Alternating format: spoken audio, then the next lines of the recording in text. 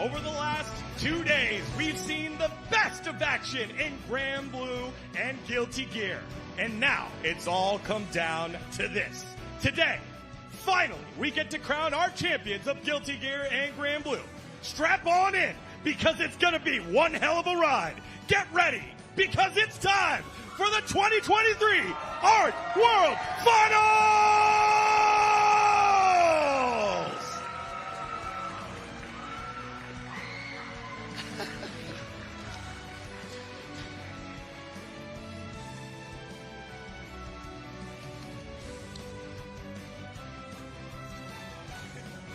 All right, welcome everybody once again to the Art World Tour Finals. My man D-God setting the stage real proper like, and as you heard him, this is day 3. It is time to crown our Guilty Gear Strive and Grand Blue Fantasy versus champions. We've had 2 days of hellacious matches, fun times, good vibes in the crowds, salty moments, heartbreaks, and career runs. We are here at the finals, of course. I am joined by James Chen, my luminaries, as well as Ebonic Plague. I am Ringe, your desk host for today. It's just going to be an incredible day of Guilty Gear and Grand Blue. I can't wait to get it popping, my friends.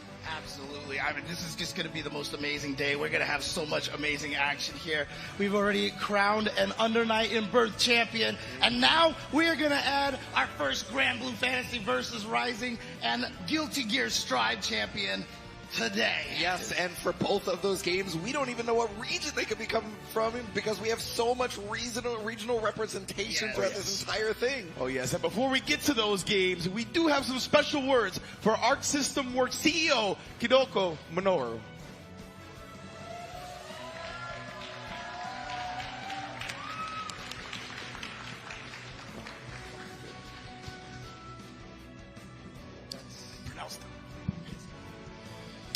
Hi. Good morning, everyone. And hello. Nice to meet you.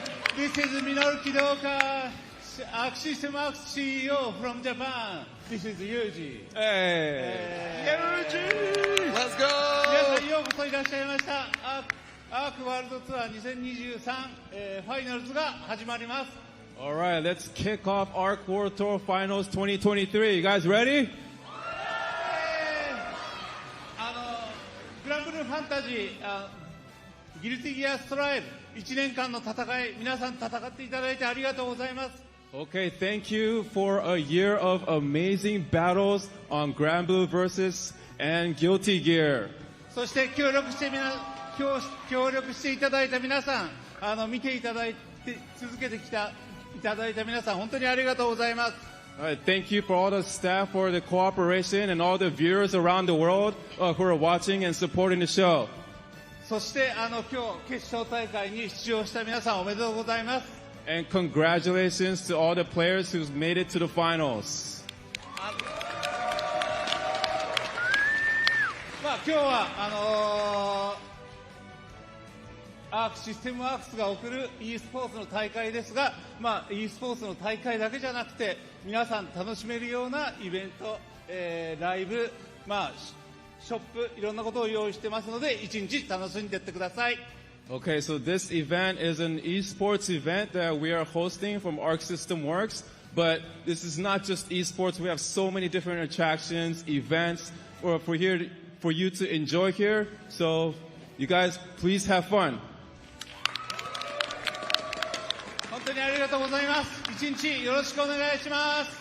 Thank you very much, everyone, and have a good day. 楽しんでください。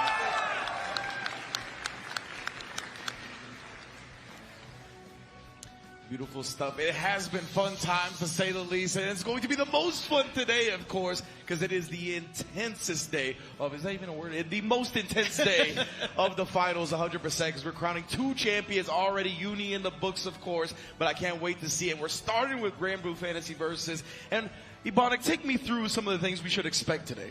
Yes. Well, all right, I'm just going to put the outlier out right now. If y'all are going to be watching today, you are going to be seeing Nier, all right? Just throwing it out there, okay? Yes. There's going to be a lot of Nier. But you're also going to see a lot of Siegfried. You're going to be seeing Charlotta. You're going to be seeing a ton of these regional rivalries. You're going to be seeing the people who qualified not have to play each other round one either, is the sickest part. So we are going to get to see who truly is the best of the best. Well, let's take a closer look at those regional rivalries and the regional clashes we're going to see by looking at the bracket. Obviously, this top 8, everybody's starting in winners, right? So it's going to be a little bit lengthier than your usual top 8 where we got 4 players starting and losers. But as you mentioned, man, we got Taco Dot at the top, Zerom, Sonic, San, Fukunaga, Fitizen, Zippy, all the way down to Koji Coco and Gobo, who, of course, qualified yesterday. That's right. Koji Coco and Gobu are our last chance qualifier winners. That is technically our grand finals from yesterday, if you will. We never got to play it, but we are going to get to see it today. And good Lord, these matches are going to be insane, let me tell you.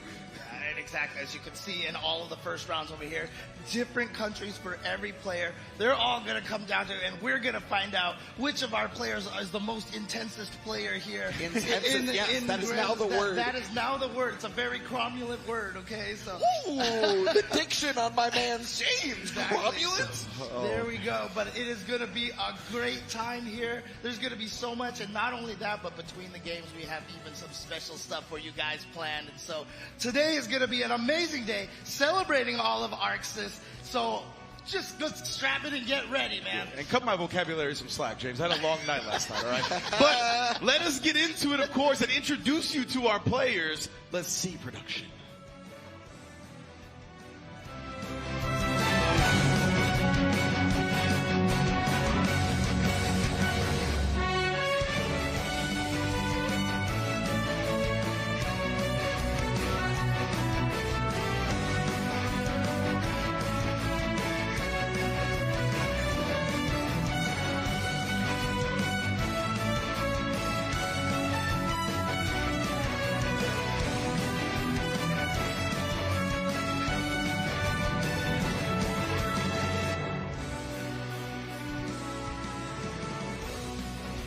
Taco Dot qualifying out of Japan, winning the Games Cup in 2024. And I mean, you already laid it out there, right, Ebonic? We're going to see the Nier for sure. Oh, yes. Taco Dot, the man who hates Octopus but named himself after Octopus anyway, is getting ready to come in. Yes, that is one of East Japan's absolute finest coming in. And they did take Games Cup Special 2024 to be here. And you are about to see how they did so. And let's see a closer look at his opponent as well before we get into the match.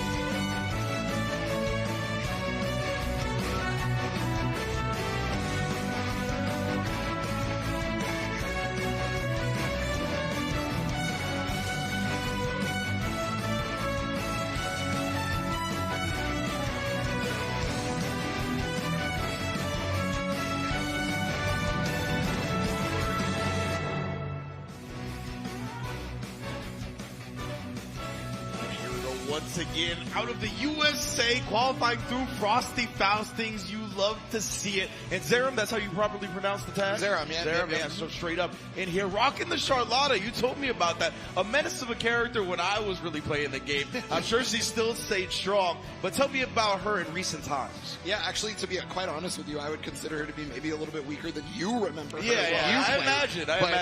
But that's the thing about this game, though, is that just because of those things, if you're not named Nier, your power level is probably a lot closer than the other characters. I'm going to be honest with you. Yes, okay. So I do want to talk about this. Taco Dot is famous for entering tournaments for the sole reason of trying to get his favorite Grand Blue character in Grand Blue Fantasy vs. Rising, and that is Bikala. So he really wants Bikala in this game. Fukuhara-san, Okubo-san, I know you're watching. He wants Bikala. That's amazing. That's the best strategy ever, right? Yes. Win the tournament and make sure you. I mean, I'm sure he probably has the sign all ready to go and everything. So every tournament he's done it. He did it at Evo. He did it at Games Cup Special, etc., etc. You know, and I mean, We'll see that love in the strength here as we get into the first game here, our winners quarterfinals of Grand Blue Fantasy versus Rising here at the Arc World Tour 2023. There is one really special thing about this, guys. Most of you probably don't know this, but this is also the 10th anniversary of Grand Blue Fantasy in general, and I'm super excited about that. That's amazing. And all right, we're going to kick off the finals day. I'm going to let James Chen and Ibani take it away. Crowd, let me hear it for Arc World Tour Finals! Woo! This is Charlotte on the screen right now, getting ready for the action here. Of course, one of the things about Grand Blue Fantasy Rising here is that the shortcuts don't have as much of a downside as it did early on. So, you know, for characters like Charlotte who have charge moves and stuff like that, you just do them and the cooldown is the same as if you did the full motion. So it is definitely a lot easier to use the charge characters in this game. There it is, the near 2M to start everything off right now, and so he's gonna have to deal with the walls, and yeah, tries to use the Brave counter. That's one of the most common situations in that setup, right? You try to Brave counter out, but most near players are looking for it. Yeah, but you know what? The side switch right here, back into the corner. So now you got to deal with this pressure. Not very aggressive right now from Takodot, but still holding on to this corner position. Yeah, very controlling, right? Yeah, I'm trying to use the spin, but oh my goodness, that was meant to be a Brave counter, but ended up getting Raging Strike instead. That's great for Zerom, because that's going to be a hit. Only 2 Brave points, but at the least, you're out of dodge now. You can start putting pressure on Takodot, forcing the Brave counter. Yeah, we saw the counter versus counter over here, but Takodot still has that 1 Brave point. Any tiny little hit is going to take down Zerom right now, and there it was, right there. Takodot with the 2M, and you know, despite the fact that early lead happened for Takodot where it looked like just suffering for Zerom, actually was making that comeback, right? The life totals was super skybound art range, 30%. But there it is, Zerom. Now, This is the offensive pressure from Zerom. We're going to start to see what Charlotta does with the Sword of Lumiel pressure. Yeah, just go there, taking an extra turn. But look at this Takodot fighting right out of there. And again, one of the great things is just the being able to choose what side you're going to be on with this character with Nier. Yeah, I mean, you saw the counterplay right there. Zerom smartly hitting death, and there it is, the OS, to be able to get the full conversion on this one. So now Zerom does have to think what could be the defensive option here for Takodot. It's either Brave counter or it's going to be parry a lot of the time, right? But again, hitting death, no skills available to Takodot until death comes back. Yep, well, there it is right there. And yeah, no, got hit death again. You see death being a little bit deactivated for a period of time right there. And now back to this neutral game. Oh, there we go. What a reaction right there from Takodot to use the parry, uses Raging Strike, Raging Chain, but the problem is it has no skills, right? Can't finish it off. It's still close enough. The plus frames from Zerom, Sword of Luminale comes out, and now there it is, ultimate skill to finish it off. Zerom catching Takodot running forward. One really important thing about movement in this game is when you're running forward, you can't instantly block. You do have dash momentum. There is a recovery. It's a commitment. It's a commitment. So you get caught by that jump scare right there from Charlotta. And now I'm going to use the Brave counter. Oh, no, again, the parry. And here we go. Going to get into the lockdown here. Yeah, Misfortune is just such a strong reversal option for Nier. Yeah, we saw Zerom right there with the instant Brave counter when locked down. Takodot did not have anything ready for that, but of course the Brave point going down, and that means Zerom is just going to be taking a little bit of extra damage. And so game number 1 to Takodot.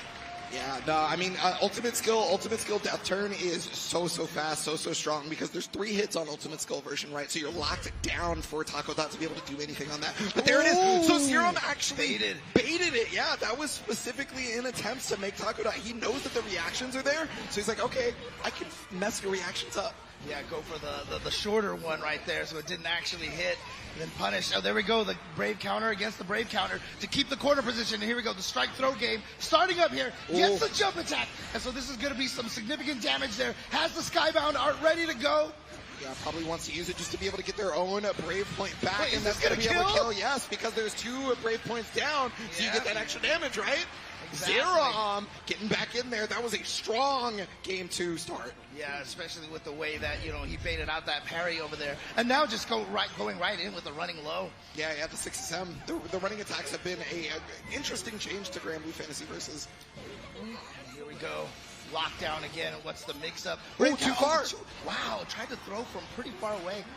maybe meant to dash up first Right, or what that's have what I you. was Yeah, thinking, but you'll notice that one of the strongest points for Zerom so far has just been constantly making sure Death is hit when she is like active, right? So that there is no chance for Taco Dot to be able to use those incredibly strong skills that Death presents. And yeah, and you know, that last one right there, we opened up, I feel like Taco Dot was expecting him to attack Death again, but instead, Zerom ran forward and caught Taco Dot off guard, but here Might comes not Taco Dot matter. in the corner position. This could be. It's going to be real close if it doesn't. If it doesn't, it's real close. Is this gonna kill? It does. Okay, yeah, I was gonna say. Oh my god. I was like, I'm pretty sure it's Death, but because you know it's near, so. Yes, true. There's Death all over the place here. That's the wifey. All right, so Zerom, though, trying to get this round here, trying to tie it up 1-1 here to start. Of course, it's always a tough position to be the first match on stream here. First match to establish yourself to continue on in that winner side of the bracket. Yeah, well, I mean, luckily Zerom was practicing with Zippy in the player room right before this, so, you know, you have to get ready. But there it is! The evade on the parry. Great reaction there. Was looking for it this time. Big damage on this. Trying to catch more of these parries on Wake Up, but no, just more throws. But a back throw, There it actually. is again. Good But, lord! wow. You would think Charlotta was a grappler with the way Zerom was playing around that. And I mean, that's one of the things that you kind of have to do when you face Nier, right? Is you have to change up your offensive game plan because Misfortune as a reversal option is just so scary. You're going to lose a lot of life if you get hit by it. Right, and now actually Taco Dot walking himself a little bit back towards the corner. You can see Zerom right now being very careful around, you know, trying to attack that. But there we go, uses the brave counter, and is going to be able to get in now, trying to evade something right there. Oh, nice neutral jump. jump. What a timing for that. Yeah, I mean, a lot of people are really worried about those 6XL, but great anti-air right there is going to probably try to take the corner back, I would assume here. That side switch again. There's the ultimate skill. Yep. Okay, ultimate death turn. So yeah, goes for immediately for the delay. Yeah, Nice. Anti-air. And again, not getting the throw. Zerom capitalizing beautifully with a strong reaction. And wait a minute, we went from Zerom being completely down to being on set point. Yeah, exactly. And remember, we were talking about how we saw how Taco Dot actually had the anti-air ready to go. So Zerom actually taking advantage of it at the end of that round. Here we go. And okay, this is the kind of start that Taco Dot had in that previous first game where there was just so much strong pressure. Oh, but there it is. Yeah, that is not a move you get to see too often, but that was in the exact perfect range. There's the raging strike. Okay, It's going to force the brave counter. There you go. But you see Taco Dot down now. Only one brave point, and Zerom was still with the 2. Oh. All right. And there we go. And now here's the lockdown again. And this time goes for the throw. Taco Dot has not gone for that option yet. And yeah, just as a reminder, top 8 will be all 3 out of 5. Yeah, I was mistaken. The mothership had to correct me. I speak incorrectly. Yeah, no worries, no worries. That just means we get even more Grand Blue action here. Yeah, well, I mean, you know, Zerom has been using every game to the fullest right now, especially on that one's going to get the knockdown, push towards the corner. And now you're noticing there's a bit fewer parries on Wake Up from Taco Dot. Maybe starting to need to switch that up just enough because Zerom's been scouting. Right. Uh-oh. There it is, caught yeah. Here in the corner, and that's going to give Taco Dot a chance for a little more offense there. You see Death just... I mean, Death is looming, right? I mean, the anti-air. Nice 2H. Yeah, just waited as long as humanly possible. Good stuff right there from Taco Dot to be able to recognize that Zerom had been trying to jump out of the corner a lot of the time, and especially as Charlotta, jumping out of the corner can be very tricky to stop her from doing. So why not just chill? Wait, you have Death right there. They're usually afraid of that. But the 667 round start. Yeah, nice, and that hit both Nier and Death. So stop that offense going right away. And here we go, corner position now. Goes for the throw. Yeah, basically just a grappler at this point is Zerom, right? Yeah, I mean, you kind of have to. Oh, nice. I like that. Okay. Yeah, use the brave counter to hit Death on the Misfortune. So what Taco Dot has been changing is now using the parry in the middle of their own block strings to try and catch them from hitting Death. Okay, but here we go. Yep, there's that brave counter. Counter brave counter, but it was a little too late. Yeah, one clash right there, and that's going to be an immediate EX right there from Zerom. But Oh, the my hit on the goodness. 6XL 2M, finishing it off. Now, let me fix my face. Taco Dot is on set point. Thank you. Yeah, and again, just the 6XL, so surprising, especially in combination with that dash button. It just, you can't see it coming. It's just, again, another jump scare. Yeah, it's instantaneous if you're using the dash macro, which is, one of the reasons I'm sure they tossed it in there. Yep. Oh, but there's the misfortune to be able to Nice. catch on the anti-air using all the skills on this one. Overhead was the option, but Zerom not only blocked it, Brave counter's out. This is a good chance. There we go. Speaking of 6XL, getting the hit here now into the corner. Going to be able to get the combo, but now it's all about this setup here. Just tries to go for a tick grab right there. That was a whip punish. Finds the ultimate skill here. Going to get the combo in the corner. This should be enough to kill, and there we go. Zerom, one round away from trying to tie this up 2-2. Perfect routing off of the farthest whiff punish that you could have gotten off that ultimate skill. You can tell Zerom has played this character since Grand Blue Fantasy Versus because, well, he has. It's just straight up. Okay, there we go. Finding the dive kick in there. Or, I'm sorry, the helm breaker in there. Okay.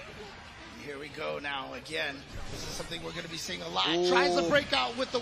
Oh, no, didn't punish him. So I think Taco Dot is unaware, but that ultimate skill has a little less frame disadvantage than most Dragon Punches. Got to punish it more in between. Ooh, but yeah, and we're going back to that grappler nature in the corner, right? But there it is. Taco Dot again, starting to use Misfortune in block strings rather than on wake up. You saw right there the Brave counter on the charge attack. Ooh, there it is. Super Skybound Art. Yeah, I'm pretty sure this is death again, but I could be wrong. Oh! Oh, still alive. Just barely. Oh, 6-6H. Taco Dot had not used 6-6H the entire time. Yeah. And finally bring it out. Yes, there's the Fakala ears. So yeah, for those of you who don't know, the dash attack for Nier, her H dash attack, not only does it cross up, but it's also overhead. So you do got to be utilizing that block button whenever you can. All right, but there you go. But don't worry, Zerom still is going to be in the loser side of the bracket. Still has a chance to make it out from over there. But Taco Dot right now moving on to the winners finals. Winners semis. Winners Sorry, semis, yes. because So everyone's starting on the winner side. On the winner side. This is a little bit different than your usual FGC double elimination. Yes. No. We're all on winners now. We all got 2 chances, and that means you all have to worry about whoever's in any side of the bracket. Absolutely. So again, that was just the first match here. We've got a long way to go here, Yes. but a lot of great matches coming up. I'm really excited to see which matches are basically coming up next if we have a chance to take a look at the bracket here. Yeah. No, I mean, we just have like such strong regional representation. You're going to see it here on this bracket. So, as we saw a moment ago, Taco Dot versus Zerom 3-1, but it was actually close though. Yes. Sonic Sand versus Fukunaga. So, that one is going to be Siegfried versus Lancelot. We're going to get the Dragon Knights together. Yeah. The lore. And obviously, you can see from France and Japan here. Obviously, U.S. and Japan with the most represented here, 3 players each, Yes. but also 2 EU players here, Sonic Sand, and of course, Fitizen as well. Yeah, France and Germany. So speaking of Fitizen, going to be going against Zippy and Koji Koko versus Gobu. Zerom is going to be waiting to see who has the pleasure of being his possible victim. Yeah, I'm not sure if the brackets are set up so that the loser between Sonic Sand and Fukunaga is going to end up down there, or if they're doing the stagger on the loser side. But we'll find out. But shout outs to everybody here in this crowd. Shout outs to everyone. There's the Vakala. That's the Vakala plush right there. Yep. Is that my boy Dom? I think that's my boy Dom. Oh man, dude, he's even got the mask So on. that is the director of Psy Games, Fukuhara, as the mask. Yes, that is right. So a little lore on that one. So during Psy Games special event they hold every year, Psy Game Fest, they have a mask, right? Most of them are Fukuhara's face, but some of them are actually a different person's face, and they just mix them in a little bit because the two look almost identical. Different person. Different person, though. They're different people. Okay. Oh, man. But again, shout outs to everybody here coming in here nice and early just to watch some Grand Blue Fantasy versus action. And again, like I said, it's going to be a full day today because even before we get to Strive, I've already hinted at it. We've got something special for you guys planned as well. Yes. There's a lot to go on here at the Arc World Tour 2023, so please make sure to stick around this whole time because I promise everything is going to deliver, especially these matches we have coming up. You know, we get to see Grand Blue Fantasy versus Rising in a international sense offline for some of the first times ever, but we got Ramlethal. Let's go. I mean, because that's one of the things too. Remember, this is a very relatively new game, right? Only a few months old at this point in time, and we haven't really had any of that international, players going up against each other. We do not have a lot of regional data, and so this is going to be really, really cool to see how the players stack up against each other from all the different regions. Yeah, we have to go by legacy, right? The previous Grand Blue Fantasy versus, Right. and that's just not exactly the case here because honestly, we only have a couple of legacy players in this top 8. And, oh, there's Blue. Hold up now. Big shout outs to my man's Blue right there. We love Blue.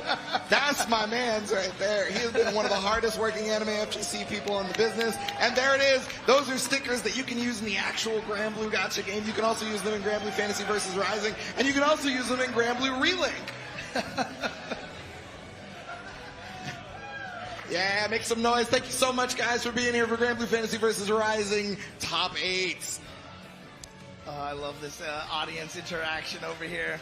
Love seeing everybody here bright and early, ready for some more games coming up. That dude had the 20-inch brim hat with all the text. I don't want to recite the whole thing, but did you see?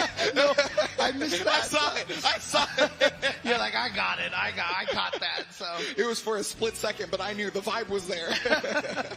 I know where, guys. We'll get this next match coming up for you guys. As we said, it was Sonic Sam going up against Fukunaga, I think it was. Sonic Sam and Fukunaga. Yeah. Mm-hmm. So we'll be getting that matchup for you guys just shortly. We're getting the players ready. You can see in the back of the... actually, no, I think the match is ready to go now. Yeah, so we are going to be looking at our two players and what they are known for here in just a second.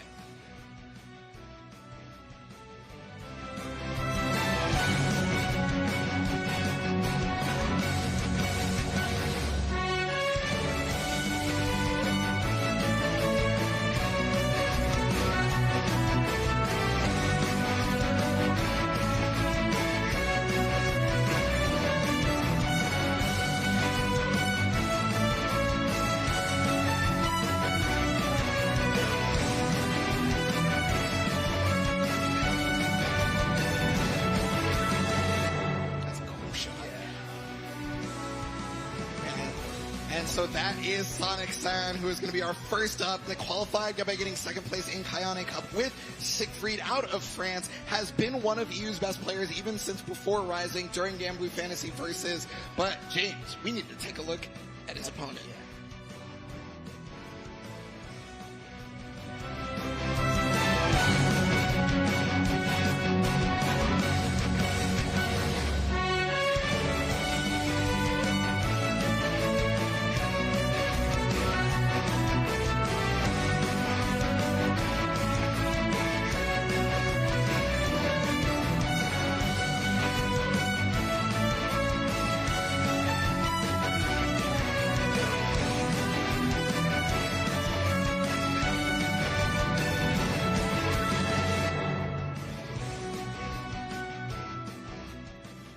So obviously Fukunaga from Japan, you see qualifying also from Side Games Cup Special 2024. I just have to do a little side thing here. Shout out to that production crew. Those shots are awesome. Yeah, some of those shots are crazy. It's actually insane. Yeah, but Fukunaga is going to be bringing out Lancelot, one of our two Lancelots, if I'm not mistaken, here in the top 8. Obviously going to be a very rushed down play style here. Yeah. Fukunaga specifically knowing about a lot of that stuff. But I mean, we are ready. Our players are ready. So I mean, we may as well get into it. There is one very particular thing I do want to talk about with Fukunaga. If you don't know about Fukunaga, this man is, I want to call him an Arxis legend because he is maybe the best H&K player on the planet.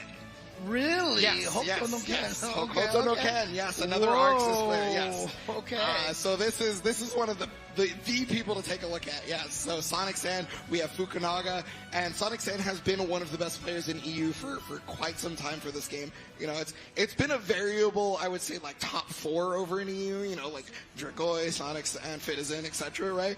All those people I have to give shout outs to. They make it super difficult to win over there. Let me tell you.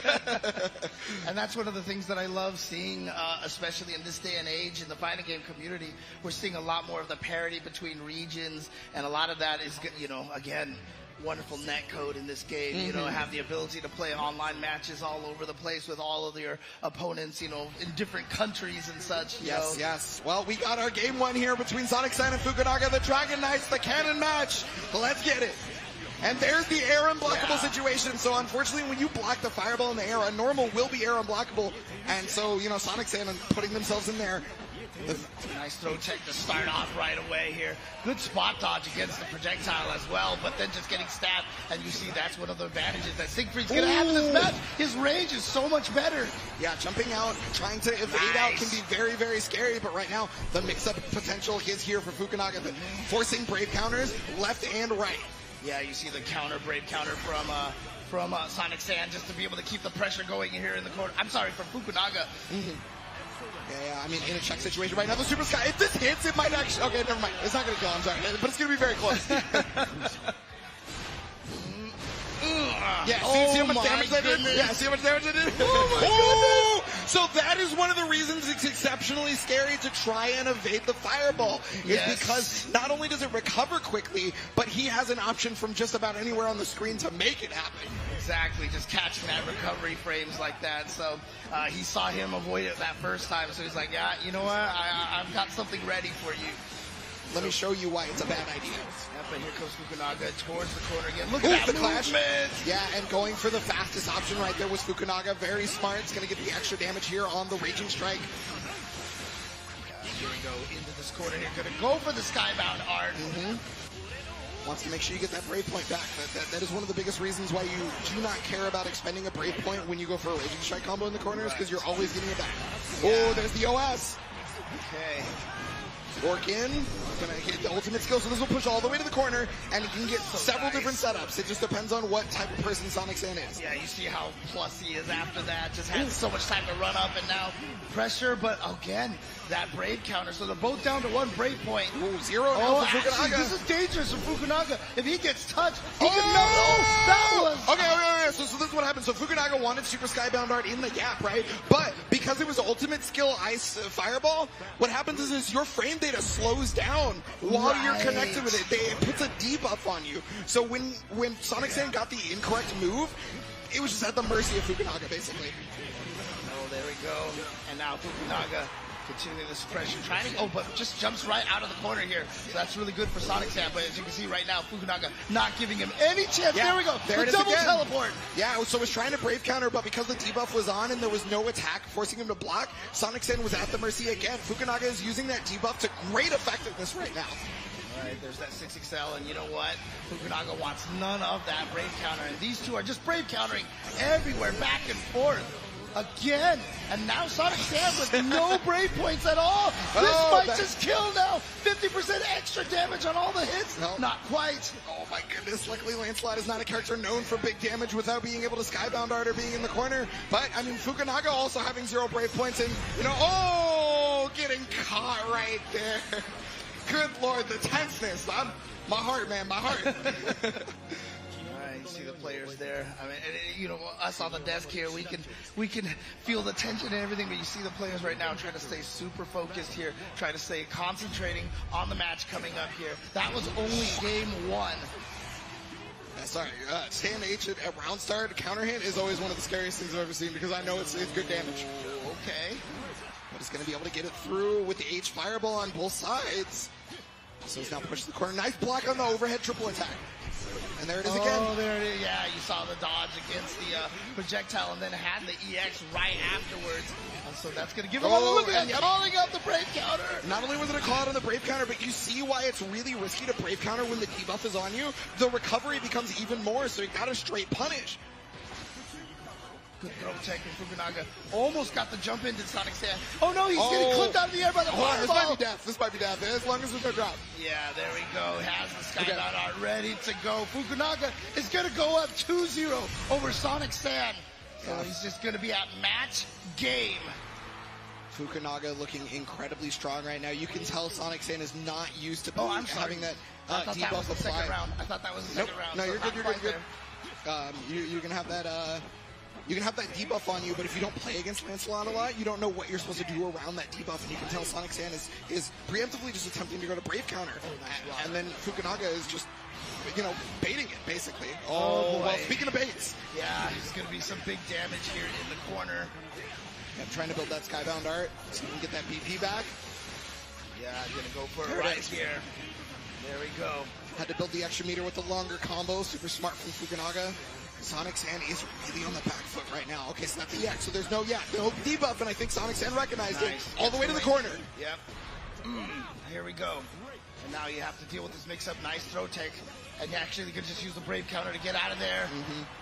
Yeah, so I mean, the strike throw from Siegfried can be, easier to deal with most characters' mix-ups, but there's the debuff and then the throw applied. Yeah, I think Sonic Sand got a little scared to try and Brave counter because of the previous happenings. Right. And so the throw was opened up. Fukunaga recognizing that immediately, and we are character select probably just to slow down Fukunaga's momentum, honestly. Yeah, and one of the things I want to talk about, because we've been talking about, evading the projectile. If you actually look at what Fukunaga's doing, he's actually trying to evade it as early as possible so he recovers right when it passes through him to give Sonic Sand as little time as possible to be able to try to catch the recovery of that. It can be incredibly scary to evade Siegfried Fireball because it is incredibly active and it moves very slowly. So if you do not know the timing, you will get counter hit by the Fireball itself. Right. Not even just Siegfried. Right? The Fireball will catch you trying to evade.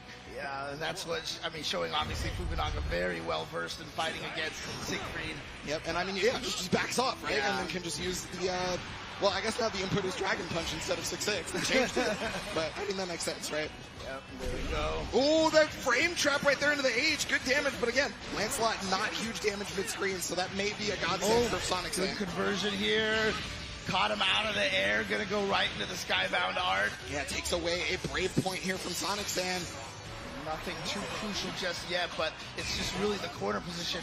Oh, yeah, he tried to dash forward, he tried to steal an extra turn, and Fukunaga called that out with the check, and Fukunaga is now at match point.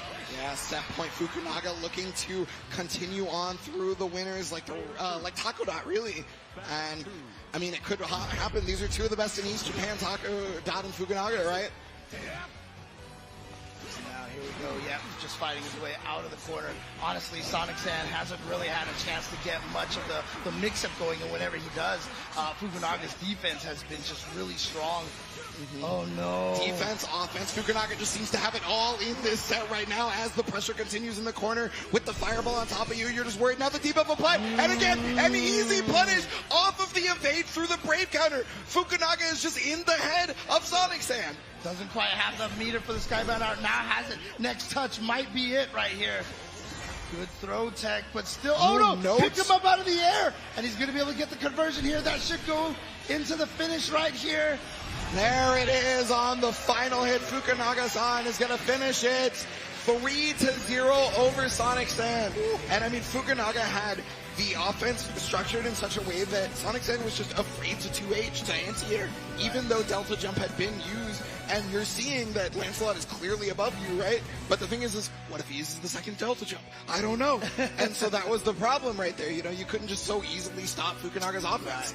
Exactly, and it does set up, even though as we mentioned, the first round does not have any same regions against each other, but as you mentioned, we've set ourselves up for a Japan-Japan match in winners semi-finals, so let's take a look at that over there. Oh, actually, but yeah, we're going to have Fukunaga going up against Takodot, and I got to imagine those two have probably fought each other many times. Well, I mean, not only that, but they fought each other to qualify for this event, that's right. The same tournament. We'll go ahead and take a look games, at that. right? Yeah. Let's go ahead and take a look at that, because we have other matchups. So this bracket is going to show us that, yes, the Takodot versus Fukunaga. So that means that Takodot and Fukunaga cannot meet in winners finals. We cannot have a winners finals repeat from Cygames Special Cup. Right. But we still could possibly have Japan versus Japan in winners finals, because later down the line, Gobu. But now we do have Zerom's determined opponent, and that will be Sonic. Okay, so they did go to the same side. Yes. So that means the loser between Fitizen, Zippy, and Kojikoko Gobu will be facing each other in that loser side bracket. So take a look at that. But we will be having Fitizen versus Zippy up next, I do believe. So that means we're going to have our very own German Siegfried versus our very own American Nier. And, looking at the bracket right now, this is obviously going to be the only side where obviously there's going to be no Japanese player, but if Gobo wins the next one, we could have 3 Japanese players on the top 4 of winners side. So, a lot of these players here want to try to take down some of the Japanese players over here. As we said, haven't had too much international crossover matches here since the game came out. It was December that this game dropped, right? Yeah, around that time. Yeah, around that time. Yeah, so There you go. So again, have not had a chance to see all the different regions clash, and so of course Japan trying to assert themselves here. But let's take a look at the players coming up in this next match.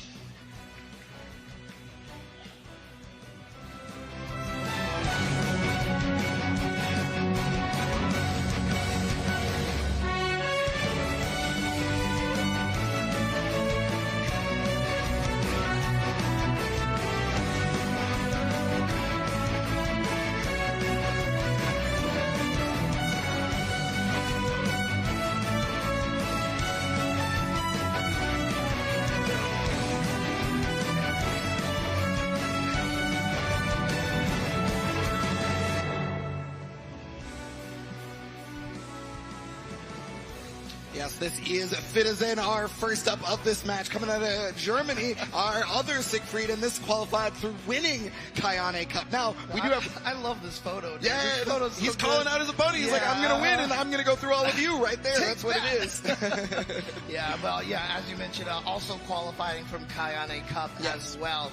So this is our second of the EU players come here. But let's take a look at his opponent that he is going to be facing next.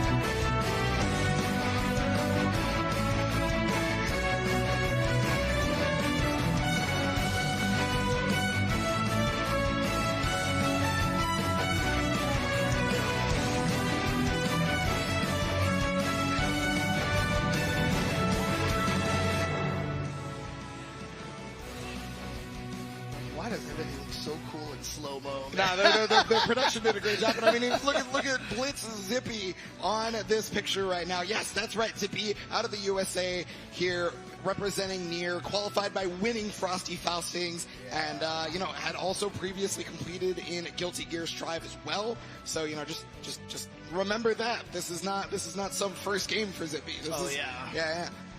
And again, it's one of the great things. You see a lot of these players here. I mean, Gobo was so close to being actually in both of the top 8 today, right? For example, just missed out in the group stages for Strive, but he was definitely in the finals. And we see here Fitizen on the screen here, and using a very nice joystick. A very nice joystick. Dude, Well, okay, so we do have the game completely ready, but we do want to talk about unfortunately, Fitizen's stick when starting the event or during practice had ended up breaking. So James Chen, the lord that James Chen is, let Fitizen borrow his stick for the tournament because they have the exact same stick, luckily. Exactly. I brought it from home today, so you know. So there we go. So if he wins, it's all because of me. It's all because of James Chen. Clearly. That's right.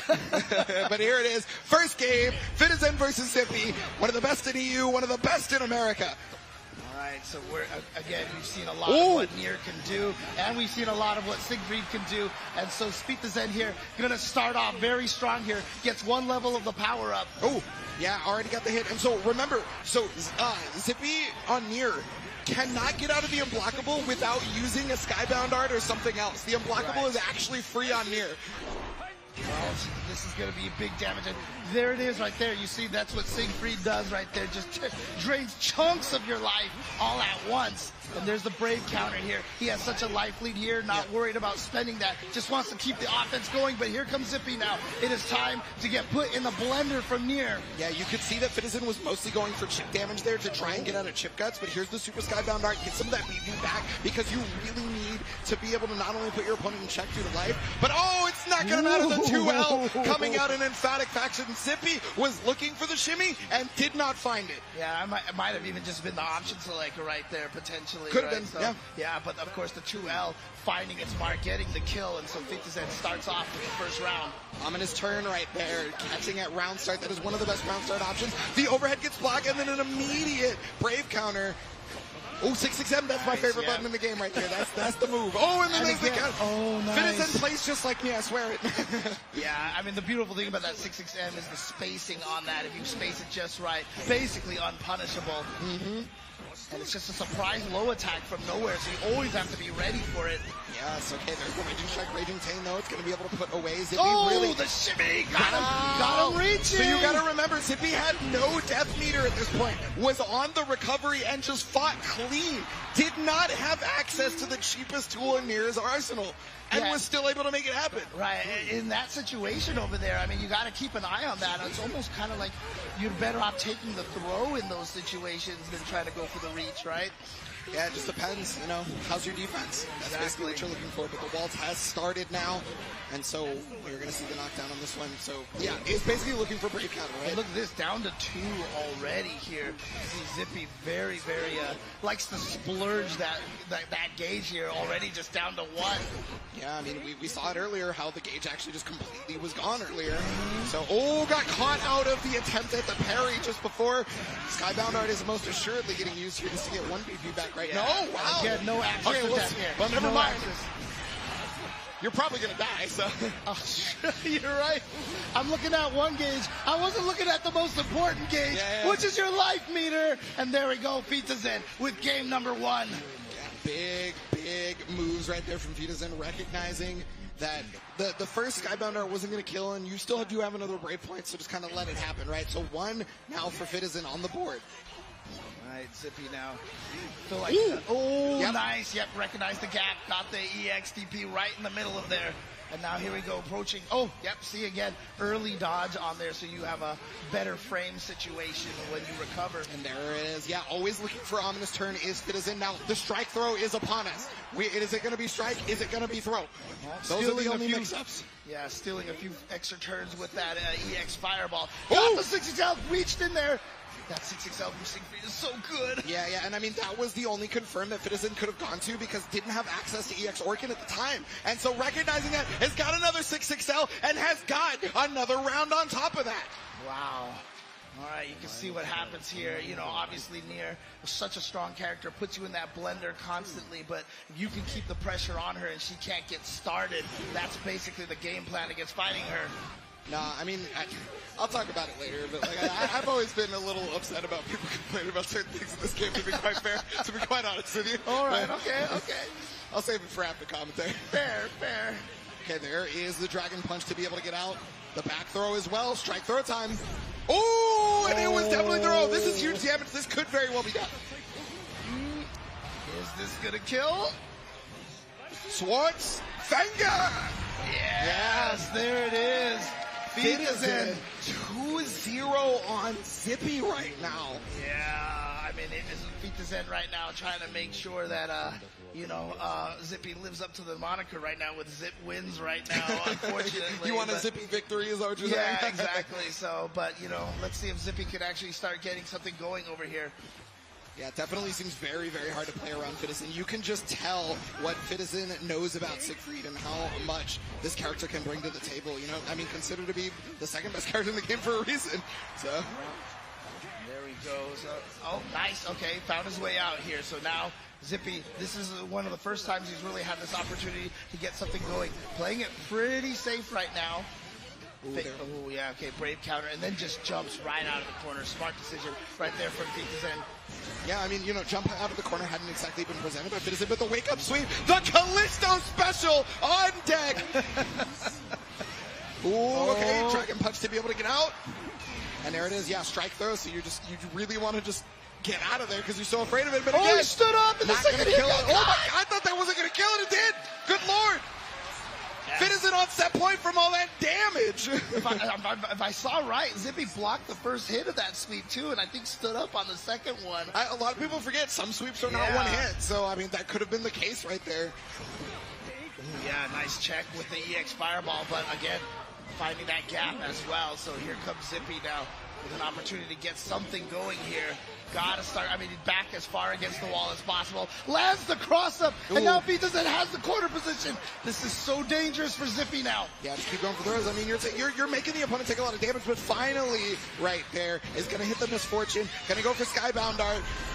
Okay, and because there was only one stock left here for Zippy, this could be very dangerous for them. Yeah, exactly.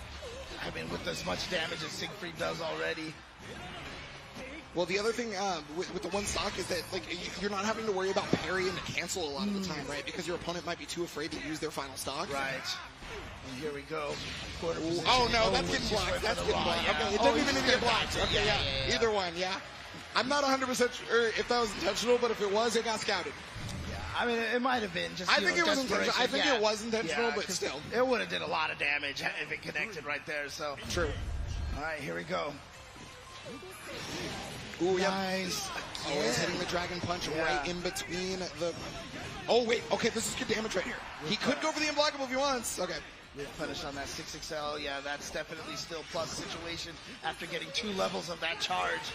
He's going to be doing a little bit of extra damage here, but you can't do damage while you're getting juggled in a combo. Oh, that was an attempt at a Brave counter, and unfortunately Zippy was doing something else and just got caught by it. There's the Skybound on reaction. Of course that's going to reach. That is Siegfried's Skybound art. That might be the best one you ever seen. Okay, ultimate ominous turn, ultimate waltz. Trying to make sure they can not stay out of chip range. So you have to stay outside of Dragon Punch range, which is what Zippy is trying to do. But you can't stay outside of Dragon Punch range because Siegfried has the biggest Dragon Punch in the game. Just so many times he just found that EXDP, even just that last one right there, just basically barely sideswiping there. But Fitazen is going to take it and continue to move on. But again, everybody starting in the winner's side. So this is our 3rd match of the day. Zippy is still going to the loser's bracket. Well, we will see Zippy a little bit later, but now Fitazen has knocked down one of many Niers that we have seen so far. And, well, I mean, we are going to see another one fairly soon. I'm just going to be real with you guys. So, but yes, you have seen that the character is not invincible. You have seen there is counterplay, and you have seen one of the best to ever do it. Do it, in fact. Yes, exactly. So there you go. Fitazen going to continue moving forward, and that is going to bring us to our final first round matchup of the day. Again, we had our last chance qualifiers yesterday.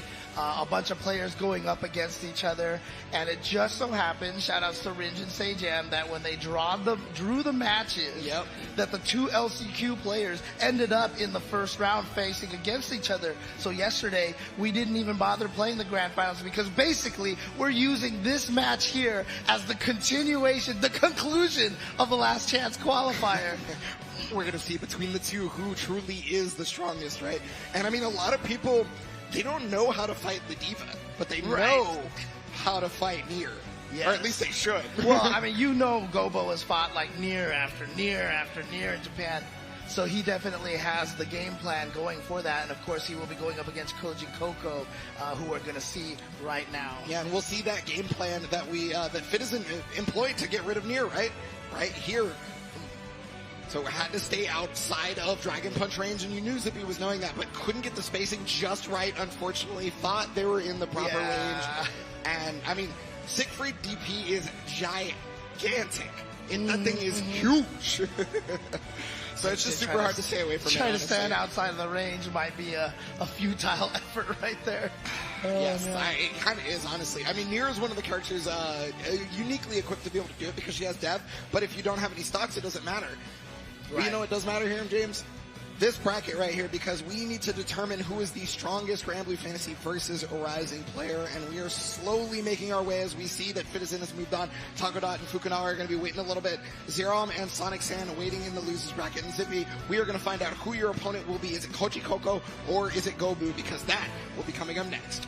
Exactly, and so as you mentioned, Gobo, the one Ladiva here, the one player here, not using one of the stronger tiered characters here, as you can call it. Yeah. Well, I mean Charlotta too, I guess. Yeah, right? That's true. But yeah, again, going to be going up against that Nier. But like I said, Gobo, if anybody, is probably going to have a lot of experience going up against that character. Yeah, not only that, but Gobo had to defeat Nier on the path in the LCQ, right? Had to defeat Nitro NY, one of the strongest. Didn't he beat like 2 Niers and 2 6s or something like that? I think it was. Yeah, and technically Shuabu was also Siegfried that day. For some reason, I've never seen him play Siegfried, but all right. That's on me though. That's not on Shuabu. But yeah, so, I mean, yeah, Gobu went through a lot And so we will see what each of these players represents here in our packages.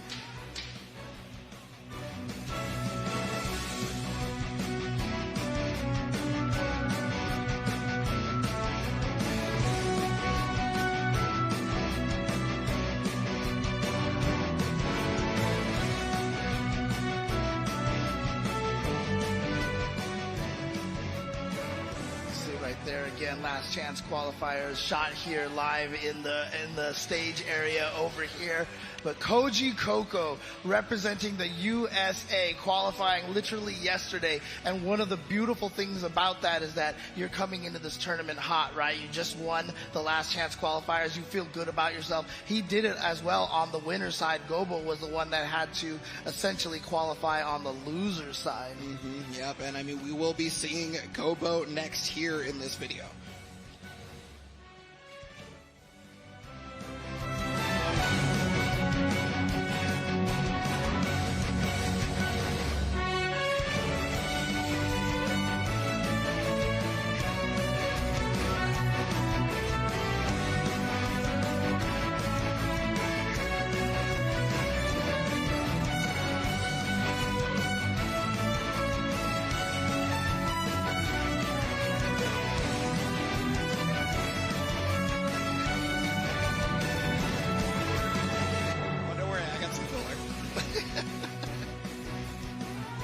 And that was Gobu right there with the heart.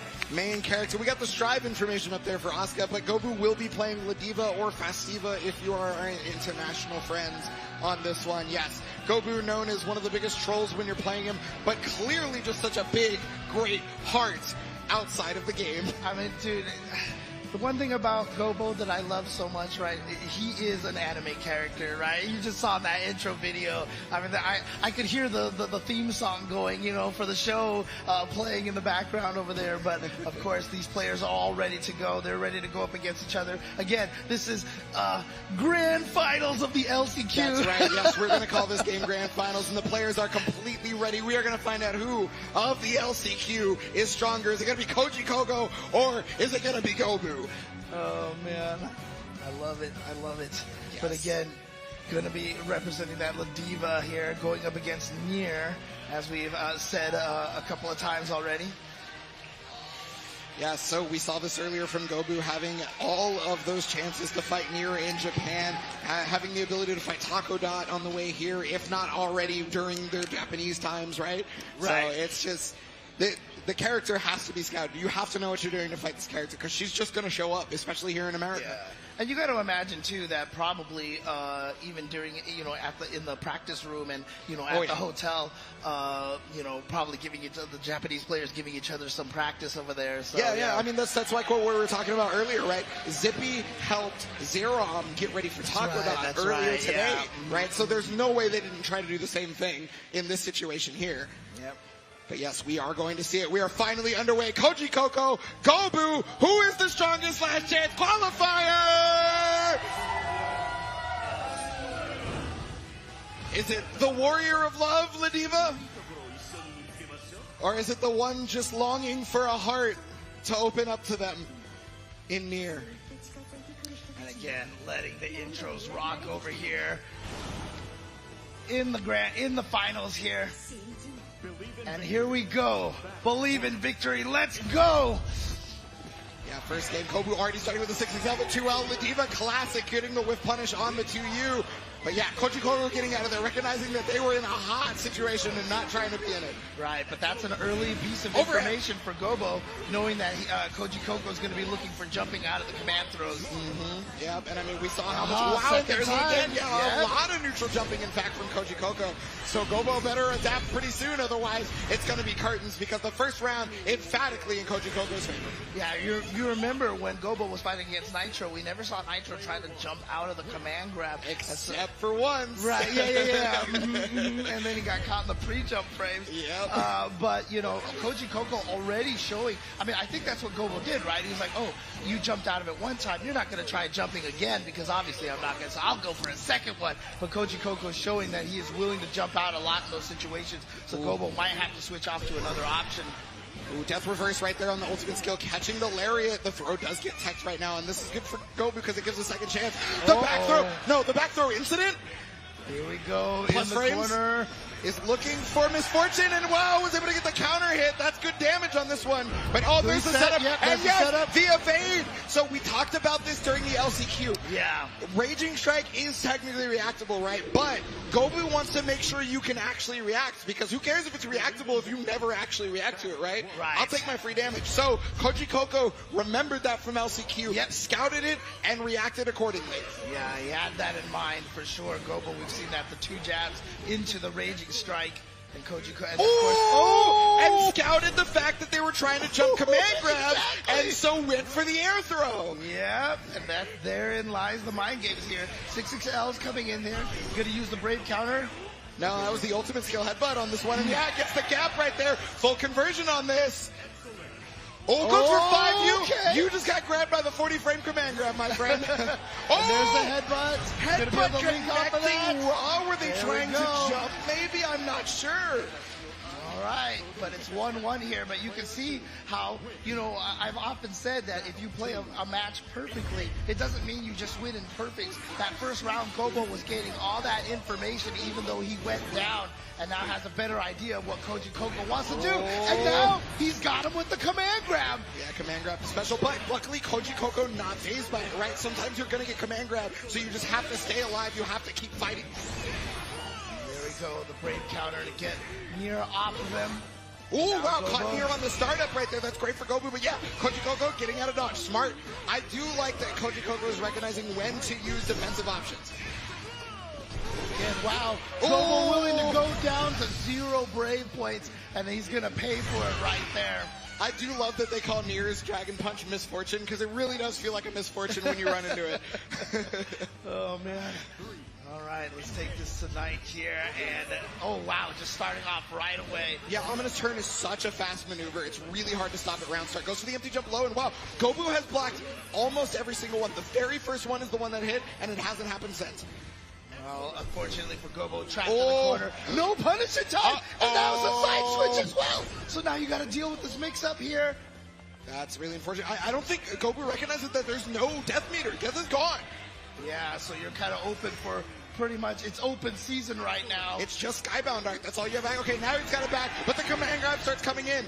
So we got to see the... Oh, another way. Is there a jump though? Yeah, no, the Skybound connects. Maximum Love Bomber! Not enough to kill just yet. 668, but the parry! So the Skybound... Okay, Super Skybound Art for Nier is actually a parry. Oh, but he's still alive. Oh. But actually, the delayed button right there from Koji Koko gonna find its mark, and so Koji Koko takes the game. Yeah, sure. Yeah, Gobu's like, how do I stop this? Gobu's like, how do I stop this? Please give me your love. Give me your love. And Koji Koko's like, wait, aren't I in home? Aren't home I court? the American? Why? Don't I have home court over here?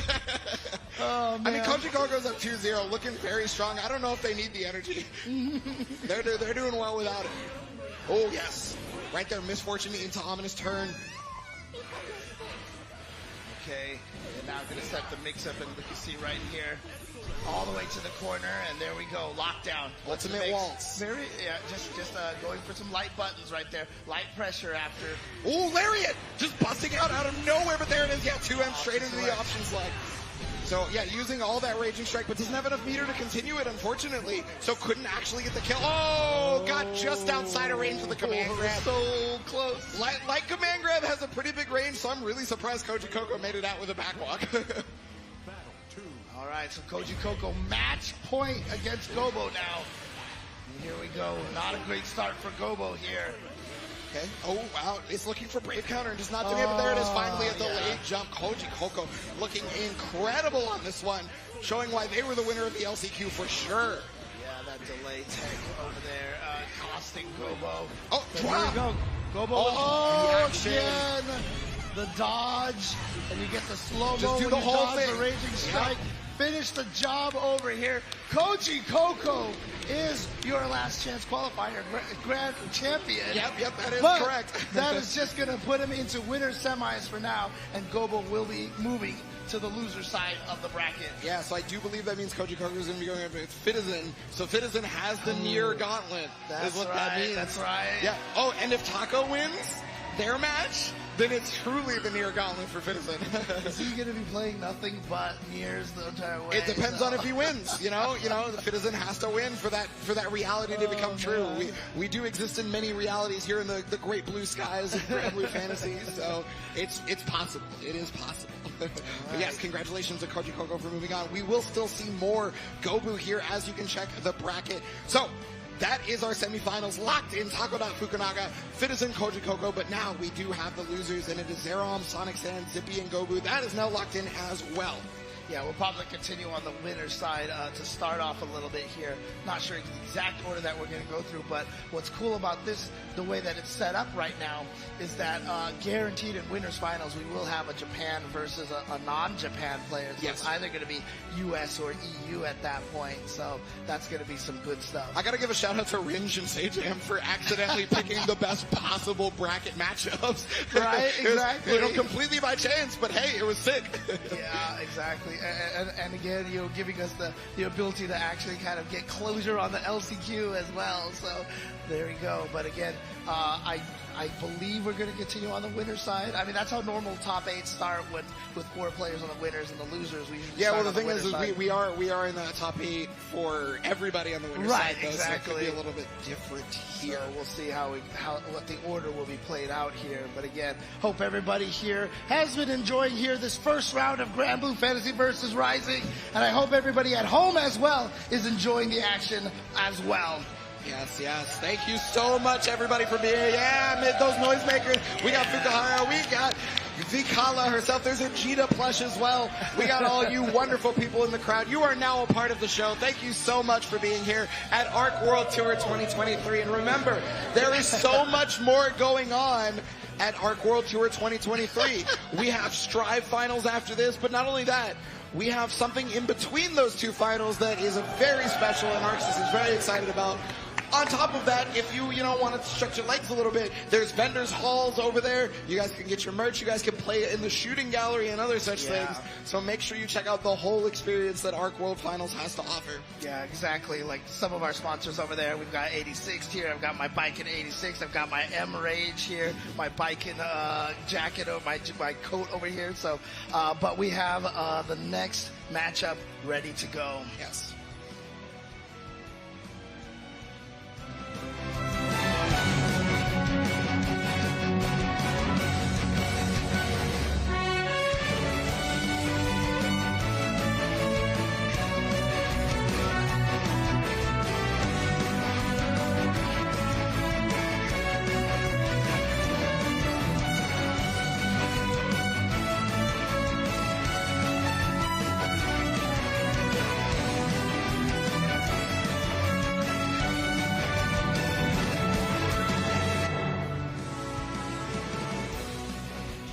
And that is Takodot. Once again, we saw Takodot just a little bit earlier on the winner's side, and I mentioned that he's named after octopus. He got this name because his brother said he looked like an octopus. What? Yeah. His brother was bullying him. And he was like, I actually hate the way octopus tastes, but I'm still going to make it my tag. Oh, man. All right. You know what? I guess he's not what he eats then, right? I mean, because that's not happening over there. But, of course, Takodot going to be facing his opponent from Japan. Let's take a look.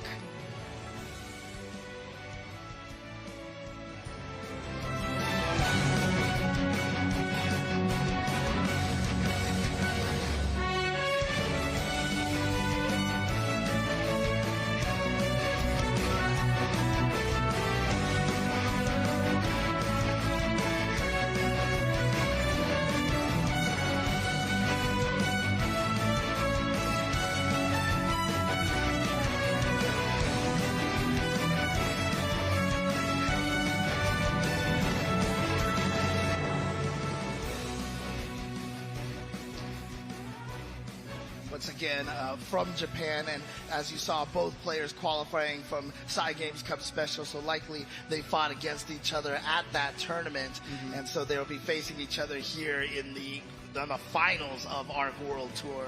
Yes, yeah. Fukunaga and Takodot are both in very similar areas of Japan, actually. So Takodot is from Chiba, and Fukunaga is from another area close to Tokyo in East Japan. I'm unfortunately forgetting off the top of my head, but I got the notes. It's Kanagawa. Okay. In East Japan. So Fukunaga Gotcha. is from Kanagawa. They're very, very close to Tokyo, both of them. So, you know, I got to imagine they run into each other a number of times, right? Absolutely. But now, obviously, going to try to find out which of these two players from Japan is going to get into that winners final. So let's get this match underway. Yes, yes. This here is determine who of these two competitors is going to get into our winners finals. Is it going to be Vikala's biggest fan, Takodot, or is it going to be H&K's strongest soldier, Fukunaga? You know, it's really interesting too, because I mean, obviously, a lot of times the history of, you know, of players in this, you know, they have fighting game backgrounds and such. I wonder how many of these players were just Grand Blue fans that just transitioned into fighting games, you know? Well, unfortunately, both of these players have played multiple fighting games, but here it is, our winners semifinals, Takodot, Fukunaga, and we have already started with the offensive pressure from Fukunaga. Putting into the corner, not looking out for any of the misfortune. But there's the stand light to be able to catch the whip punish. Death down, death back. Oh, checking the forward dash there from Fukunaga. Fukunaga now getting in there. Tried to take a turn, trying to steal a turn there, but Takodot finding the hole in that gap. And oh, wow, trying to go for a throw on this one. The debuff is applied, so this combo is a lot easier to hit. Yeah, even the real animation slows down. Yeah, every portion of your character slows down while you have the ice debuff on you, even when you're blocking it. And you can see it by the little shimmers and sparkles, but it's really hard to notice while, you know, Lancelot is doing other stuff at the same time. Yeah, but here we go. Gonna side swap and get that corner position. Just waiting for that brave counter. Yeah. Wow, look at all these throw attempts from Fukunaga. Yeah, the thing is, he's button teching, right? So he's taking damage every single time that the opponent's like, the ominous turn hits, but oh yeah, so that was a guaranteed setup, unfortunately. So Takodot stayed outside of brave counter range while keeping in the, Fukunaga in block stun with the ultimate, reverse. And so because of that, you can get out of brave counter, or you can just force the unblockable on them. Gotcha. Now here we go, corner. Oh, Oh, yeah, what a call out on the teleport. Yeah, anti-air misfortune. You don't see that super often, but I mean, it's a very good ability to have for sure. And the throws are coming out. You remember all those texts earlier? Well, where are they now? Again, maybe Takodot thinking to himself, he's not going to go for more throws, but here we go. There's that debuff again.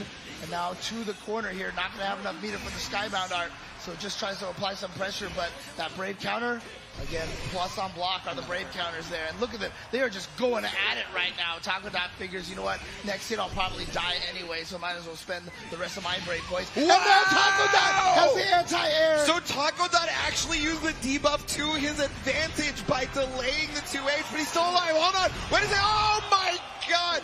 That was so good. So Fukunaga tried to cross over to be able to get away, but the thing is she still had death meter available, so she was able to cancel the EX Ominous turn into another move.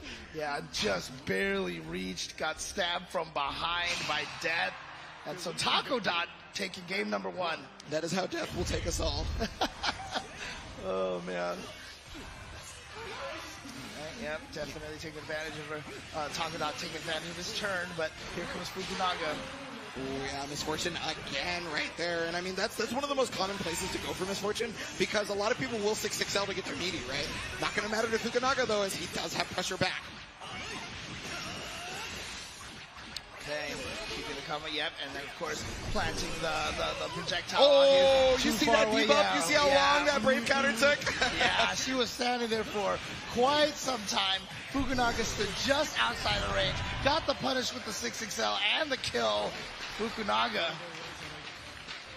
now trying to tie it up 1-1. Yeah, and there's finally some damage from Lancelot, right? We talked about how mid-screen is just not going to happen, but once you finally get that corner, applies a debuff, does whatever he wants to you.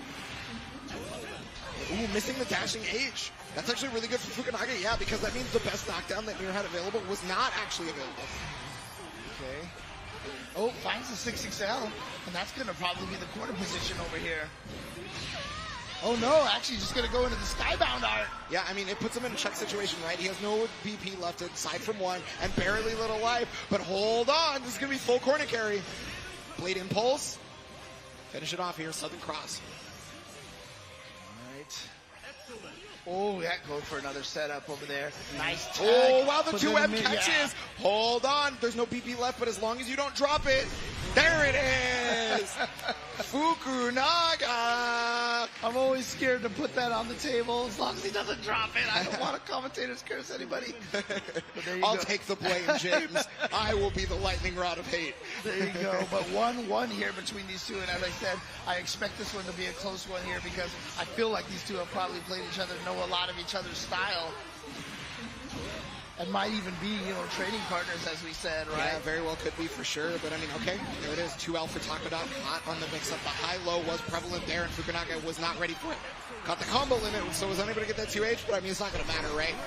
Okay, ultimate waltz. Oh, no! Used the jump U way too high up in the air, and Takodot was completely ready. I'm not entirely sure that was meant to be that. Right, yeah. But I mean, I could be wrong. Oh, tried ultimate misfortune on that one. There it is, breaker. That was guaranteed. Yeah. That was 100% guaranteed. Yeah. Fukunaga, incredible. Yeah, so there was only one brave point there for Takodot at that point. Could not do the brave counter because was stuck blocking. And then, of course, once you land that raging strike in the corner, don't even need the follow-up. You don't need to just right off of it. Yeah, you do not need the raging chain. You are good. Okay, and then again, I feel like that's the second or third time we've seen Fukunaga, block death and then immediately brave counter afterwards. See if Takodot ever calls that out with a cancel into an evade. Yeah, it's really hard, because like a lot of people use brave counter as a means to hit death. So you take away one stock from near and you take away death entirely, right? Brave counter is just all around one of the best mechanics in the game. If you're playing this game, you do need to learn how to use brave counter. I promise you it'll up your strength a lot. Oh, he tried to run in there, got clipped, but unfortunately for Takodot, did not convert the combo completely here. Yeah, there's the brave counter, counter right back. But again, Takodot has no brave points now. They are gone. Yeah. So super Skybound Art or Skybound Art are the ways. Or even just, just a short combo is going to be able to take it. Doesn't even need any sort of... Oh, you want to talk about short combos? House 4 hits as Fukunaga takes game number 2. Interesting. Here we go. Takodot here with his back against the wall. Got to figure something out here, but nicely done movement, of course, from Lancelot here. Very fast, able to get in. Oh, Blade Impulse right there. So did this lower fireball. Blade Impulse late on the whip recovery, but instead, Takodot still keeping composure, has the pressure now, an immediate brave counter. Not letting Nier get pressure for longer than a fraction of a second. Wake up buttons! Abare. They're both Japanese, so we can call it Abare. We don't have to call it mashing. They're not American. It's a calculated mash. Yeah, exactly. Yeah. Glorious Nippon or something. Gets right? the throw now, goes for the setup here. Wow. Debuff applied. Yeah, stealing the turn with that debuff and getting plus frames as well. But here we go. We're going to get that side switch. And right into Skybound. Very, very smart from Takodot, right? Put him your opponent in a checkmate situation. You have the waltz. Was looking for brave counter. Wow!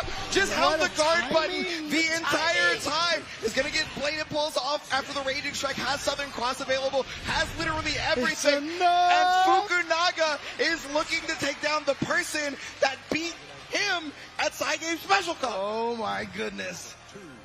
I mean, this is what happens with a lot of the stronger players. When you lose, you study the heck out of that match and figure out what you should have done differently, or at least try to pick up some more of the patterns and the pacing. Every player, no matter how good you are, has tendencies and patterns that you can exploit. 100% agreed, and you can tell the level of scouting that Fukunaga put into this. Takodot has to bring out something to this table right now, or it's just going to go down here. Right now, unfortunately for Fukunaga, just kind of trapped in this corner over here. Finally gets opened up. Here we go, big damage. Yeah, right into Skybound again. Get that brave point back. Take away. Oh no, it dropped! It dropped! What? Oh my goodness, Takodot with the rare error. Was it just too late, or? I didn't see if it was combo limit or not. Right. I was so focused on the BP, but there it is. Okay, is actually able to block. So what happened right there is Raging Strike hit at the same time as the Fireball, so it does not count as a guard crush. Oh, yeah. Interesting. Yeah, the game tries to make it so that you don't die to too cheap of stuff. Right. true block strings into the Exactly. Raging Strike. Yeah. Right. But yeah. Bleed Impulse is going to catch, and there it is, the 5L. Fukunaga has taken down Taco Dot and has taken down the person that stopped them from qualifying as a winner to World Tour Finals. Yeah, and you can see how ecstatic is he's face bump with that smile over there. Definitely something that, you know, he was doing a lot of prep work here for. Like I said, after he lost him in Side Game Cups, he probably just like, no, I got to make sure this doesn't happen once we get to America. So there you go. Oh, and now the crowd here chanting Fukunaga's name out here. Yeah, no, I mean, look, the story for a lot of people was honestly Taco Dot. And so for Taco Dot to go down, to lose his bracket, I mean, is breaking a lot of people's fantasy brackets, honestly. Right, Taco Dot, I know we were talking about this before the stream started. You know, probably considered the favorite to win the tournament at this point. And so, yeah, going down to the loser side, which, you know, obviously Fukunaga's happy about, but everybody in the losers bracket side is like, oh boy, now we got to deal with Taco Dot down here. And you're going to see the people who have to deal with Taco Dot. It's going to be either Zippy or Gobo just immediately right there. And, well, I mean, they could try to take him down and move on through that because they have no choice. One of those two has to be Taco Dot if they want to continue throughout this tournament, right? But you are seeing it right now. Fukunaga are first up in winners finals, and we are trying to figure out who has the pleasure of fighting Fukunaga. Is it Fitizen or is it Koji Coco? And again, you know, in so many of these tournaments, I always feel like the person who wins the last chance qualifier has such a strong position because they've been playing all weekend long. Mentally, they're jazzed up because they're like, I took the LCQ. I got into this tournament by just winning yesterday. I'm feeling good. And so, you know, I've always considered the LCQ as one of the most dangerous opponents to go up against. Yeah, I mean, one of the other things that a lot of people don't talk about is the LCQ winner has the least amount of information available up until the day before, right? Those LCQ people, they've been studying you for months, right? They've been studying you for months because they knew you had already qualified, but you have to wait until the night before to know that player's tendencies. Right. I mean, literally, that's where the term, you know, downloading your opponent comes from, is because you go and sit there and download all their matches and watch them on the phone. I mean, I've seen screenshots of someone studying a matchup of a player, and that player's behind them watching them watch the match. It's amazing. But let's take a look at the players coming up in this next match.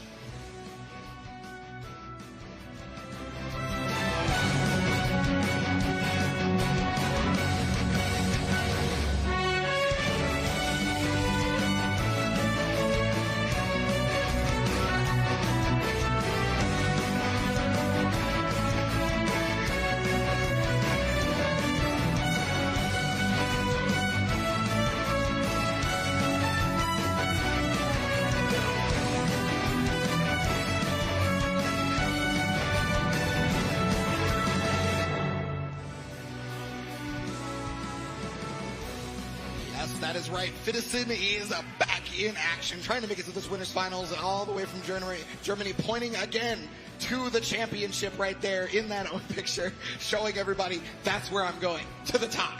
Exactly. I mean, definitely some objection vibes going on over here. But again, his opponent, let's find out who that is.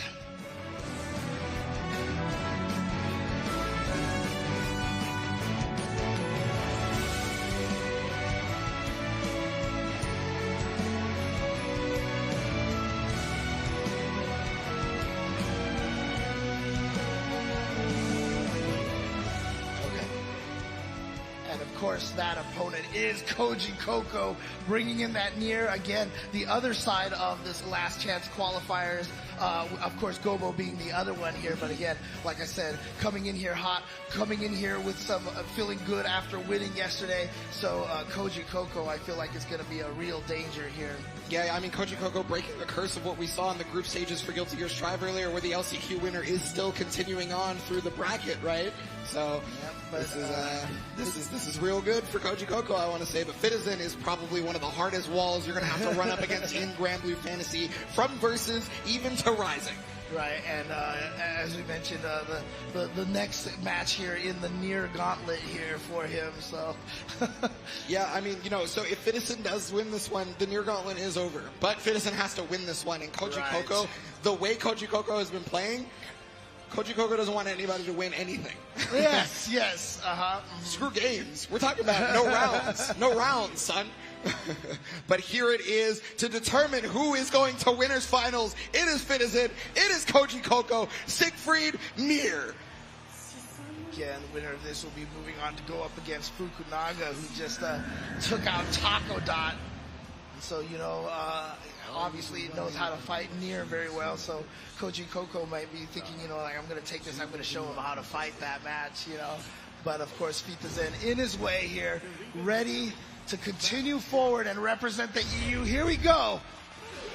And there it is, round starting. Okay, so this is what we saw from Fitazen earlier. Every single chance Fitazen got to be able to press buttons onto death and kill death was just the game plan. Then after that, you're good to go to fight Nier. She's a normal person after that.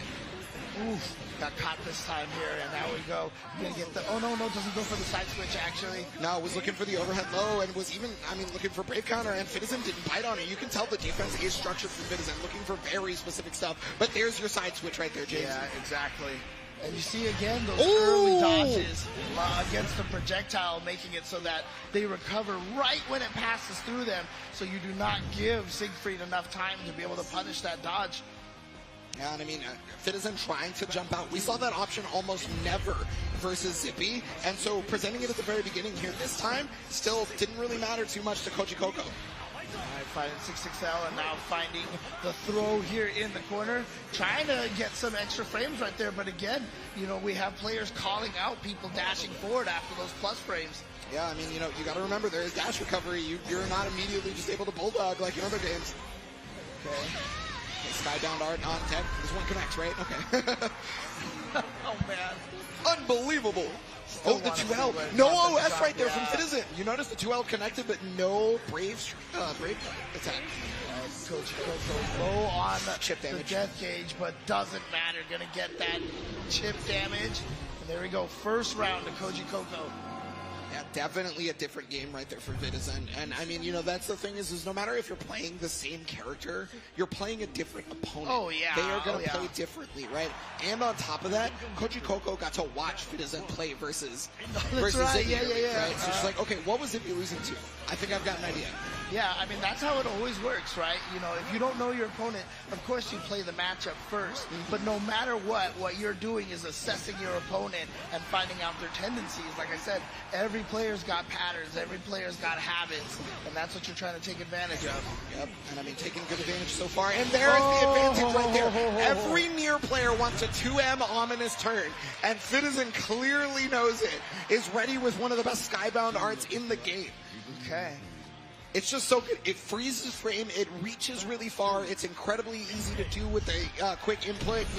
There's just nothing bad about that Skybound art. Oh boy. Now we're gonna get caught in the Nier trap over here. No, actually, okay. Tried to chase down on the landing, Whoa! but Pizza's ready with the EXDP. Yeah, and tried to go for the brave counter, but it was ready for it for a second. Didn't matter though. Koji Koko just capitalizing off of it now. Oh, ultimate dragon punch out of here, son.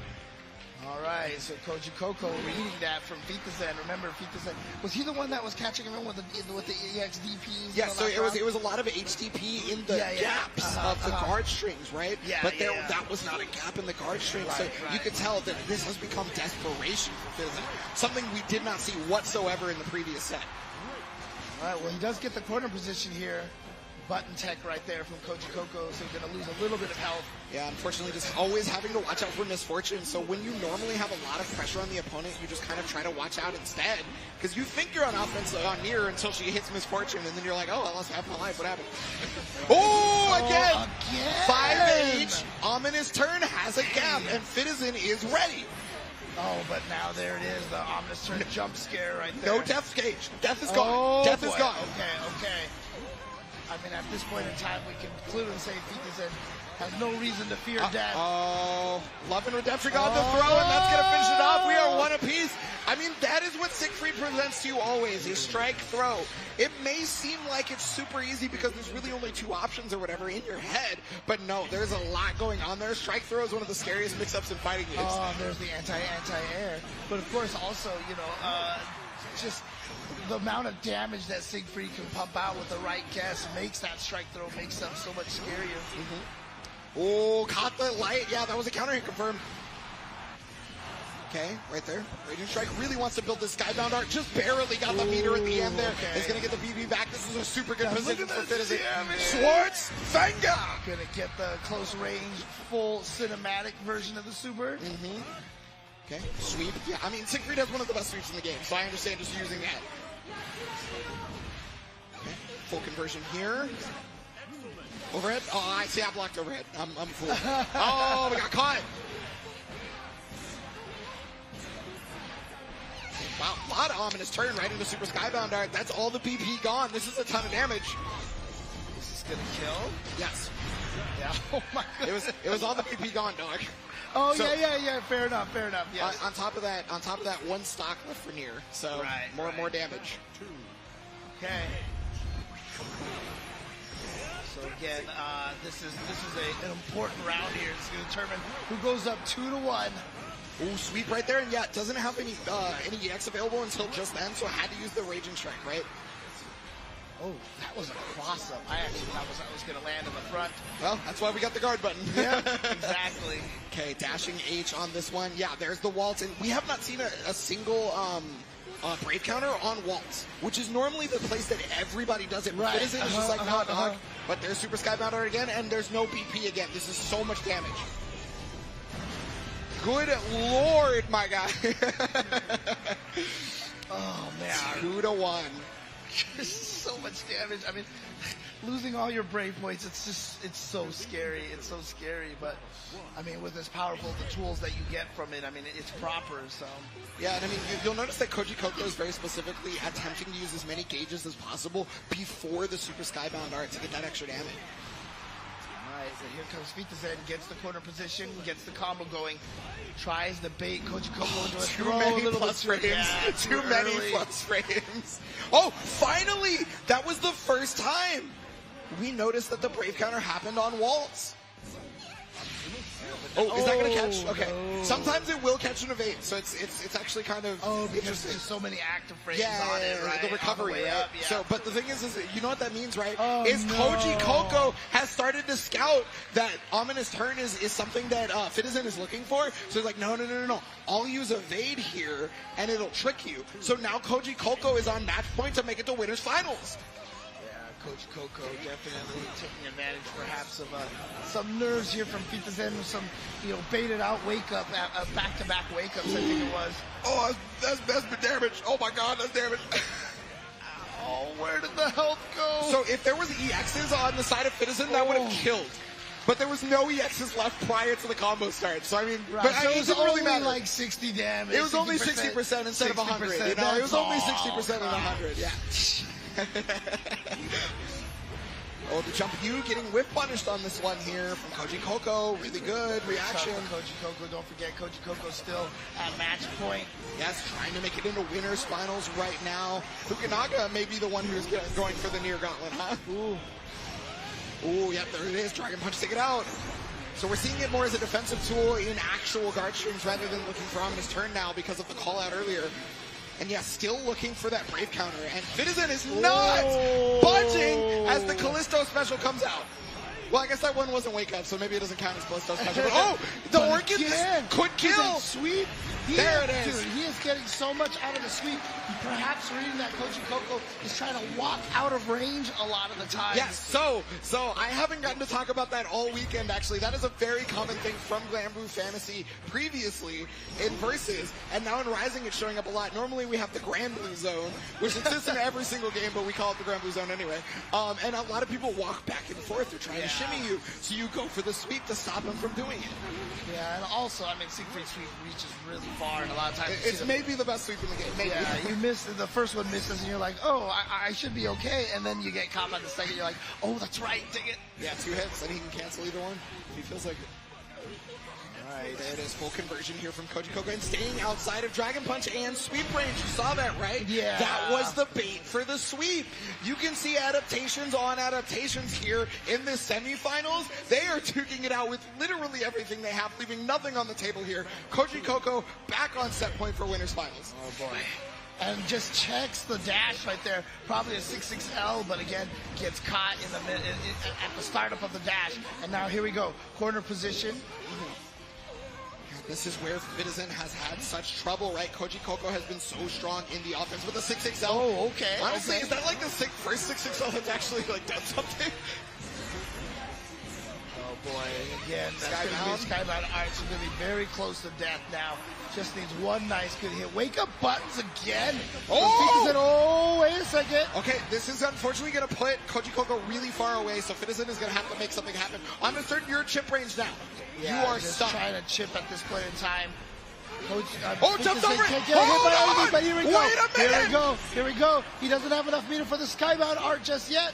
No jump, there's the jump U, but that's negative. I can't believe Koji Coco didn't press something. Orkin comes out, and still Koji Coco pressing nothing because there's no death. And oh my god, that was maybe Citizen's only chance because there was 0 death meter that entire time. Right. Despite the fact that Koji Coco had him on chip, it didn't matter to Citizen because he knew that the special attacks were not available. The death attacks were not there to chip him out. Right, but again, a lot of the defense in this game is just trying to read where those gaps are, where those players are trying to sneak in back-to-back 6-6Ls or find a new opportunity to get a 6-6L in there. And beautifully done by Koji Coco. Had that standing L all ready to go, gets the win, and now he is in Winners Finals. And that is one of the reasons why you're in Winners Finals, because just because Nier is gone does not mean you cannot fight. And that is very, very important if you're playing Nier.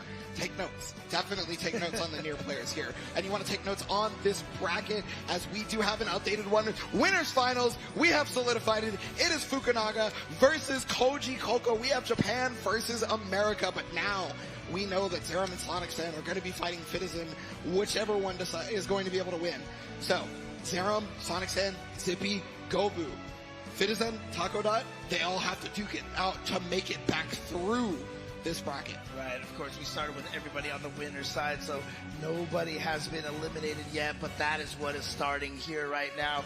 We are finally getting to the point where players are going to be knocked out of the tournament, and the first 2 players that will be taken out will be finishing in 7th place. But again, we will be starting that losers bracket round, but that'll be taking place right after this break. Do not go anywhere. More Grand Blue Fantasy versus Rising coming up after this.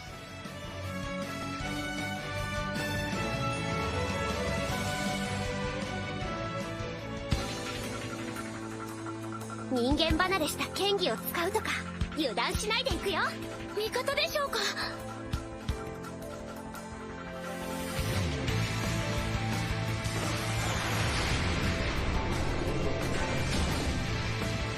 近距離攻撃装備起動。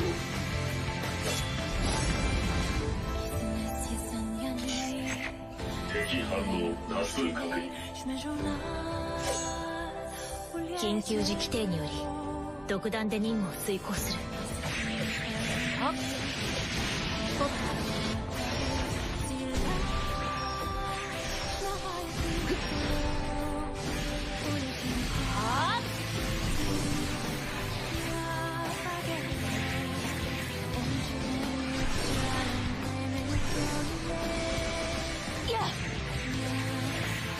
人類栄光あれ。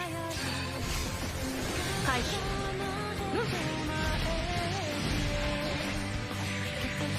対象捕捉。貫く。倒す。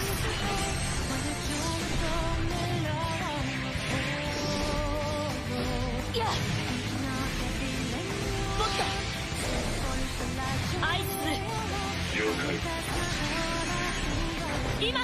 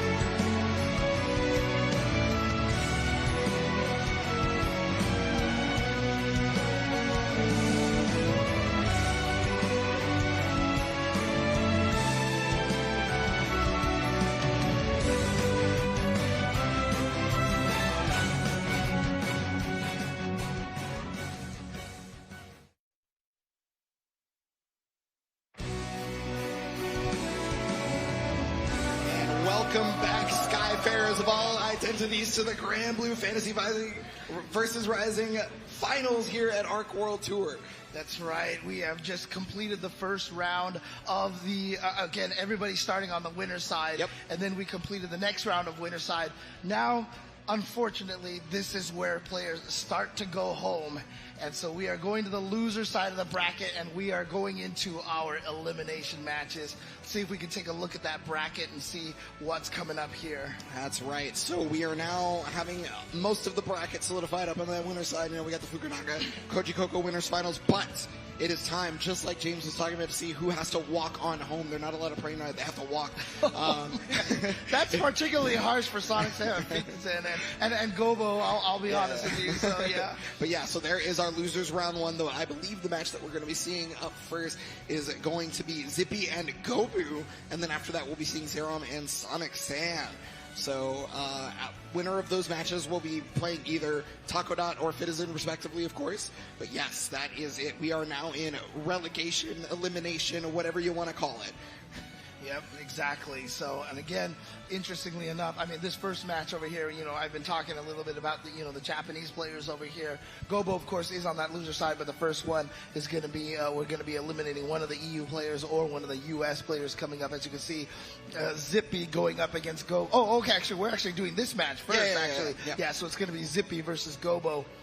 All right, so here we go. It is going to be that Nier versus Ladiva, and again, like I said, Gobo obviously knows the matchup. Koji Koko, of course, taking it, but still being able to defeat Gobo. Let's see if Zippy can repeat that as well. Yeah, better player is always going to end up mattering, and I mean, we kind of saw that in one of the old situations, right? Fitizen did very, very well against Zippy, and then couldn't defeat Koji Koko, right? So it's it just depends. Like, these are different players despite the same character. So here it is, our American Nier Zippy versus Gobu right now. Ladiva. But of course, you know, a lot of the fan here are all out rooting for Gobo. Yeah, a lot of people love Ladiva, and I mean, Ladiva loves you as well. Okay, there it is, the dash L coming up. Oh, but the lariat directly after Ominous turn, the ultimate waltz comes out.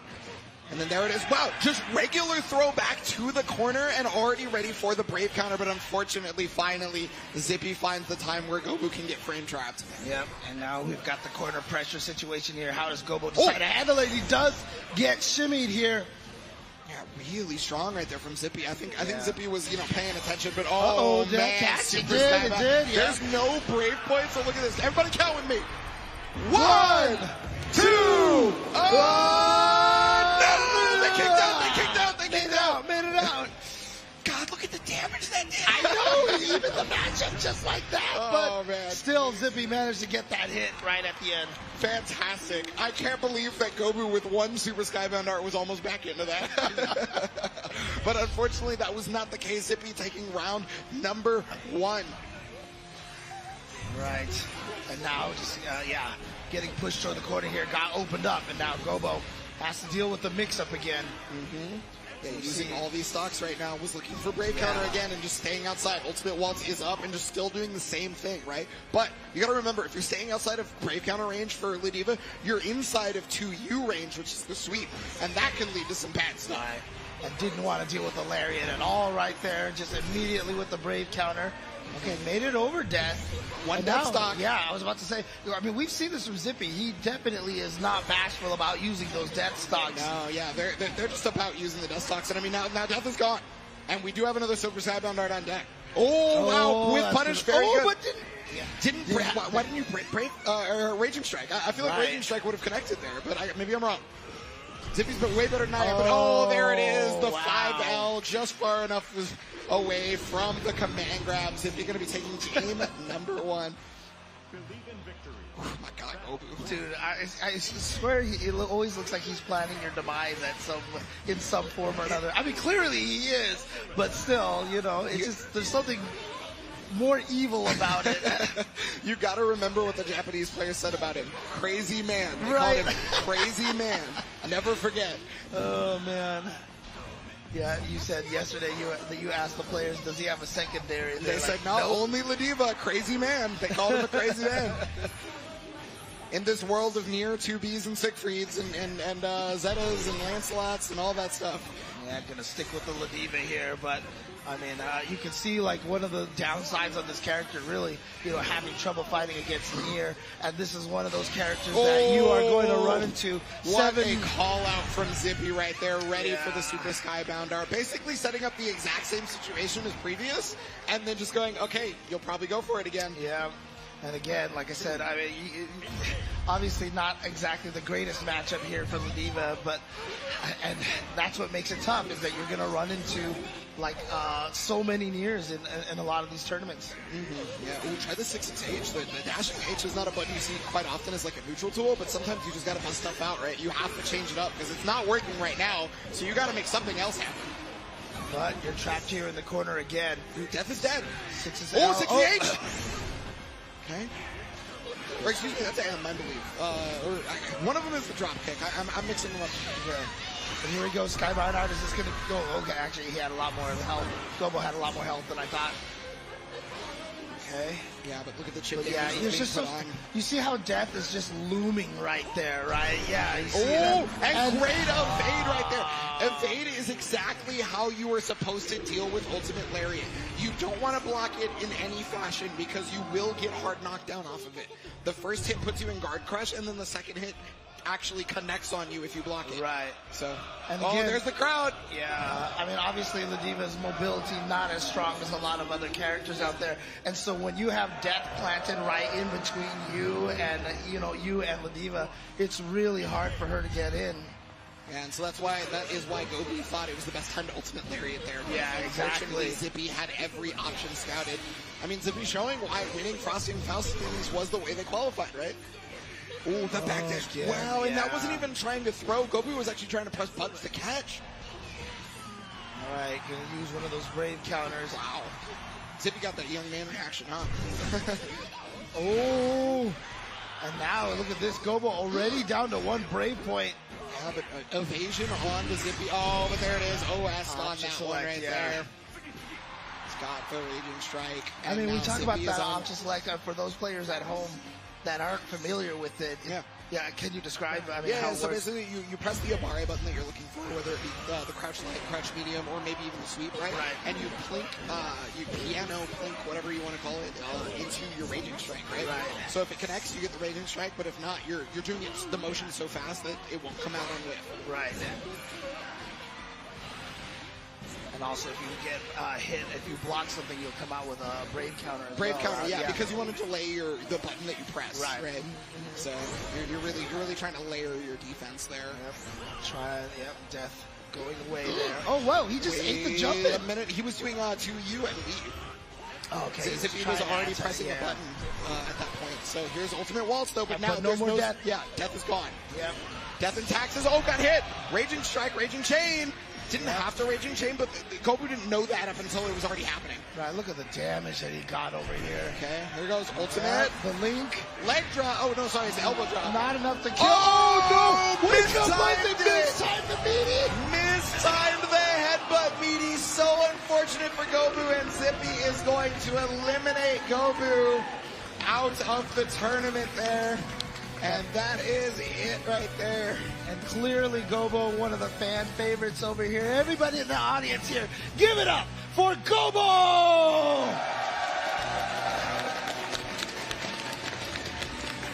So Gobo is going to be going home with 7th place on this one, and Zippy going to be moving on. We saw just a little bit ago that we are now in relegation, so that means, I'm sorry everyone at home, but that does truly mean Gobo is done for the day. Yeah, exactly. Did qualify into Strive as well, but then didn't make it out of the group stage. Yes. So yeah, Gobo's run here at Arc World Tour has come to a conclusion, but obviously clearly one of the fan favorites. I mean, the first moment he showed up, I think it was a Red Bull Kumite event that he showed up here, and the U.S. fell in love with Gobo almost instantaneously. So.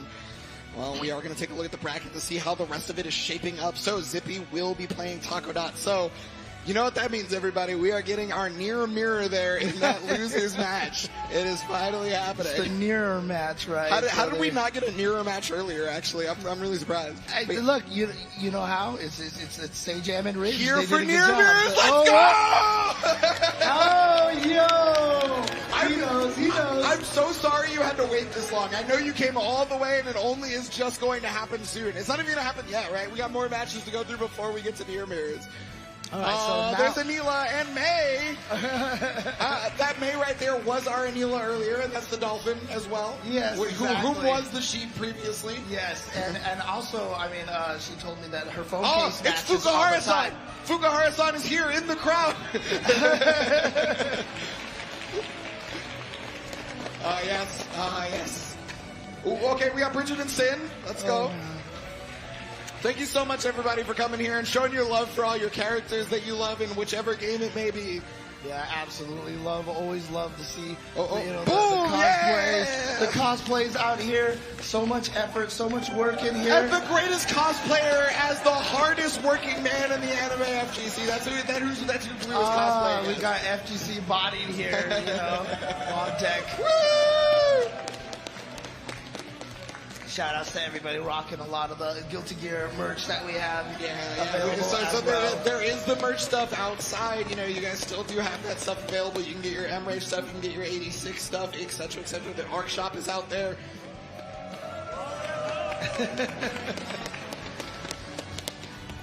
We got a lot of signs in the crowd, don't we? We got a lot of signs back there. I see them. I see them. And I see all the people way in the back over there and jumping There up and down. There it is. Yeah. we got people dual wielding signs. Exactly. Dual wielding. Got Oh my God. Lancelot style sign wielding here. Someone here definitely just ready for the next match. You see that? He's like, let's get to the next match. That person specifically wants to see carnage and only cares about people killing each other, clearly. All right, fine. Let's get back to people killing each other. That's how right. we do that. All right, here we go. As you can see here, it is going to be Zerom going up against Sonic Sam. Yes, and this is a matchup that we have yet to see so far. It's going to be Charlotta versus Siegfried. We have America versus France on this one. Boy, yeah, exactly. And so at this point in time, so we've lost one Japanese player here, and now it is time to potentially lose one of the Americans or one of the Europeans. Honestly, if Sonic Sam could actually continue, then we would have 2 Japanese, 2 US, and 2 EU left in there. So that would actually be cool to see. But of course, that doesn't mean, we're not, of course, the home crowd here going to be cheering for Zerom. Cheering for the little potato. So here it is. Zerom, Sonic Sam. One of these two is going to be eliminated from this matchup. The other is going on. Here it is, the first start. Oh, whoa. Yep, just Charlotta, small character right there. Yeah, well, that's why she has the crown. You got to remember. That's why she has the crown. Yep, can still hit the crown. Yeah, nice evade right there, but unfortunately because it's EX, it recovers very, very fast. Yeah, so unless you invaded it as early as possible, it's going to be really difficult to press buttons there. All right, gets the hit now. Going to be able to take it to the corner at this point in time. Ooh, and even got the dashing H too. Nice. Was unable to finish the full conversion, but I mean, hey, you got most of it. There's the ultimate skill right there. Now the fireball just to take a turn, and you saw how he delayed the button off of the dash to bait the button press. Well, but it wasn't even counter hit. That's the crazy part. Oh, was it? It's got hit raw. Okay. Ooh, the jump out right there. And yeah, I mean, there's no BP for Zerom, so you're not going to be seeing brave counters. But the problem is now Sonic Sam on the back foot there in terms of how. What a jump back! Actually caught the jump you with the jump back. Wow, Zerom is on one. Wow, I don't know if that was the intention, but it was genius. It worked. Unblockable. Yep. Jumping that fireball is so scary for this very reason. Yeah, exactly. Because if you can obviously air block projectiles, but you can't air block the normals. So you're just sitting there basically at the mercy of the opponent. Yep. Get some plus frames off of that time. And yeah, brave counter right back. Probably going to... Oh, got caught. Zerom slipped, and I'm not sure what they were doing, but they're going to die for it. And that is going to be a round of Sonic Sam. We are one apiece now. Okay. the focus on the players' faces right there. Ooh, even letting the wind pose rock. Yeah, well, here. you know, sometimes you want to let the wind pose rock because you're a player who needs extra composure, right? So you take a second to take the breath, and you're good to go. But wow, was trying to brave counter, but Sonic Sand delaying the stand light. Oh boy. Damage, and now we're in a situation here. Got to figure. Oh, just jumps right out. He gets the cross up. Yeah, Sonic Sand actually tried to anti-air, but was too late on the button press. Right, and keep in mind also Charlotta's jump is very narrow too. So you know it's going to get you with that cross up again. A second time here, right back into the corner. Yeah, really unfortunate for Sonic Sand, but Zerom is going to love every part of this as the Skybound Art comes out. One more hit will do it for Zerom here, and it's not even a hit. It is a throw as Zerom takes the first game here. Nicely done, timing that dive right there just to whiff, and then getting the throw immediately afterwards. Yeah, hard-fought battles is going to be through the rest of this because no one wants to go home. They want the chance to be called the best Grand Blue player alive. Yeah, one of my favorite things is to look at the players in between matches and see, you know, the head nods or the head shakes, kind of getting an idea. We definitely saw the head nods, so I feel like maybe some new ideas coming into this match. Oh yeah, and finally Sonic Sand thought there was a time to move forward, and Zerom used that to their advantage by using the ultimate potato ball, making it there, and Sonic Sand not ready for it because again, that's abusing the dash recovery, right? Definitely that good round right there. Probably more nods from Zerom after that. Ooh, wow! That's a whip punish on the 2U, so I mean we'll take it. Yeah. Now here we go, pressure here in the corner. 6-6L. Tried to press a button afterwards, did get hit. There it is, the delay on the chop before it would, you know, the whiff and the throw sets that up. They got the hit on this one, yeah. Sort of Lumiel to get the full conversion too. Delayed throw, but it was a back throw, so it took him out of the corner, but... the classic happened, yeah, so you can actually brave counter back too early. Right. It didn't end up mattering for Zerom, though. Luckily, for Zerom, it was okay. And wow, that was a quick second game, James. Yeah, quick second game, and like I said, after the first game, we saw the nods, right? So he's probably like, I think I got this. I think I got this red. And here he goes. Zerom now in a great position. What does Sonic Sand do here? Yeah, you can see him right now, just taking a drink of the water, just trying to figure out what to do here. I think it's smart, honestly, you know, because, like, Zerom is clearly on a tear, right? There's so much momentum, so much fire under that belly. It's just, you have to stop it. You have to slow it down. You have to contain the madness for a moment. A lot of people have trouble with Charlotta, too, just in general, because she's a character that can make you really annoyed. She's a menace sometimes. I mean, I remember she was considered the strongest when the game first dropped. No, right? she was one of the stronger characters for sure, but not the strongest. Yeah, but she's always kind of remained pretty strong, right? There was like a patch or two where like a little weaker side, but still, but yeah, basically like she's been pretty good regardless. Okay. Oh, nice timing on that. The staggered poke right there. Caught Sonic Sand trying to hit a button, got the counter hit. Oh, wow. Okay, so went for the standing command grab, but Sonic Sand ducked and then got the command grab right, or excuse me, regular grab right back. Is able to steal the corner and look at the life gauge. Orkin. Oh, actually goes for the follow-up, which means this could be death as long as the whole thing gets hit. Yep, easy money. Yeah, so a lot of high-level Siegfried players will cancel Orkin stance, and they won't actually go for a follow-up, right? Right. And other high-level players will know that about another high-level Siegfried player, so now it becomes the, I'm actually going to do the stance follow-up. Of course, yeah. Because, like, that's considered, quote, the bad idea. Exactly. But every bad idea becomes the good idea once everybody knows it's the bad idea. Mm-hmm. Yeah, no, every option is an option, even if it's bad. Yeah, and we saw, I mean, that might have potentially been the OS right there again, but that's because, you know, obviously Siegfried's crouching and just reached so far. Okay, there finally is a break, and did it again! Yeah. Zerom continuously brave countering too early, unfortunately. And it's never really haunted him. Both times he still was able to win the very next exchange. Well, you know, it's such a fast moment that a lot of people can't react to somebody like brave countering too fast, right? You know, it doesn't happen super often. Okay, there it is. Doug waited. Oh! It was actually a little too late because it didn't hit. Huge damage. I think this is just straight death. Like, I don't think that you survive in this one. Is this gonna kill? It is. I don't think you survive in this one, buddy. All right, this is very important now for Sonic Sand here. Getting on the board, and I always like to talk about this, the longer sets, I mean, when you go up 2-0, it feels a lot more like, how do I make this comeback? But the problem is, once the opponent starts making the comeback, that's when the nerves start kicking in. Yeah, because you thought you had it clinched, you thought you had it cinched, but it is not happening as the opponent starts to come back on you. There it is. Zerom trying to keep composed, though. All right. Just goes for the brave counter, and again, that jump, so narrow there. Yeah, really hard to deal with if you're just not ready, right?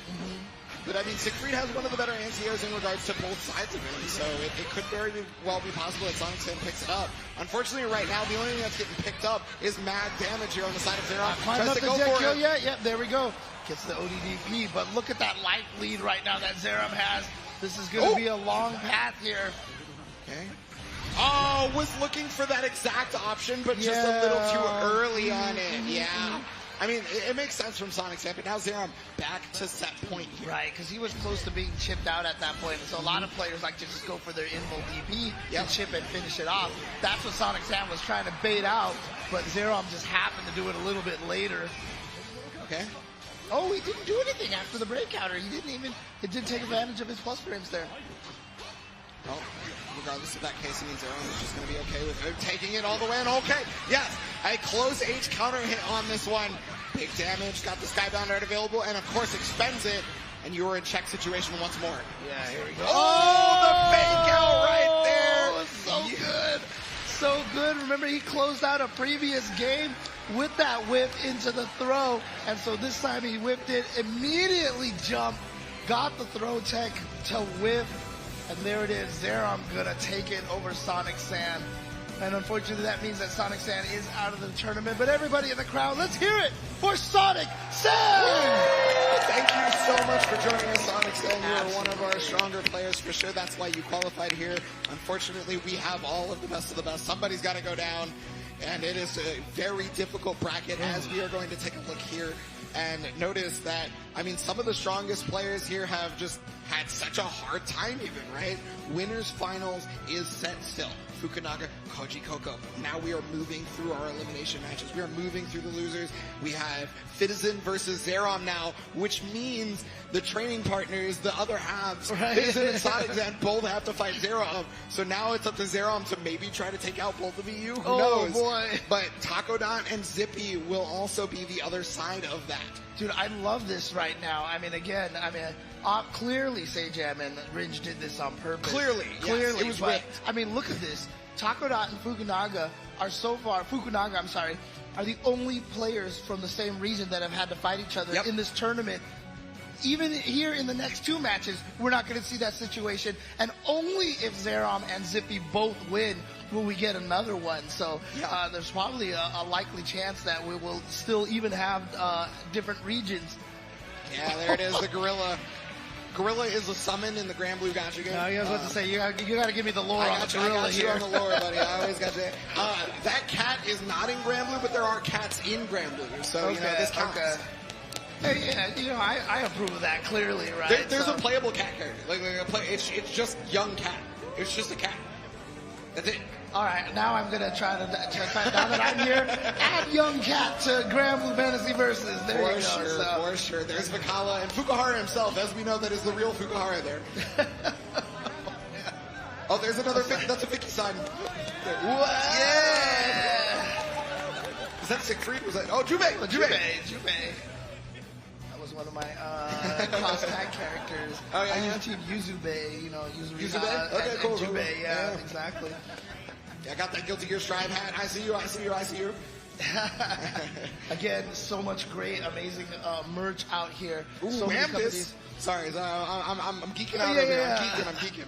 Yeah, I mean, we have Tenno here, we have 86 out here, we have M-Rage out here, so, and of course Arx is selling the stuff out themselves as well, so a lot of great merch that you can pick up, but we've also got a lot of great players ready to go up against each other. Takodot and Zippy coming up next. Okay, all right, yes, I get to talk about this. Aha! Okay, so Takodot's original main was Belial.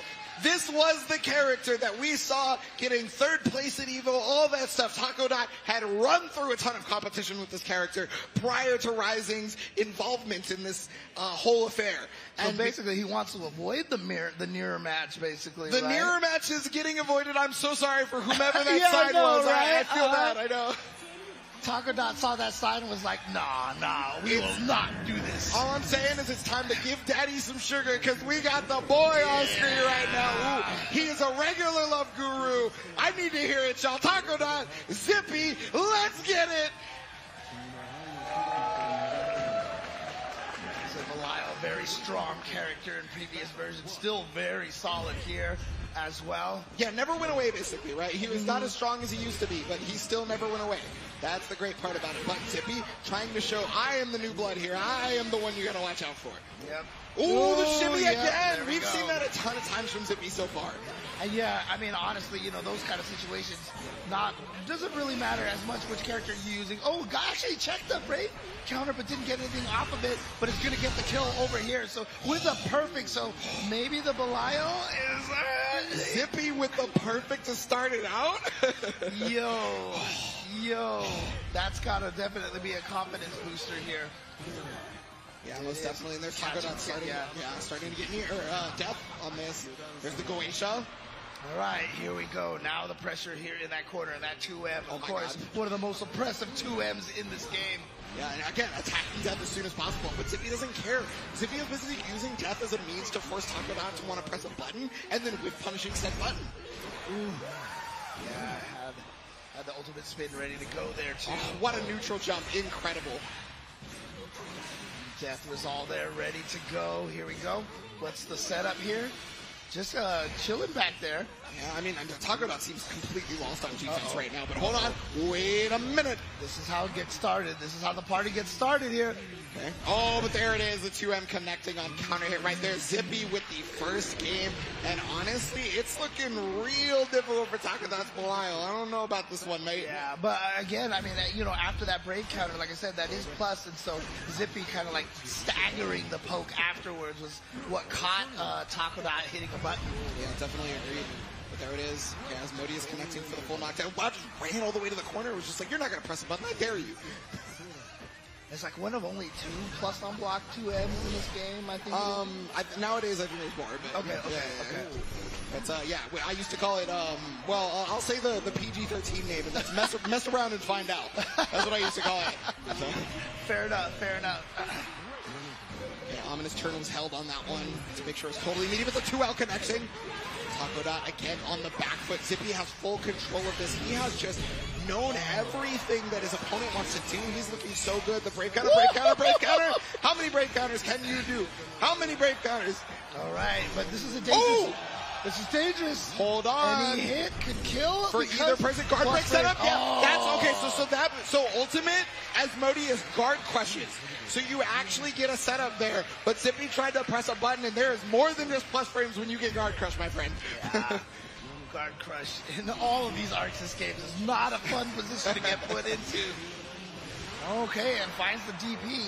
Ooh, so Takodot with that amazing comeback in that last round definitely got to be something that's going to give him a little bit more confidence here. But getting hit by Nier and just watching yourself get set up into the corner like this is going to take away a lot of that confidence. But the 6XL getting counter hit, so that was a free far 5H. That allows Takodot to get the full combo here, where it would have just been a smaller one. You get 3 Asmodeuses. Oh, man.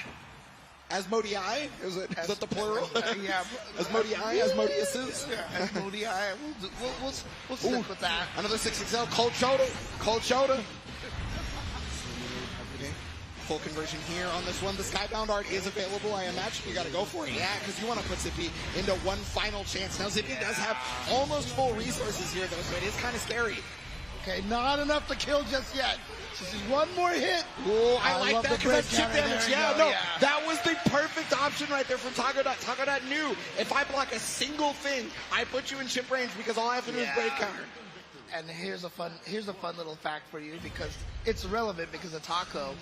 You know that the plural for octopus is supposed to be. It's actually supposed to be octopuses. Oh, really? I thought it was octopi. Is. Yeah, that's what everybody says. But okay. Look it up. It's actually not. Okay. Weirdly enough. Thank you, English major. There is your octopus fact for today. Well, he hates octopus anyway, so. Exactly.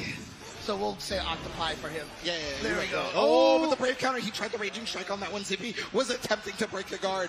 No dice on this. All right. Yep, just putting that right there. Out Oh, the center. give Counter. Daddy some sugar. Yeah, got the counter on that. Always got to watch out for that. And here we go, corner pressure. Yeah, that's one of the nicest tools versus death is that you can actually use give Daddy some sugar versus it. Oh, buddy. Wow, actually using the ultimate misfortune. Ultimate misfortune is considered to be worse because you can't cancel it. But Super Skybound Art is out, and that's going to finish it off, no problem. Taco Die, okay. A round up. I mean, we were saying that first game, we were like, this is not looking good. But look at this. Yeah, Taco Dot coming right back in here. Showing that he was just like, you know what? Just give me one game to find my legs, my Belial legs again, and here we go. Yeah, it's definitely the download on this. So Zippy is going to go for Raging Strike, but doesn't have the meter for chain, right? Exactly. 25% for that. Yeah, just effectively using these Goeitias to stop both near and death. Here's that 6XL connecting, so going to be able to combo. Does use the Raging Strike and Chain this time. Yeah, goes for the overhead, but ultimate TP to get out of there. Okay. And yeah, Goetia. Oh, again, yeah. It's basically one of the best fireballs in the game for a reason. And I mean, that was the thing that made him so strong previously, right? Is that fireball was so good. Okay, full damage here on the waltz. Yeah. Oh, good timing on that Brave counter. Actually, did catch it. Almost had the whiff punish on the 6XL. And that used to be the call. Give Daddy some sugar is going to whiff, unfortunately. No. And no sugar provided to Daddy. All right, so here we go. We're in that crucial situation, this rubber band match here. Who's going to go up 2-1? They both have one round here. Oh, God, lands the cross up. Yeah, it's such a rubber band situation because you know that you have to win 2 straight if you lose here. Such an important round, and beautifully back into the corner here. Gets the setup again. Is still looking for those Brave counters. Brave counters right back, yep. Yeah, keep you in the corner here. Don't want to deal with those plus frames at all. And ultimate waltz, there's Give Daddy some sugar once more. Okay. Oh, yeah, again. But Zippy's got to be careful. Zippy's got to be careful. He's down to only 1 brave point, so everything going to do a little bit of extra damage here. Oh, the spot down. Oh! Should be able to get the... Oh, no, never mind. Another one. Okay, there's only 1 for Zippy now on that. Oh, but the second hit of the next hit. hit. This is going to do so much damage. Yeah, you can just kill I think you're going to die. You are definitely dead, because it is going to be a super Skybound Art. Doesn't even need to go into basically any of that super. Gets the kill. What a clutch moment right there from Taco Dot. Got away from all the octopus food in the world and said, no, this is my time. And again, those brave counters so strong, but you see why there is at least that little bit of risk involved, lowering your BP like that. Yeah, it's a very smart decision in my personal opinion. But I still think brave counters might need a small adjustment. gonna be real with you. All right, here we are. No side switch there. Yeah, well, I mean, I feel like Taco Dot would know to use the guard button regardless, but... I mean, just to get the corner position. Oh, right? fair enough, yeah. The waltz putting the pressure on. There it is. Another brave counter. We're going to see another one soon. I'm sure of it. I feel like Miss Cleo when it comes to brave counters. Boy. I know they're coming up. But yeah, now we're in a dangerous situation here for Zippy because Zippy's only got 1 stock left and actually going to be at no brave points as well. So this is going to do some chunky damage here. And you only have 1 stock at this point. Oh, yeah, just going for the strike throw right here. Yep. Okay, 160. Oh, the shimmy again! Super good from Zippy. Woo! Wow, what a timing to stop that forward run. Incredible spacing. Super good from Zippy. All right. Again, this is a situation here. Talking about wins this game. He moves on. Zippy trying to tie it up 2-2. I qualified through Frosty Faustings for a reason, my guy. Okay, low on this one, but yes, again. We saw that earlier, yeah. Same option right there from Taco Dot. Oh, didn't recognize that Misfortune was being parried right there. So went for the rest of the triple attack. Oh, yeah, found the 6XL here. Yeah. Again, Super Skybound. You're going to see him tune up the band quite a lot for this Sweet Chin music, my friends. Yeah, this is such a great situation because he's at 1. He's at, Zippy's only at 1 BP right now. Very dangerous right there. You see him cancel into the evade, maybe trying to read out a braid counter or something. Yeah. Oh, had not tried to use Visago this entire time. Tried it right there. Super Skybound. Yeah. That's definitely. We're gone. Yeah. I don't even have to ask the question. Will it kill? Okay. I did it for you. Yeah, that's the Sage-Am version, so. Oh, yeah. Sorry. Shout out to Sage-Am. We'll see Is it going Sage-Am to in kill? race later on today. Is it going to kill? Yeah. I need to get my vernacular correct. Exactly. Come on, man. Get this. No, I'm just kidding. Okay, But so it is Taco- 2-2 now. Oh. It is 2-2. Locking in Belial for the rest of it. Okay. Yeah. I mean, I there must be something about the near mirror that he doesn't really like to play or something like that. Or he's really just trying to hurt the guy with the sign in the crowd right now. He'd just rather be farer than nearer. Yeah, exactly. There you go.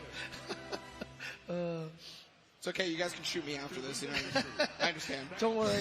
Like, if they did that, I would have been shot 1,000 times already, so it's okay. Yeah, here it is, locked in with Belial. Okay. Again, this was the previous main, so it's not like this character's out of the question ever. Oh, yeah, for sure. Ooh, Nice yeah. check right there with the stand L. So- and now we're going to get the corner. Because it's Zippy, do I say that was mashing or do I say that was a Bari? I'm not sure. We're going to have to make him a new term. We're going to have to call it a Abare mashing. There you go. So, How about it?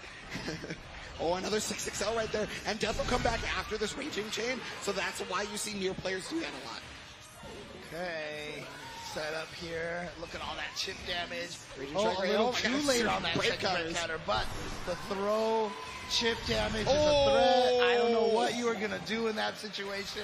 Good call out by Zippy to just stay as far away from that break counter as possible. The exactly. ultimate waltz doing mad work there.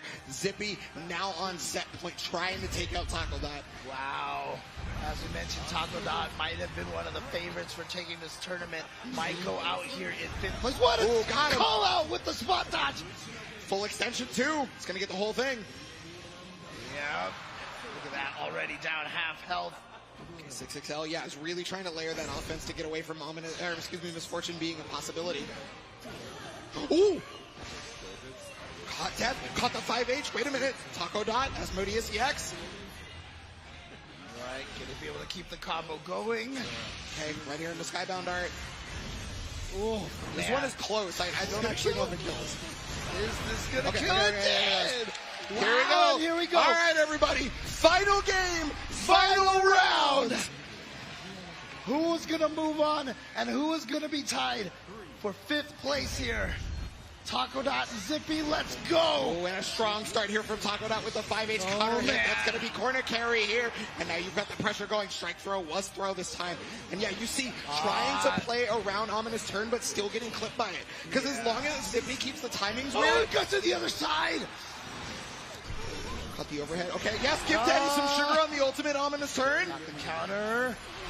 Here we go, into the corner, yep. Okay, good defense so far from Zippy. And even got the tech when he needed it as well. And there it is, Ominous Turn catching. Yeah, the knockdown using the triple attack, trying to go for 5H again, and no, that takes away the go ACS, and that takes away the throw, and that's going to take away your life, and Zippy is going to eliminate Taco Dot here in the final game, final round. Zippy has done it, and unfortunately for Taco Dot, that is the end of his run. He busted out the Belial, tried to make it work with his old character. Unfortunately, it is going to end here, but everybody, round of applause for Taco Dot! Oh, we got the Arxis noisemakers and stuff too. I love that. I'm happy about They're that. like glowing or something. Yeah, It's they like black glow with the lights. lighting. That's sick. Oh, they actually are lit up. Okay, Yeah. okay. Oh no, it wasn't glowing with the lighting. They're lit up. Oh, Yeah, they're actually they're lit, dude. They're- I'm too old to say that. I can't say that. It just doesn't sound right coming from me, honestly. I So. love you anyway, James. All right, I love you anyway. You can... All right, so let's go ahead and take a look at this bracket, and we are going to see the rest of this. So we have eliminated a few people. Zippy has finally made it to the losers semifinals, and we have to find out whom their opponent may be. So this could be the first time we see the same region fight each other, Right. depending on who wins this next match, which is going to be Citizen versus Zerom. Yeah, we saw how well Zerom's Charlotta there did against Sonic San earlier. And again, he could become the most hated man in EU right now if he eliminates both of the EU players back to back. So we're gonna have to see how this match goes down. Yeah, and I mean, this one is kind of a turning point, right? Fitizen was feeling very strong coming into this. He just wanted to do his best when I was talking to him, but he was also feeling confident, right? And so this is where he's got to flex that confidence. Otherwise, Zerom is going to take the stage and annoy the crap out of him with a potato ball. All right, but again, it's just great to see the parity that we have here. Obviously, during Vanilla Grand Blue, it was considered kind of Japan domination. I would say Japan was definitely the best region, and I would not say otherwise. Right, I would fight you for it. Yeah, and so it's great to see this kind of parity. Like I said, it's crazy because I feel like we're in this almost like FGC, like kind of like renaissance, just like everybody is so strong in all the different regions. We're finding countries that we didn't know how good at fighting games, and they're cropping up here, and it's really awesome to see. I love seeing it. Yeah, no, I love to see it. And I mean, we're seeing so much of it in spades through Grand Blue Fantasy versus Rising because we talked about it previously. The game got great netcode right now. We are able to use that to play a lot of this stuff. But it's one of those people that we see in a lot of those online tournaments using said great netcode. Right here, Zerom. Zerom, you can catch him in a ton of online tournaments, so you can scout this player out if you so choose. That freaked me out for a second. I thought that was supposed to be a photo because he was sitting kind of But then still. he started moving. He started moving, and I was like, wait, is this Harry Potter or something like that? You got moving pictures over here. But no, it's actually a live feed of Zerom there on the stage, ready to go. And as I said, his opponent, of course, is going to be Fitizen. Yes, Fitizen. Yeah, exactly. From Germany, coming out here qualifying again from the Kayane Cup. And so there we go. I think the players are ready to go. I think it's time to go. It's going to be Fitizen versus Zerom. Let's hear it. If you guys want Fitizen to win, make some noise. Okay. I hear you. But if you are looking for Zerom to take this, I want to hear you yell. There we go.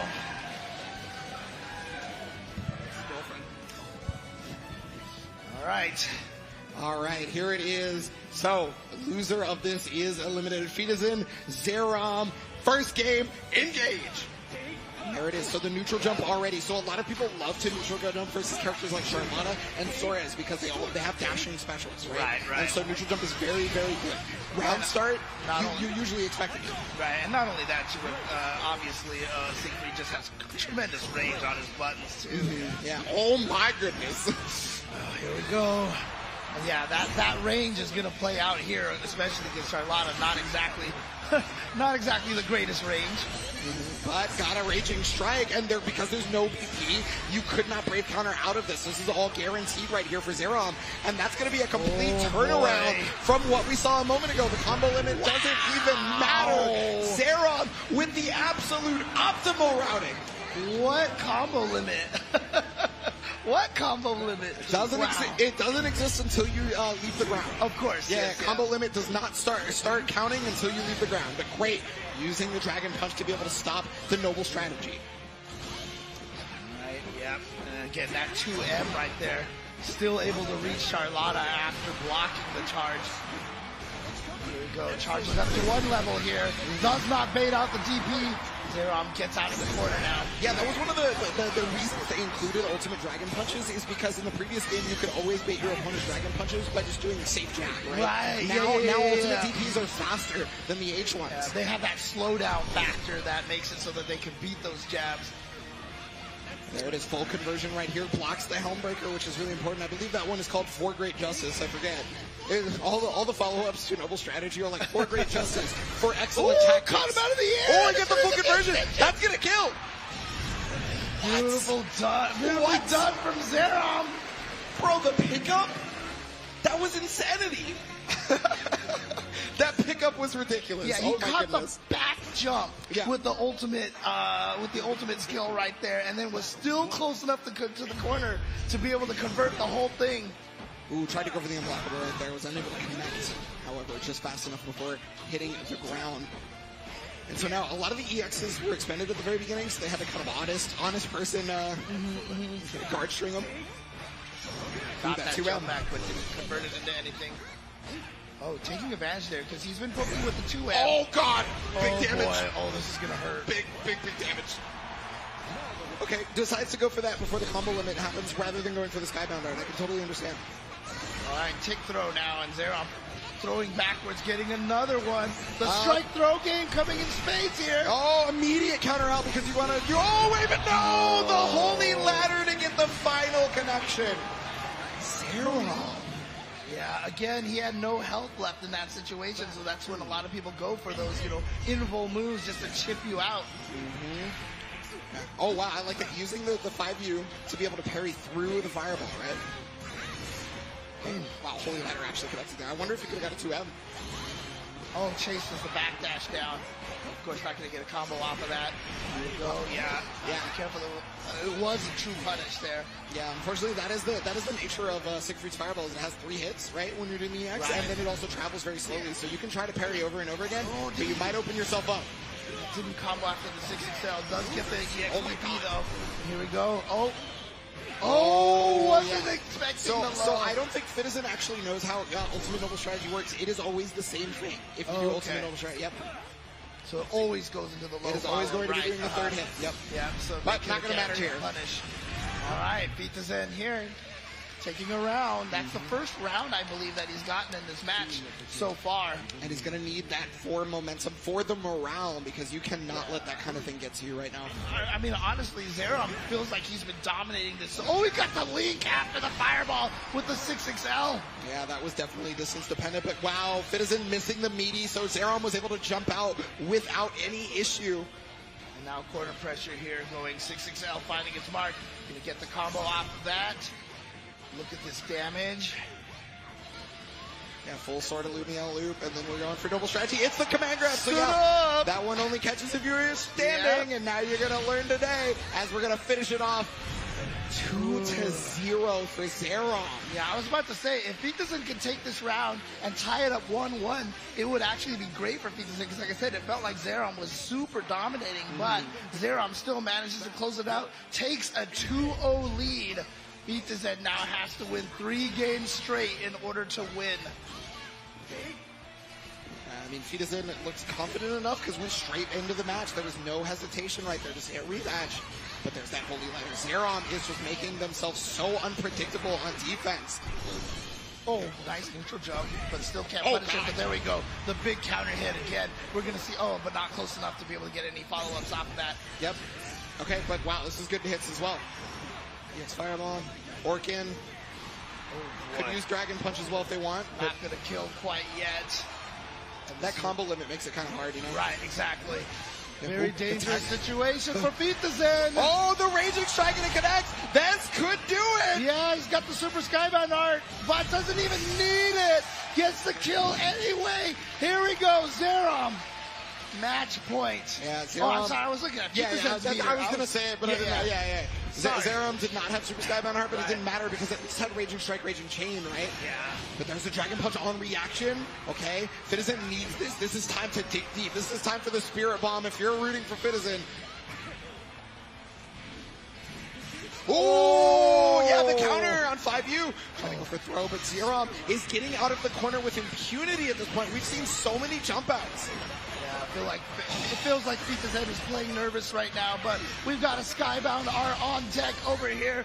Is this going to kill? Not quite. One more chance, one prayer, one dream, and it is all gone now as Zerom is going to be able to jump the throw attempt and take Fitizen down. What a match from Zerom, I have to say. Dude, he is looking so strong right now. The last 2 matches that he has played, he has looked so solid. And sure enough, he has eliminated both of the European players back to back. Oh, wow, yeah, that's true. Yeah, but again, hey, everybody, please let me hear it for Fitizen all the way from Germany. What a hell of a competition that Fitizen has been putting on so far. Showed people that you can fight Nier. Unfortunately, didn't always run into Nier at that point, though. Yeah, exactly. But now we actually do have it set up. I believe if we take a look at the bracket, we are going to get another region kill here, because I believe we have the US Zerom versus Zippy coming up here. Are finally running into the same region fighting itself. This has not yet happened in this bracket. Well, on the winner side, we have the Well, Japan. except for, sorry. So we've only had 2 matches of the same region fighting themselves at this point, and the one that is about to happen is Zerom versus Zippy. But we also have that winners finals, which I believe we're going to do first, and that would be Fukunaga versus Koji Koko. Yeah, I mean, I had to remind you about that, because, head trauma. Right? Yeah, it's the head trauma. It's the head trauma, James. Thank you. The head trauma. Very important. All right, but yes, we're probably going to move to the winner's side first, the winner's finals over there with Fukunaga versus Koji Koko. And I got to say, every time we see, these, I keep talking about the LCQ players, and we see this. We see this so many times from a lot of these events, the LCQ player. I mean, again, I've always said that I feel like the LCQ tournament is always one of the hardest tournaments to win. Agreed. Like, I totally agree. Like, completely. And so whoever makes it out of there is one of the scariest. I mean, we've had other world tours before where they're like, oh, let's just see the world tour, the LCQ person in last place. And that was like, no, nah, we're not doing that anymore. The LCQ player went through the gauntlet. Yeah. They went through it all. exactly. And I mean, we're seeing that right now. One of the LCQ players, winners finals versus Fukunaga. Yeah. And hey, this is a repeat matchup for Fukunaga. Fukunaga had to beat Taco.Near and looked incredibly strong versus that character is all I'm saying. Yeah, but Koji Koko has been playing on fire, honestly. I mean, I feel like he's been really strong. Obviously, Fitazen giving him a nice, strong challenge over there, 3-2. Mm-hmm. But Koji Koko looking really strong. But like you said, Fukunaga defeating Taco., one of the favorites. And wow, I mean, again, Taco.out in 5th place, amazing stuff. Surprising stuff, I should say. Yeah. But again, Gobo, Sonic San, both tying for 7th place. Fitazen and Taco., tying for 5th place. And so now we're just at our top 4 players. And out of that top 4, there is only one international representative. It is All America outside of that. I didn't even notice that. You're right. We have flipped a 180 from what we used to know in Grand Blue Fantasy Versus. We used to know that Japan was absolutely on top, no question about it, right? And then, EU and America, we had to duke it out for 2nd place, basically. Yeah, but again, this is the kind of thing that I love to see. And, one of the weaknesses for U.S. players for all time, for the history of fighting game community, is how big the country is. Because it's really hard for strong players in all the different regions to practice against each other, right? And so, once it started getting online and we had the delay-based netcode, that didn't really solve anything. But now, I mean, we see it with Strive. I mean, we saw it immediately, because Strive was one of the first games that, major games that had some of the best netcode out there. Agreed. And we started seeing the grow of all the U.S. players like Umisho and Razzo and Jonathan Tene and everybody. Like, you just saw this new crew of players. And I feel like you can see how it's paying off here as well in Grand Blue now. 100% agreed. And we also see how it pays off in Under Night in Birth. Yeah. Because that also has gotten rollback. All the Arc System Works games are trying to bring you guys the best experience that they can bring you when it regards to online. I'm not just saying this because we're at Arc World Tour. I've been saying this for years, but honestly, shout outs to ArcSys for putting rollback into all of their games. All of them, yeah. Even Retrofitted. Exert, even getting it back into Exert as well. I mean, that's the previous Guilty Gear. I mean, you feel like a lot of companies wouldn't do something like that because they're like, get the new game, but they really put it out there for the fans of the entire franchise, whether you like XX, Exert, Strive, all the Blaze Blues, Under Night.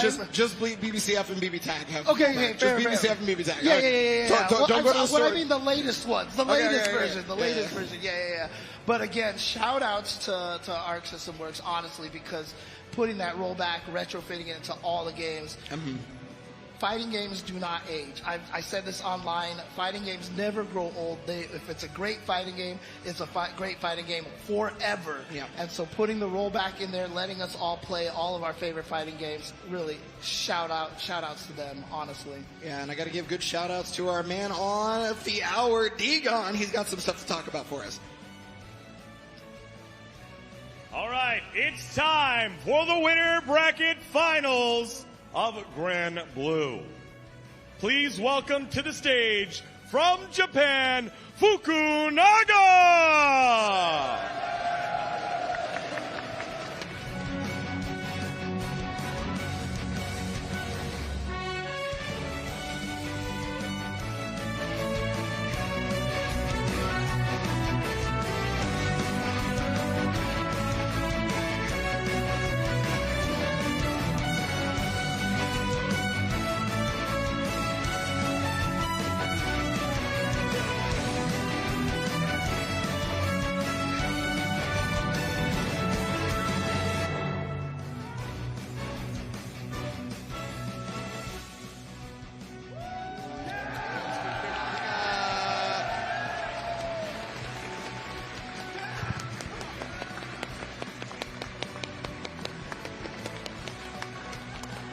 Fukunaga made it through the upper bracket, defeating his compatriot Takodot on the way to the upper bracket finals. One more time from Japan, Fukunaga!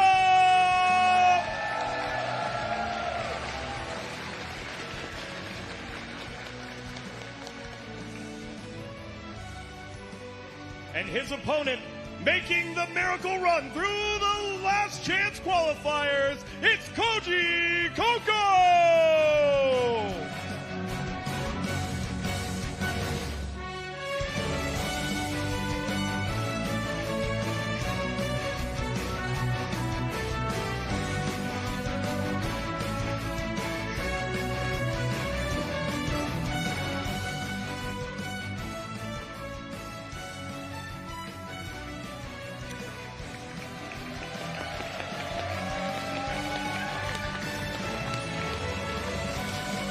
Don't let that stink face fool you. Koji Koko's Nier has taken down every opponent on the route. The more difficult route through the lower bracket. One more time from the United States, Koji Koko!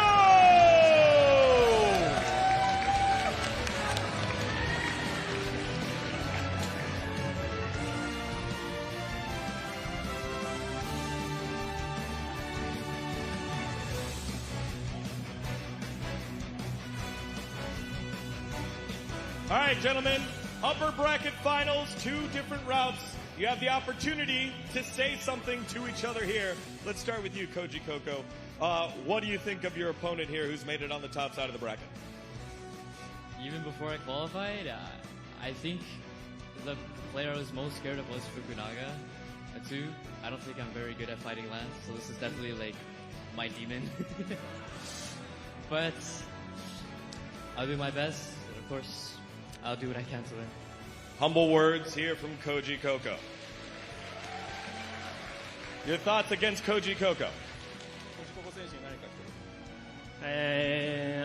とても強くて、こちらもやりたくないんですけど、お互いベストを尽くしていい試合にしましょう。You're a very strong player as well, and I've been really scared of you too. But let's both do our best. A fight between 2 players scared against each other outside the game. Let's see what it's like inside. Go ahead, take your stations. The upper bracket final starts right now. Let's send it back on over to the casters. Just a lot of respect going on here between the 2 players, you know.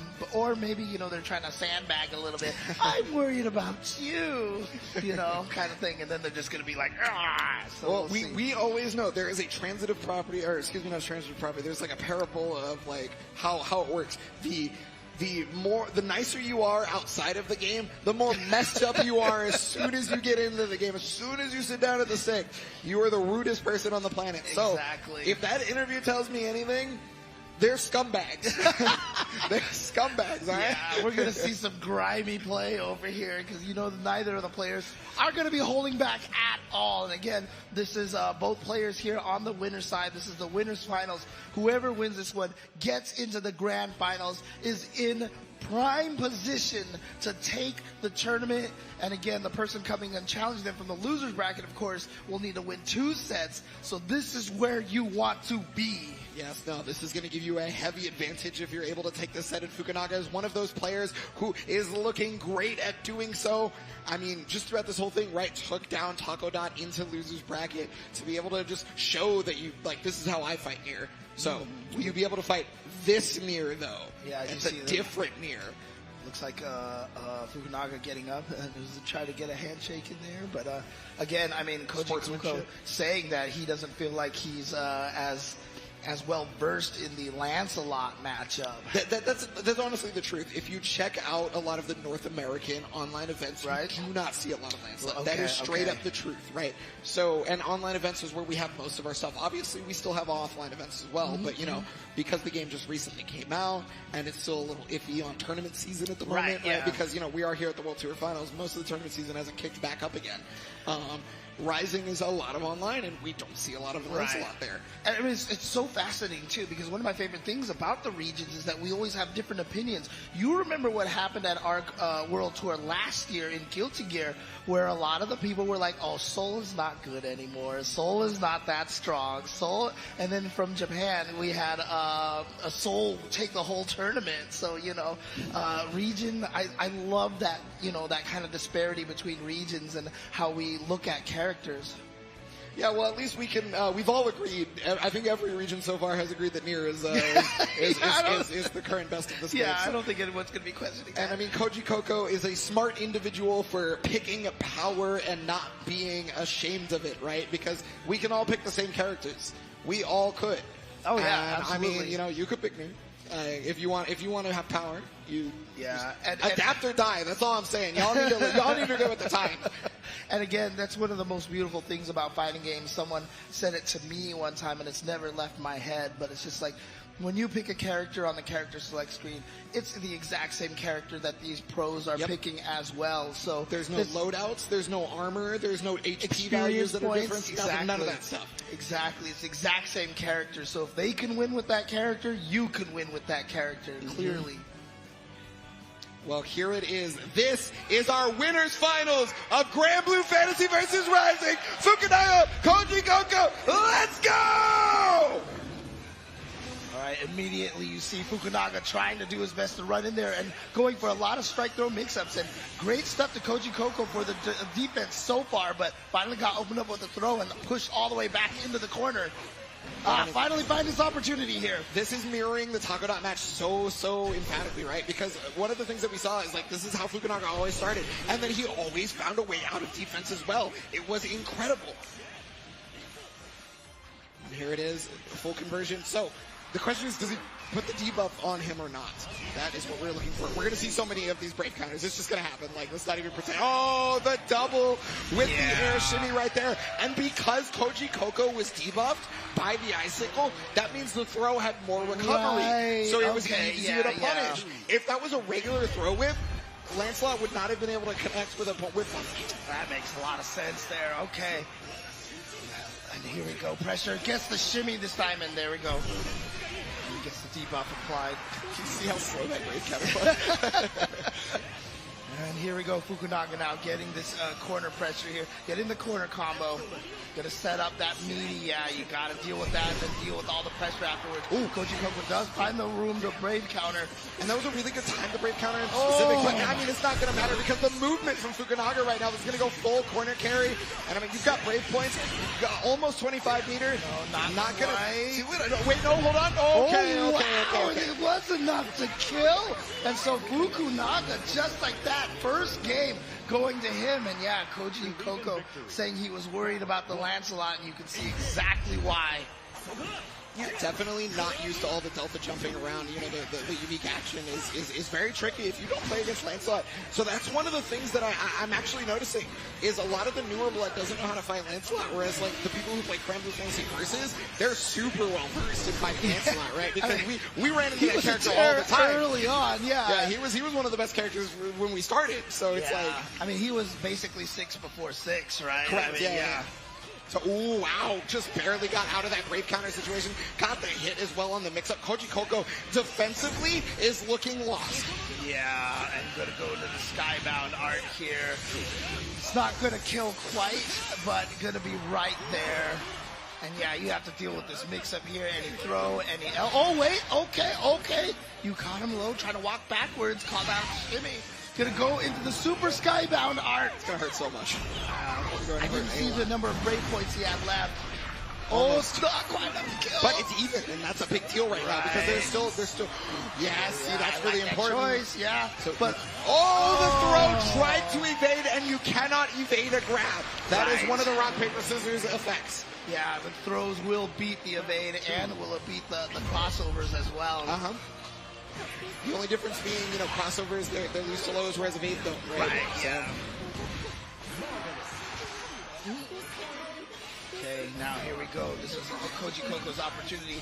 But you see right now, opening up Fukunaga has been so difficult for Koji Koko. So it's not even just the mix from Fukunaga and the pressure. If I'm being honest, it's been hard for everybody to open up Fukunaga. It's fair. I mean, look, you gotta understand, this might be the best H&K player on the planet. How do you open up somebody that can defend in that game? If you guys haven't seen any H&K footage, dude, you need to, I mean, one touch and you're dead, basically.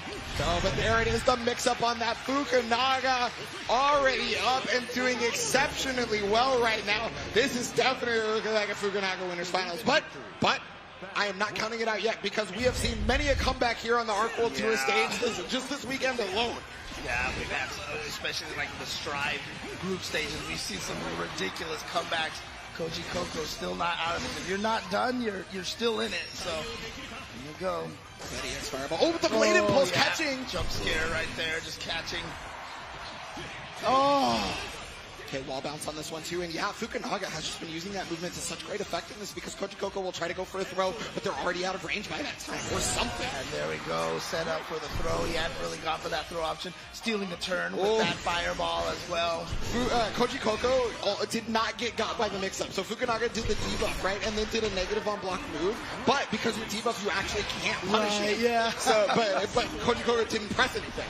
Oh, that's so gross. Oh, but here he goes, speaking of gross here. Koji Koko doesn't quite have the meter for a Skybound art yet. Oh, I mean, that might there it is, right there. Oh, the ultimate gets blocked. Yes!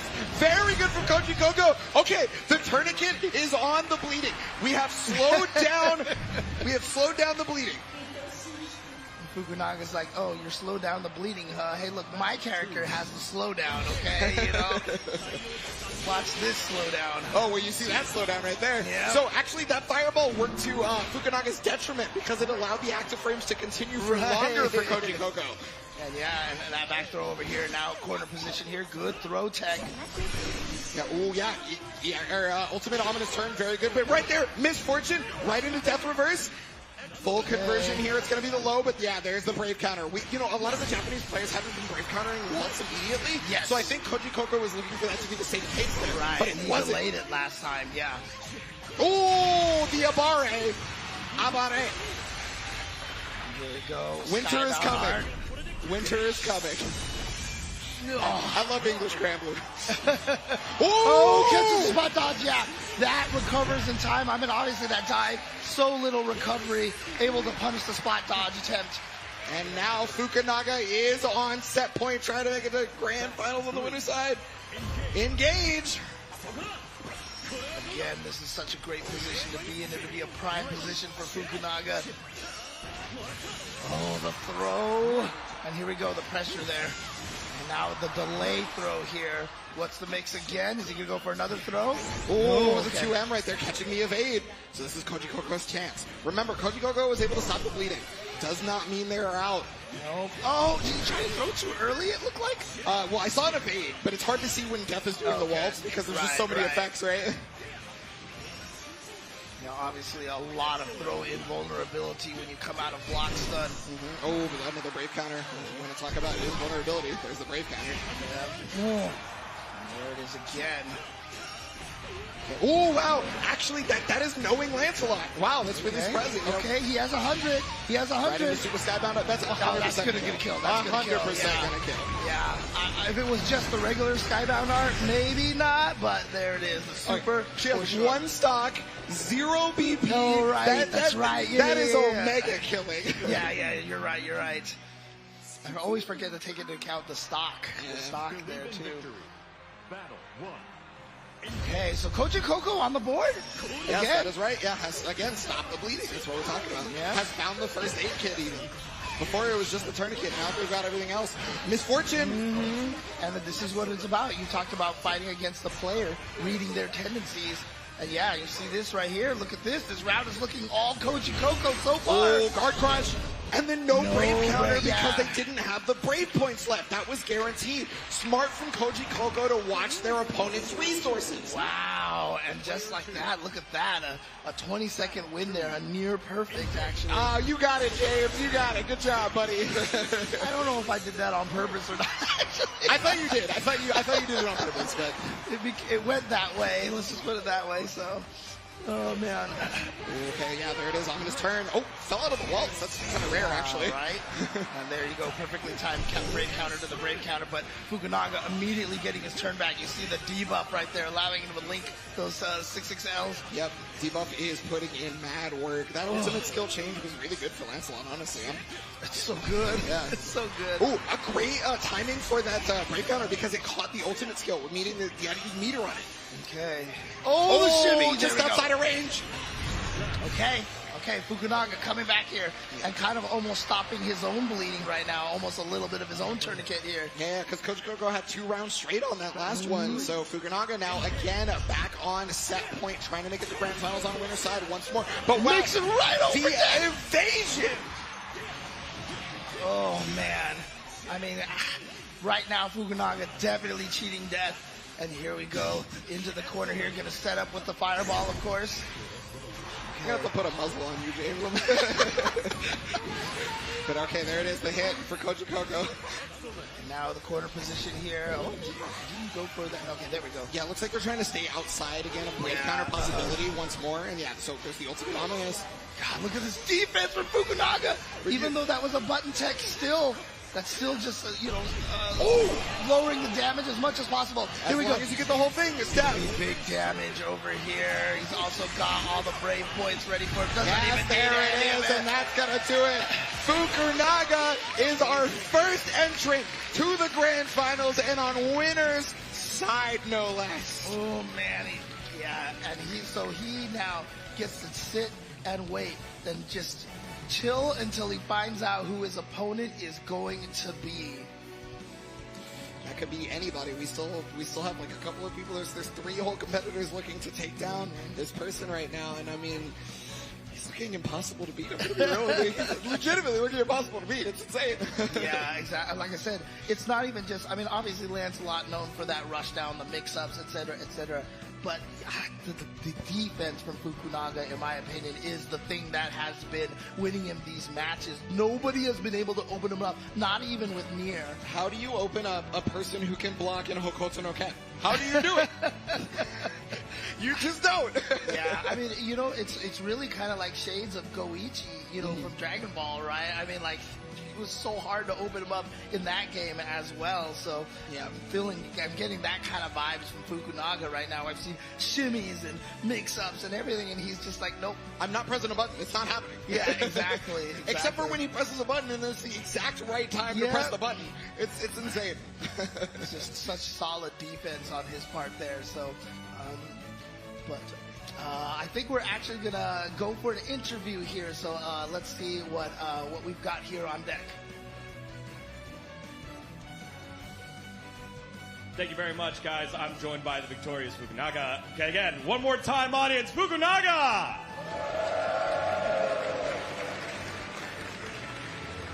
How was that last series for you against Koji Coco?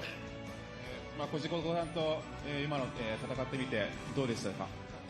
コージココ選手なんかすごい若いみたいで10代と聞いて、しかもその若さもあってかすごい反応が良くて、上から攻めるのとかすべて通されたりしてとても手強かったんですけど、なんとか攻めが通って勝てました。So I heard Koji Coco is a very young fighter, contestant. I know he's still in his teens. And maybe that gives him a very fast reaction time, and it was really difficult to fight him. Even his anti-airs were really on point, but I did manage to beat him, and so I'm really relieved right now. Humble in the face-off, humble in victory, but a crowd favorite here. One more time for Fukunaga! Let's send it back on over to the desk to get things started. Definitely all the makings of someone I want to call champion of Granblue Fantasy vs. Rising, but has not gotten there yet because we do have more matches coming up. And just because he looked unstoppable so far does not mean that it's truly the case. Eventually, people have played you and they have started to learn from you, or they've been watching you and have started to learn from you. So this is when that losers bracket run starts to come into fruition. And boy, are we about to see a losers bracket run. Yeah, but one of the scary things right now is you had mentioned that we don't have as many Lancelot players in the States, right? Mm-hmm. All the last players states are from the United States here, so Fukunaga might have that little bit of an advantage here. But we're going to find out who is going to advance forward to go and fight against Koji Koko in the losers finals. It's either going to be Zerom or Zippy. Everyone in the crowd, give it up for your competitors here for this losers semifinals match. This one definitely promises to be good because this is one of those runbacks from Frosty Fausting's Grand Finals. Just saying, these are the two qualifiers from there. And Zippy was the one who came out on Zippy top came on that out, one, right? not only came out, but came out through loser's bracket. Had to beat Zerom twice. Right, and now this time he only needs to beat him once, so Well, we'll see what happens. I don't know. You and I have been talking about it all day. You learned from past experiences, James. And Zerom, how good has he been looking throughout this bracket? Right, exactly. He's been looking so strong. I mean, honestly, Zerom has been playing at just a really, really high level with this Charlotta. There it is. You see catching death over there, but here we go. Into the corner. Yeah, and one thing you can always count on Zippy is to use as many stocks as humanly possible as quickly as possible, right? Always going into low as fast as can. But wow, there is another anti-air on the noble strategy.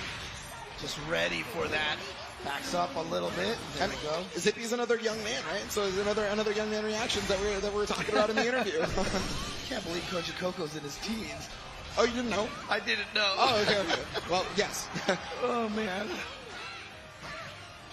A lot of these players here, you add their age up. I'm probably still older, but that's another story. Here we go. Ultimate skill into the corner here.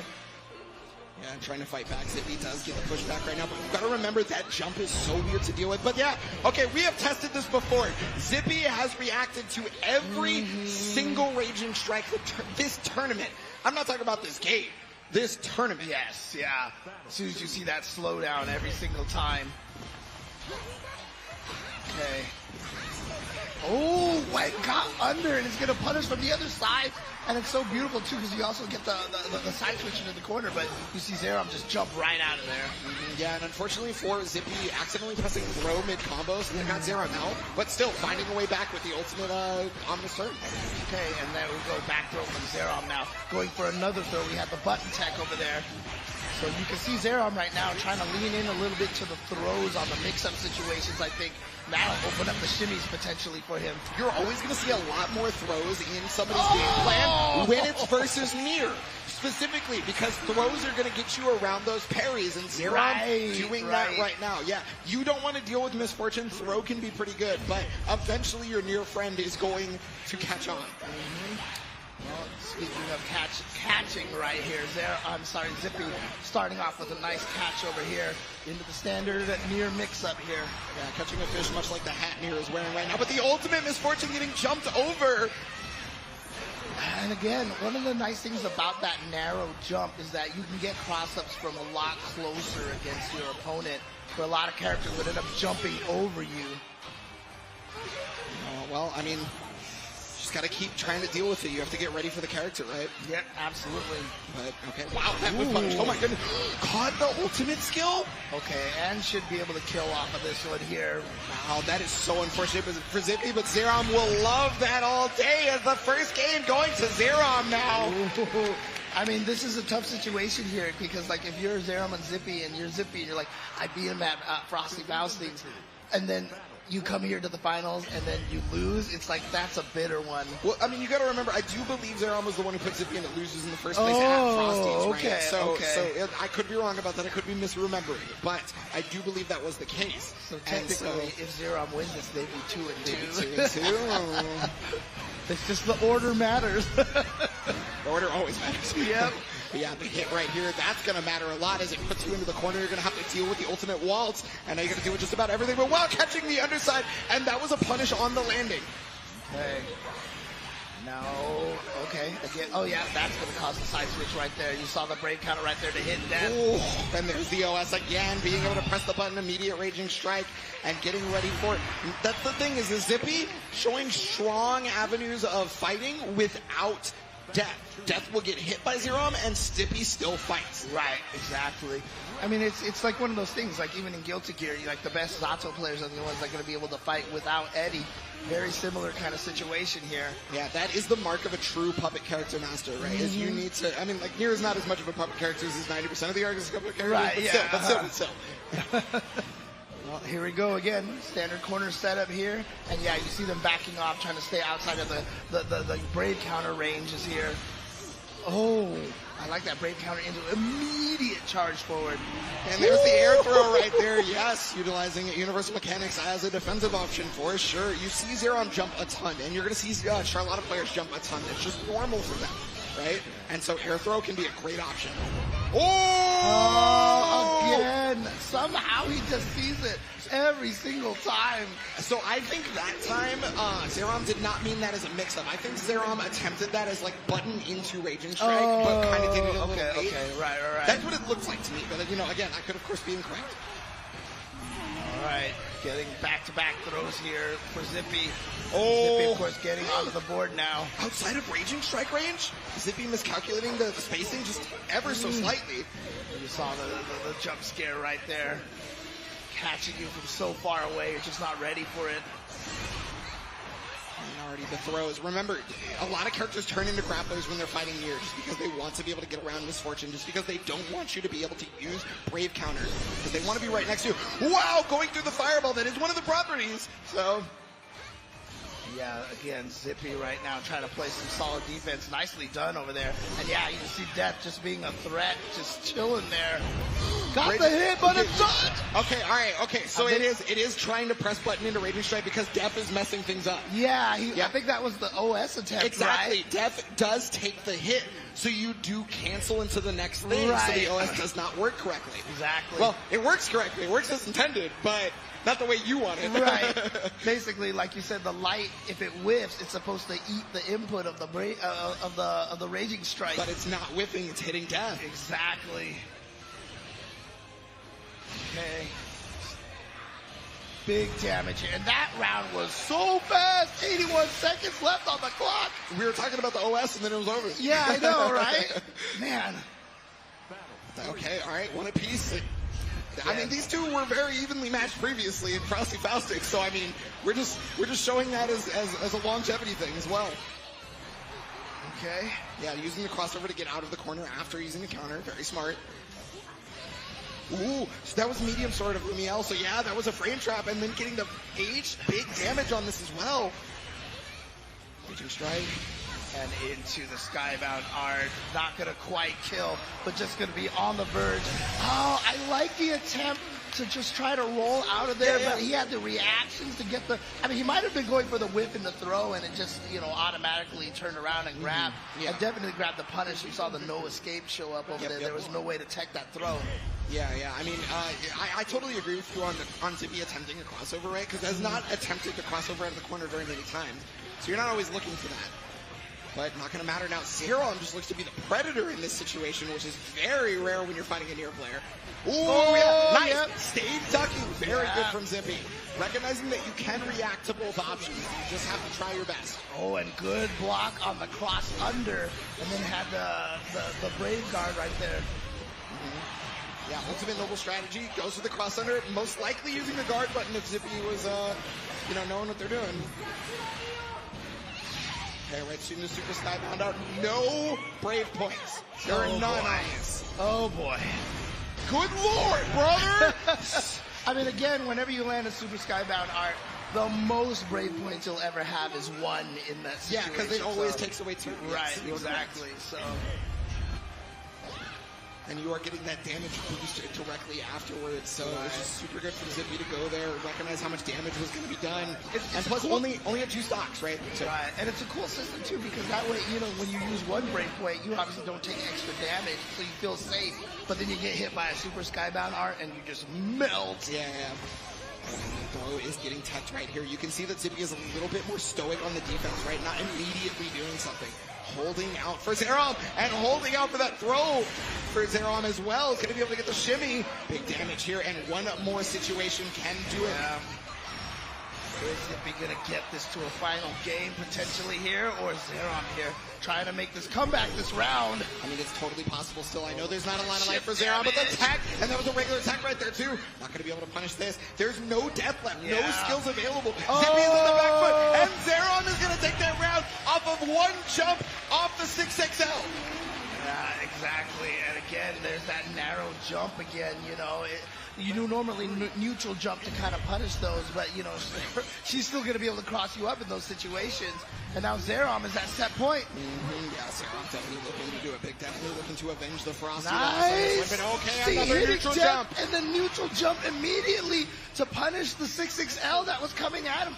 Goes to the plus frames, another plus frame situation, goes to the throw, but it's back throw. Oh! Was it cross up? Was it cross up? You should have been using the guard button. And here we go. Zerom is going to defeat Zippy and get to losers finals.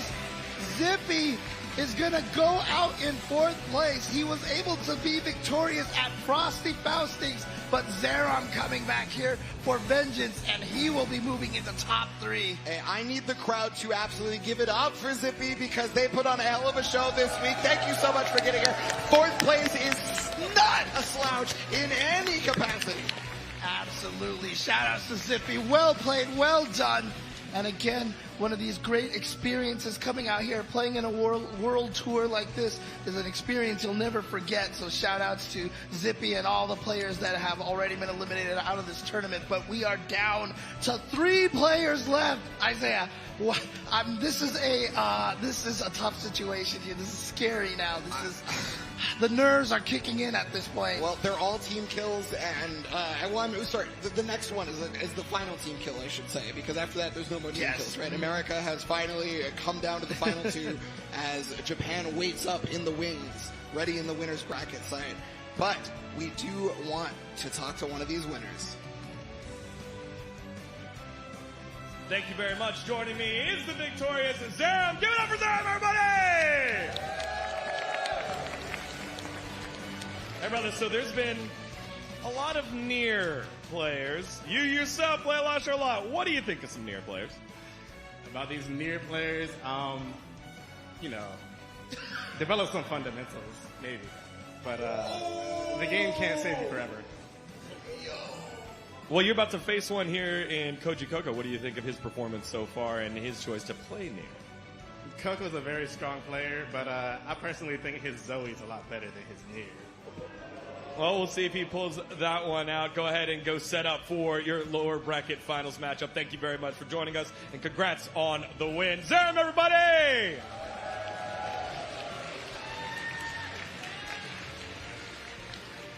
I love it. Don't hold back. Don't hold back. Tell the people what you think of near players out there. No more humble interviews. No. We talking that mess over here. That boy is East Coast. That's how you know. Oh, there you go. All right. Well, Maryland. You know, telling the near players out there to get some fundamentals out here. But you know what? I mean, Koji Coco, you know, is going to basically try to show him what's up in that situation here. Yeah, Koji Coco looking to say my fundamentals are ridiculous, but I also play a really strong character. Yeah. Don't even front. I mean, that's one of the scary situations when you play a strong character and you also have those fundamentals. I mean, it is one of the most dangerous combinations out there. But, you know, up until Fukunaga, Koji Coco has been looking really strong. Like I said, Fitazen taking him to game number 5, but previous to that, he actually 3-0'd Gobo.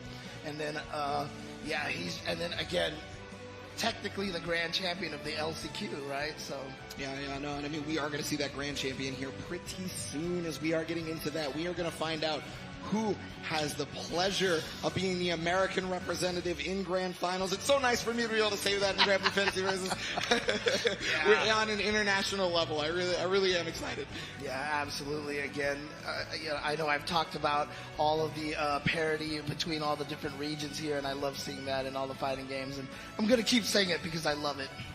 Now we are going to give it on over to Digon because he is going to take us into said match. Thank you very much, guys. It's time for the Battle of the Americas, the lower bracket finals. Both these competitors have fallen but are not out. But now we have the opportunity to fight one more time, the final boss in the grand finals. Up first, the final Nier player remaining, the LCQ champion. It's Koji Coco!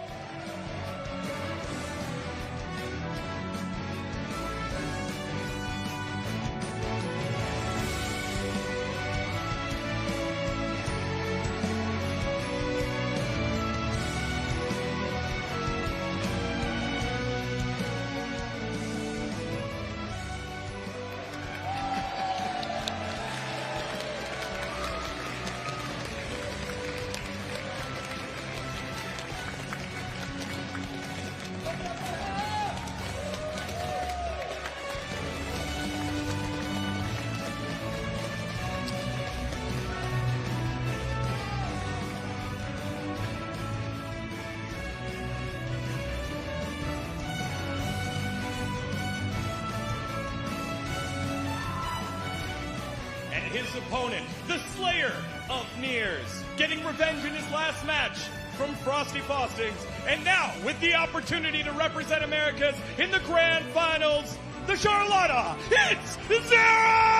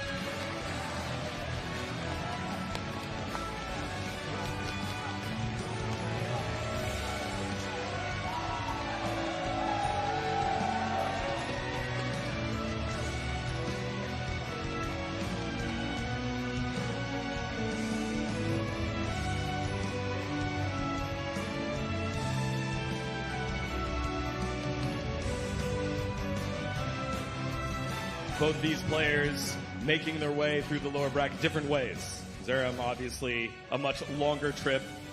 Welcome to the lower bracket, Koji Coco. All right, so both of you now playing for the opportunity for the grand finals.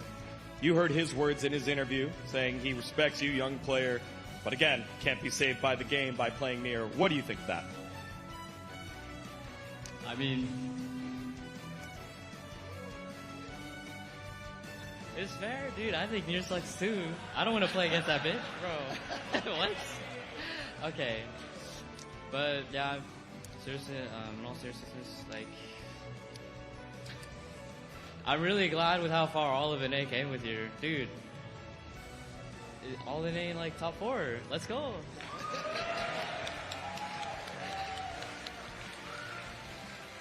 Zerum, Koji Coco's hitting you with humility. Final words for your opponent before you take it on to the game. I'm very proud of you, Coco. You come a long way in such a short time.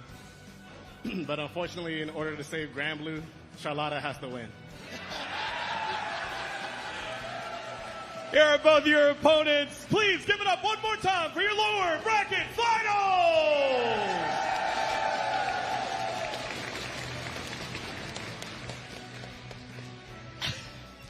Yes, you heard it from our two competitors here. You heard it all. Zerum's got to save Grand Blue, apparently. He's got to save it. He's got to save it all. It's got to be Charlotta. Absolutely. I mean, look, obviously, you know, Nier, one of the major through storylines of Grand Blue Fantasy versus right now. So, you know, definitely a talk here. A lot of it was right from the get-go, too. It's like as soon as the game dropped, everyone's like, hey, this character is a problem here. So yeah, definitely one of the major storylines of this. And, you know, it's been interesting to see this, how it plays out here. But again, top 3 right now, we only have one Nier in the top 3. That is right. Only one singular Nier, and that is Koji Coco. They're looking to try and make things happen.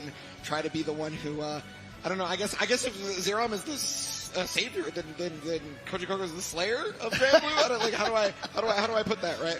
Yeah, I mean, hey, look, like Koji Koko said, I mean, it's just like you're playing the character, you want to win, you're gonna do your best you can do, so why not start at the character selection screen? Yeah, and we do have that Koji Koko right there. There it is. Intenseness. Getting ready. I'm gonna make it, and I'm gonna get my run back, and then I am going to take this whole thing. Well, okay, never mind. I'm sorry. Whoa. They're doing a button check right now, so I wonder if maybe Zerom did something really funny. Right, yeah, and he's just like, well, I've never seen that before, but it looks like the players are getting the thumbs up over here, ready to go, ready to start their match again. This is losers finals. This is going to be the match to determine who gets into the grand finals to battle Fukunaga. Let me hear it from you guys. Are you excited for this match? Come on, are you guys excited for this match? Come on, I need to hear it. There we go. Koji Koko, Zerom, let's go. That's right, and you gotta remember, we just gotta keep talking about this storyline in my personal opinion. Koji Koko had to win LCQ to get here. And now is on maybe James could win the tournament straight from LCQ. Right. Oh, man. And again, this is a matchup here. Zerom, I mean, we've seen what he has been able to do to all the near players that he's been running into. So clearly doing his job here to try to weed out all of the near players here in the top 8. Yeah, trying to get all those near players as far away as possible from the podium. And, well, here it is. Losers finals, Koji Koko, Zerom. Who will make it to Grands? Here we go. Yep, letting the intros rock again. Believe in victory. Engage. Let's go. I'm trying to believe in victory, James. I'm trying. Whip punish right there, but wasn't close enough, I feel like, to get the link afterwards. Yeah, I'm so glad they picked the Divine General stage, by the way. Real happy. I'm going to assume that Zerom picked this. That's what I'm assuming. Right. Yep, there we go. Death out there right now, causing problems, but Zerom getting right back in the corner. Caught him standing. Yeah, Koji Koko was maybe looking for the Helmbreaker on that one. No, because it hit on the backside of the H, it was not in range of the Raging Strike. Couldn't get the full confirm, and that's going to give Koji Koko a second chance at being able to kill. Because, I mean, look at the damage with only one BP. Oh, nice. Zerom has none now, plus frame. Okay, got the 6-6 out. Oh my god, I had a heart attack for a second. And Zerom, one round into his eradication of the near population here in Grand Blue Fantasy versus Rising in this top 8. Using potato blobs just to get as far as possible. Beautiful whip punish, getting right under there. Right back to the front over here again. What's the mix-up? Hey, it was overhead right there, but it looks like Koji Koko blocked it. Oh, not going to matter on this one. 2M ominous turn. Always going to be a problem. Yep, so just going to go into the Skybound art here. Not going to kill him. Wow, that was almost half damage right there. Wait a minute. The throw happened. Okay, ultimate skill, but unfortunately it's not in the corner, so you don't get the whole thing. Yeah, there's a Brave counter right back. And I mean, Koji Koko has 2 more, dude. Oh, that's a lot of damage. That is a lot of damage. Oh boy. Does not have the meter, however. No, has all the meter. What are you talking about? Has all the meter. What are you talking about? I saw I was looking at the wrong side. That's why I was saying there's a lot of damage, because that's it right there. That's going to finish it off. Zerom from the brink of death. Zerom is going to take the first game. And a slight nod again. That's what we see from Zerom so many times. The little nod in between rounds here, in between matches. He's thinking in his head, he's like, my friends, I'm taking all your power. I'm going to save Grand Blue. Ooh, nice 2H though from Koji Koko. Yeah, I mean, they were talking about that in the winners interview after winners finals, right? Koji Koko's anti-air is on point. Yep. Oh, wow. Yeah, far enough to reach over there. And here we go. Coming in. Okay, there it is. Yeah, I mean, that one wasn't even OS. That was just a hit confirm on that. That was a hit confirm. But I like that. You saw the micro walk into the light and just confirmed right into the Raging Strike. Nicely done. And that's one of the powers of that Raging Strike. Able to combo off of a lot of different setups. Yeah, I know Nier is new, but Raging Strike has actually opened up a lot of combo opportunity for characters that were really bad mid-screen in regards to that, right? So it's a great addition for that in general. Okay, here we go. Got the hit here. Should be able to get the side swap, get the corner position here. Oh, was trying to brave counter on that one, but unfortunately Koji Koko did absolutely nothing. Really smart call on that, and Koji Koko looked way, way better there. One apiece now. All right. This is what I like to see. I like to see a close match here between these two players. Well, I mean, the way they were talking, I hope it was especially after Zero was talking about having to kill every near. He's got the corner position here, which is so strong. Tried to use Misfortune as an anti-air versus the noble strategy, but unfortunately it's so high up. Okay, ultimate waltz. Oh, was looking for the brave counter. Yeah, you saw the dodge right there. Yeah, a lot of near players are looking for you to brave counter during waltz because, I mean, it's just usually the best spot to do so. Right, exactly. What? Again. Ultimate turn was that fast that it hit before? Oh my goodness, brother. And Koji Koko now officially taking the lead here. 1 game, 1 round. And this is what you're talking about, the rubber band match, right? Because you do not want to have to win 2 straight. You know? Okay. Again, finding the opening, and this is what makes Nier so difficult to fight against because every route leads into that. So every hit tends to lead into that setup. That is always what Nier players are going to be able to get you in as soon as they get the hit. So that's why you see so many brave counters. That's why you see people trying to play so conservatively. But unfortunately, she is going to find a way eventually. And what in this age? You got to remember, ultimate ball, it recovers very, very fast. So Koji Koko knew that and was like, I'm not pressing a button. It's not happening. And there we go. Nice snipe on the death over there. And here we go. Corner position. Oh, the parry on the super skybound. How many BP? Because I think this might be death. Hold on. Yep, it's death. Yeah, yep. okay, yeah. No more BP left at that point in time. And so it is Koji Koko who is going to go up 2-1 over here, trying his best to slay Grand Blue. But more importantly, slay Zerom. You got to remember, Koji Koko has not used Super Skybound Art as its a normal function, which is a parry, right? I don't know if he's done with this tournament. So if that's the case, Zerom's not looking for it, right? You're looking for Misfortune. So. Right, there we go. Got the brave counter. Did not bait out the wake up from Zerom. And now Zerom with this corner position again. This is why I keep pointing out the corner. It's so strong in this game. It's where you're going to get all of your extended combos. This is what we normally see Super Skybound Art do as a hit attack, right? Right. Not going to kill this time. So much damage. Yeah. Okay, but look at the chip. That's what you got to run. Oh my God! Zero found the gap. Zero found the gap. Mind the gap. Mind the gap. And there it is. Zerom staying alive here. This is the kind of thing that I love to see. You know, you just have to see every single adaptation because there's no chances left. You are in the loser's bracket. This is your final life, and you know you want to be the greatest Grand Blue player alive. Oh yeah, for sure. Backing off right there. Yeah, Death's still chilling back there. Again, countering. Just ready to go. Has the anti-airs on point. Yeah, that's one of the craziest parts about Misfortune is that you don't have to get the parry to happen for her to do the hitbox, right? It just happens anyway. Oh, got the counter and full combo. What a beautiful conversion, actually. Just aware that it hit out of the air. Yeah, because Zeron knows there's no death gauge, right? Koji Koko is just fighting for their life normally. And yeah, waited for the ultimate skill to do it. Yeah, that was so smart from Koji Koko, right? Never brave countered until it was obvious that there was no possibility of Zeron being ready for a brave counter. Right.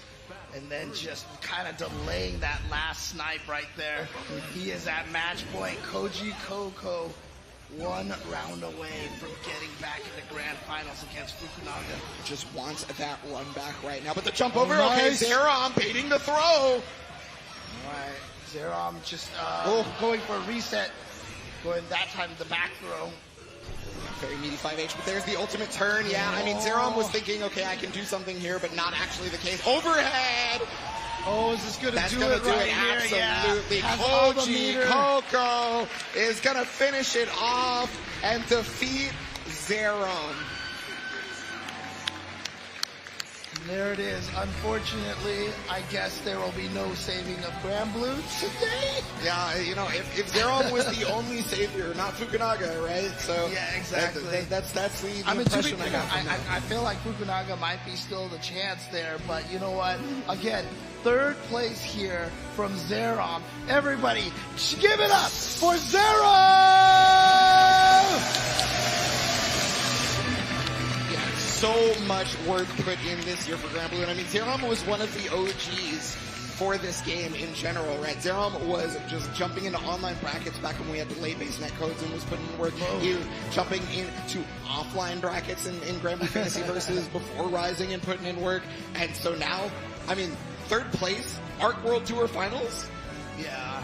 And like Koji Coco said, I mean, shout outs to the NA scene here. 3 of the NA players in top 4. Well done. I mean, we could take a look at that again. So, again, currently right now, first place could either go to Japan in Fukunaga or to the U.S. in Koji Coco. But as you can see there, Zerom, Zippy right afterwards. So shout outs to the NA scene. But of course, also shout outs to everybody who showed up here. Takodot, Fitizen, Zippy, and Sonic San as well. Yeah, just so many strong players to make it through this bracket. But we must crown a champion.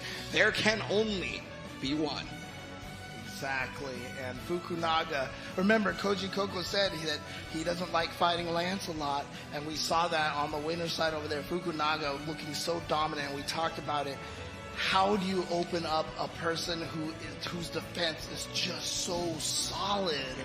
Yeah, I mean, that's one of the things a lot of people end up like running into in this game, but you know, maybe we can talk to Koji Coco about it right now. What a great toss. Thank you very much, Des. Joining me over here is Koji Coco. Koji, I saw you guys shook hands for a long time, so we're going to shake hands throughout this whole interview, okay? All right, so James was teaching me, I'm a little new to the FGC, so James was teaching me a question I should ask. How did you punch him more than you punch you? You punch when you think it's going to hit. That's great. All right, here's a real question. All right, let's get to the real question. You're getting the matchup again, the rematch against Fukunaga. How's it going to be different this time? I don't know. We'll see. You got problem solving on the fly? Maybe. I don't know. All right, last question. What did you think of his lance? I'm scared. Yeah, I'm scared. Words of a future champion. Give it up one more time for Koji Coco. I mean, it's always a tough situation coming in here, you know, especially, you know, the fact that he is so young, obviously, you know, being in this kind of situation is a really, really kind of a high pressure situation. But, you know, at the same time, when you're young, you're not scared, you don't know you know, you don't fear death at this point in time. So. But they said they were scared. They straight up said they were scared. They said those words verbatim. I'm trying to pump him up right now. I'm trying to encourage him right now. James, I know you're old. It's okay. You forget things. I understand. Head trauma. No, I'm the head trauma. You got to remember. I'm using your excuses. I'm stealing your excuses right now. So, oh man.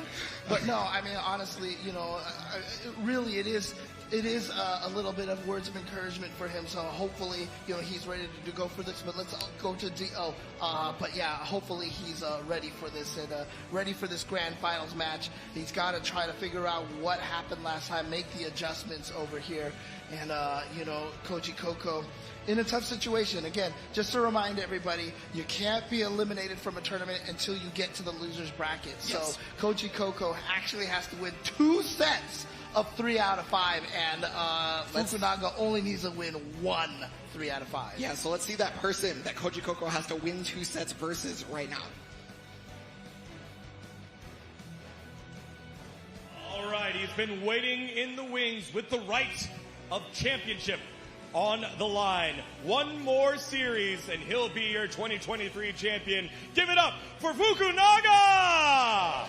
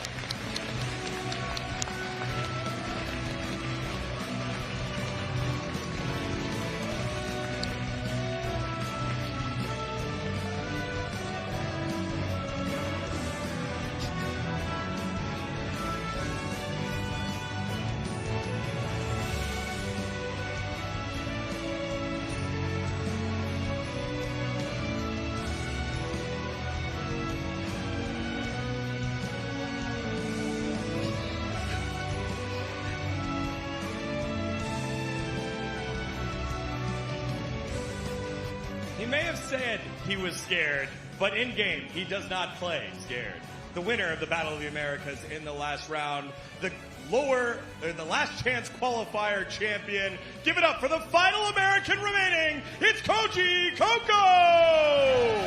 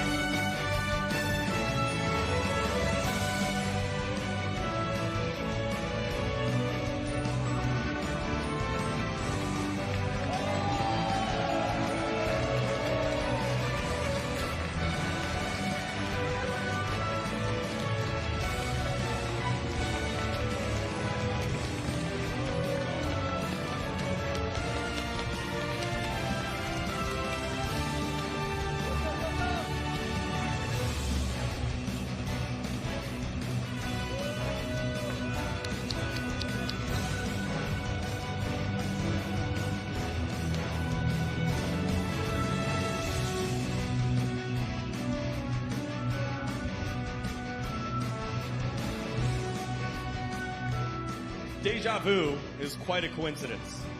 And fate now has it that both of you meet yet again, this time in the grand finals. We'll start with you, Koji Coco. You'll have to beat him twice. You said, I'm not sure how I'm going to beat him. What are you going to do for yourself then? What would this win mean for you? Wait, what? What would this win mean for you?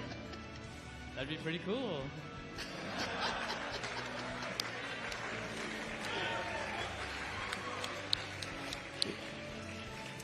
Fukunaga, what would this win mean to you, and are you worried about any of the changes that Koji Coco will make?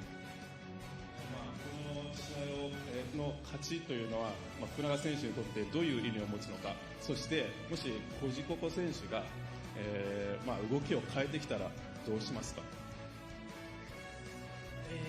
そうですね、コジココ選手とすごくずっと対戦をしたかった相手で、アメリカと日本でできなかったので、こういった場でできることがすごく光栄で、もし勝てたらとても嬉しいし、動きは変えてくるとは思うんですけど、こっちも対応して頑張りたいと思います。Yeah, Koji Coco is a strong American player, and as a Japanese player, it's an honor to play against such a strong U.S. player, and it's just been great to be here and to be able to play, Koji Coco in this stage. And as far as strategy goes, I'm pretty sure he's going to change things up, but I will do the same and try to respond in that way. Any final fighting words for Koji Coco? 最後にコジココ選手に何か言いたいことはありますでしょうか？言いたいこと、頑張りましょう。Let's do it. Koji Coco, any final words? お互い頑張りましょう。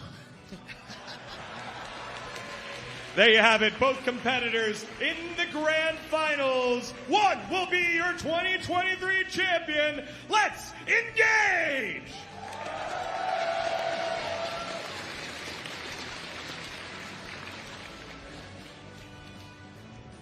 And I could not hope for a better finals here at Arc World Tour 2023. And the reason for that, James, is because once again, we are on the 10th anniversary of Grand Blue Fantasy. So not only do we have that, we have the storylines of America versus Japan. We have the LCQ winner making it all the way back to grand finals.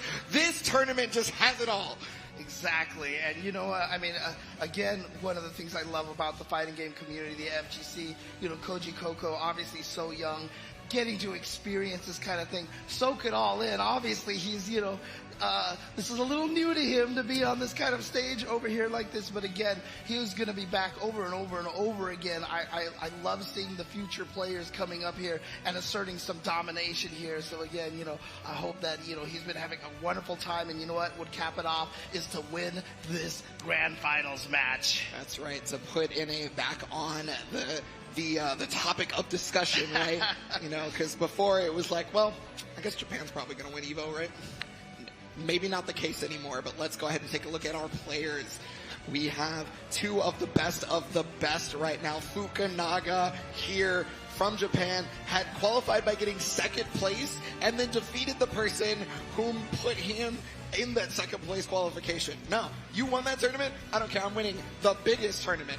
I mean, that's almost kind of a theme, right? Because Zerom was able to defeat Zippy earlier as well, you know. So that was the strategy, you know, sandbag the grand finals and but yeah, no, Fukunaga obviously coming in here with the Lancelot, and you know, I don't know if Zerom considers Lancelot saving Grand Blue, but you know, there is a chance over here to not have Nier take this tournament. Like I said, we talk about it so much just because it is one of the main storylines through this season. Well, I mean, it's only been a few months at this point in time. Yeah. But again, Koji Koko with that Nier, clearly the strongest Nier so far in this tournament, all the way up here to second place. And so, yeah, coming out from the LCQ, ready to try to get some revenge on Fukunaga, and hopefully he has some new tricks up his sleeve for this match. Yeah, no, I mean, you definitely got to think that you would want to have come up with a gameplay, but the only problem with that is you also had to play Zerom, right? So your mind ends up going from that to having to think about, okay, what's my anti-Zerom tech? Oh crap, I forgot I have to play Fukunaga next. Like, you know, you just have to be ready for literally everything. But yes, this is going to be it, everyone. We are in grand finals of the ARC World Tour 2023 for Grand Blue Fantasy versus Rising. I need to hear your voices here for it! One more time, cheer on these players here. Let's get this. It's going to be a great show. It is time for Fukunaga versus Koji Koko. Let's go! I love it. Thank you for putting the Toki sign up because of Fukunaga. Fukunaga plays Toki in HK. I know it's not a big surprise as being one of the best HK players, but All right, here we go.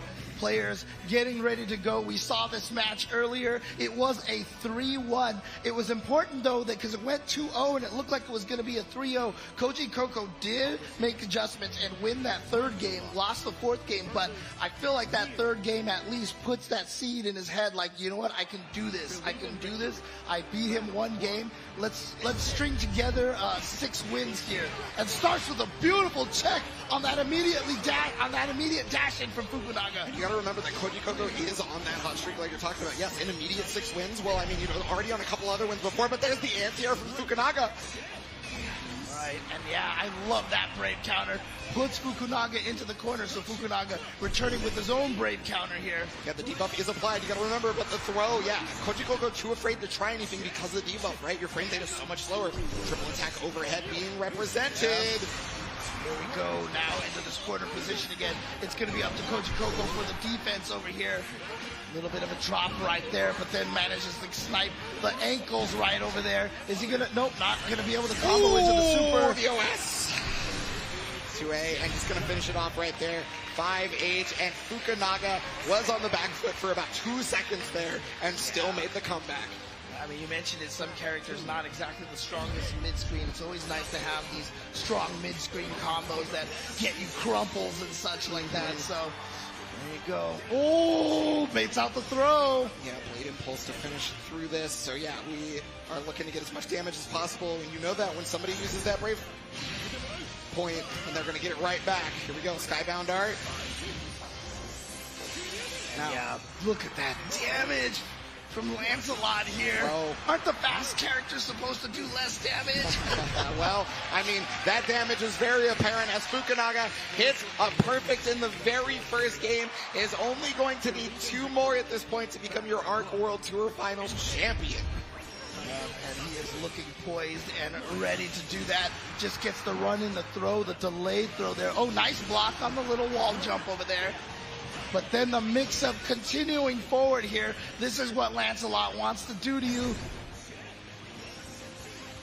Now again, the pressure coming up here. Yeah, just another check situation. Fukunaga has basically routed every single thing perfectly, has barely ever dropped a combo at this point. And oh, got the hit right there. Double perfect. Oh, maybe Koji Coco had reason to be scared. Oh no. And honestly, this is where the mental game kicks in right here. This is where it all becomes mental at this point. Can Koji Coco recover from getting perfect in 2 rounds in a row? Like I said, that is just an indication of how good Fukunaga's defense has been. Cannot open. Look at this. Even again, button tech right there. Shimmy, throw. He always seems to be able to have the right decision. Yeah, no, I mean, the defensive, like, it's everywhere. Fukunaga just has the complete package, whether it be defense, offense, the pressure is immaculate. The setups, come on, and the blade impulse. The perfect range so he can get the link off of it in the corner as well. They're stealing the turn, trying to bait out a brave counter potentially in that situation. Yeah, throw has been super prevalent here for Koji Coco once the debuff is on. And finally, a brave counter. I think Fukunaga just forgot about it as an option, honestly. Koji Coco just let them do the dash 3 times in his face. And there it is. That is the fear of God. 2-0. Fukunaga is in Koji Coco's head. I mean, I'm afraid, you know, he was talking about how he was scared and such. I'm hoping that he didn't defeat himself just before he even sat down to start playing. You gotta come in here. You gotta believe you can take this. But Fukunaga right now, he is like a shark in the water right now. He smells the blood. He is gonna go in for the kill. You can see Koji Coco doing his best here to gather his thoughts, to see if he can reverse this. But now, I mean, he has to win 3 games in a row. Okay. This is Koji's secondary. This is real. This is not some Koji can play Zoe. This is not some out of nowhere thing. People do know about this. Okay. All right, here it is. Zoe has entered the fray. Zoe gonna come in here, bringing along her friend with her to do some damage. 2 friends. 2 friends. Yes, 2 friends. You're going to see mostly Learn and not the other dragon, though, for whatever reason. I don't know why they animated her like that, but sure. All right, so let's see if the Zoe pick can actually make a difference over here. There we can see the Brave counter. Yeah, this was known as one of the set play characters when she came out. She has a move called Thunder. It's actually Lightning, but it's called Thunder. And she tries to set play you off of that, right? But she also has Spinning Slash, which is a Dragon Punch, right? And you see the crossover to switch sides right away. Throw. Here we go. Here we go. Not using Thunder for any of the knockdowns yet, but there's Learn right there, okay? You gotta remember, Dragon Calls are very scary, but there is the knockup. This is good damage on this.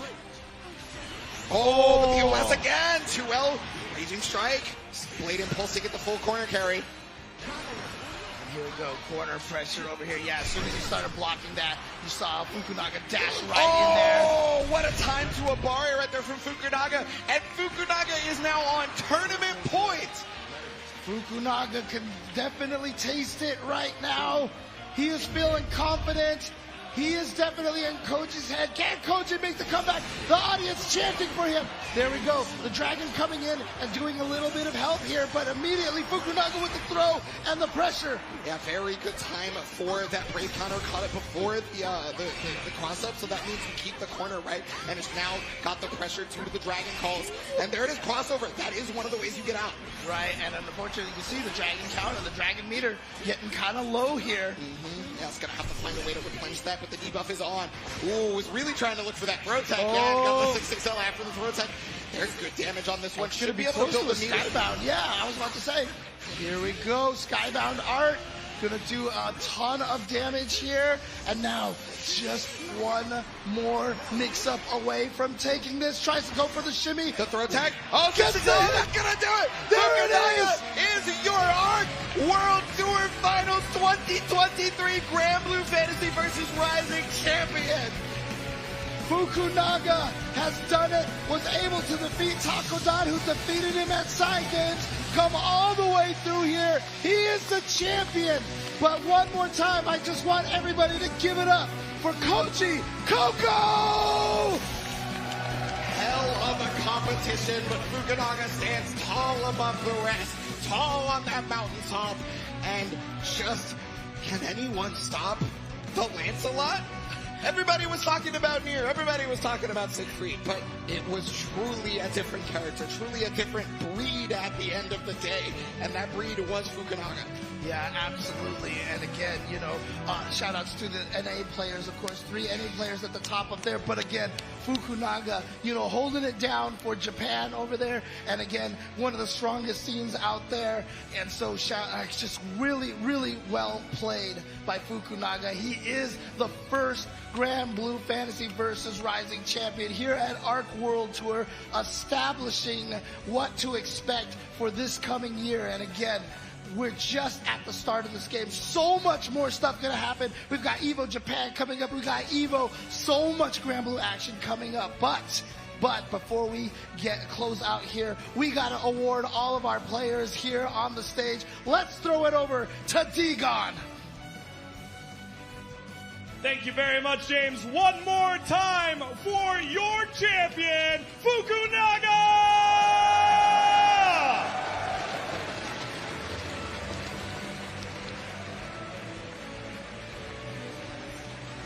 Now, Fukunaga, you started this journey way back in the tournaments of Japan. Did you ever dream of becoming champion today?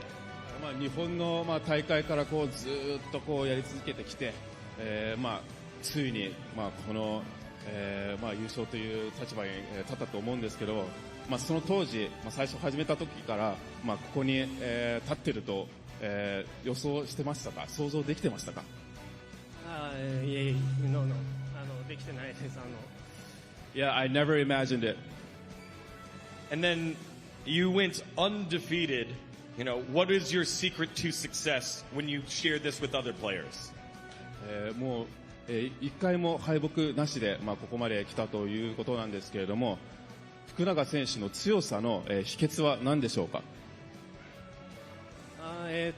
一つはランスロットっていうキャラが少なくて対策できてない人が多いかなと。あとコウジココさんもそうですし、あんまりランスロット戦ができてない人が多いかなっていうのと、あと自分も無意識でもう動けるぐらいまでやり込んできたので、大会的緊張の中でもう勝手に手が動くぐらいやり込んできたので、そこが良かったのかなと思います。Yeah, so first of all, I think there's not a whole lot of Lancelot players. So a lot of people probably don't have a whole lot of matchup experience when it comes to Lancelot. So I think that did help me a lot. And the other thing is, I've played Lancelot so much, and it's really become part of an extension of my body. And even in this sort of tournament setting, I wasn't really thinking a whole lot. I was just unconsciously, my fingers were moving. And so I think that had a lot to do with it. And then finally, for all the Lancelot players out in the world, despite the fact you had so many Nier players, what would you like to say to all of the Lancelot players? 今結構ニアプレイヤーがニア使いが結構多いと思うんですけれども、世界中のランスロット使いに対して何か一言言いたいことはありますでしょうか？日本にはもっと強いランスロット使いもいっぱいいるんで、あんまり増えたら対策されて勝てなくなっちゃうんで複雑なところですけど、ランスロット使いには勝てたので勝ちました。やったよ。わかんないですもん。はい。Yeah, so there are a lot more strong Lancelot players out there, and I have mixed feeling about it because if we have more Lancelot players after this, then the matchup experience and the knowledge will spread, and that's not very good for me. But I just want to say to all the Lancelot players out there, I won. Yes, you did. One more time, your champion, it's Fukunaga!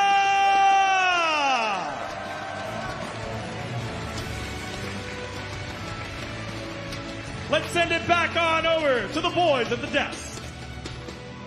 Man, oh man. Well done, James. Well done, Ebonic. How you feeling? I see you already grabbing your chest. You've made it through, fam. No, I'm just so happy, bro. Like, I'm not tired. I'm ramped up. I can do more of this. I know what you mean. But, it's one of those things, right? We got to see a champion crowned for the ARC World Tour of Grand Blue Fantasy Versus. A long time coming, obviously. You guys have been dedicated to this game. It's beautiful to see it get its moment in the shine that it deserves. Absolutely, absolutely. And again, I know this is another one of those common through lines that we talk about. We talked about it with Under Night and Grand Blue, but the pandemic really kind of put a little bit of a halt to the growth and the momentum that these franchises were having. But I mean, shout outs once again to the great rollback netcode. I feel like 2024, I said this for Under Night, I say the same thing for Grand Blue. I feel like 2024 is like the year for these games. Let's grow the scenes. Again, if you're interested in this game, there's a free version on Steam that you can try out. They rotate the characters, all like for each of those characters, you got all the training, all the trials and everything like that. You don't have to buy anything. Exactly. So give this game a chance. Like, go out there, pick it up, play it, and fall in love with it like so many other people have. And you can see Fukunaga with a 3-0 in grand finals. And I thought it was really telling in his interview where he was like, at a certain point, I just was the character, right? When you're able to reach that type of mindset and be in the zone like that, not many people in the world are going to be able to beat you on that day. So great stuff from Fukunaga. Putting in the work to get to that point, though, right? Stuff like that doesn't come to you unless you have worked your ass off to get there. So big ups to Fukunaga for sure. Yes, and I got to say big ups to literally everybody in this bracket. God damn, you put on a show, and I'm really happy for all of you, especially Koji Coco, trying to make it, especially all of NA. And I do have to give a very special shout out from me personally to EU, to Fitison, and to Sonic San. Y'all showed up, you represented, and I'm very happy to see how strong you are. Yeah, man. Yo, crowd, can we actually get some love for all the Grand Blue players today? That's what I'm talking about, man. They put on a hell of a show. Thank you so much. Also, everybody that is in the building, showing the support, feeling the electricity, right? And that's one of the beautiful things about offline events. The atmosphere, all of that wouldn't be enhanced without the crowd. So beautiful days so far already. Offline, man. Let's talk about that here again. If you haven't had a chance, for everybody at home, obviously, if you haven't had a chance to visit one of these tournaments live, definitely try to find an opportunity to do so. It is another world out here when you come to these events like this. It is just a bunch of people here in the room, loving the same things that you love, enjoying the same things that you enjoy. It is such a wonderful environment. I mean, look at all these people over here having such a great time. Shout out to all you guys who made the time to travel here for Arc World Tour Live to watch this in person. Yes, indeed. Yes, indeed. But Ebonic Plague, I have to ask you a question now. Okay, all right. I hope I'm ready.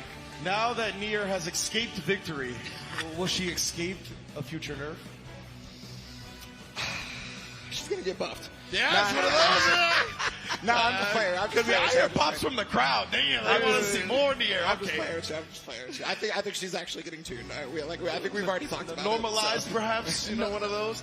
But yeah, definitely you can see though, right? It's all about character dedication and your expression with the character at the end of the day. Obviously, Nier was a story coming into this, but Fukunaga on the Lancelot, a very dangerous character, a lethal character in his own right.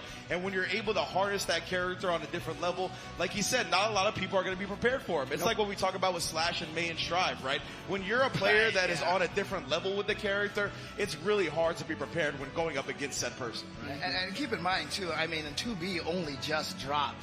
And, I feel like she's getting stronger and stronger. I think that character's a problem. I think that character's a problem, I mean, bro. we didn't see too many 2Bs here in this top 8, but again, the character's brand new. Yeah. And, has the potential to just completely shake up the meta, perhaps, We'll see what happens. Or maybe some of the other characters that we know for sure are on the way. Games has already announced the next 2 characters. We know that they're coming. So, I mean, I guess just be prepared for that, right? Yeah, I mean, one of the beautiful things about games is their evolution. They change all the time, right? We'll see more players. Someone's going to find some tech with some character, and everyone's going to be like, That's a great thing, right? I mean, fighting games have had that even when they're decades old. People find new tech, right? And it changes the meta of the game. That's just something that we really love about this genre. There's so much depth to find out. It's almost endless when it comes to trying to lab a fighting game. Yeah. All I got to say, one last thing, is Giuna. I can't wait to watch that thumbnail. I can't wait to look at what that thumbnail is after Nier did not win Arc World Tour Finals. That's all I'm saying. Fukunaga Lancelot, man, is definitely a force to be reckoned with, to say the least, for sure. Absolutely. And again, so happy for all the players here. Don't worry, guys. We're gonna be able to have a chance to give the flowers to all of the players here in just a minute. So you do not want to go anywhere just yet. But again, I mean, this is obviously just Grand Blue. We also have Strive coming up, but even before Strive, we've got some cool. There's all kinds of musical activities coming planned up. today, right? Yeah. So we're gonna have the Grand Blue Fantasy versus award ceremony a little bit, maybe a video or two, something like that. You know what I mean? But then after that, we're gonna have, I believe, D-Gon roaming the halls, showing off the venue, all the cool stuff that we have here. Because Arc World Tour expanded quite a bit, not just the games, but there's an artist alley, there's all kinds of merch places. Definitely cool stuff to come and check out here at the Arc World Tour. So glad to see Arc doing it big, of course. And yeah, as you mentioned, we got Guilty Gear Strive, the main event. We got live music. We got a concert. We have a before concert that right as before well. Strive. As well. I've heard some of the playlist of the concert as well. Trust me. Really? Yeah, you ain't gonna want to go anywhere for that. There's gonna be Hollywood mad pops. over here. I was in the green room. The drummer came in. He was like, "Bro, I am feeling the vibes," and then he just dropped some spoilers, bro. Yeah. And then Hollywood about it. I think that was our special guest Naoki Hashimoto. I think is out here, but let's give the props to all the players. We're gonna throw it to D-Gon for the award ceremony for Grand Blue Fantasy versus Rising. Thank you very much, and give a hand one more time for the casters that did it all day long. Great job, y'all. Now, none of this would be possible without the support of the development team, the publishing team. So, to give out the awards, please welcome CEO of Psy Games America, Mr. Akubo.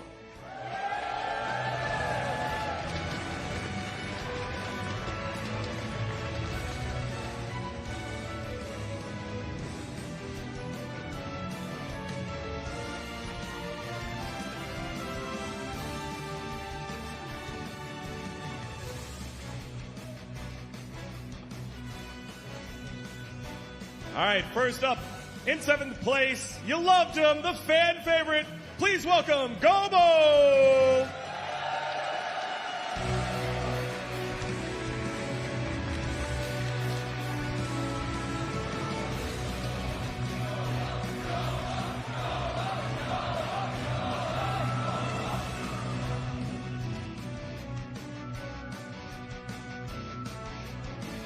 One more time, Gobo!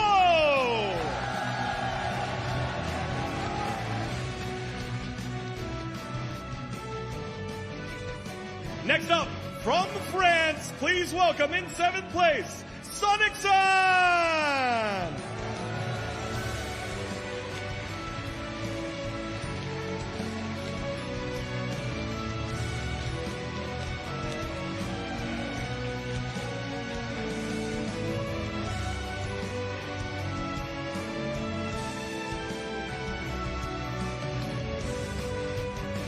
One more time, Sonic-san!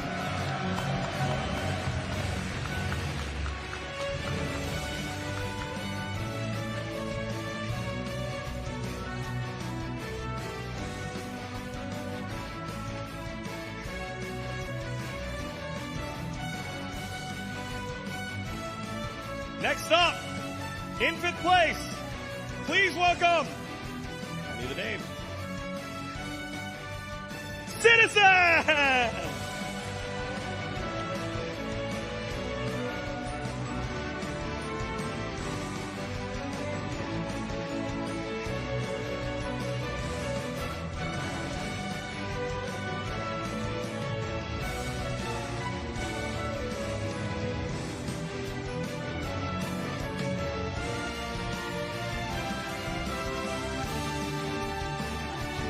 Citizen! Next up, please welcome from Japan, Taco Dot!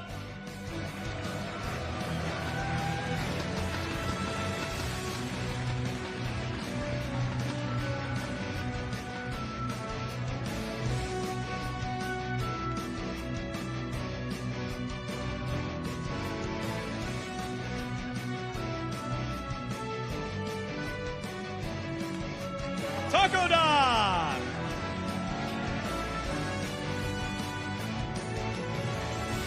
Next up in 4th place, please welcome Zippy!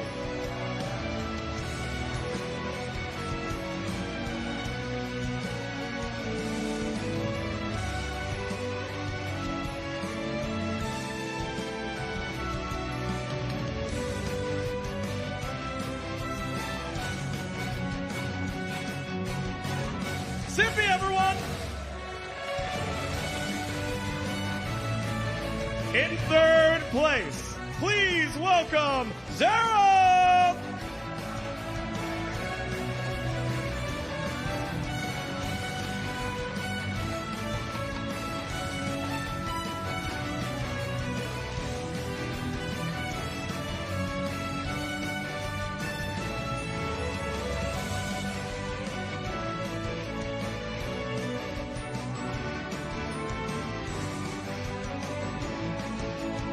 One more time for Zeb! Your runner-up after his LCQ run, please welcome Koji Coco!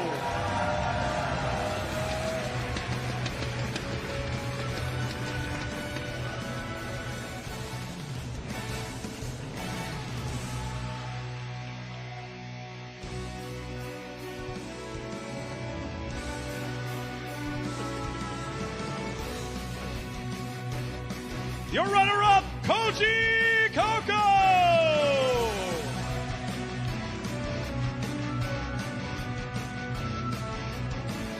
And finally, your 2023 World Champion, Fukunaga!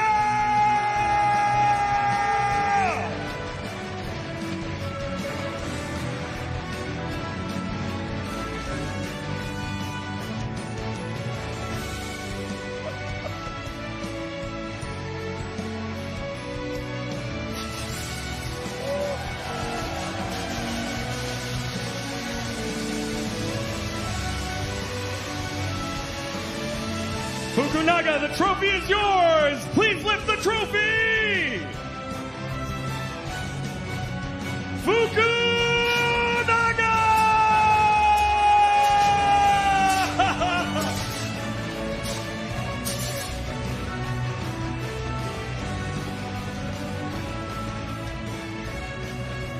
All right, please, all of our competitors come on stage in front so we can take a group photo together of our top 8. All of you get your phones out and remember this moment here for all of our competitors.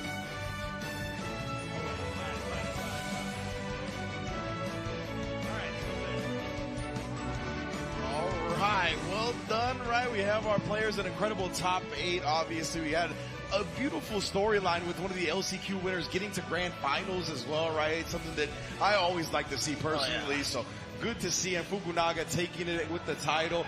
The dual trophy raise as well. That's a remix that I haven't seen before. Well done. I mean, shout outs to Okubo-san, of course, you know, always doing great things for the fighting game community. Yeah! Fukuhara-san is here now, in person. Exactly. Oh, wait, no, it was Okubo all time. It was Okubo all along. Oh, my goodness, I got tricked. I'm sorry. Me, oh, wait, but no, he's back now. Oh, okay. Oh, no, wait, no, but he said, oh, there's Okubo. Okay. Okay. Where did Fukuhara go? Is this more like puppet character foreshadowing in the future? Oh, my God. I like that. I like these puppet characters. But again, so happy for Fukunaga. What a run over here. And, you know, talking about, you know, the Lancelot players out there. He's like, I don't want more Lancelot players. It was funny. It was definitely funny hearing that, right? It's definitely something that's very real in fighting games. Oh, right? yeah. The lack of exposure to a certain level of play on a character. I mean, it benefits that player greatly. So it's cool to hear him say that, though. And you always have a lot of love for your character, too, so you want other people to play it. But, you know, when you're this good, you're like, maybe not. Oh, man. But again, congratulations to Fukunaga. Really, really well done. So happy to see him take this. And you can see, I love watching him sprint on the stage. You know, he was just like, let's go. That's another great thing about offline. As we get pops, everybody taking a picture, the champions taking their shot. But yeah, that's one of the great things about offline too, right? Is that we get to see the emotions, people's reactions to the wins, the losses, the heartbreaks, the celebrations. It's one of the most beautiful things about it, 100%. Yeah, no, I mean, and I've got to speak directly from the heart in regards to this. Grand Blue Fantasy has their 10-year anniversary this year. It's currently going on right now. And, you know, Rising is just a rebirth for the fighting game community in Versus. So I want to thank everybody for playing the game, for joining in the game, and for having so much fun with us being here right now. And from the bottom of my heart, please keep rising. All right, I love that as well. So we couldn't have said it better ourselves. Let's go back to D-Gon on the stage. All right, thank you very much. Please wait one more moment as Mr. Akubo from Side Games America has an announcement.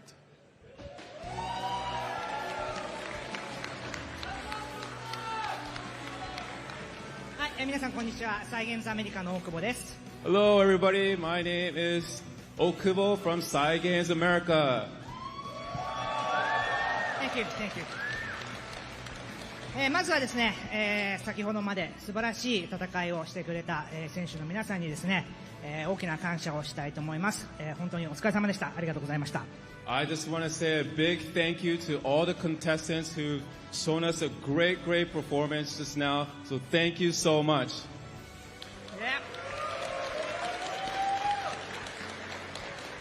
ですね、今日はどうしても本当は来たかったんですけれども、GBVSR のですねクリエイティブディレクターの福原が、こちらに来れないので、代わりに私の方から少しだけ皆さんに、ニュースをお届けしたいと思います。Now, the creative director, Fukuhara, unfortunately could not come to the event today. So on his behalf, I would like to share with you a little bit of information regarding GBVSR. はい、それではスライドの方お願いします。Can you put up the slide, please?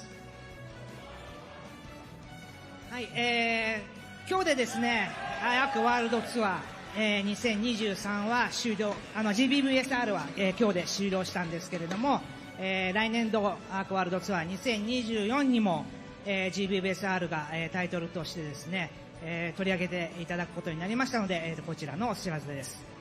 Okay, so today, this concludes the GBVSR portion of AWG 2023, but we will be back for 2024 as a featured title. で、一部はですね、一部の情報はすでに、発信しているんですけれども、まずエボジャパン、それからエボ、これらのですね、大きな大会、それから他にも、たくさんの大会がワールドツアー対象大会になる予定です。And we've already released some information regarding this, but next year, compared to this year, we're going to have a lot more tournaments, stops for the circuit. And yes, this includes EVO Japan and EVO. ぜひ、皆さん、大会に参加して、また、今日のようなですね、素晴らしい戦いが見れるといいなと思っておりますので、よろしくお願いします。So I hope you all participate, and I hope to see great matches just like the ones we just saw today. So thank you so much. 少しだけ、注意がありまして、ギルティギア、の、タイトルとですね、ワールドツアーの対象大会が一部、異なる、可能性があります。こちらの情報は、今後もですね、情報を出していきますので、もう少しお待ちください。And just a cautionary note, our circuit for GBVSR is going to differ slightly from the Guilty Gear circuit, so please watch out for further information from us. はい、ありがとうございます。Thank you. 最後に、動画をご用意しましたので、こちらで、終了と、動画をご覧いただいて終了となります。今日はありがとうございました。And lastly, I would like to leave you with this video, and thank you so much. Have a good rest of the day. Thank you.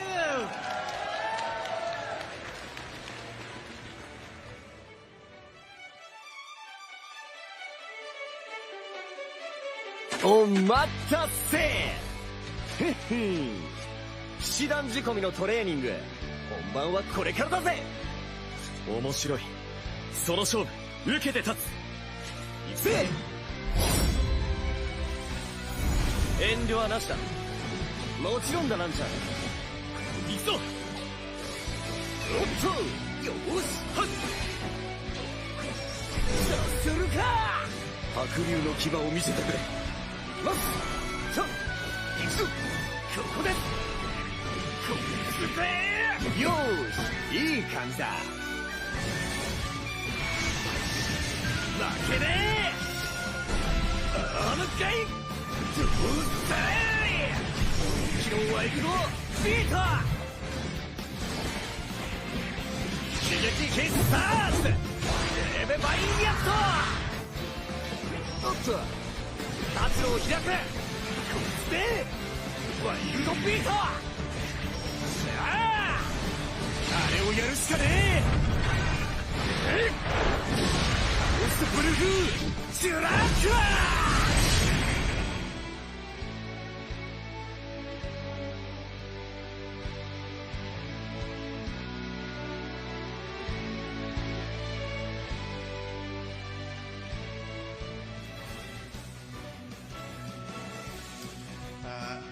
I tell you what, if there's one character archetype I'm bad at against in anime games, it's the halberd character.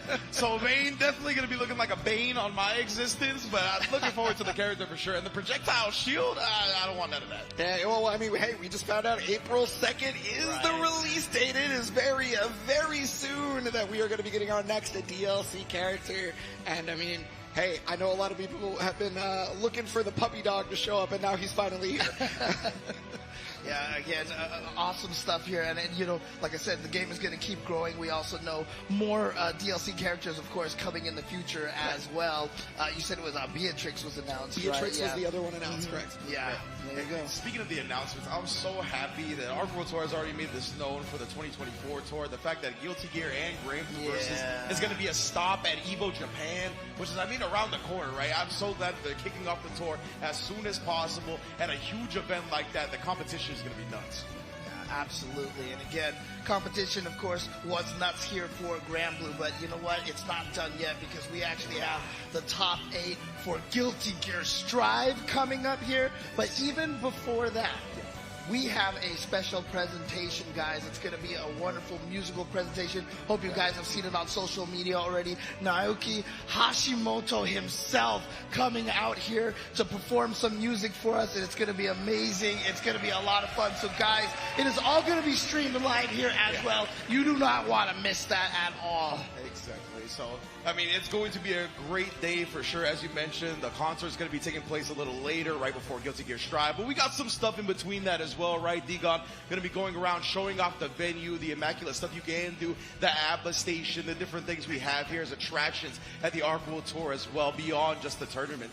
But I do want to get your guys' final thoughts on the tournament for Grand Blue before we get out of here, before we transition into that stage of the game. So, Ibana, why don't you kick us off? I thought it was fantastic. I couldn't talk about enough how much the regional differences was a big deal, how much we had an LCQ winner thing, and all of this got to happen on the 10th anniversary of Grand Blue Fantasy just in general. This is exactly what we were asking for, too. And I mean, hey, we also had the little cherry on top. Do you guys know what the cherry on top was? Give it to me. What did it be? Nier didn't win it. Nier did not win the tournament. Buff Nier, right? Yeah, Buff Nier, right, everybody? Right, that's the cherry on top. And that's the cherry. And the Giuna thumbnails is the sprinkles. It's the whipped cream. That's the whipped cream. That's the whipped cream. I got you. I feel that. All right, James, well, you were here through it all as well. How was your feelings regarding the tournament? I mean, again, you know, I wanted to talk about the regional stuff. I mean, look, he kind of briefed on that a little bit. But again, love seeing that kind of thing. But again, just love the fact that we have this net code to be able to allow people to play this in all sorts of the regions. And, you know, like I said, 2024 could be the year of Grand Blue at this time, you Absolutely. know. I mean, you just heard Okubo, right? He said, we're adding way more stops on the tour this year, right? We only got 3 qualifying events for this tournament and then the LCQ at the end. So the fact that, as you mentioned, the netcode has improved. They're going to add online events for qualifiers. We got offline events starting with EVO Japan. I mean, like Ibonic said, right? This is what we want. I mean, ArcSys has been tuned in with the community for a long time now, so it's a beautiful thing. Absolutely. And again, so just as a reminder to everybody, there is a free version out there to grab, get it, pick it up, and again, try it out and start getting started on your Grand Blue Fantasy Versus career here. Yes. So one thing that people got to know about the free version, just so you know, is that Gran is always selectable in the free version, but 3 other characters rotate in and out. So you will be able to get to play many different characters throughout the months that you have the free versions, and you do not have to pay a dime. And Gran's one of those protagonists where he's like a soul, you know what I mean? Like, he's very fun to play, very definitely get in your face about it. So always going to have a good time learning the game with that character. But we are going to get out of here for now. We're going to take a quick break. Thank you once again to Ebonic Plague and James Chen, my luminaries, for holding us down on commentary all day. Do not go anywhere. We'll be right back with some segments, music, Guilty Gear Strive. Let's get it, Arc World Tour!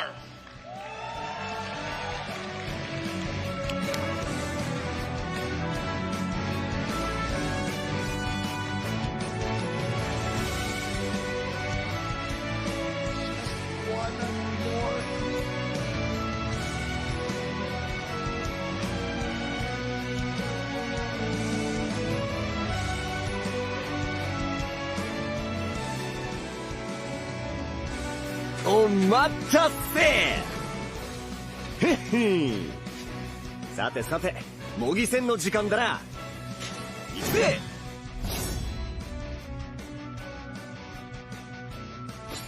よーし、どっちが負けても言い訳なしだからな。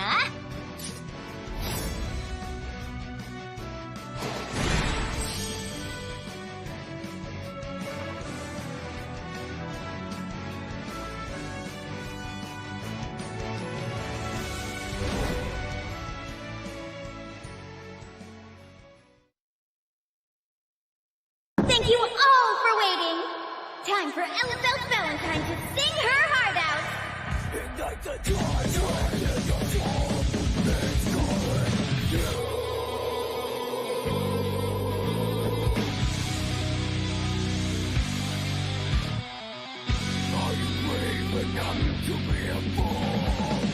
All you need to do is initial here to join my fan club today.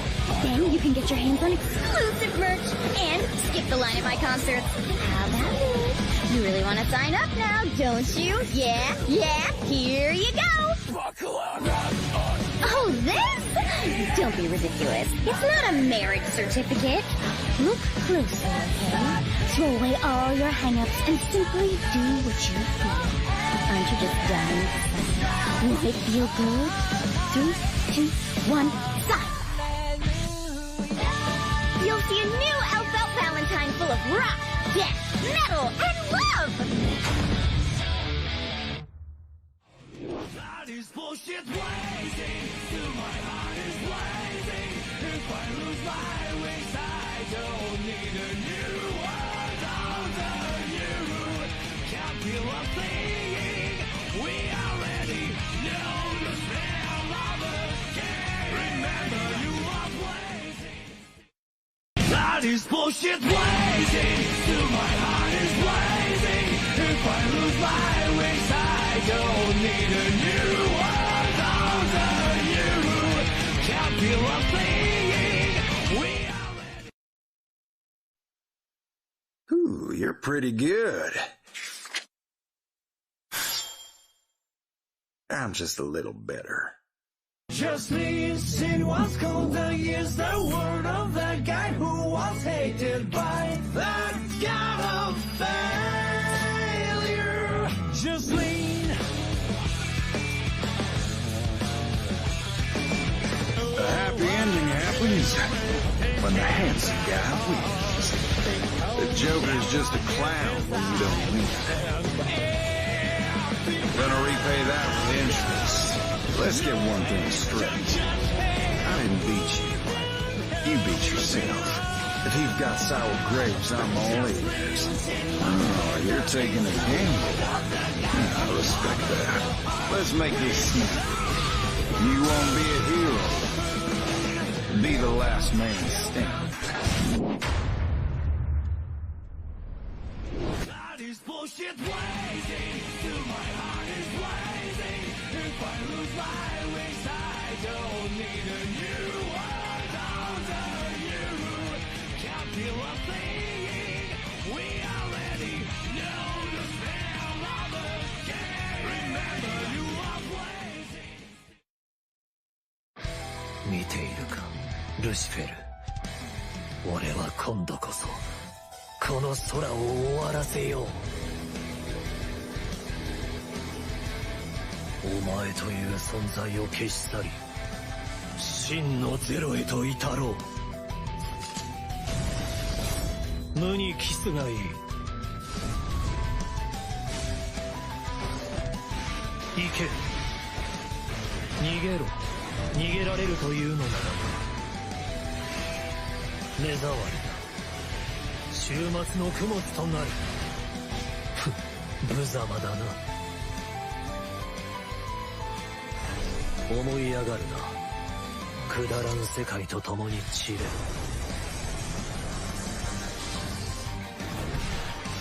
対応してみせる。邪魔をするな、ベルゼバブ。アクション。なんだそれは。テセラ。今から俺の性能テスト？ベリアル、早く来い。お前の力を使うぞルシフェ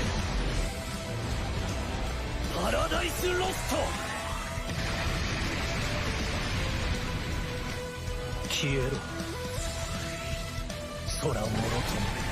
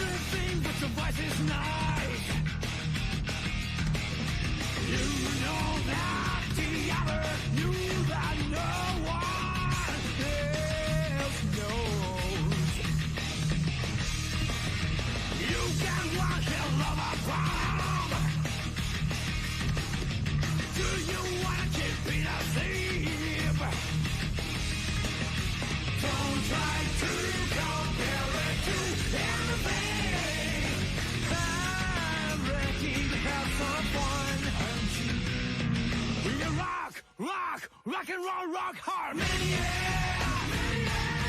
feels like a war song without fear. Don't miss the best time, rock and roll, rock hard. Mania.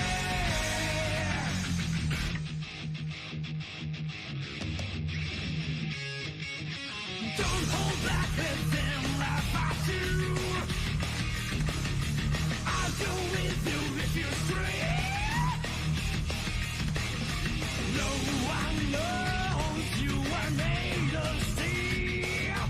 Made of steel. There's our risk, it's color fused. It's the faith that ignites the fire. Round and round, oh, I saw out the tornade. I'm ready to play the fool. We are rock, rock, rock and roll, rock hard. Mania. Feels like a war song without fear. Mania. Don't miss the best time, rock and roll, rock hard. Mania. Kick those bastards to the curb. Kick those bastards to the curb. Don't try to compare it to anything. Rock, rock, rock and roll, rock. Rock, rock, rock and roll, rock. Rock, rock, rock and roll, rock. Rock, rock, rock and roll, rock. Rock, rock, rock and roll, rock. Rock, rock, rock and roll, rock. How many?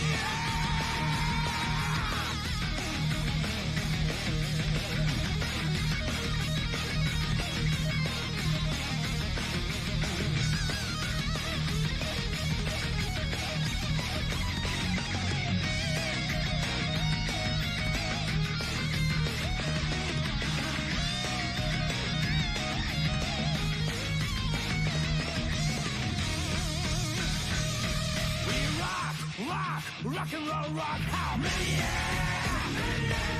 Feels like a bonfire without fear. Don't waste the best time, rock and roll, rock, how many? The unchanged world you must change. You are the action, you are the law. We are the action, we are the law. We are the way, we are the way. We rock. Rock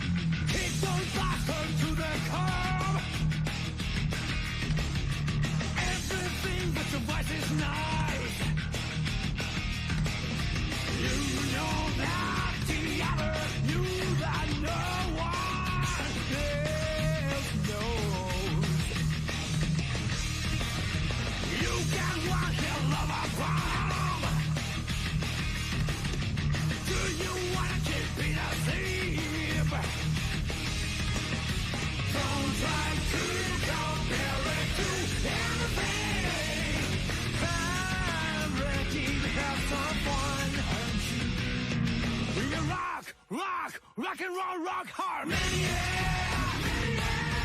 Feels like a war song without fear. Don't miss the best time, rock and roll, rock hard. Mania.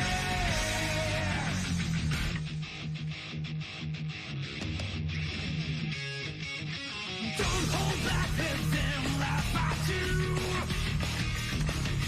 I'll go with you if you're straight. No one knows you are made of steel.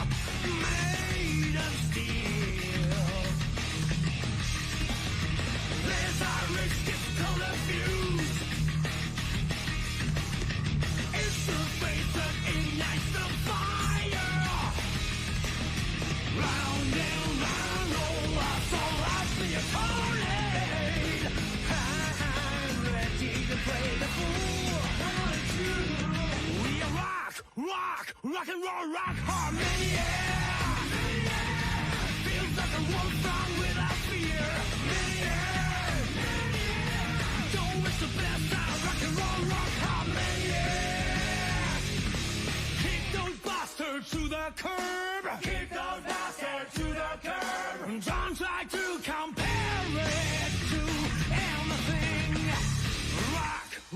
Rock and roll, rock and roll, rock and roll, rock and roll, rock and roll, rock and roll, rock and roll, rock.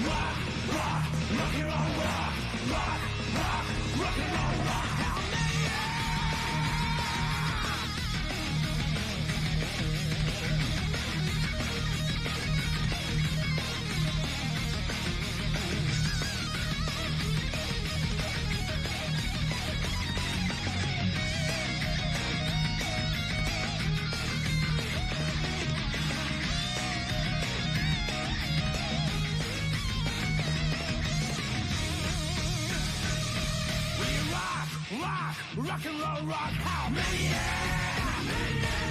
Feels like a wolf without fear.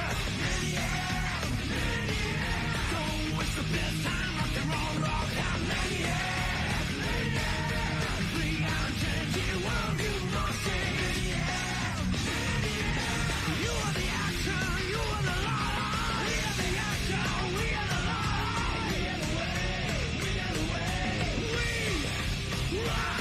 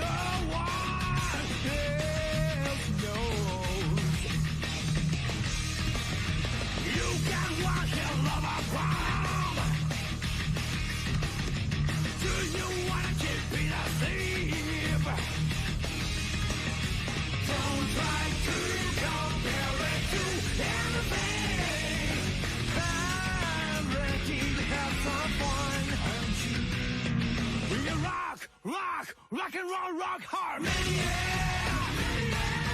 Feels like a wolf without fear. Don't miss the best time, rock and roll, rock harmony.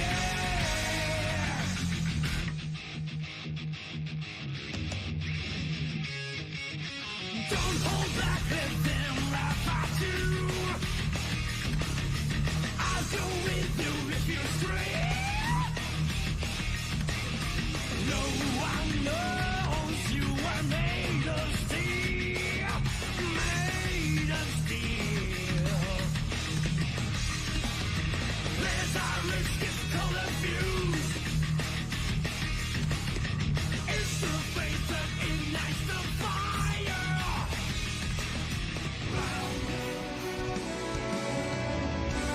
Omatase!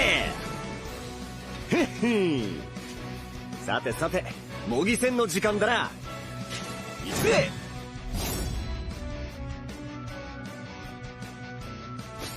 おっし！どっちが負けても言い訳なしだからな。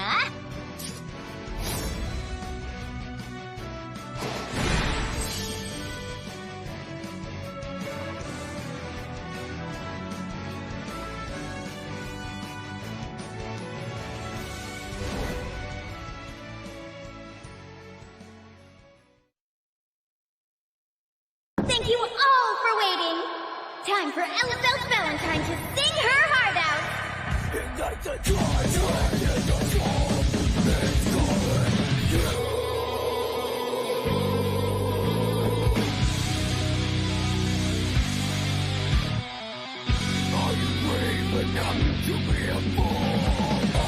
All you need to do is initial here to join my fan club today. Then you can get your hands on exclusive merch and skip the line at my concerts. How about it? You really want to sign up now, don't you? Yeah, here you go. Oh, this? Don't be ridiculous. It's not a marriage certificate. Look closely, okay? Throw away all your hang-ups and simply do what you feel. Aren't you just dying? Won't it feel good? 3, 2, 1, sign! You'll see a new Elfelt Valentine full of rock, death, metal, and love! That is bullshit blazing, till my heart is blazing. If I lose my wings, I don't need a new world under you. Can't feel a thing, we already know the feel of the game. Remember, you are blazing. That is bullshit blazing, till my heart is blazing. If I lose my wings, I don't need a new world under you. Can't feel a thing, we already... Ooh, you're pretty good. I'm just a little better. Just listen what's called the years, the word of the guy who was hated by that god of failure. Just lean. A happy ending happens when the handsome guy wins. The Joker's just a clown when you don't win. Gonna repay that with interest. Let's get one thing straight. I didn't beat you. You beat yourself. If you've got sour grapes, I'm all ears. Oh, you're taking a gamble. I respect that. Let's make this simple. You won't be a hero. Be the last man standing. That is bullshit blazing, till my heart is blazing. If I lose my wings, I don't need a new world under you. Can't feel a thing, we already know the feel of the game. Remember, you are blazing. 見ているか、ルシフェル。俺は今度こそこの空を終わらせよう。お前という存在を消し去り、真のゼロへと至ろう。無にキスがいい。行け。逃げろ。逃げられるというのなら目障りだ。週末の供物となる。無様だな。思い上がるな。くだらん世界と共に散れ。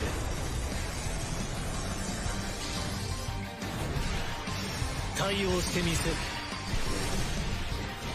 邪魔をするな、ベルゼバル。アクション。なんだそれは。テセラ。今から俺の性能テスト？ベリアル、早く来い。お前の力を使うぞ、ルシフェル。パラダイスロスト。消えろ、空もろとも。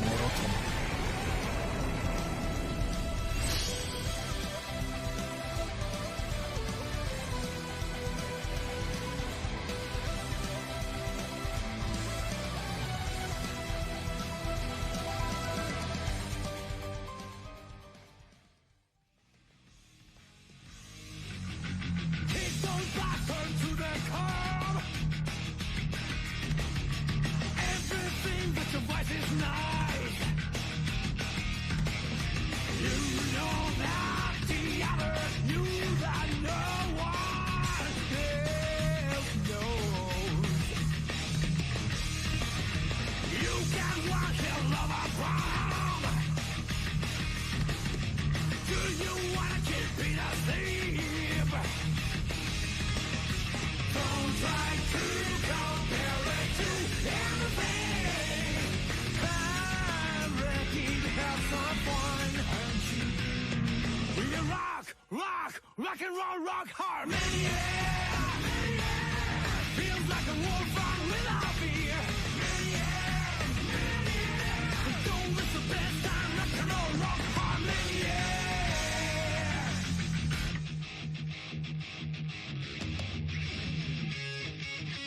Don't hold back and then laugh at you. I'll go with you if you're free. No one knows you are made of steel. Made of steel. There's our risk, it's confused. It's the faith that ignites the fire. Round and round, oh, I saw life be a tornade. I'm ready to play the fool. We rock, rock, rock and roll, rock hard, feels like a war song without fear. Don't miss the best time, rock and roll, rock hard, kick those bastards to the curb. Kick those bastards to the curb. Don't try to compare it to anything. Rock, rock, rock and roll, rock. Rock, rock, rock and roll, rock. Rock, rock, rock and roll, rock. Rock, rock, rock and roll, rock. Rock, rock, rock and roll, rock. Rock, rock, rock and roll, rock.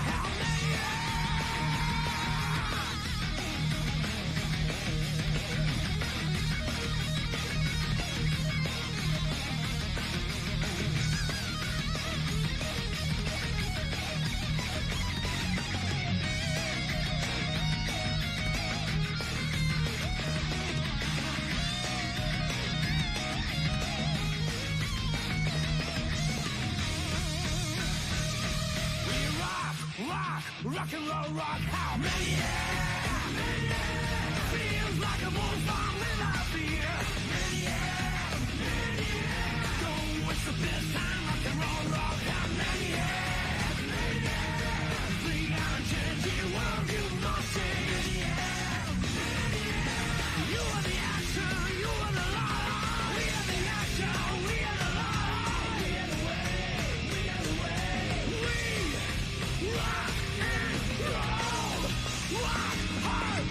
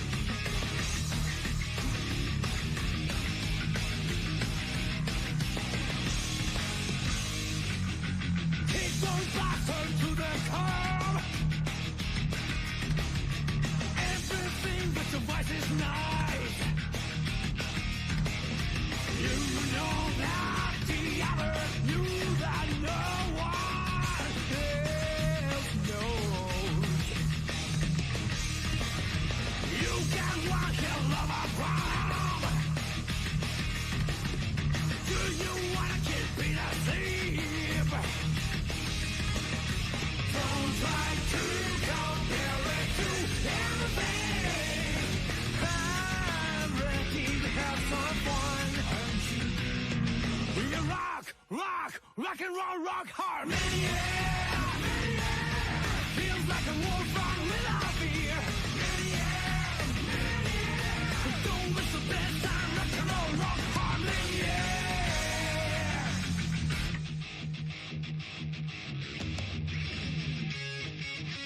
Don't hold back and then laugh at you.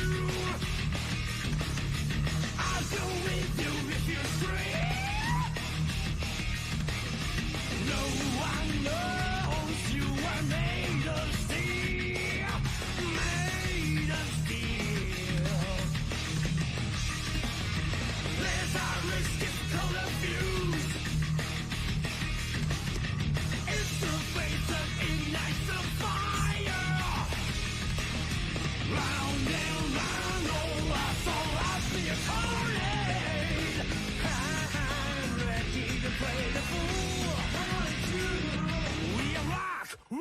rock and roll, rock harmony. Feels like a wolf song without fear. Don't miss the best time, rock and roll, rock harmony. Kick those bastards to the curb. Kick those bastards to the curb. Don't try to compare it to anything. Rock and roll, rock and roll, rock and roll, rock and roll, rock and roll,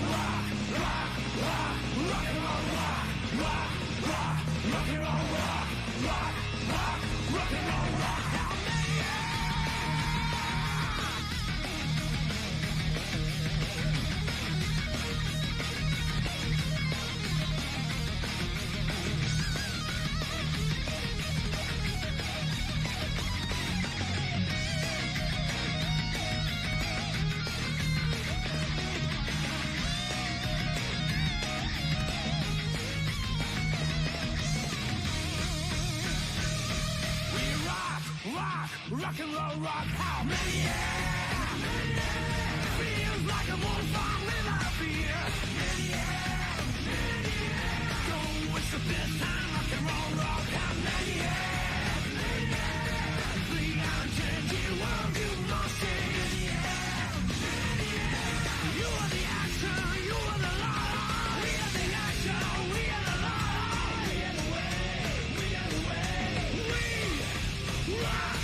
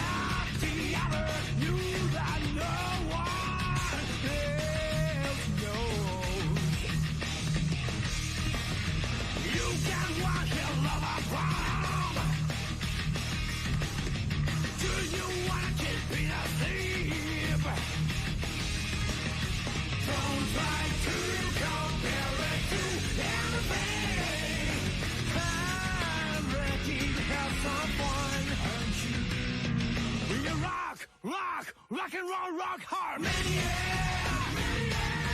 Feels like a wolf song without fear. Don't miss the best time, rock and roll, rock harmony.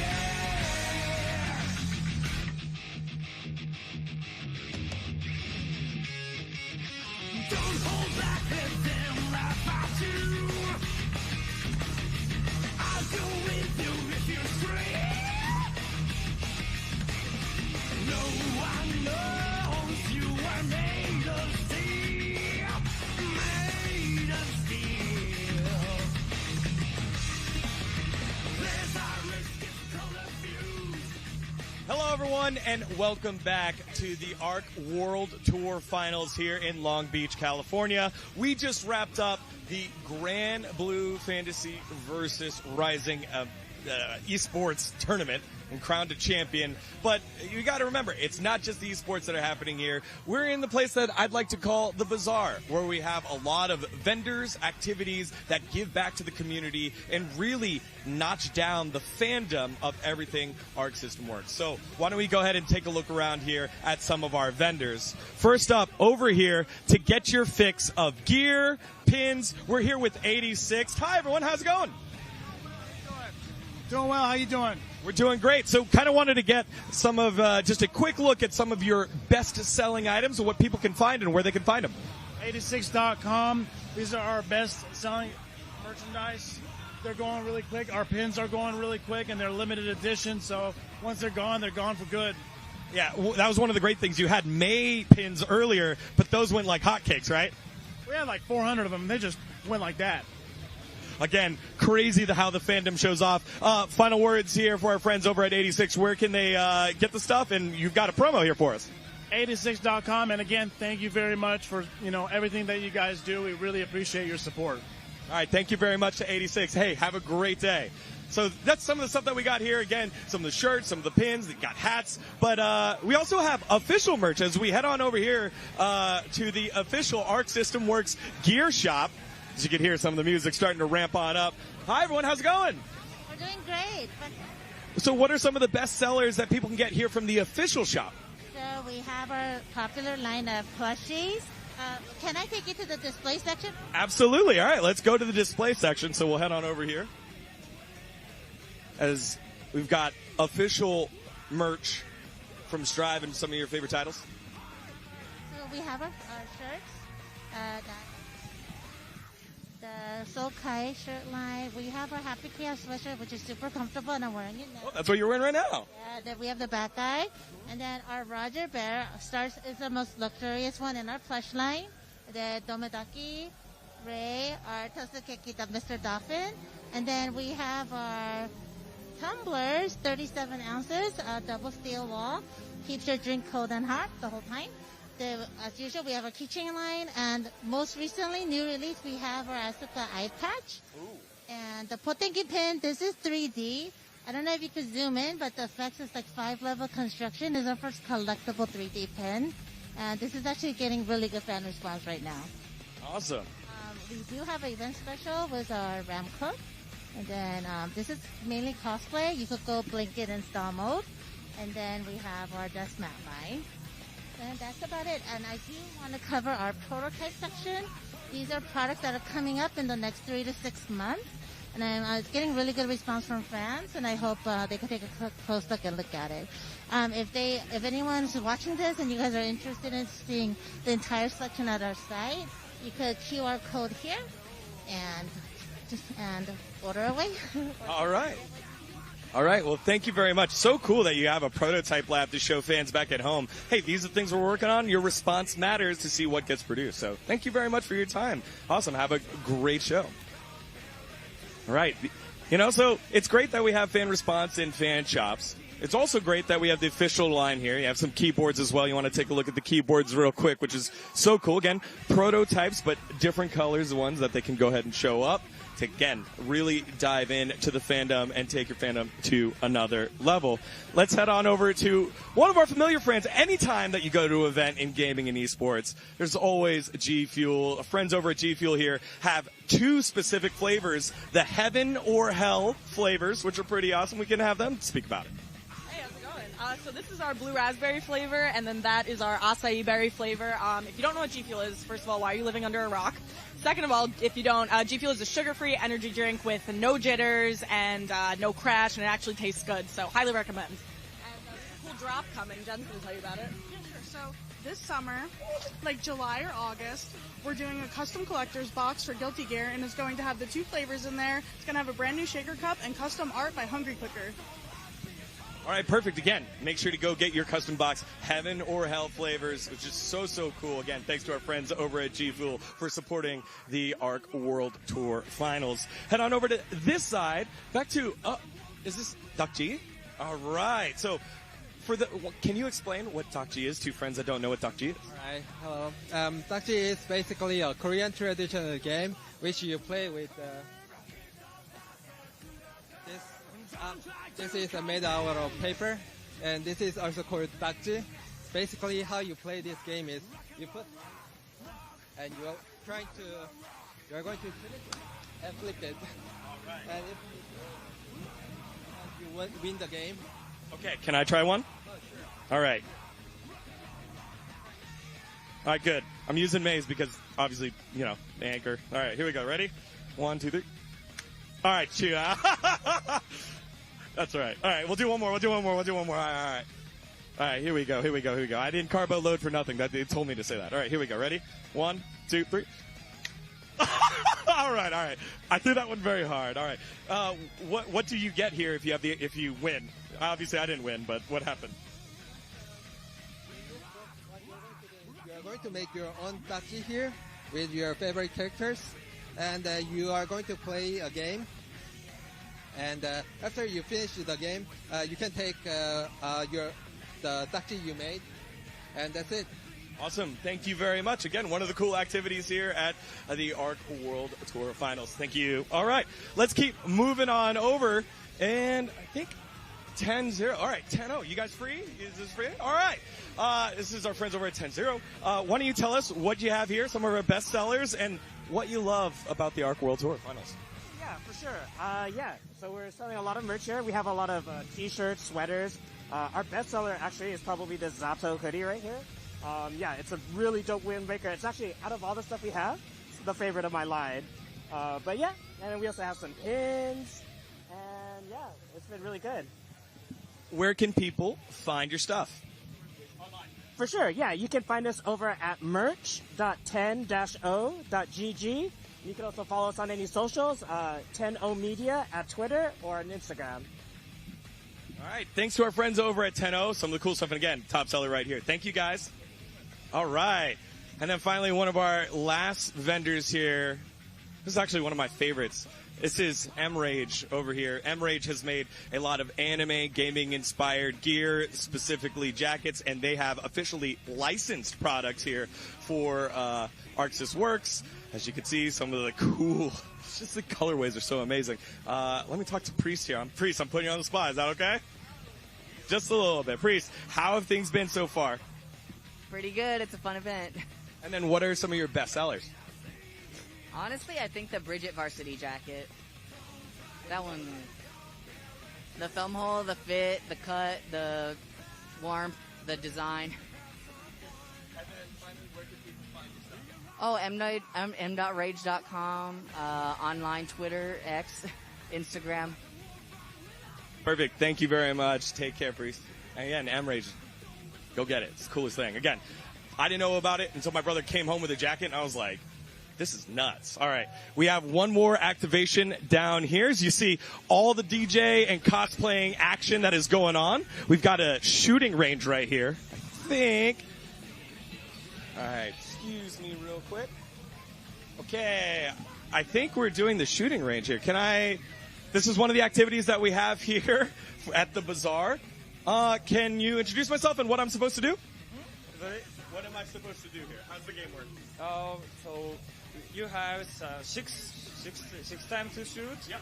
And then if you can hit 5 hits, you have some offers. Because today we have many guests already here. So the guests take all of this, but just one is here. So let's challenge it. Okay. All right, I'm going to try shooting. We've got 30 seconds. All right, so I have to do it very quickly. All right, here we go. And I'm going to hold. All right, here we go. 3, 2, 1. All right, there's one. All right, 3, 2, 1. 2. 3, 2, 1. 3. 3, 2, 1. 4. One more. 3, 2, 1. Ah! All right. Hey, one more. All right, we got to toss to a break. See you in a little bit.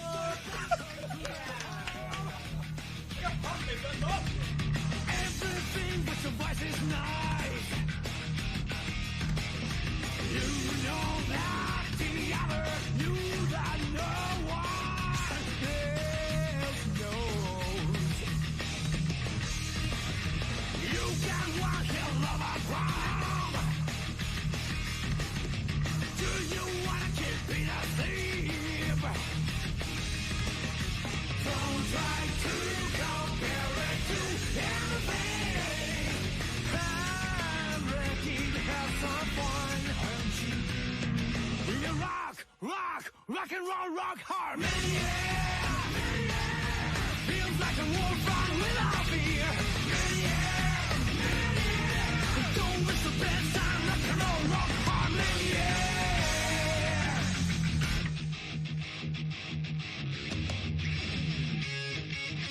Don't hold back, let them laugh at you.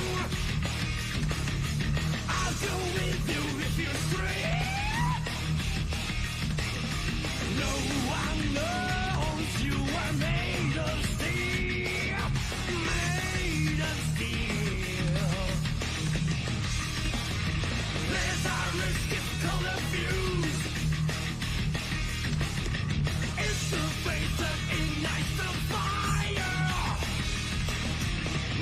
down my low, I saw I'd be a tornado.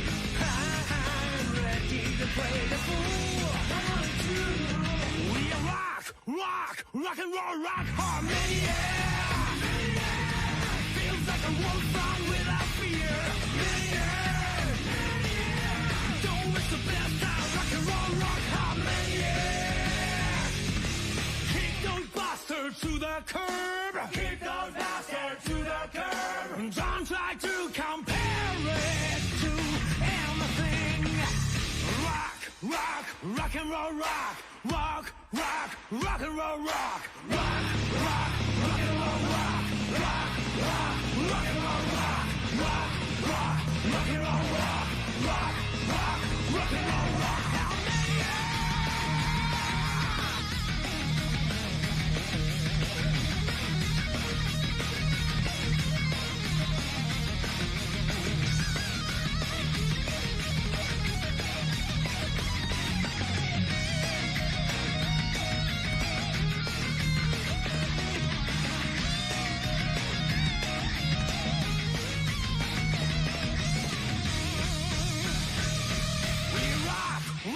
Rock and roll, rock, how many?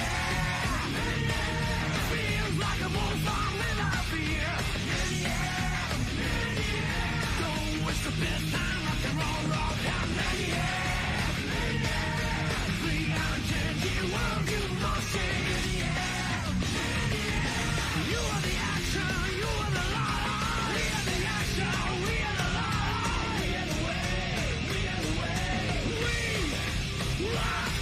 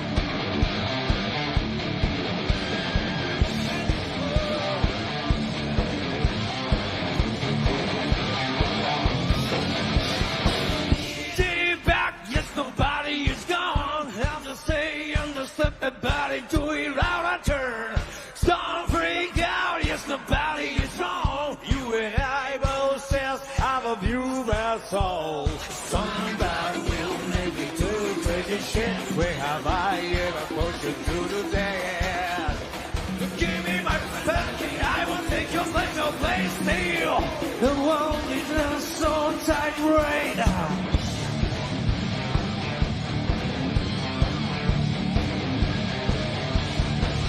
Strike back! Get them out of your way! Even on the way's a little sacrifice! Oh yeah! Wait! Melt in the wind! One way!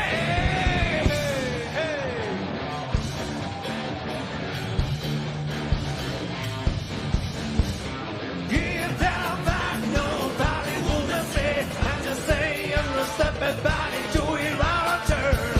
When I've got just nobody did not say, you and I both just have a fuse that's so. You will love me, not to long. You are now my downfall leader.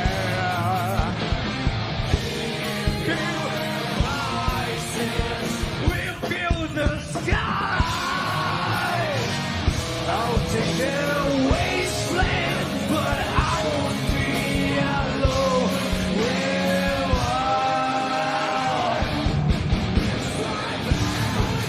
Get them out of your way.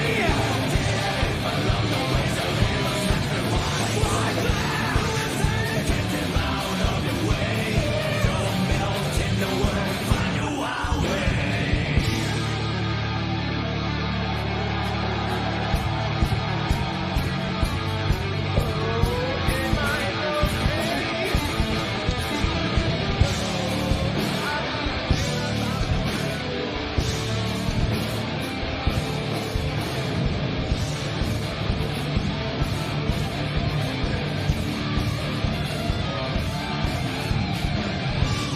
Step that body, legs, go and step that body, legs, go and step that body, step that body, step that body.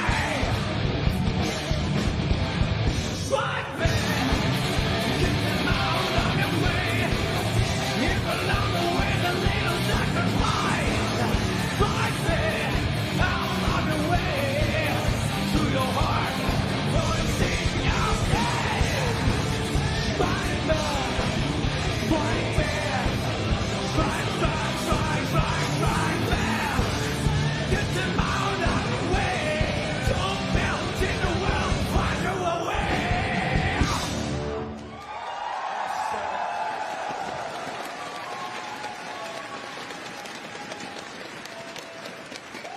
I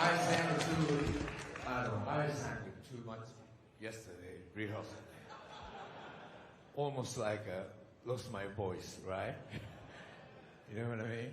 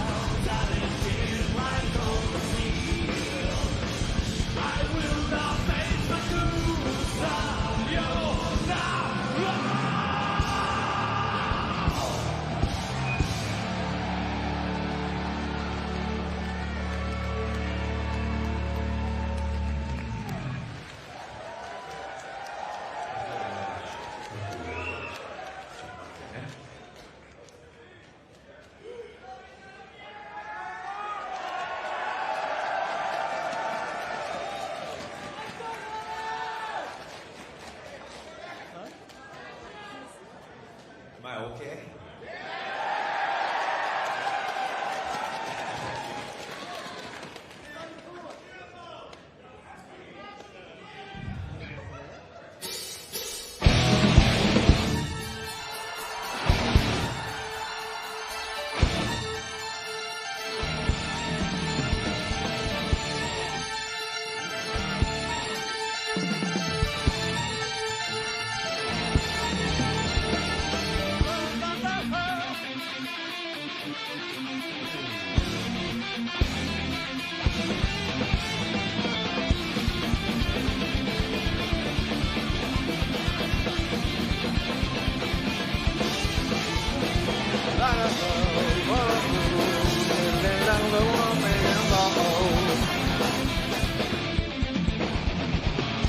Through the darkest sky, dropping from the right, like a crying for the moon.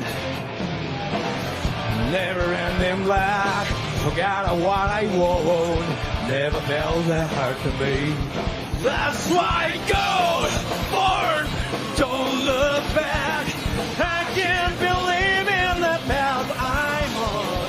Wait, fight, so what do I have to be? Under the sacred fire, never stop, just go. I don't care how many miles gotta get. Here in the pale fire, I'm going out for eyes again. I hope my path will be. I got a light for someone to follow. The road of the sun.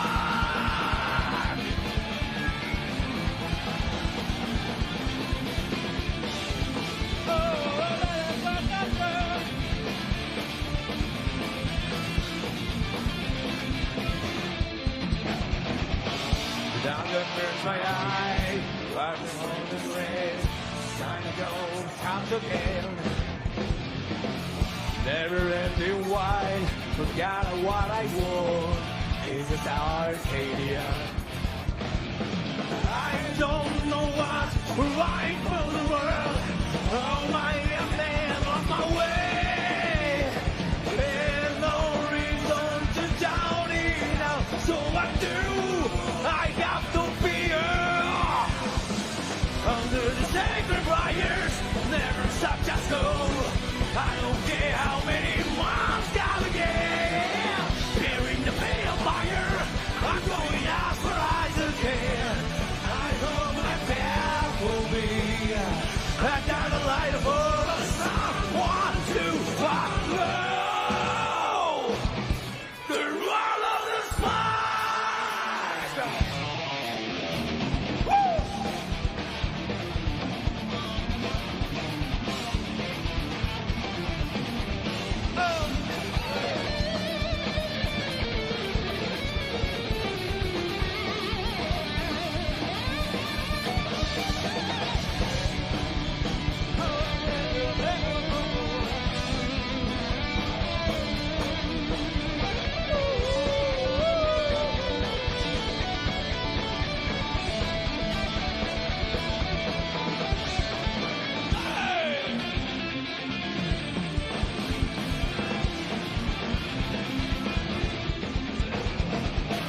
Time to be pussy, it is hard to breathe. Light that goes out again. Never-ending road, waves without color. That's my goal. Don't look back. I can't believe in the follow. Wait, fight. So what do I have to be? Under the lonely moon, it only blacks the world. Painful and be my color. Now in the pale fire, I'm going out for other kid.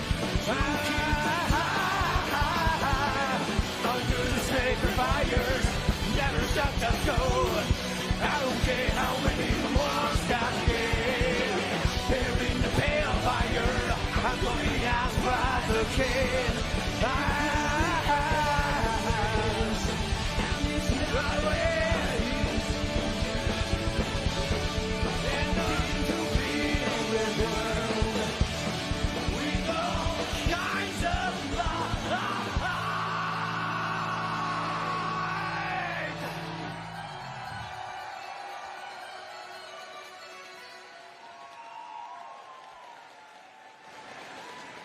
今日はアークワールドツアーファイナル2013に来てくださりありがとうございます。皆さん楽しんでますか？ Are you guys having fun? Are you? Oh! Thank you. Thank you.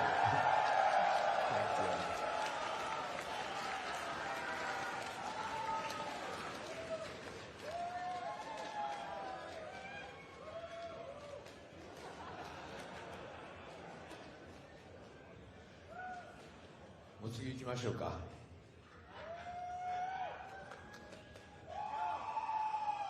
次なんだっけ？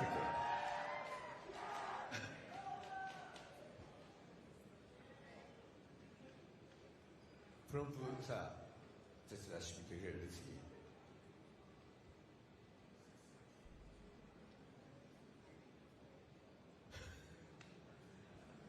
集大でございます。ごめんなさい、すみません。ごめんなさい、ごめんなさいね。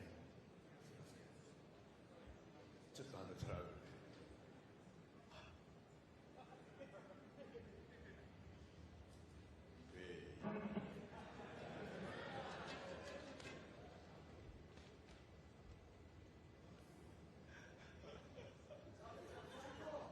本番はやっぱりちょっと緊張するんですかね。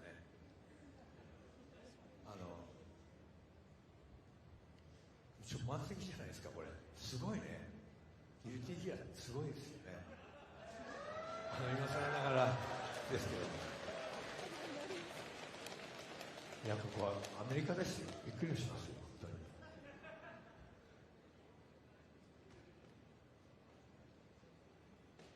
はい、もうそろそろ次行きますか。行きますか。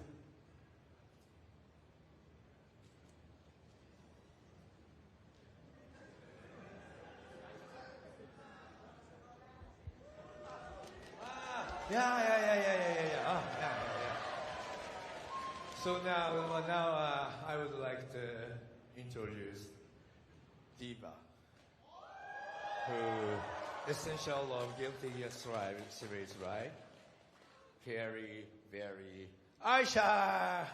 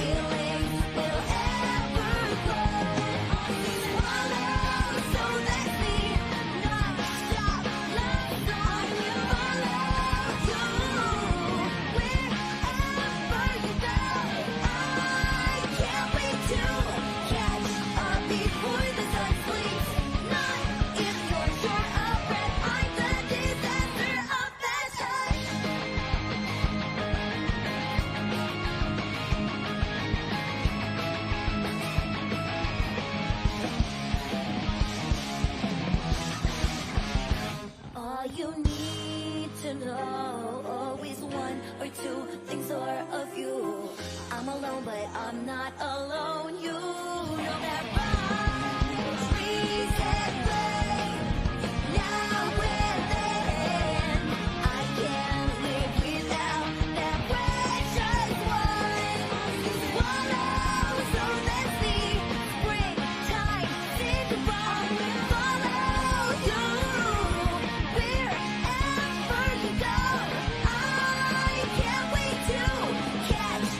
Before the sun sleeps, not if you're short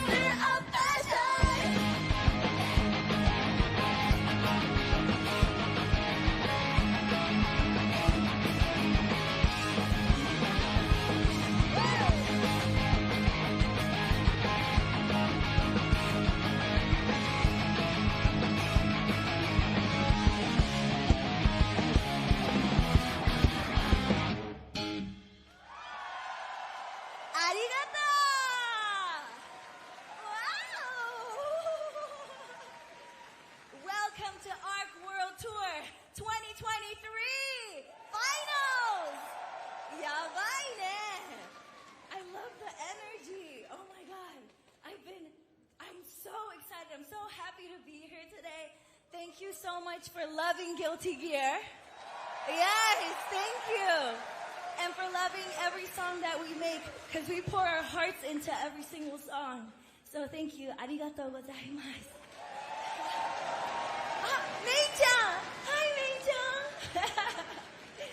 Alright, 次に Potemkin theme song. Naoki, where you at? Let's go! Ow, ow, ow!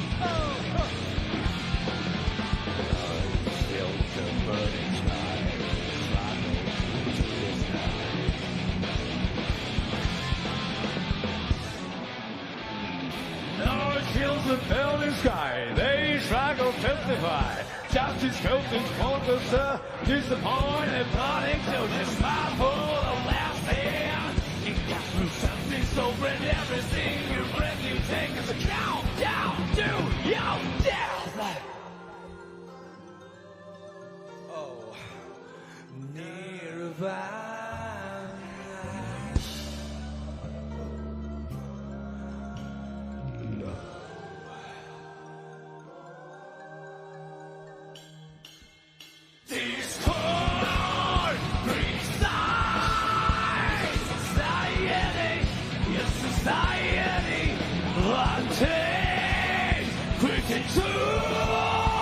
Society, society, I'm a fool, I know nothing, I take it not like a city cloud, will I turn my back on life? One day out, we lost our way, all I do. One that's soul. I will climb the fight.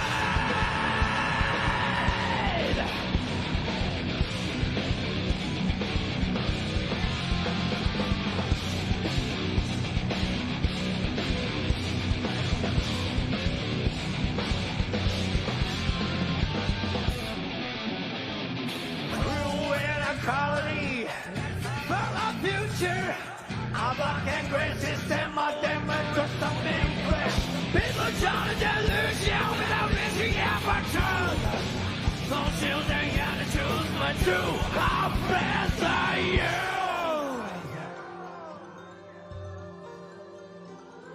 Nirvana.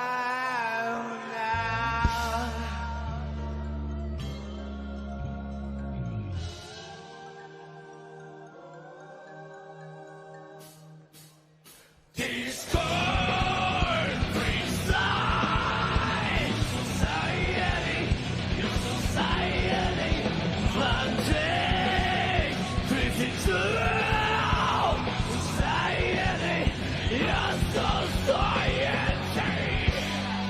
I'm a fool, I know nothing, I take the road of the ceiling cloud, will they will turn my back.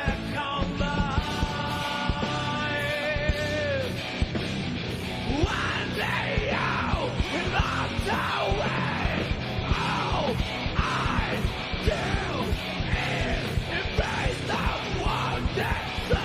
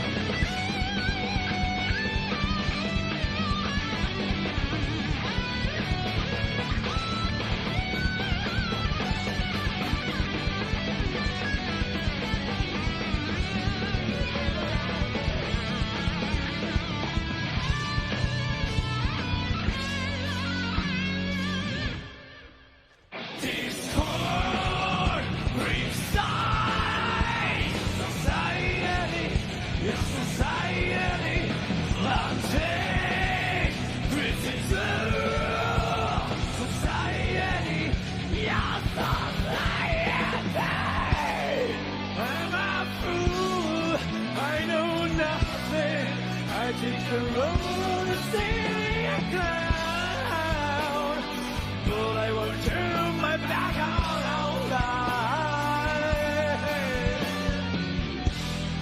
I'm a fool, maybe a woman, but it's so broken in my face. All I do is take a fall and pray.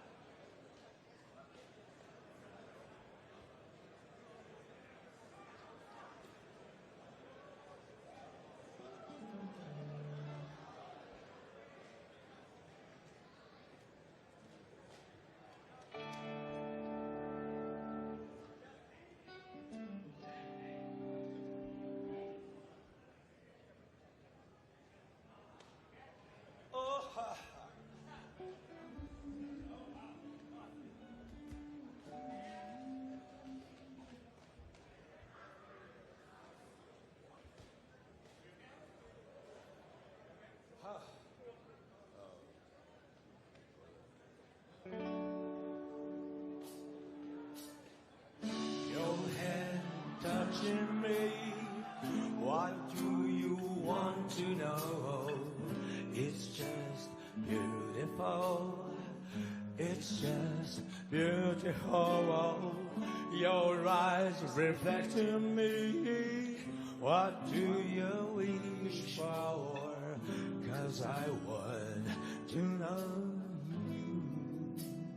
So let's talk about you.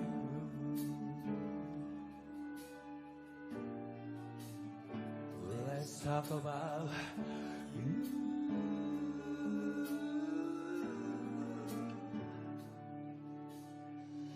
Your arms holding me. What have you lost? It's just beautiful. It's just beautiful. Your voice comes to me like crystal clear water. I never want to forget you.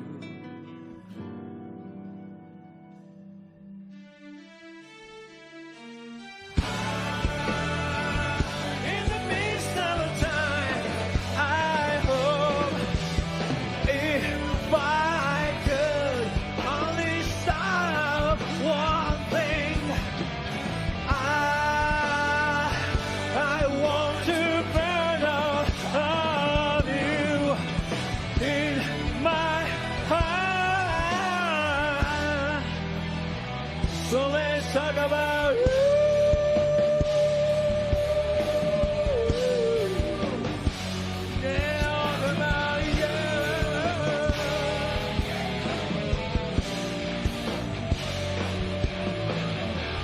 Your smile's one of a kind and belongs to everyone. It's just beautiful. It's just beautiful. Even in the golden rain, well, there's it's just beautiful. At long last, I figure it out. I will live inside of you, the world with you. You forgive me. It's a world where I can be.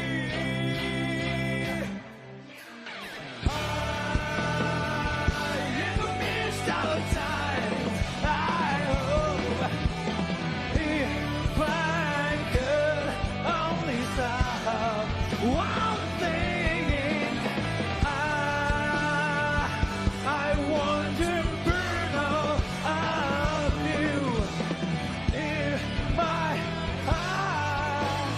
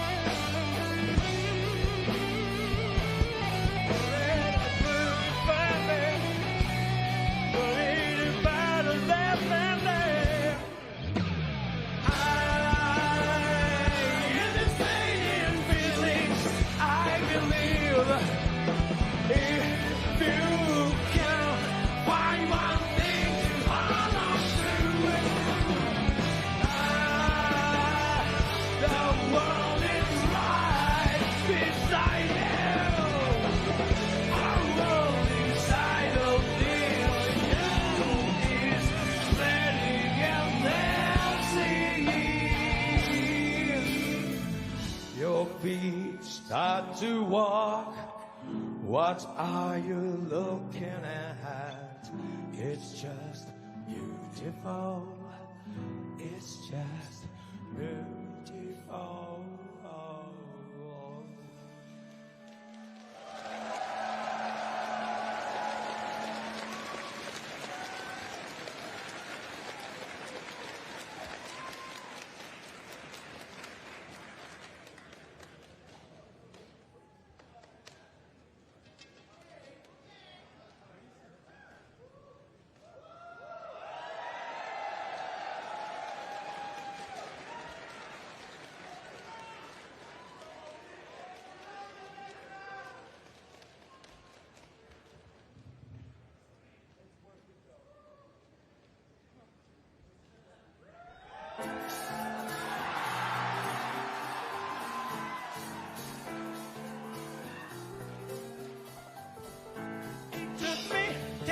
Here's to find the answer something I forgot about it in 2 seconds. That's about it.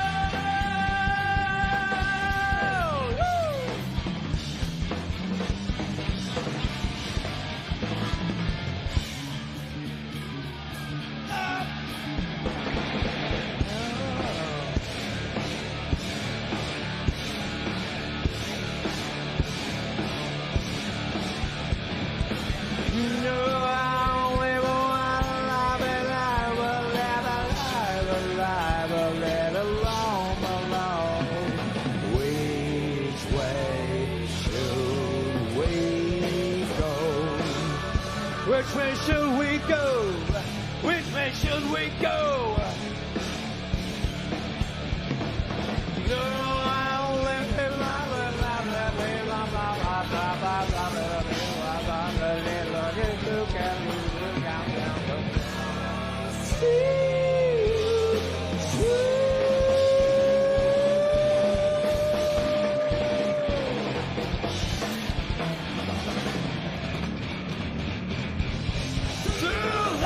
Eyes on me. There's hundreds on me. The truth is not always real. I don't want any conclusions.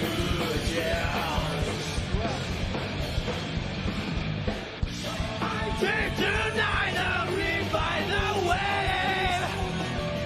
I will just see a black sea. I just do not a finite world.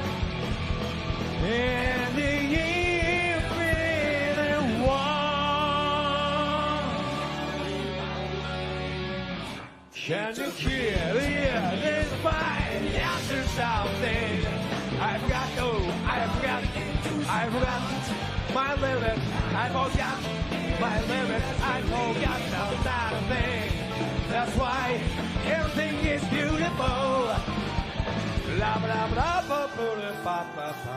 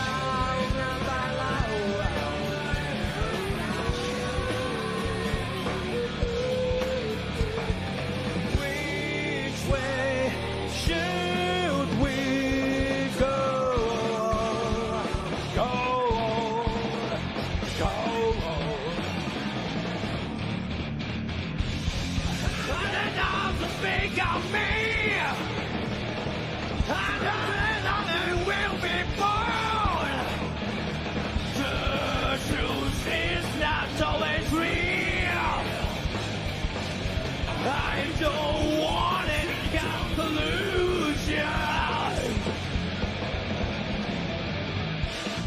I dream tonight, can't find a way.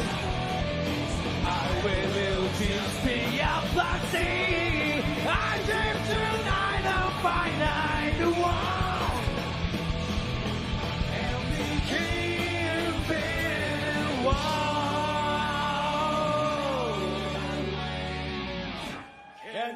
spirit, the pulses of the living, the erotic rhythm with a grand orchestra. Is there the same tone? Who wants to stop this?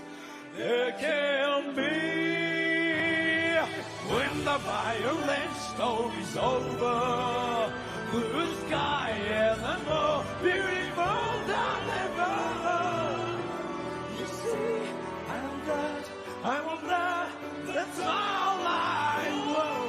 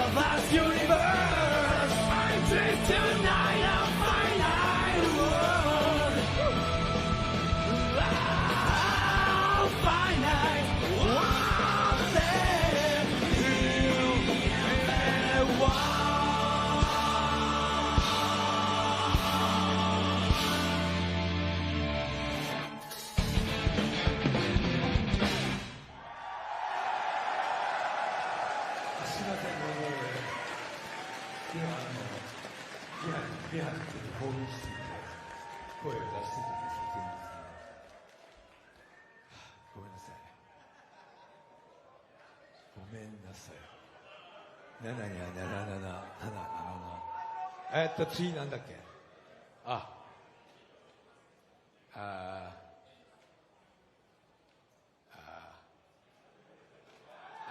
come on back.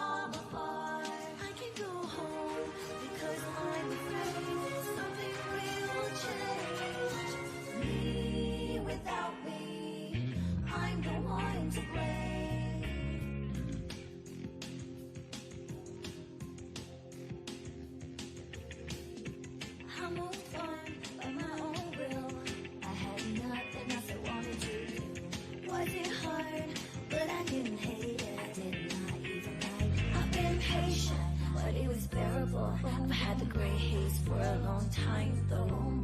I never found out what it was. It's my stress, that's for sure. I never wanted to run away. I was very motivated. Then what is this feeling? Who would I ask? I've been patient, but it was bearable. I've had the gray haze for a long time though. I never found out what it was. I taste like vegetables I don't like. The doubt inside me and everyone's voice. Only I'm not there, just watching from afar. I can go home because I'm afraid something will change. Me without me, I'm the one to blame. Can you guys stand up? Come on. I'm not waiting for Santa Claus. I already have a gift, just can't open the box. I know all about it. No one can solve it. I just had to do something about it. It's not even a case. I've been patient, but it was terrible. I've had a gray haze for a long time though. I never found out what it was. I hate the alarm clock I chose. The doubt inside me and everyone's voice. Only I'm not there, just watching from afar. I can go home because I'm afraid something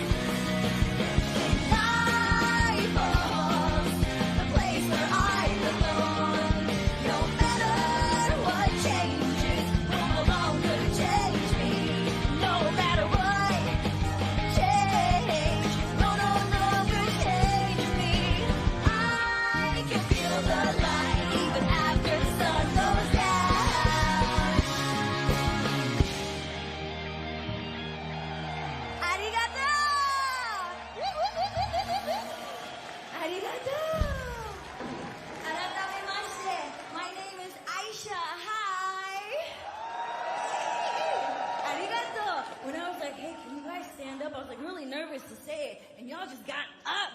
Thank you. Arigato. But if you're tired, you can sit down, okay? Don't make me force you. Yeah. 全然座っていいぜ。ごめんな。Yesterday when I came, I saw the girls dressed up as Mei-chan and Bridget. Did you guys see the girls at the entrance? もう超可愛くて And I took a picture with them. Did you guys take a picture? Yeah. So my favorite characters are Mei-chan and Bridget. Who likes Mei-chan and Bridget? Yeah! だけど yesterday when I was watching you guys do the competition, I didn't really see people using Mei and Bridget, and I was like, come on. なんて? What'd you say? Slash. Where's Slash at? Slash? Woo! Thank you for using Mei-chan. Arigato. All right, next we have the Baiken theme. Naoki! Ow, ow, ow!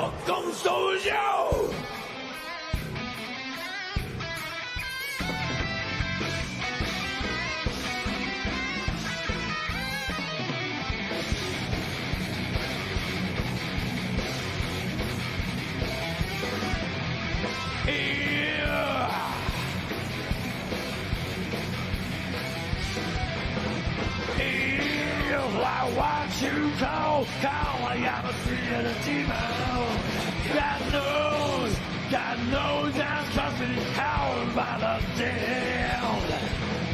水流の風俗で式三千の風潮、日本の風妙三千の少女。Not now! Necessary. Yeah.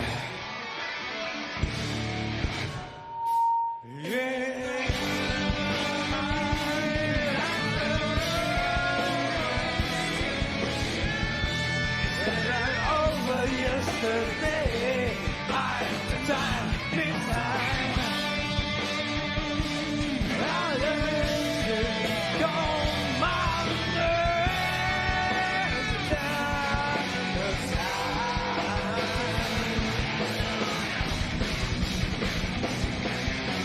Save all the fear, tear. On the boat, a shadow, macabre, Germany, and Doma. バラバリタヤン長くに歌うロックオンソジャー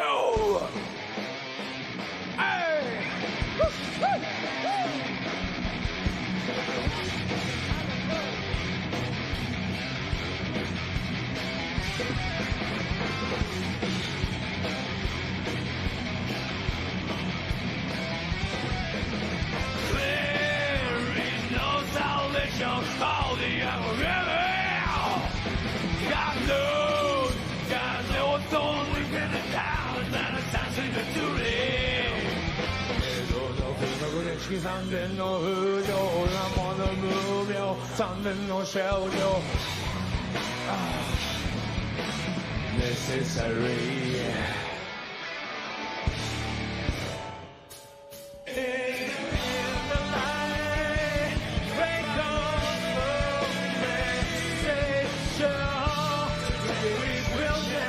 begin. I'm the time, it's time. Oh,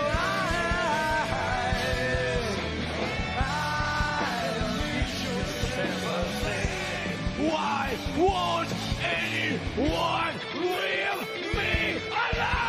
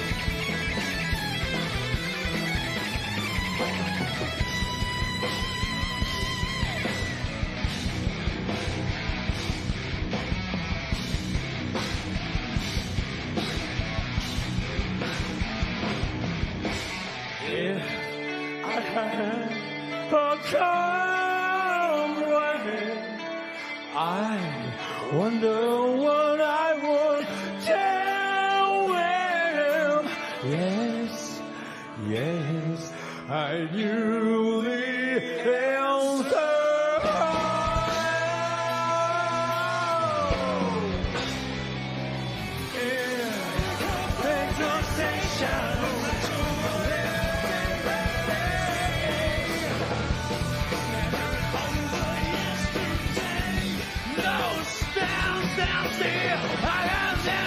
Sacrifice, pain killed out there.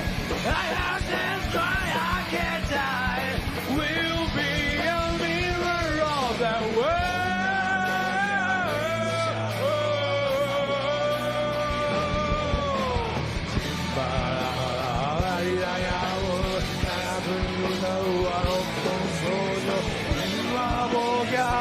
Shadow, Bakaboda, Manihando, Ma, Chimbarara, Baritayao, Narazunyuto, Rockdown Studio! Thank you.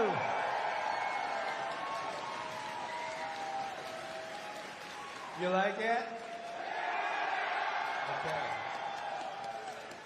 You don't like it? Oh, sorry.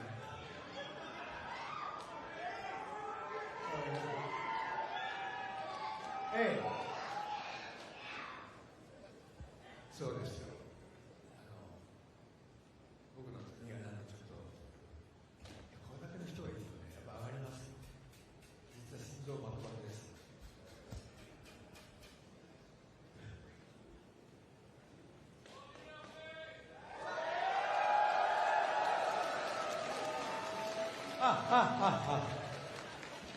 Guilty Gear, Aisha, come on back, come on back, come on back. You guys having a good time? あとはもう任せましたよ。あとはもう任せましたよ。何言ってんの？お願いします。ちょっとここでメンバー紹介一緒にしましょうかね。ね。Can we introduce our wonderful band members here? Let's do it! Let's do it! Okay, ちょっと一緒にメンバー紹介しましょう。Okay. On bass, we have... Matt! Give it up! マットさんです。Yes! On drums, we have... Sean Manchester!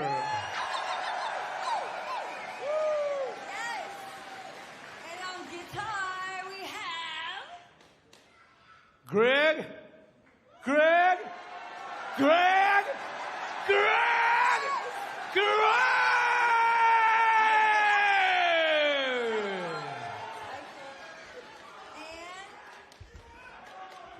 Ricky Z!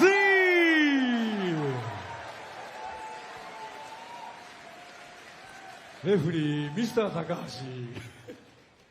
たごめんなさい。あ、妖精さんです生きてる人とは思いませんよ。なんかホログラムなんじゃないかと僕思ってるんですけど。アイシャー、ありがとう。よっしゃー、よっしゃー。And give it up for Naoki! Thank you very much! Thank you very much! 恐縮です。恐縮です。じゃあ次一緒に歌ってる曲やりましょうかね。はい。よっしゃ。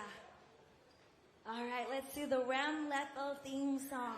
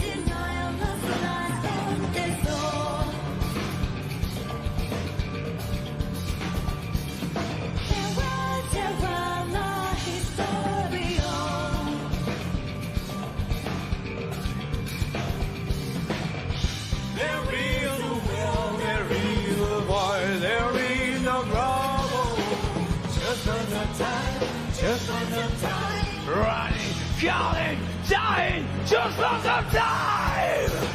Woo!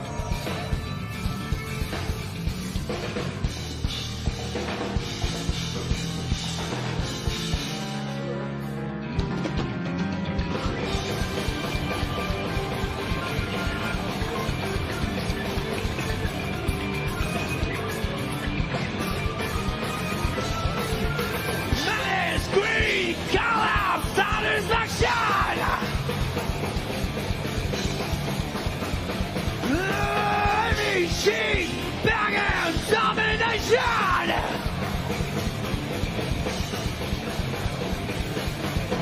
There is no will, there is no void, there is no trouble. Just on the time, just on the time. Running, calling, dying, just on the time!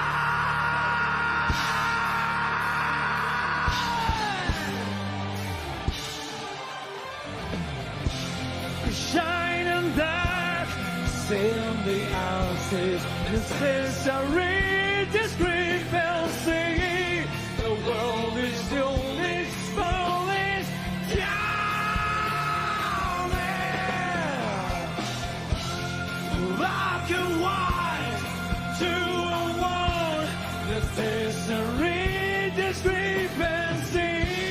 The love and foolish world is.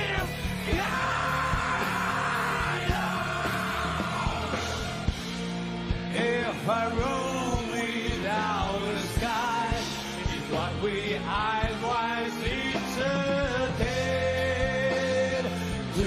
Tomorrow,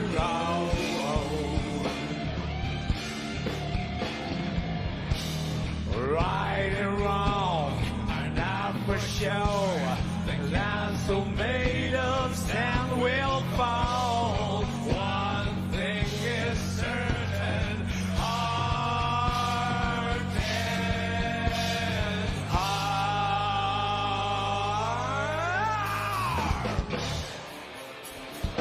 Got a fucking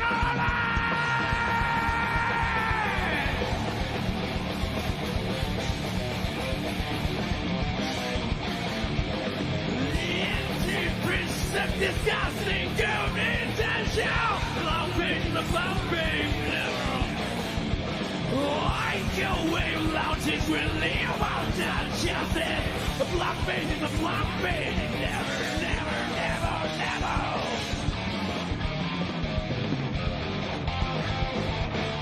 When the valley and the wheel. Get out before the reason now.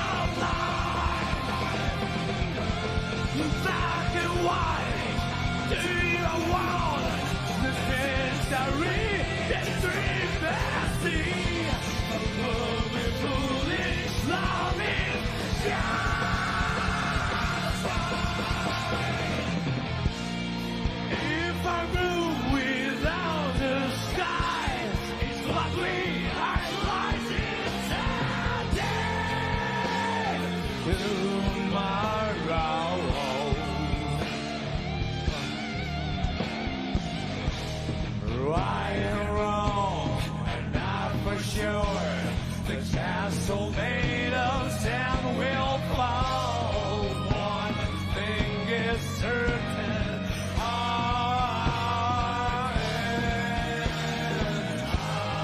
I have the key to leave the door. I can hurt me, it can hurt you. All the things are made of heart and heart.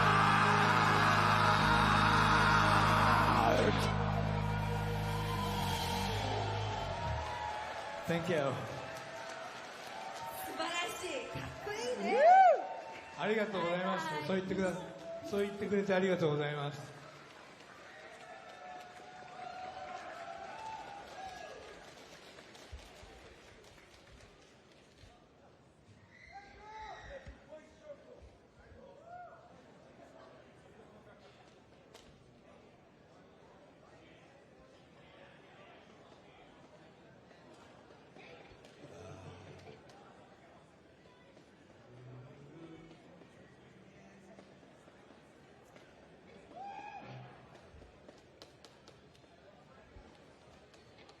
Oh. Last song?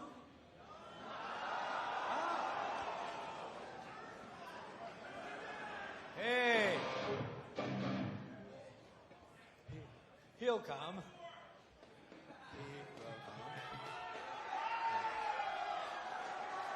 He's waiting. あそこ。サンドエリア。なんだそれ。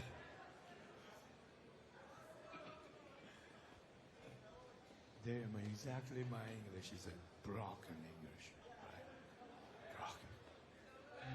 Broken. 大好きだ。声枯れた。大輔石渡り。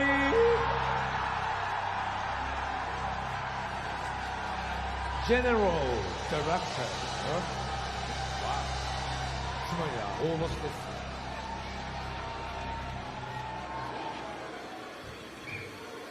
I can see that.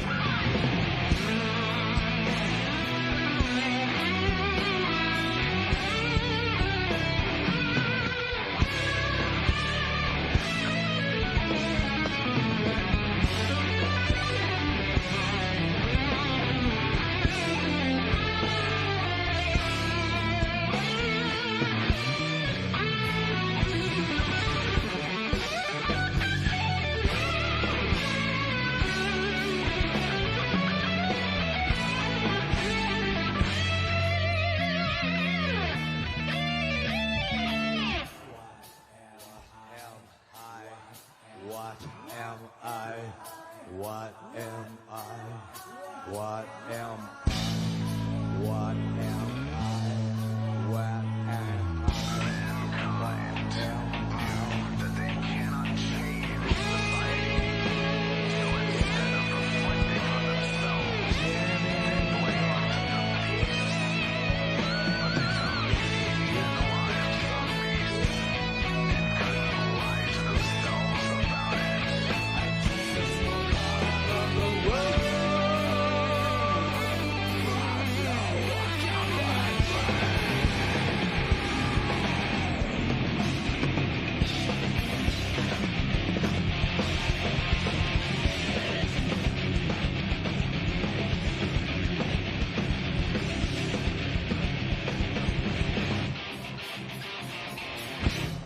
Can't you see I'm blazing? Still my heart is blazing. If the words kill me, I don't need a new world order. You, my tribe is my world. Your words will never make me disappear. I'm blazing. Still my heart is blazing. If the words kill me, I don't need a new world order. You. Soon you will know. We already know the smell of that. Know the smell of the. Know the smell of the. Know the smell of the game.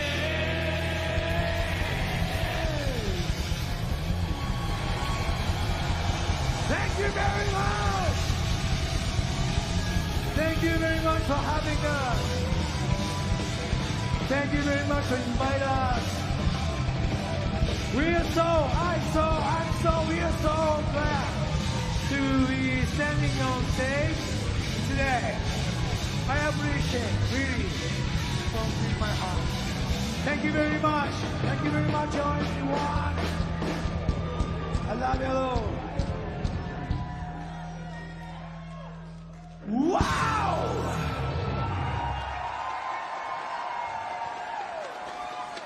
Yeah.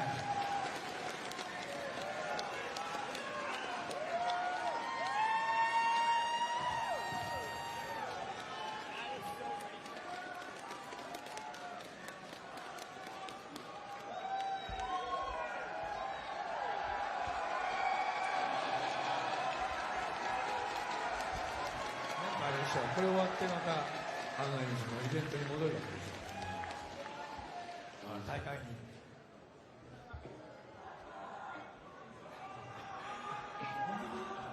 入ります。Thank you.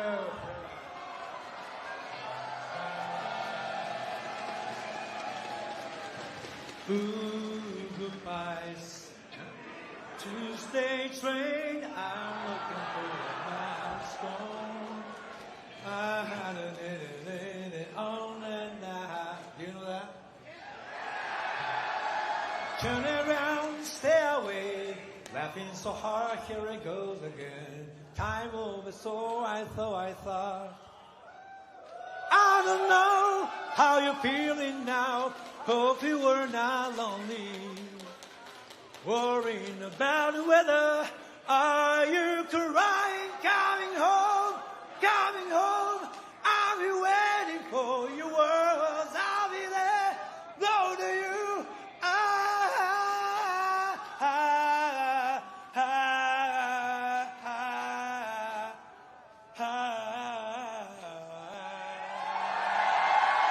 Thank you very much.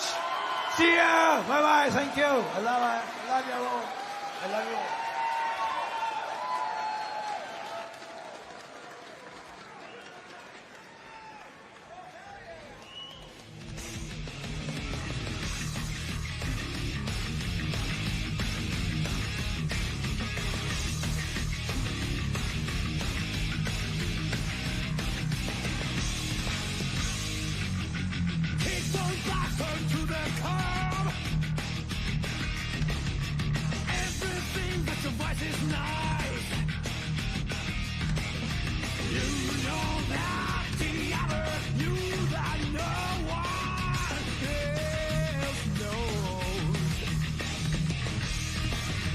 You got one hell of a pride.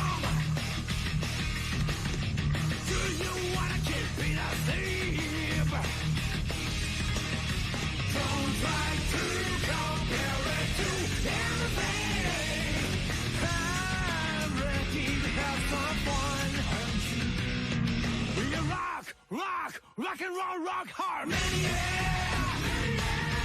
Feels like a wolf run without fear. Don't miss the best time, rock and roll, rock hard.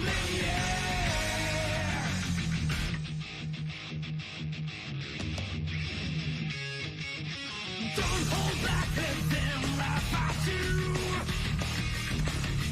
I'll go with you if you're straight. No one knows you are made of steel, made of steel. There's our risk, it's confused. It's the faith that ignites the fire. Round and round, oh, our soul has the opponent. I'm ready to play the fool. We are rock and roll, rock hard, feels like a wolf run without fear, don't miss the best time, rock and roll, rock hard, kick those bastards to the curb, kick those bastards to the curb, don't try to compare it to anything, rock and roll, rock and roll, rock and roll, rock and roll, rock and roll, rock and roll, rock and roll, rock.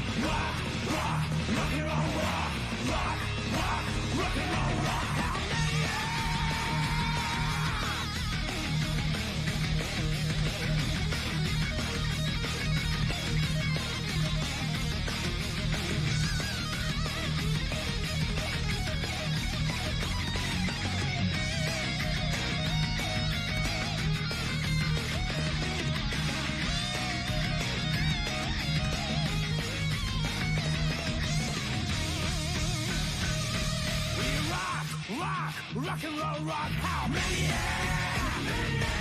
feels like a wolf on without fear. Don't waste the best time, rock and roll, rock, how many the unchanging world you must see. You are the action, you are the law. We are the action, we are the law. We are the way, we are the way. We rock.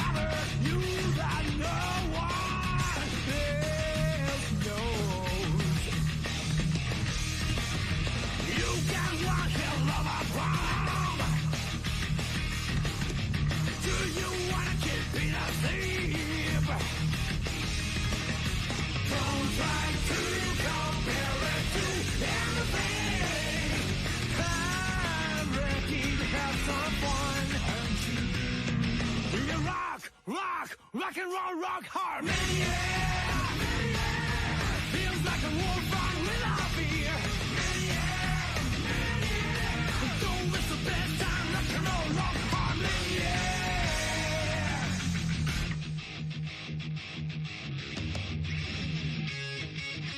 don't hold back, let them laugh at you.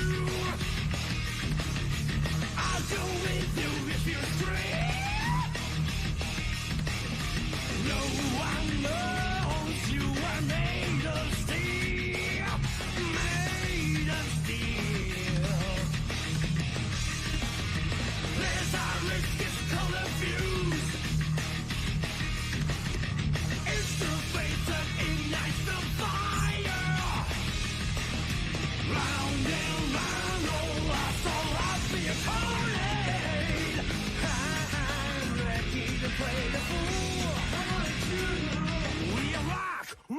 rock and roll, rock harmony.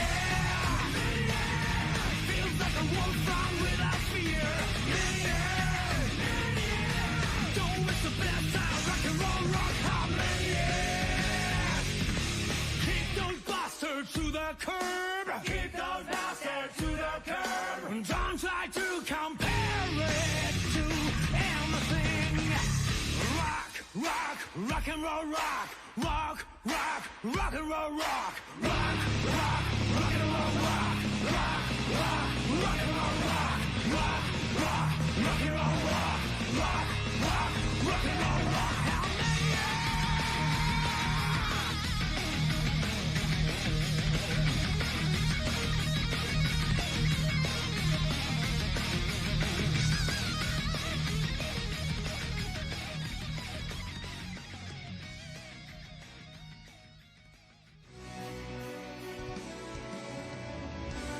お待たせ。さてさて、模擬戦の時間だな。いくぜ。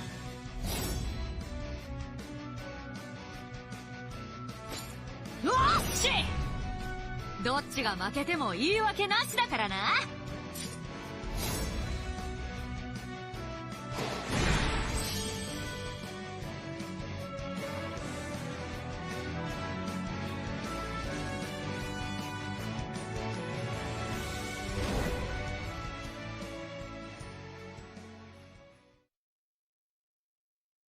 Thank you all for waiting. Time for Elizabeth Valentine to sing her heart out.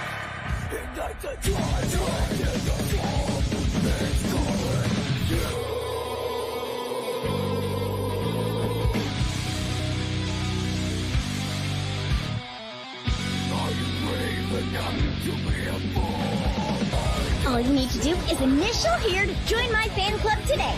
Then you can get your hands on exclusive merch and skip the line at my concerts. How about it? You really want to sign up now, don't you? Yeah, here you go. Oh, this? Don't be ridiculous. It's not a marriage certificate. Look closely, okay? Throw away all your hang-ups and simply do what you feel. Aren't you just dying to sign? Won't it feel good? 3, 2, 1, sign! You'll see a new Elfelt Valentine full of rock, death, metal, and love!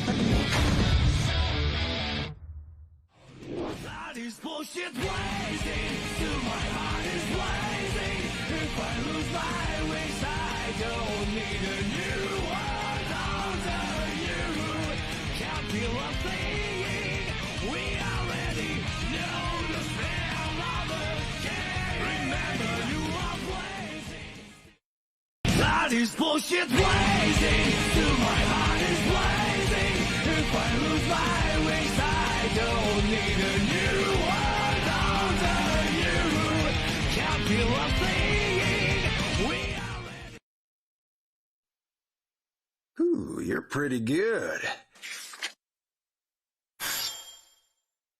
I'm just a little better. Just listen what's called the years, the word of the guy who was hated by the god of failure. Just lean. A happy ending happens when the handsome guy wins. The Joker's just a clown when you don't win. Gonna repay that with interest. Let's get one thing straight. I didn't beat you. You beat yourself. If you've got sour grapes, I'm all ears. Oh, you're taking a gamble. I respect that. Let's make this snappy. You won't be a hero. Be the last man standing. That is bullshit blazing, till my heart is blazing. If I lose my wings, I don't need a new one under you. Can't feel a thing, we already know the spell of the game. Remember, you are blazing. 見ているか、ルシフェル。俺は今度こそこの空を終わらせよう。お前という存在を消し去り、真のゼロへと至ろう。無にキスがいい。行け。逃げろ。逃げられるというのならば目障りだ。週末の供物となれ。無様だな。思い上がるな。くだらん世界と共に散れ。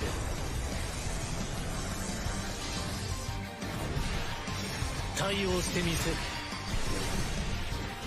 邪魔をするな、ベルゼバブ。アキシオン。なんだそれは。テスラ。今から俺の性能テスト？ベリアル、早く来い。お前の力を使うぞ、ルシフェ。パラダイスロスト。消えろ、空もろとも。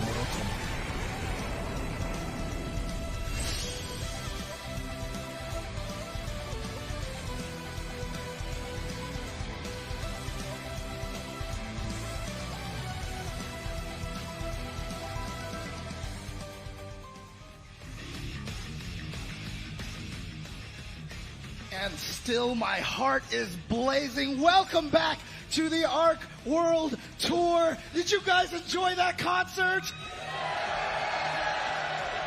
I was sitting too close to the speaker. I can't hear out of my right ear right now, but I am joined by Sajam and Rinj as we take a look at this beautiful trophy over here. How did you guys enjoy that concert? Yeah, I came up to get a video, right? Because I was like, oh, let me check it out. And I stood over here by where the commentary area is, and there's the speaker in my ear, just whoa, whoa, whoa. My entire body is just like getting hit by it. And I'm like, all right, this is pretty sick. Yeah, I can't lie. And I was having fun watching, and then when Daisuke came on the stage, I was like, my heart. I was just happy for him, man. I'm like, that's sick. Like, this just makes me feel good.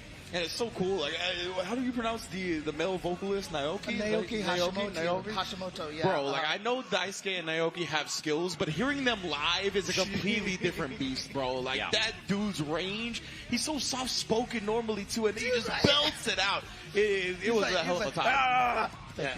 Yeah, exactly. Yeah, when we walked in, I actually didn't know the concert was happening. I thought they were just playing music. Oh. And then, like, I realized it was coming from a human voice, and I was like, wow, they sound great. Both of the vocalists sounded awesome. I could not believe how good they did. Aisha as well, amazing job there, too. And she gave Slash the bump, so you gotta look out. Slash gotta be the favorite going to the top 8 after that. Slash is not, is he here? Like, he was in the player room, and someone's like, she went up there and said, like, shout out to Slash, and he was like, wait, my Habibi, what? And then I was like, bro, yeah, like, but you know, and they're like, what? The thing is that in the player room, it's backstage. There was no audio on the TV for the concert. Dude. Don't worry, they heard the whole thing. It was so loud that the room back there, you could hear the entire concert through like 5 concrete walls. Like, yeah, it was. I saw a great tweet up there. It's like, what other game can you see the producer come in and shred on the guitar? Absolutely. You know, I mean, what an amazing event. There. Like, this was the game to do something like this with, right? Sure. Like, I mean, the music in Guilty Gear is so intertwined with how iconic the franchise actually is. I put this on Twitter, but the first ever time I got exposed to Guilty Gear as a franchise was Tasty Steve playing the XX Korean soundtrack in the car. It wasn't even the game. I didn't see no characters. I didn't see no gameplay. It was the music. And I mean, that's just a testament to where we are now. No pun intended. He's like, yo, dude. Yo, dude, you gotta hear this. You haven't heard? He's like, yo, it gets to this part, it gets you with the and then it hits you with the blah, blah, blah. And I was like, all right, dude, that sounds great.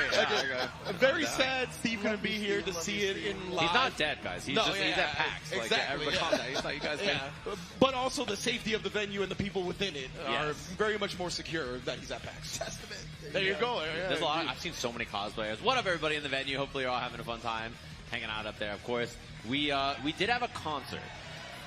No. Free Eddie. Jonathan Tene is in mental trouble, okay? Yeah. We need to do something about this and help my man's out. Eddie Chance! What timeline is this, AJ? Oh, I feel so happy. No, I agree with the chance. I like it that Eddie's free. I mean, that part is don't, that would hurt.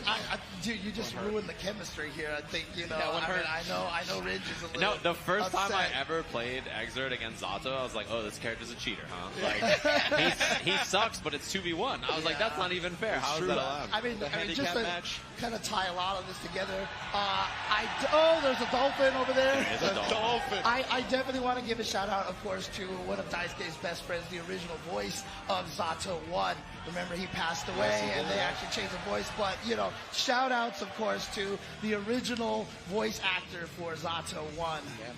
It's something about that character, right? People that really gel with him love him beyond belief. Like this fella right here with the Oscar. Got the eye on and everything. He's been cursing at the camera. I can read your lips, bro. Behave. I can read your lips. He said, I love Oscar. Oscar's great. Yeah, Epico boy! Epico boy, let's go! That is the peppery splash in the house. We got it. I love seeing all these different contingents. We got, what is that? Is that a Potemkin? Heavenly Potemkin! Buster! Wait, that's John J. Potemkin right there. John J. Potemkin. And John J. Johnny.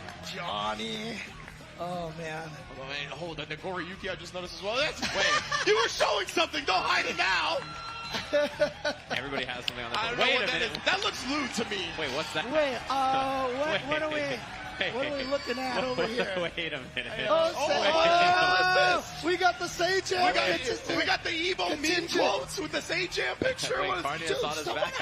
Carne Asada is back. It's in a frame, dude. Look, you know what? I mean, look, we just saw everybody on Stage Jam, and now we're going to see on the stage Stage Jam. That's right. true. You got to say it. Say it loud, say it proud. That's true. Damn, there's a lot of signs out there. The May contingent. Everybody, that's one of the best things about Guilty Gear, though, right? Is that it really gels with people on a character level. Right. People just fall in love with the cast of this game more so than anything else. I mean, honestly, when you play this game, the connection you have with your character is no better than in Guilty Gear. Yeah. Guilty Gear is the ultimate for that. What? What's going on? Oh, That's the sin, right? Dang, Oh yeah, the soul picture. Wait, is that a painting? That's a painting. Did you bring a painting here? That seems unsafe. Wait, how do you? Did you paint that in the audience? You ain't got nothing on my side. It's a painting. It's a painting. That's powerful. Oh man. Wait, this is the sin, right? Is the the sin hello flag in the or corner? what? Yeah. Oh, okay. So sin contingent as well. A Is that a cat? Let's go for the cat. Yeah. Wait, there needs to be a cat. Don't do it. If they add a cat character, I'm going to be very afraid. Yeah. Like Telkaka or something. Jubei, you gotta guess Jubei in there. Okay. Wait, they have. Oh, wait. look at that Beat Sprite. Beat Bridget, Sprite, old school. Beat Sprite. ABBA. Why is that face on the key? The key's going through it, bro. Yeah, he is not happy to be here. Hey, everybody holding up cards. Free Eddie. We already know. We already know. But yeah, to your point, James, I always tell people that my favorite fighting game character across all fighting games is Zato. Oh, yeah, I just gel with him on another level. What is this? It's Daisuke. That's what I see. Oh, okay. Yeah, I see Daisuke. I see the Daisuke at the bottom. Is that a Nintendo DS? That is a Nintendo She DS. said yes. Is that guilty? Is that the Guilty Gear? It's one of the Guilty Gear games I on think the so. DS? Might have been, yeah. Dude, and you know what? A lot of people picking up a lot of the products outside too. You see a lot of Guilty Gear shirts in the audience as well. So. Oh yeah, most definitely. All kinds of merch available to buy here as well. And yeah, if you're wondering, tuning in, you're like, where's the matches? You're fiending just like us. We have to, get all the concert stuff off stage. Yeah, we have to set up properly and everything exactly. again. So we came here. I'm just mad that Daisuke completely trolled us. He started Birthday Train and then stopped after 3 words, and I was like, no, James where's loves, my birthday? yeah. Dude, Birthday Train is the best. They Come on, should've Birthday Train's the best, right? I mean, come on. James does Come love on. the Birthday Train. You know when I have random song on and Birthday Train is on and the round start, I'm like, I'm about to fall asleep. It's not about to be good. I can't fight for this. Most definitely. Amazing plethora. I really like the playlist they went with too. Definitely a range of different types of songs as well. Throw it in the Happy Chaos. We got to hear him go off with the Potemkin. Anyways, the Kai theme. Oh man, all right, the you know Kai what? theme's so legendary. Okay, you're gonna have to stop me from singing. Let's talk about the matches here, okay?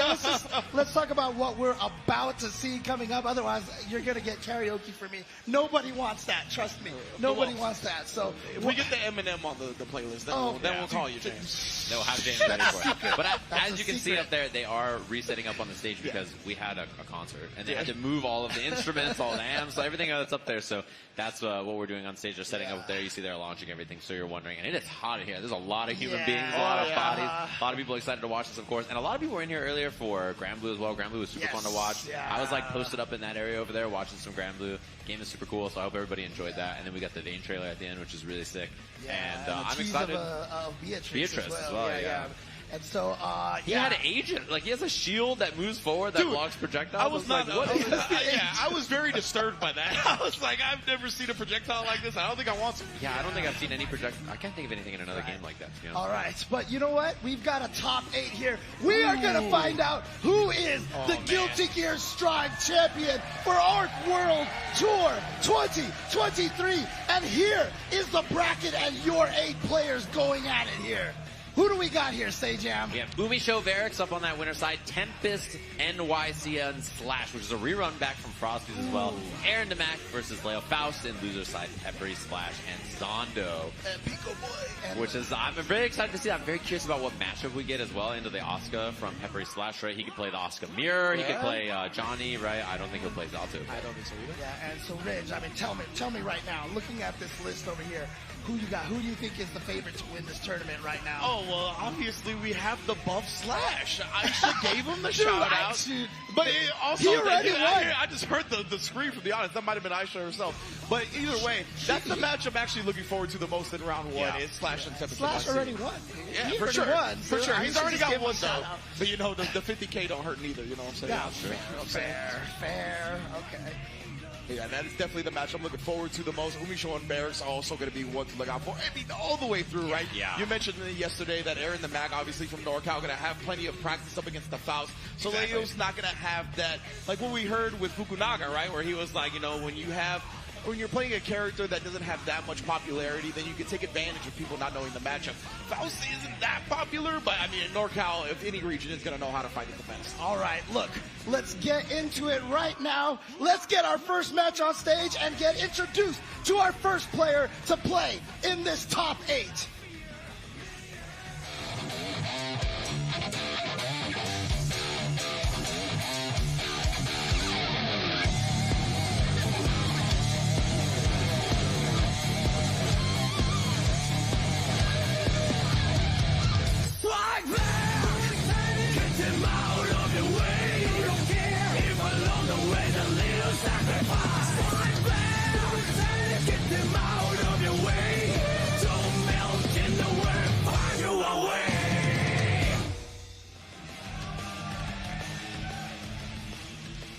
And here we have it. You see Umisho qualifying from Frosty Faustings and had some of the most intense matches in pool, having to make a couple of comebacks, but she did it and ended up, I think, was it 3-0 in that group? Yeah, one of the undefeated players. 3 of the groups had that, and her opponent's the same way, right, with Varix over there, which is going to be a scary match. Sol Nago. I mean, this is a match we've seen a lot in this game, so it should be an interesting one for sure. Indeed, and that's coming off of Varix, whose last set in his group stage was against Jonathan Tene Sol, right? So he was able to defeat it there. We'll see if Umisho can bring a different style, different flavor, different brand of the bad guy. Right, all right. But, of course, Varix all the way from Senegal. Let's take a look at what he's going to provide us here today.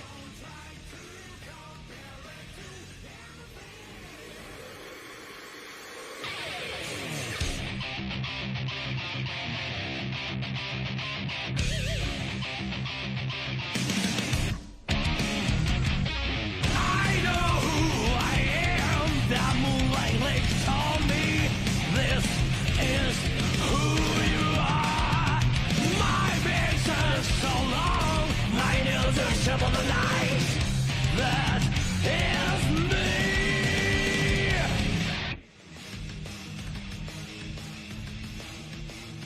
Again, a top 6 finish at EVO last year, and here he is here at Arc World Tour.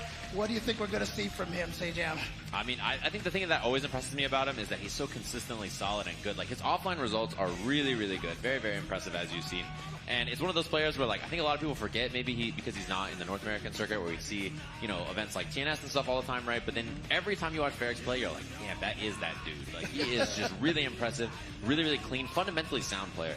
Yeah, he hasn't fallen off at all, right? Like, No. he's really been on the grind since the beginning of the game, and he's only continuously gotten better, rocking the Nago the whole way through as well, so he's got the nuances down. But my man, it looks like it is time, James. Talk to me, bro! One of these players, both of them coming into this game here undefeated, one of them is going to get their first loss for the day. Here we go. Guilty Gear Strive Top 8 starts now! That's what I'm talking about, baby. The crowd lively. Coming off the concert, we're going to find out who gets in the winners finals between Umisho and Ferrex. And it's all about this round start gambit. Obviously, both of these characters so explosive. In the beginning of this can be such a huge factor, right? There's things that Soul can challenge with. He can dash block 2S, 5H, stuff like that. And Nago, he has that DP, he has White Wild Assault. He has lots of scary tools at round start. And we'll see what it is. Bring her right over the 2S to start things off. Indeed, we said that Ferrex is a little bit more timid at round start, right? Likes to react to his opponent, and Umisho already taking it to him.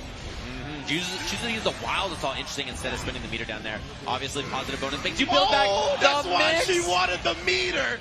Planted so far ahead, Umisho already looking dirty. That backdash ain't gonna let you escape. That is Soul bad guy. He pulls up on you, and if you get clipped, it's going to be a bad time as well. So 5K challenge on block, knowing the stacker was coming from Umisho. Early wall bake right back at you, Ferrex, with lots of resources here. Indeed, he's not afraid. He won't even take the hard knockdown, just 2H out the Shout out Spacey Steve. Man, this is a super right away on the wall. Tons of blood. Knock the sword clean from that. You can even RC here if you want as well at the end of this to try to get the 6H situation. Does not, and it's not enough, but only a little bit of blood on the side of Umisho. Exactly, the cloned up YRC. Spit a little bit of blood, but still going to be nowhere near popping. Umisho, how much magic you got? Not enough today. Straight palms to the face. Ferrex tying up the first game. And you see the way Ferrex looks like it right there. That's a good description of the gameplay, right? It's so calm and collected. Oh my! I don't know. That might have been on accident actually with the Vortex, or thought it was going to be a confirm. The side swap on that. OTGs and Ferrex. This is where you can just hold this position. Wow, no cancel and a nice punish from Umisho. Yeah, we used to see the RC to end that right. Thought he would be able to take his turn and steal and save the meter, but right now Umisho finds himself cornered yet again. Oh, and then got caught reaching with the counter hit. Super afterwards as well. This is going to do massive damage. Yeah, huge damage on this. I think at the start it might be enough to kill.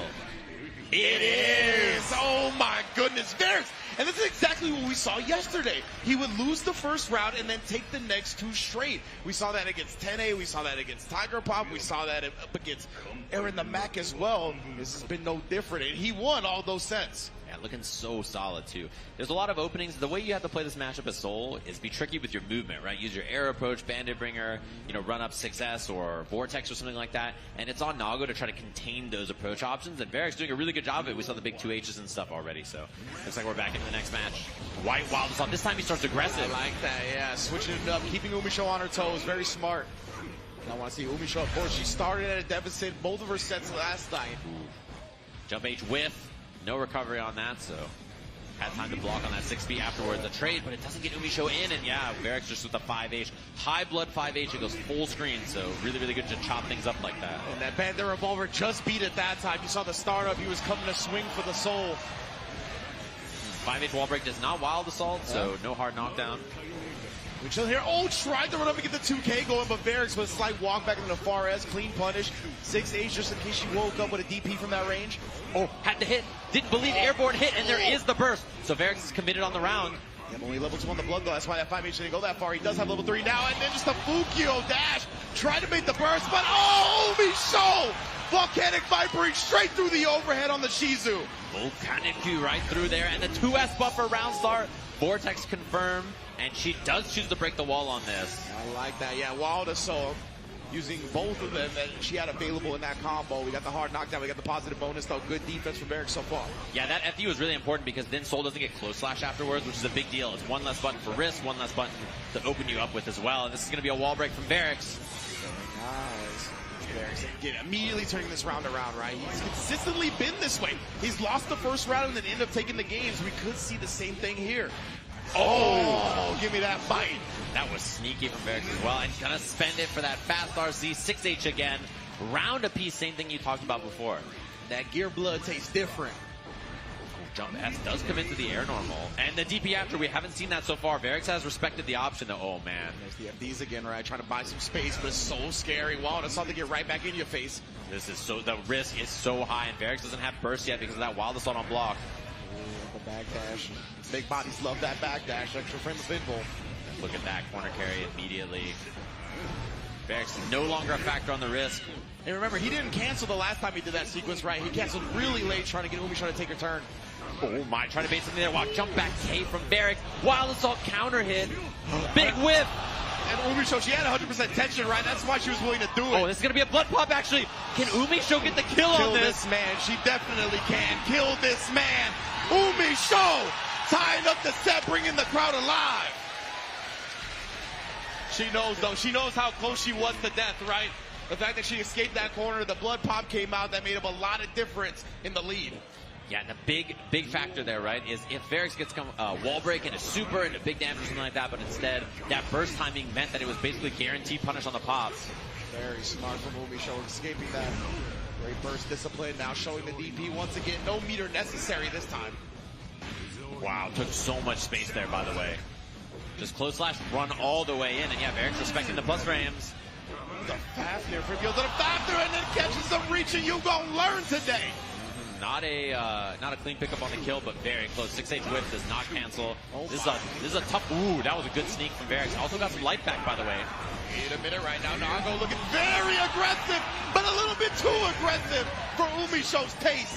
What a wake up super. Again, had the meter to cancel it just in case. I like the adjustment too, because last time we saw 100 meter, it was DP, right? Exactly. And you know, if that super whiffs, you can still cancel unlike a DP. So good choice there from Umi Show to recognize that. Great call out. Oh, the stanky leg on the other side. Protect your neck. Tricky stuff too. Umi Show late cancel. No cancel because there was no meter there on the BR, just shy of building it. In this time, harassing with the 6H with the 2H anti-air. Oh my. We're going to the next round just like that. Yeah, you are deader than dead. Doesn't even need the super on that. Varix, a delayed 2H to snipe the Bandit Bringer. Round a piece, game a piece now. 2Hs have been super on point for Varix so far. Umi Show, though, still approaching from the air. Wow, preempted 6 feet really early on that. Varix is ready. You see the fuzzy there? Like, stood up just in case there was the overhead, but no cancel from Varix. Exactly. Oh, straight through the gunflame startup. That was a hefty 2-piece. Now he extended it into a 6. How about a 7? Oh, yeah. God damn, just like that. 2 interactions, 80% for Umi Show. Ooh, and the trade, that might have been a 5K coming out there on Wake Up, trying to check some kind of Fukyo, but it was Fukyo canceled into the DP immediately. So Varix goes up in the set here 2-1. And Varix, man, has been the same story. Dropping the first round, taking the game anyways. But this is exactly what we saw from Umi Show yesterday, right? Multiple times she was down in the set. One time it was 2-0. The other time it was 2-1. And she went back to the character select, took some time to compose herself, and managed to sweep the entire group. Yeah, we'll see what the adjustment is here, too. I think, actually, she's been able to kind of find the approach. The hard thing has been defense here against Nago, right? Obviously, he's a very overwhelming character. And I think Varix on defense has looked really solid. And then when he gets on offense, he's been steamrolling. Absolutely. And he hasn't been afraid to spin that blood on offense, right? Yeah. He's so confident in his decisions. That's why we saw one of the games that Umi Show did win. It was off of the blood pop. She had the perfectly timed burst, was able to take advantage of that aggression. That might be where she's looking for here in game 4. Yeah, we'll see what the difference is here, too, and how Varix deals with the approach, because so far, Umi Show has made it in pretty consistently. Yeah. And sometimes Soul just doesn't do that. Sometimes he just gets boxed out. Wow, this all start. You already know. Look the way Varix has been switching up his round approaches. Oh, big counter hit, too. This is huge corner carry. Hurts, bro. Yeah, and then the fat near media again. Backdash, though. We talk about it. The Nagos love it. Wow, wake up. Far slash, sometimes that's a DP, sometimes that's genius, and there is the wild throw for the kill here. Easy peasy, 5H on the wall. Again, first round goes to Umi Show. And Umi Show, she just imposed her will. Like you said, the wake up far S. Like, she knows she wanted to get it cracking and popping. Pressure in the corner, 2D, no cancel, has wild assault available. Lots of other things too. Pick up with that far slash, hitting airborne, and now where's the burst? Doesn't go for it. There was a bait attempt from Umi Show. Yeah, she blew up the backdash before that too. I like that a lot. Oh, jumping out, RC to cover herself, trying to get him to bait. Wow, Varix's defense though. Not easy to survive this onslaught from Soul, and doing a pretty good job so far. Regular throw this time. No backdash from Varix. Runs in for the wild throw. It's not enough to kill. Oh my. I love the escape. Yeah. Patience so far. Umisho trying to get that last hit while runs all the way in to block that, and finally Varix on the burst. And look at this, Varix at pretty much full blood with a pixel of health. He wants to get in, but it's so hard to do so. Wow, Umisho, look at the way she's approaching just around these far-ranging buttons, causing Varix to whiff. She knows time is on her side. The life fleet is on her side. And now we got a tied up set in winter semis. Yeah, I feel like Varix was so hard to hit there too, and Umisho did a good job of like kind of dodging and weaving around those buttons too. So honestly, even though Varix lost that game like 2 rounds straight, I think he played really clean for a lot of it. That's what we talk about, right? With his composure, how calm and cool and collected he is. Even in a moment like that with such a huge life deficit. Oh, the 6P was a little bit too preemptive this time. Oh, I was missed on that. Yeah, maybe there's no FD cancel, no button on the way down. Now Varix mix up time, spending all that blood, walks in for the bite. It looked like we could man through her normal grab attempt.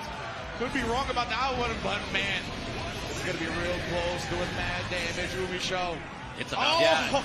I was going to say, as we saw it rising up there, I mean, you get that last little bit really just gets chunked off. So Varix now, set point over Umisho. He gets first blood. Yeah, that's what I was just going to bring up. Now we got a different tail of the tape here. See if Umisho can repeat the performance that Varix has been doing. Just lots of patience there, dash blocking. Oh, and right there, tried to 2K on the minus rims. Is a little too far, so Nago 2K hits instead. Meaty hit. This is huge. Carry to the corner. She's got resources building now, too. About to have 50 tension, and wow, what a block. It's not IPFD, like she got sand, I don't even know. Either way, they banned to bring her. Keep this pressure up here. Varix also on high blood too, which means it's hard for. Oh, that's a big juggle here. Does have Tyrant Rave at the end of this as well. Deep. Oh, that was a miss. That could have been the round, but the wild throw. Final game, final round of our first set here. She's been establishing throw. She's been establishing wild throw. You got to be careful though. Varix is very backdash happy, but a 6P is going to strike first. Ooh, and man, that was scary. While behind the back, the big twist over the helicopter. There is the backdash, right? She was trying to establish the throw. Varix very much looking out for it this time. There was no burst. Umisho did have it, but respected the fact that Varix could cancel. 6H counter hit, just takes the meaty. Easy trying to hesitate, hit him with the 2Ks. The flex shield gets her away. Very nice. Oh my, that was scary, and no punish or anything like that. Umisho still in the burst, and that does flip. It's a lot of blood spent. Empty jumps again, trying to bait out some kind of swing from Varix. Bring her this time, and there's the cut with the burst. Puts him in the corner. It does indeed, right? The full screen burst coming in huge right there.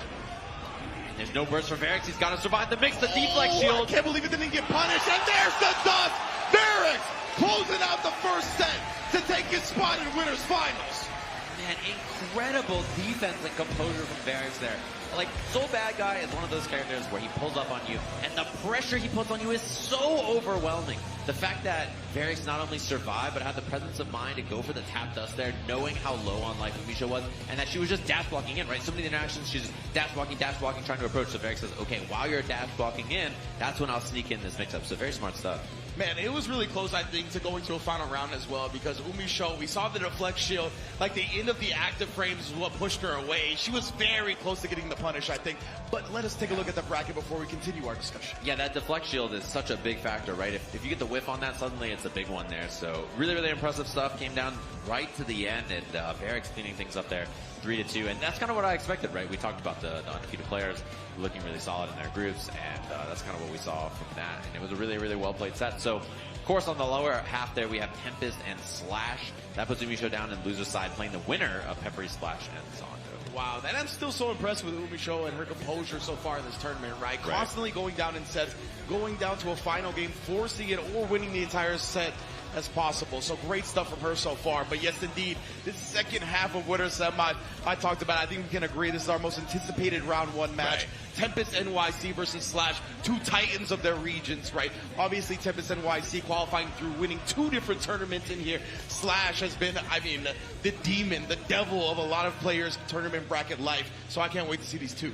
Yeah, this is a rematch from Frosty Fausting. It's the big one here, especially. Obviously, Tempest, mentioned 2 events that he's won. And I think in general, the fact that his background started with May as well is like kind of helps him understand the character and how she wants to play, even though she's changed a lot. So let's take a look at our first player in this match.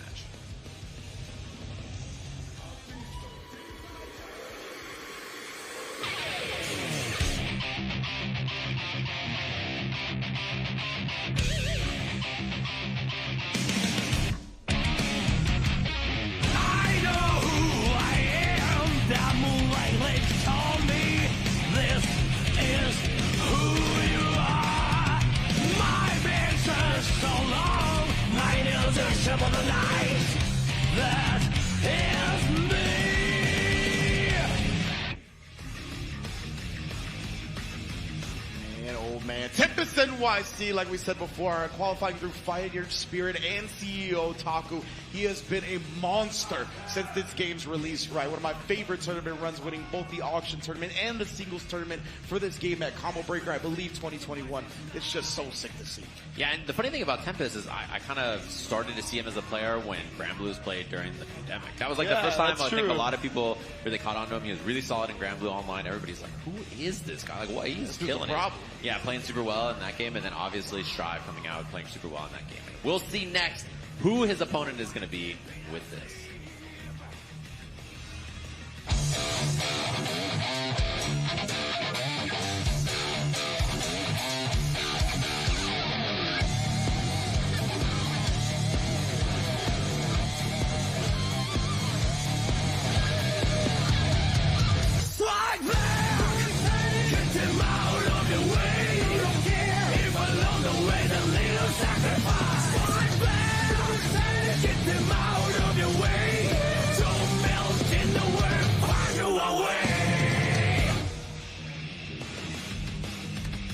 Slash coming up to the plate as well in the winner's bracket. Already I'm here in the crowd popping off for him. Brussels Challenge qualifier as well. Big ups to the man that may represent her. And what's very interesting to me, there's a lot of interesting things about this matchup to me, but one of the most important things is the fact that we don't have a lot of May practice, and they don't got a lot of Leo practice out there, you know what I mean? So I want to see how these two are prepared for each other. Yeah, and I think Slash, you know, definitely a player that is hard to prep for in general. Because he's so solid on this character, and a lot of May players, you know who you are, you're quite feral. Yeah, exactly. And the opposite for Slash, he's like so patient, and he just chills, and then he mashes that 5P out of nowhere, and then you just die. So he's a really scary player to deal with, I think, because he can play sound, he can play kind of scrambly, kind of wild, and his setups, combos, like, you know, consistency, his whip punishes, he's really, really well-rounded. He's good at pretty much everything. So he's a player that's really, really impressive to watch, and I can't wait to see what he's going to be doing up here against Tempest. Tempest obviously, you know, beat him before, and so if you're Slash, you've been scheming. He was like, bro, I really want the run back from Frosty Faustings. Like, he was telling me, you know, I played Tempest there. I really want to play him again. Like, I'm really looking forward to it. So obviously, Slash, if you never talked to him, he's like one of the nicest human beings I've ever met. He's like so kind, and he has nothing but nice things to say. And I feel like these two kind of have a similar philosophy when it comes to their gameplay and their character choice, right? Because as you mentioned, a lot of the time the prototypical person on this character is feral, is aggressive, like they're just trying to throw their bodies at you however they possibly can. But right now we're going to see who comes out on top between Tempest and Slash as we get into this one very soon. Yeah, we're going to be jumping into the game between these two very quickly. Our second match, winners side. This is winner semis. Winner, this will be playing up against Varix in winners finals of this tournament. And making it there, I mean, that's a big deal. The person who wins winners finals has a very good chance to win the tournament, right? So this match, there's a lot on the line here. And I know, obviously, as I mentioned, they played before. Slash has been scheming about this. He's been thinking about this rematch.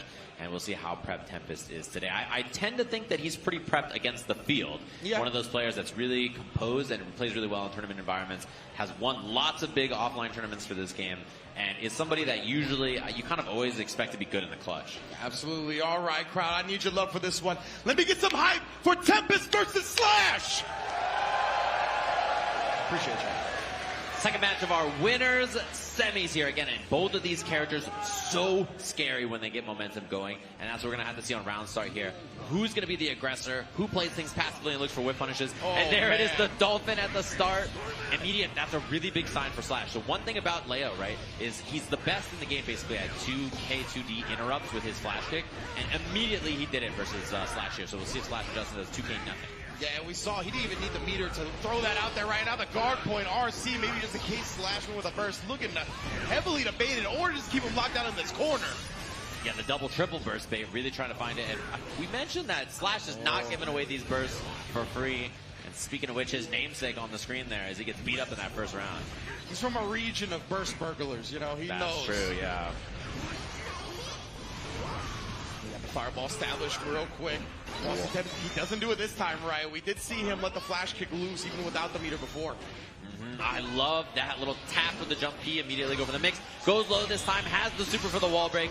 Clean, and that's what I mean. Like, that OP was so structured so well, right? It's just going to be super consistent, super clean.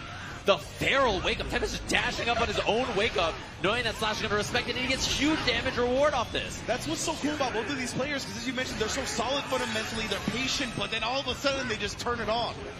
Yeah, Slash has a million meter here, so reversal super is quite scary. He hasn't FD'd at all because you know he's going to respect it. Yeah, YRC that time, the immediate DP has to find the burst. Yeah, Slash, again, he's already down around, right? So he's got to spin it if he hopes to survive this game, but he's still not going to. Tempest with first blood. Yeah, and a lot of aggression from Tempest, actually. He really tried to be first in a lot of those interactions where he would give space and then Slash was like, okay, I guess I'm going to run, and then he would just interrupt with whatever he wanted to go for there. So Slash could really not get going after that. And look at that, the micro dash 6P from Tempest as well. The aggressive strat continuing. Immediately Slash checking on the way in, back throw as well. Yeah, 2K, notice he did 2K run up throw there. He was looking for the DP interrupt, right? So it was on hit, but he was respecting the flash kick there by doing 2K into that. Oh, fast RC extension here. Beach ball set up and respects again. Really afraid of that reversal. And look at that, he's getting so much space from it. Tempest realizing, oh, you think I'm gonna flash kick, huh? I guess I get all of this space to dash up, go for whatever button I want to do, and he doesn't have to respect Slash in the same way. Yeah, exactly. And Slash, he's trying to FD, he's trying to get some space back. You see the RC immediately, and the air-to-air just smothering this May. And Slash, he IBFD'd, which he's really consistent, really good at. He hit far Slash there, burst available. That vertical dolphin is a good spot to find it. Slash is about to build his own burst. Tempest not looking to surrender this round when he has this live lead. The 2D whiff into the cancel, catches Slash, trying to back up. Yeah, and I love 5P, 5P there because it's being saved to burst as well, right? Yeah. Oh, no cancel from Slash right there. 6H hold, and he did that against Leo with the flashing. Okay, opposite. He's like, listen, bro, you better flash kick me. You better flash kick me or me and Yamada are going to smack you through this glass. Look at this, bro, the damage. Better represent that. Don't let him get bullied. Yeah, no flash kick again. Oh, he had it, but he didn't believe. Yeah, the low hit, and then dashing all the way up into the personal space. Slash with a perfect on the board. OTG 5H for the kill. And now it's like, okay, do I go back to respecting or do I not? You know, that's the biggest thing. He didn't respect flash kick there at all. So we'll have to see. Wow, chooses the late burst just in case there was something from Tempest. Tempest, yeah, he's scooting forward with the guard point. Immediate 6P after the Dolphin, showing no fear. Big chance now. Oh, guard break. And what are you going to do if you're Slash here too? Gets hit by the overhead. Not killed because he was already committed. But still, I mean, this spot is very tough for Slash to win. Burst still available for Tempest as well, and there it is. Yeah, Tempest going to use it nice and early here. Give him a chance to build some burst back, but that's not even going to get to that point. 2D again clipping the May and a quick 2-0 lead. I love, he let the whiff happen. He let the whip happen and then sent it with the 2DRC. And I think that's a really good sign that he knows to take space like that. And also, I love the early burst, right? He could have let the burst go, but because he had positive bonus, bursting early is really good because you're going to build another one. Precisely, man. Positive bonus over, even an instant block right there, keeping Slash closer. Yeah, it's going to be corner positioning already. Wow, Wake Up Dolphin gets stuck by the back turn S, and just like that, that's a wall splat, air to air, no flash kick for the break. Looking good here. What's the mix? Oh, man. Excuse me, the BRC. Keeping him slowed down a little bit. Still building that meter. Builds it to the RC. Even with the IBFD still in range for the DP. Yeah, that's one of the scariest things about Leo. His BRC post wall break basically means you're knocked out even if it is a hard knockdown anyway. The confirm off this. Tempest does commit the burst. He doesn't have positive bonus anymore, but I like him not being greedy on it. Yeah. Absolutely, Tempest. Especially when you're a throw or strike away from the kill, right? He smells blood in the water on set point here. He didn't want to give Slash any momentum, rather spin the burst to take it back. Yeah, IB throw in the front hit, and this could be a wall break if he wants it, which he does. Finally, some offense from Slash here as we have set point for Tempest. Yeah, hard knockdown, catches him FD and go with the command grab. And this is a wall break if he wants it. You get it. Battle Orca.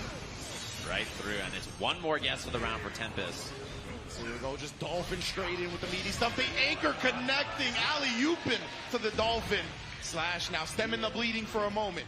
Yeah, he's consistently putting these rounds on the board, but man, Tempest, his resources and his management of these moments. Oh, 2K, he does do 2K duty that time, and then Tempest says, all right, here you go, buddy. Let me flash kick for you. Again, just raw 2-0 meter to make it safe. Just been so on point with the reads. Oh, no whip punish. They're expecting again, and the dash up 5K gets smoked. Tempest, he's forcing that respect by flash kicking, and then now Slash has to go on defense. He doesn't have 50 meter anymore because he FD'd. No extension. Very tough for Slash to be in right now. And then the Liger Bomb to finish the set. Tempest with a sweep on Slash to get into winners finals. And that nod he hit after, I mean, he is looking confident. That's somebody up there who's like, I'm winning this tournament today. Yeah, when you Liger bomb somebody with Leo to end the set, like my man's was scheming. He's feeling himself big time. He had meter to combo off the flash kick, and I feel like he didn't do it because he wanted to do that. Yeah. I may be overthinking it, but he had meter to spend and was like, I'm landing this command grab, bro. Like, I'm about to do this. So, yeah, really impressive stuff from him. He's up against Varix next, which is, I think if you're Varix, you're probably, you know, if you could pick a matchup to play, you're not too bad about playing against Leo, right? It's typically something that, you know, is pretty good for your character, so. Man, and I think that's so right, because it wasn't even about sending a message to Slash. It was more about giving yourself as much momentum and feeling yourself as much as possible, right? Getting into the next bracket, the next match. But let's take a look at that bracket right now, as we have our winners finals all nice and set up. Varix versus Tempest, as Slash and Umisho have dropped to the losers quarters to await the winners of Aaron the Mac and Leo and Peppery, Splash, and Zondo, respectively.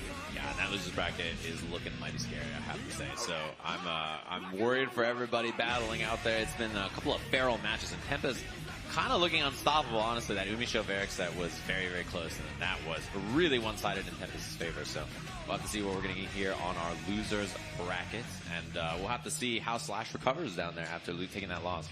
Absolutely. Like, I hold Slash in such a high regard that I rarely remember him ever getting 3-0'd, right? Usually he's able to make some adjustments in the middle of the set, put some games on the board, but this time Tempest is just too dominant. Now, let's get to a video package of our next player up.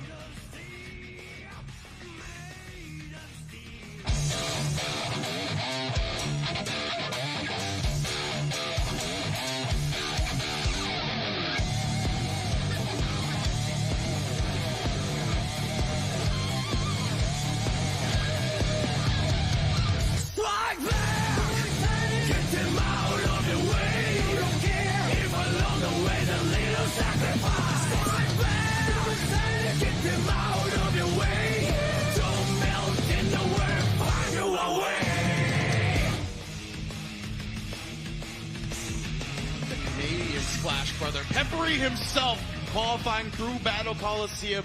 One of our favorite runs in the group stage, honestly. We saw him struggle a little bit early, switch to the Johnny, able to get a dub there, able to get a dub on the Asuka. Now let's take a look at his opponent.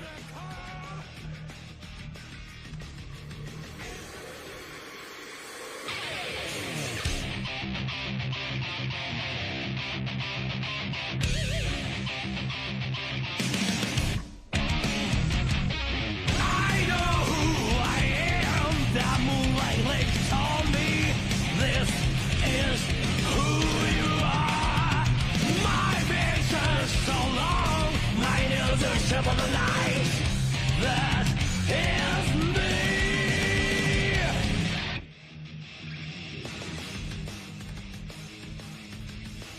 Zondo as well, qualifying via head stomper. He's got the Ram Lethal there. We know it's in the arsenal, but he's been maintaining that Asuka for a while now, and he is doing damage with the character, able to make it out of that group with both him and Gobo, right? So the Asukas of the tournament were represented there. He's the one that proved superior in the group stage. We'll see how he does in the main bracket.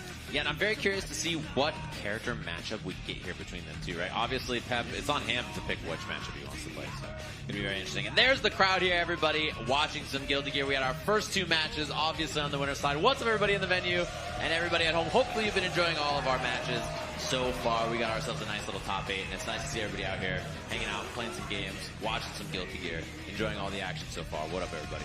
I still can't believe they turned this place into a concert venue, bro. That was so cool, man.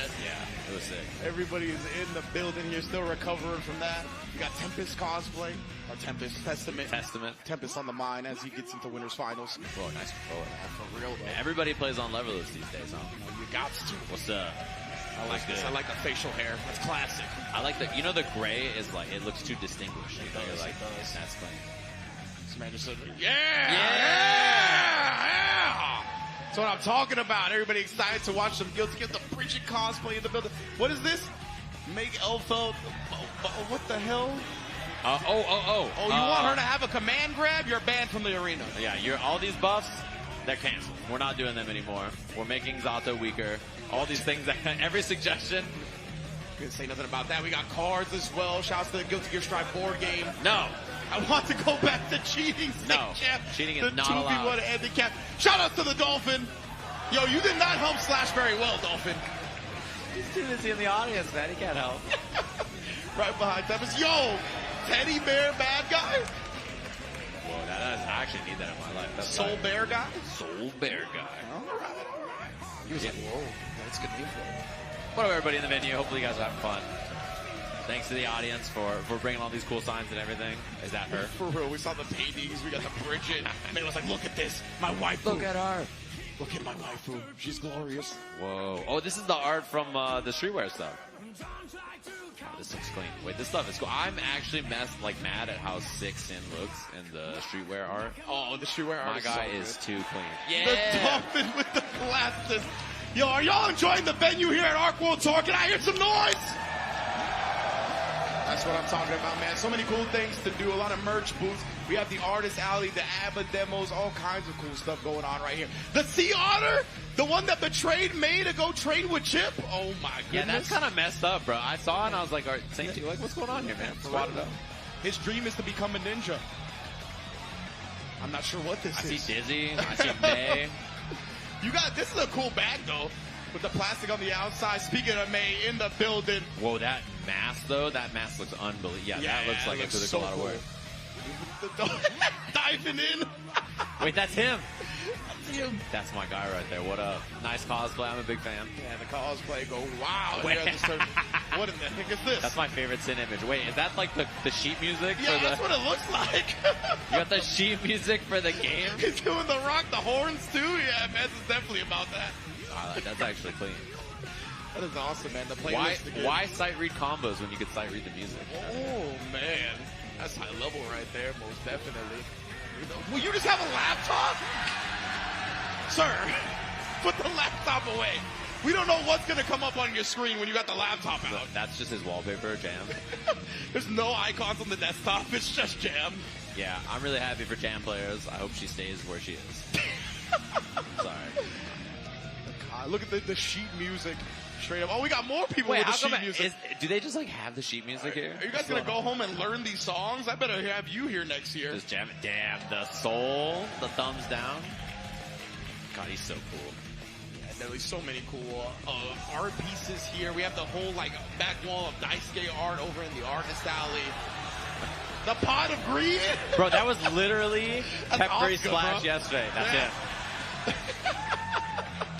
That was literally Peppery Splash yesterday, drawing the perfect card out of his deck. Pot of greed. Like it. Oh God! Put that away. Yeah. What a guest character that would be.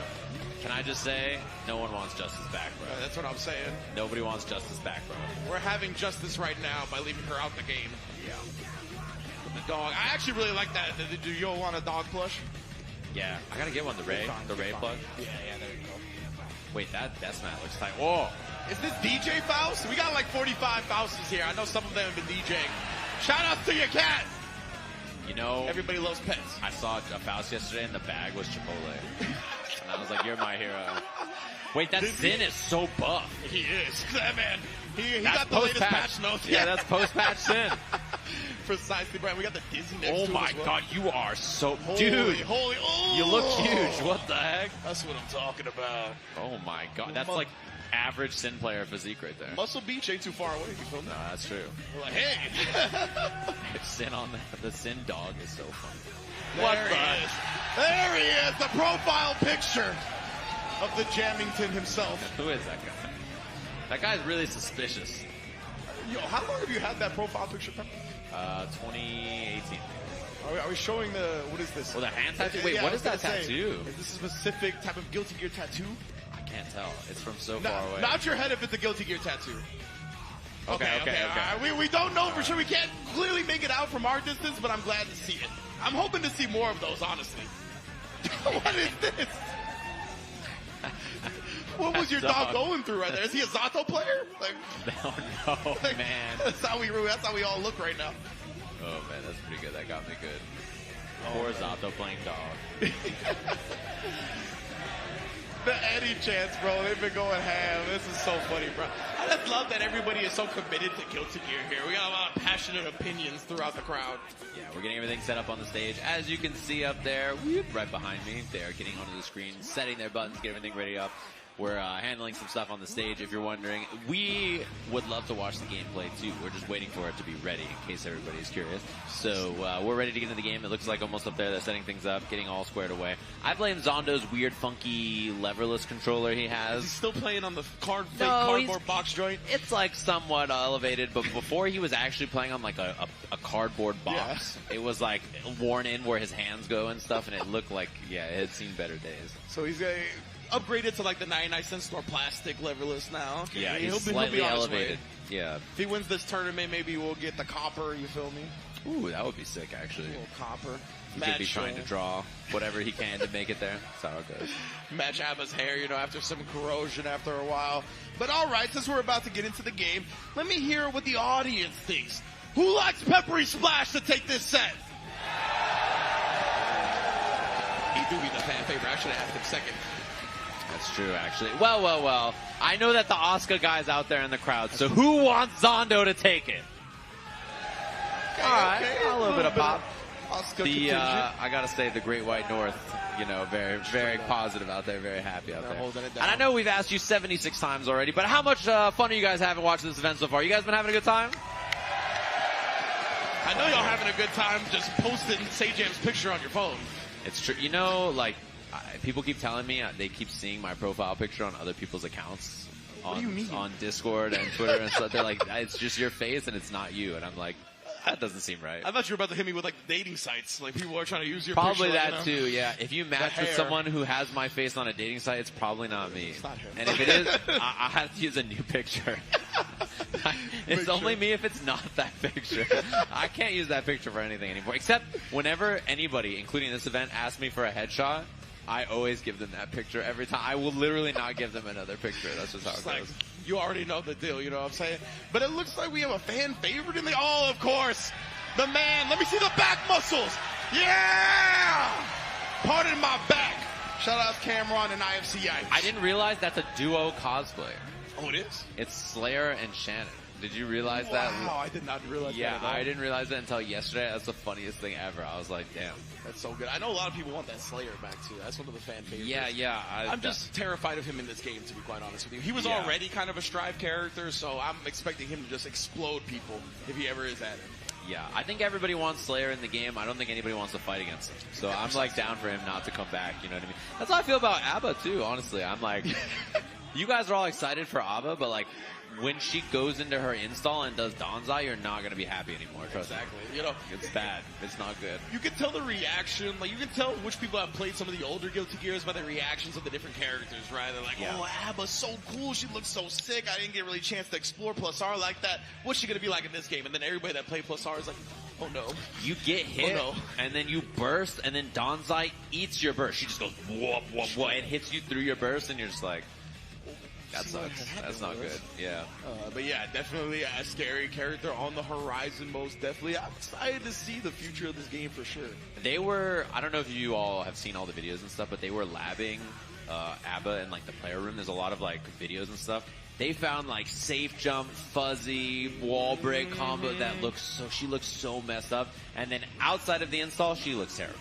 She looks really, like she is just really like in the install, she's like the best character. Out of the install, she looks not good. Which was a little similar to how she was in Plus R, right? Yeah. She got very, very good once you got the proper blood. But enough of that. It looks like our game is ready. So let's get to the stage and handle this Peppery Splash versus Zondo. Yeah, loser side of the bracket here. Loser is going home, tied for 7th place. Peppery Splash versus Zondo up there on the stage. I can't see Pep in this image without thinking of that dancing barber gift. That just gets me every time, right? It's so good. That might the as well be Johnny. Pep. Oh, and he is bringing it out. You can see the fans react. That's what they want to see him play. Right now, Zondo, of course, looking to draw from the heart of the cards. Yeah, and interestingly enough, both card-based characters in this game, but Zondo was doing a lot of anti-Johnny labbing, and I found that very interesting. I think maybe he was expecting that this is the pick for Peppery Splash. Man, Zondo very smart, right? Very well practiced. When you have the time to prep, you got to make the most of it.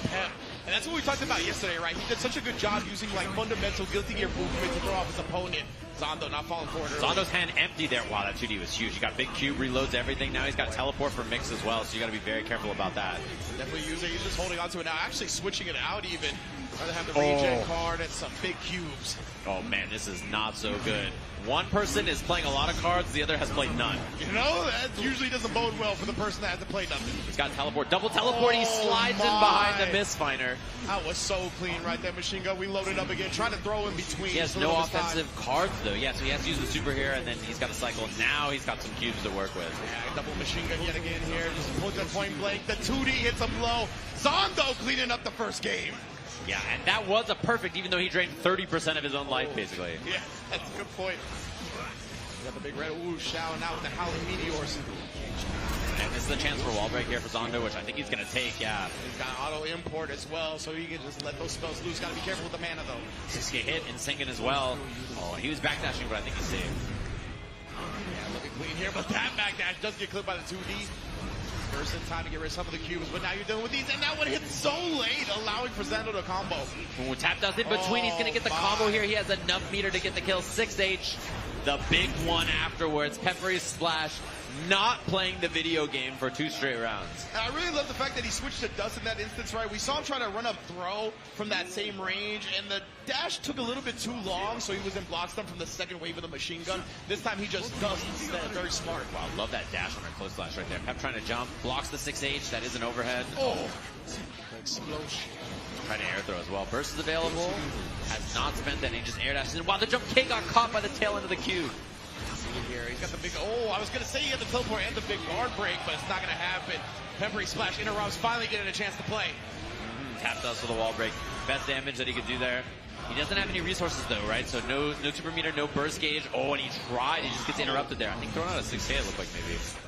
Most likely, we see that from Peppery Splash a lot, right? His 6K usage is usually so on point. The forward advancing hitbox like that.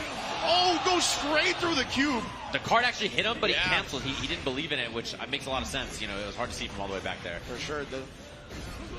Oh, and then the jump in catches Zondo trying to anti-air at the wrong moment. Peppery bringing the crowd alive. No starting hand. Pretty decent, at least for him to establish, but there is the backdash again. Peppery has smoked Zondo trying to throw him a couple of times now. Strings him up, he's going to have Volt, and he catches him with the overhead. Sneaky there, he vaulted in, and then fast RC cuts him high. Just trying to walk up in his business right there, catch Zondo flinching. The flex shield waits and punishes perfectly, and your life has been deleted. 1 up. And you know, he doesn't have that look, but you know Pep is like, damn, I'm so clean. Yeah. You know in his head, he's like, damn, I'm so clean. Bounce star trade on the far slashes. Johnny's is so fast too. Great discipline for Pep right there. Not getting clipped by the 6K, but there is the low afterwards. And then the block burst. Zondo, he left some damage on the table with the drop. Yeah, but a wall break. Honestly, I think Pep wants the wall break there. He does not want to be in the corner anymore. He's going to get a chance to fight out, but immediately put back in because of the hard knockdown situation. Another dust in between the waves of the cubes. Very smart. Wall break. He tried to add some damage in there with the RC, but still not enough to kill. Yeah, hard knockdown though. Chip's going to be a big problem now. He's got the staff out. Runs in for the dust as well behind that. Didn't even have meter for the cancel, but still was a tough comeback from Pep. Exactly right. He knew that. That's all he needed at the end of the day was for the dust to hit. Willing to risk it. Double forward dash there from Peppery Splash trying to chase out. 6K barely whiffing. Usually so on point with that. I love the jump back.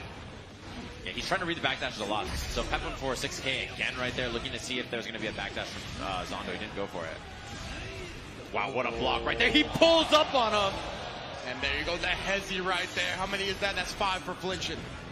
Air dash pressure here. No, he goes for the dust and he builds the bar.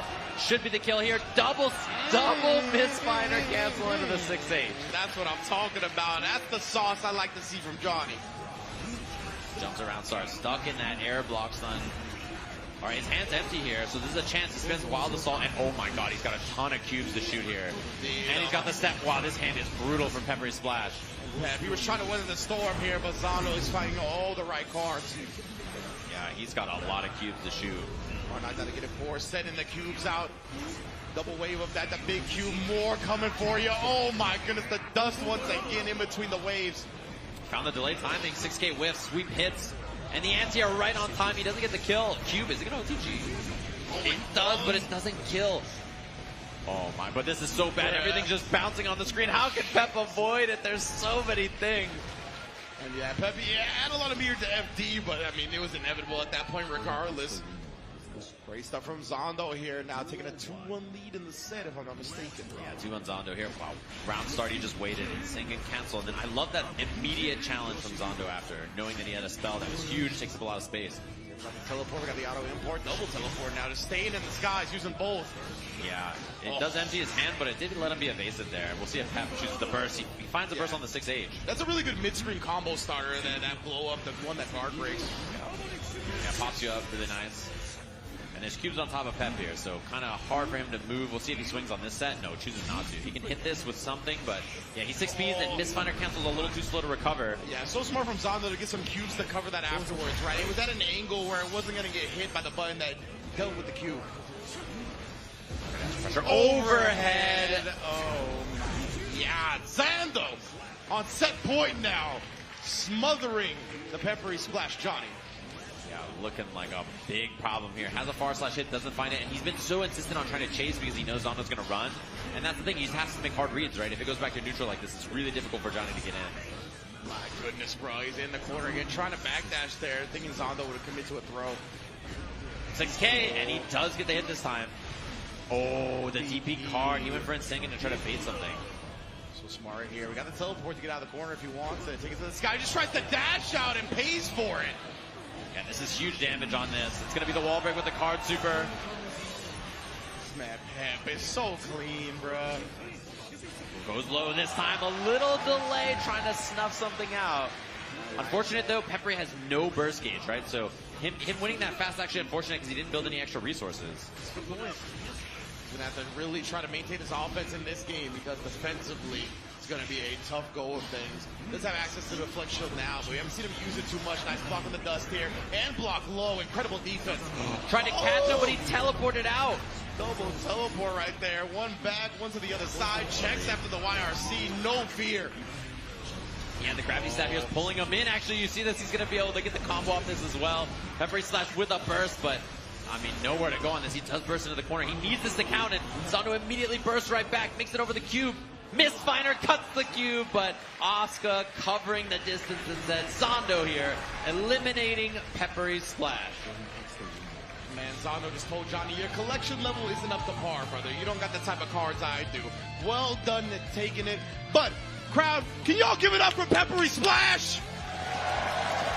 Of course, amazing run here at the Arc World Tour Finals. It does come to an end here in 7th place, but always one of the fan favorites. One of, honestly, a legendary Guilty Gear player at this point. Again, I think it was EVO 2022, maybe 2023, where he made top 8 in 3 different Guilty Gear games, winning one of them as well. Just an incredible player. Yeah, he is someone who is good at Guilty Gear, the series, not just the games, right? Like, he's not just like, oh, he's pretty good at this game, he's pretty good at that game. He's really solid, really well-rounded, and his fundamental knowledge of Guilty Gear is extremely strong, right? So, very impressive play from him, and I hope that we get to see some more Johnny buffs in the future. I want to see him on that character, man. He said, it was really funny, he said today, if Johnny ever gets buffed, it's over. Yeah, he did. Like, he did say that. He's like, it's over for everybody, bro. They're like, they don't even need to make him good. He just needs to be mid-tier. Yeah. He's like, let me cook on the Johnny. So Zondo did earn the right to face Umisho, of course, and now we're going to be going to Aaron the Mac and Leo to face who Slash is going to battle up against. But yeah, man, one more point about Peppery, too, is that a lot of fighting game players are good at specific characters. Right. Peppery is so good at the game, bro. Like we said before, he was a menace with Johnny and Exert, switched to Venom, and his results didn't drop off whatsoever, right? This man is just a great fighting game mind. But I am very excited for this next one with Aaron the Mac and Leo. Yeah, it's going to be a good one, of course. We mentioned earlier that Aaron has a lot of Leo matchup experience because of the Faust, right? So obviously he's going to be fighting Leo's Faust, and you know he plays against this character a lot. This is like a region that has a really strong Faust player, the best Faust player in the US. So it's one of those things where the matchup experience will definitely be there for him. So let's take a look at our players coming up to the stage.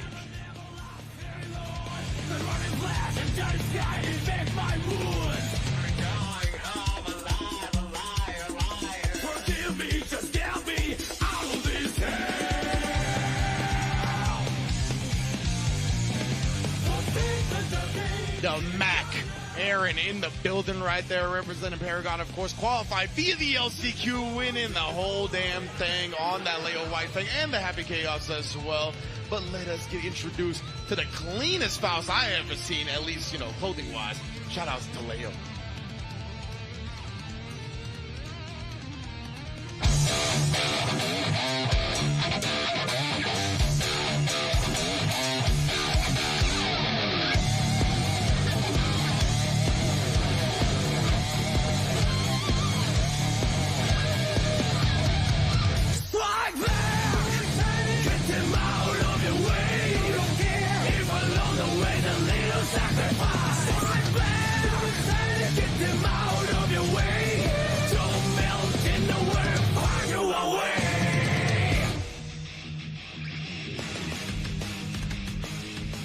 Big ups to Leo as well, qualifying via Battle Arena Melbourne. I feel like the crowd just pops when they see his picture, right? Like I mean, that suit, bro. The hair out, the suit looking clean and crisp. Love seeing his play as well, and then making it out of the group stage yesterday. Very tough all the way around. What you got? I don't know. Locked and loaded, though. He seems ready up there on the stage. Up against Aaron. Nerf White Wild Assault. Straight up. Not even playing against the character that has it. He's like, I'm good now, I can leave. Yeah. He's like, I did my best. I did my part. Yeah, he's not even fighting a White Wild Assault. That's true. That's what's funny about it. He's just about the agenda, you know what I'm saying? As a lot of those NorCal folks are. Definitely good looking out. But I'm excited to see this one. Aaron the Mac going with the Happy Chaos up against the Leo Faust. I like this choice as well. Yeah, and this is, it's very interesting as well because this matchup, you know, historically it was terrible for Faust, right? It was really hard for this character earlier on, especially. And this is one of those things where I think the strength in knowing the matchup against Faust is huge, and I don't think that this character is also particularly popular overseas as well. Oh, Leo, one of those situations, right, when you're not as familiar with the matchup, maybe your best option is just smother the opponent, right? Make sure they don't get to play much. Leo looked like he tried to do that at the round start, but now Aaron is the one trying to push him to the corner. What a backdash on the first command grab attempt we see. Yeah, and the thing is, Leo is really command grab happy. We saw it yesterday. He loves to go for the command grab. He goes for it constantly. So one of those things that Aaron, you know, if you watch any tape, you might be familiar with, might be ready for. That's facts. And Leo, I mean, he's got great Afro pressure, right? I feel like he opened up somebody after every time he command grabbed them. But Aaron the Mac not going to let him do a damn thing here in the first game. And the stylish finish, the BRC fast dust afterwards. A Mac named Aaron. Oh, tricky. Ouch. Straight tornado. Yeah, he wants to put the Afro on him. Yeah, I love the timings to catch fuzzies. That's one thing. Oh, what a burst bait right there. But Leo does a lot of big staggers to say, hey, fuzzy jump. Hey, go for this. You know, go for these options here that'll get you out of defensive pressure, but not against mine.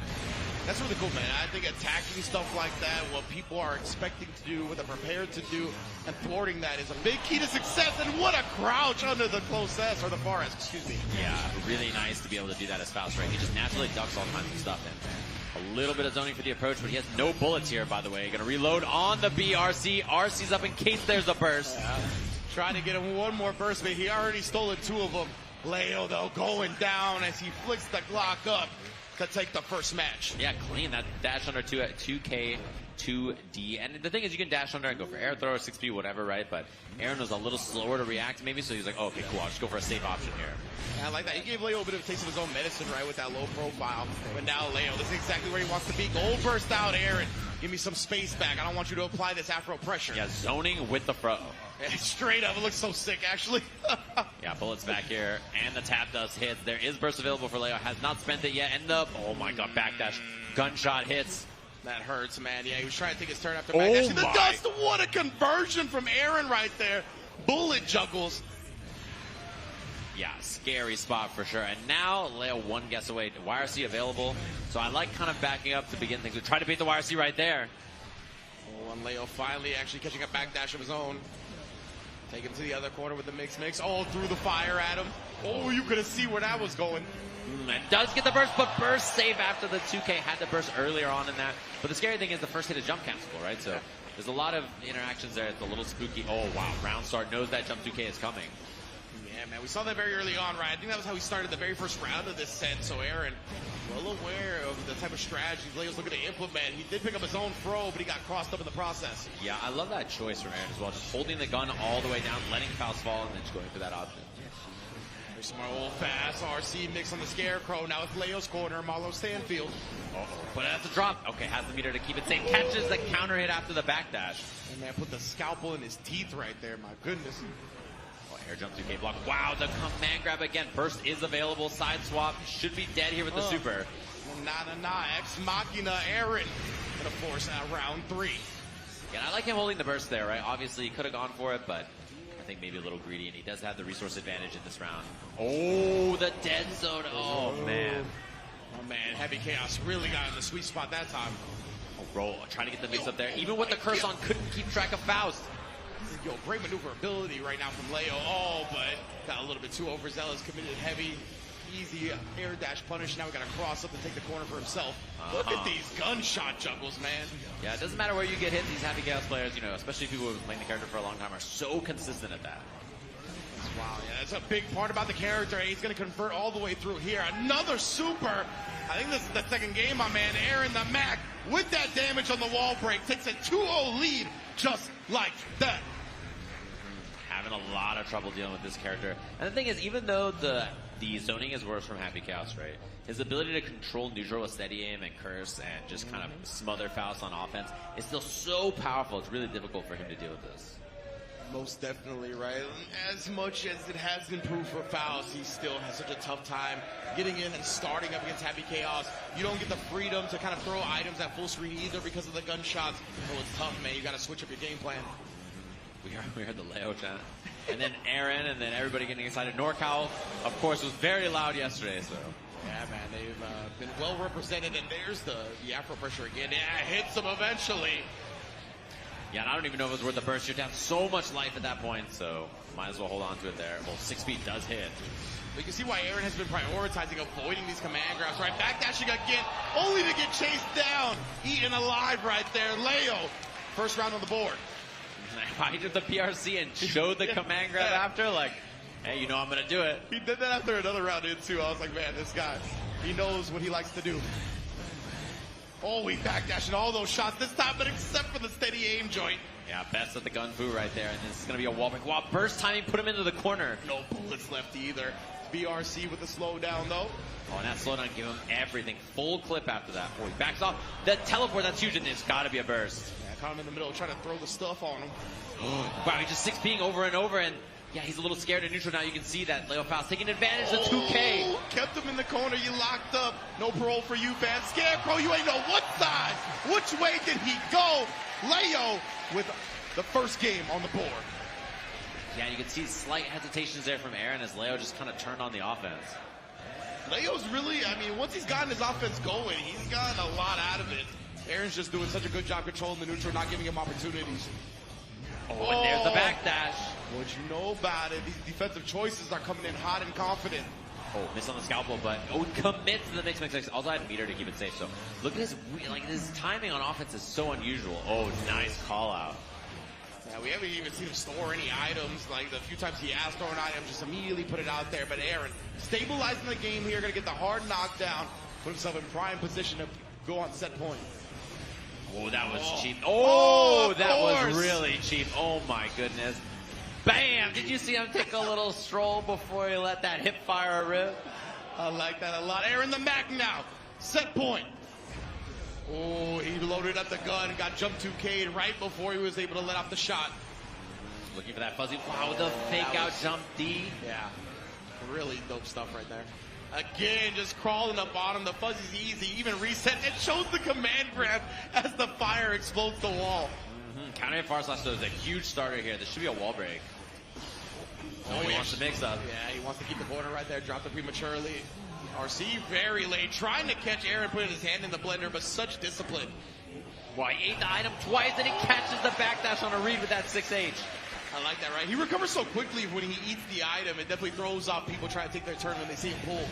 Yeah, man, he showed the command grab again after the round, which is really funny. He just keeps representing that option. He knows whiskey and doesn't quite build to the super, but he will take the wild to start hard knockdown. Yeah, he's got a couple of bullets for the mix-up as well.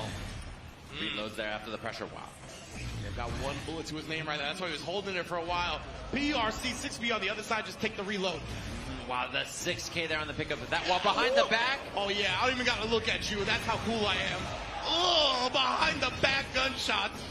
There's the burst too. He's out of there, but Happy Castle's running away with the jump 2K. Wow, this is a huge chance. Banana peel out. Eats the hammer as well. And then the counter hit. Oh, just pressing back though. And there it is. Aaron the Mac advances to losers quarterfinals. And a big read on that. The bow on that. Yeah, everybody in the audience, can everybody make some noise for Leo Faust? That man's been holding us down. Love to hear it. He was a big fan favorite, you can tell. Obviously, people love seeing the Faust, a quirky character that doesn't get as represented as people want. Right. He was here representing very well. Yeah, and a really fun player to watch. I would love to watch more Leo play. Like, somebody that I've seen a lot when I watch matches and stuff like that. So really fun player to watch. You know, of course, can't wait to see him compete not only today, but the rest of the tour, right? When he comes out next year and plays in the Arc World Tour, it's going to be really cool. He's a person that I always see playing, streaming, you know, VODs of him all the time. He's a really, really sick player. Absolutely. Big ups to Leo for sure. Hope to see him next year. But let's take a look at that bracket and how we progressed so far. Again, that winners finals nice and set up. Barracks and Tempest NYC. We're going to get to that in a little while. But first, we have to handle these losers quarters matches. Of course, Aaron the Mac defeating Leo gets his opportunity to face Slash. While on the other side of things, Umisho and Zando are going to be taking each other down. Yeah, and I think we'll probably have that Umisho Zando match first is my guess, since Aaron just played there. But of course, that is our first round of matches, all 4 matches on the winners and losers side that we played so far. We're going to take a short break and be back with this loser side in just a little bit.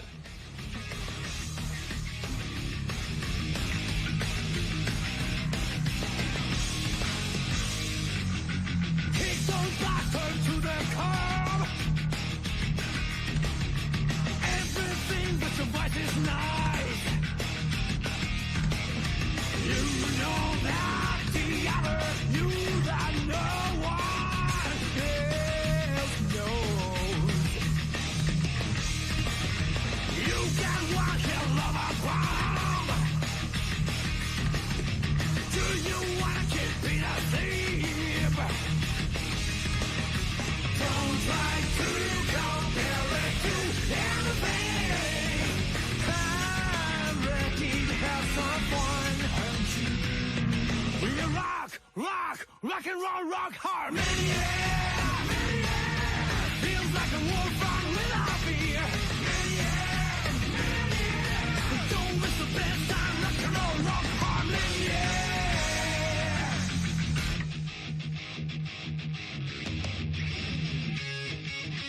Don't hold back, let them laugh at you. I'll go with you if you scream. No one knows you were made of steel, made of steel. Let our risk get cold fuse. It's the fate that ignites the fire. Round and round, oh, our soul has been opponent. I'm ready to play the fool. We are rock and roll, rock hard. Maniac, maniac. Feels like a wolf song without fear. Maniac, maniac. Don't miss the best time. Rock and roll, rock hard. Maniac. Kick those bastards to the curb. Kick those bastards to the curb. Don't try to compare it to anything. Rock and roll, rock and roll, rock and roll, rock and roll,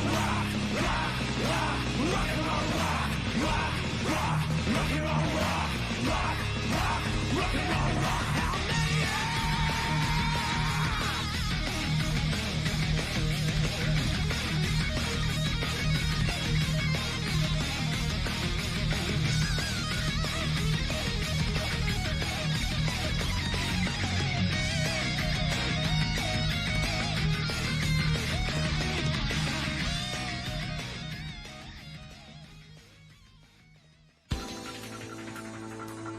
人間離れした剣技を使うとか油断しないでいくよ。味方でしょうか。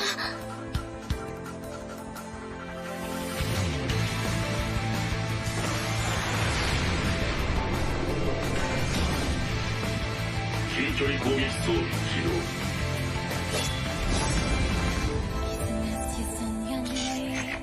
敵反応多数確認。緊急時規定により独断で任務を遂行する。はっほっは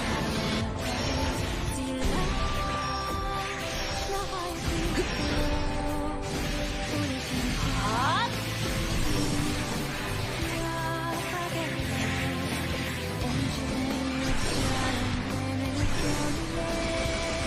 やっ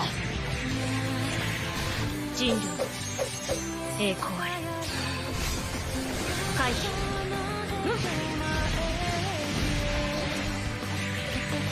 対象捕捉。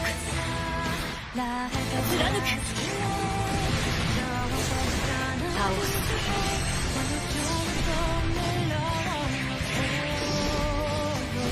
やっ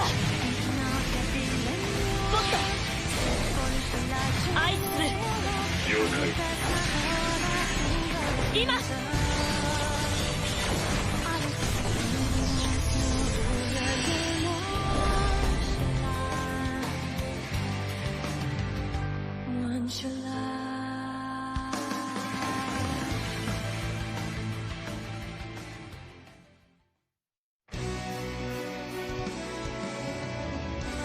お待たせ。へっへん。さてさて、模擬戦の時間だな。行くぜ。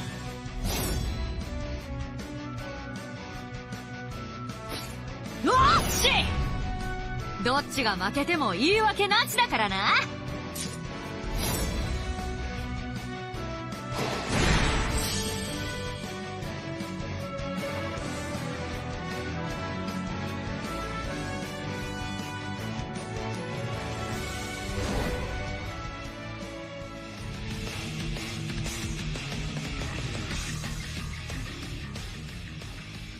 Welcome back, everybody, to the ARC World Tour Finals 2023. Round 1 of top 8 is in the books. Violence everywhere. We're going to continue to narrow down that top 4 and eventually crown a champion. Of course, I am Ringe, joined by Jam. How you feeling, bro? Fantastic. Of course, the match has been really good so far. I'm sure everybody's been checking it out. Thanks for sticking with us in a long day full of Grand Blue, then the concert, then this, which is really cool. And Grand Blue had some cool announcements there, which is really nice to see. Obviously, we just saw the Vayne trailer again. They announced their part of the ARC World Tour, which is really cool. Excited, and I'm looking forward to details about whatever the plan is for that. Yeah, I'm just very excited that both these games are going to kick off the ARC World Tour 2024 at EVO Japan. Very much looking forward to that one. But right now, I'm even more looking forward to this match. Umisho versus Zondo. Losers quarterfinals, no safety nets down here. This is your second chance. They cannot afford to drop a game. And this is the bounce back, right? Obviously, Umisho lost a while ago at the very start of the top 8 to Varix. Had some cooldown time, and now Zondo, fresh off a win, right? Feeling very hot after that really impressive match against Peppery Splash.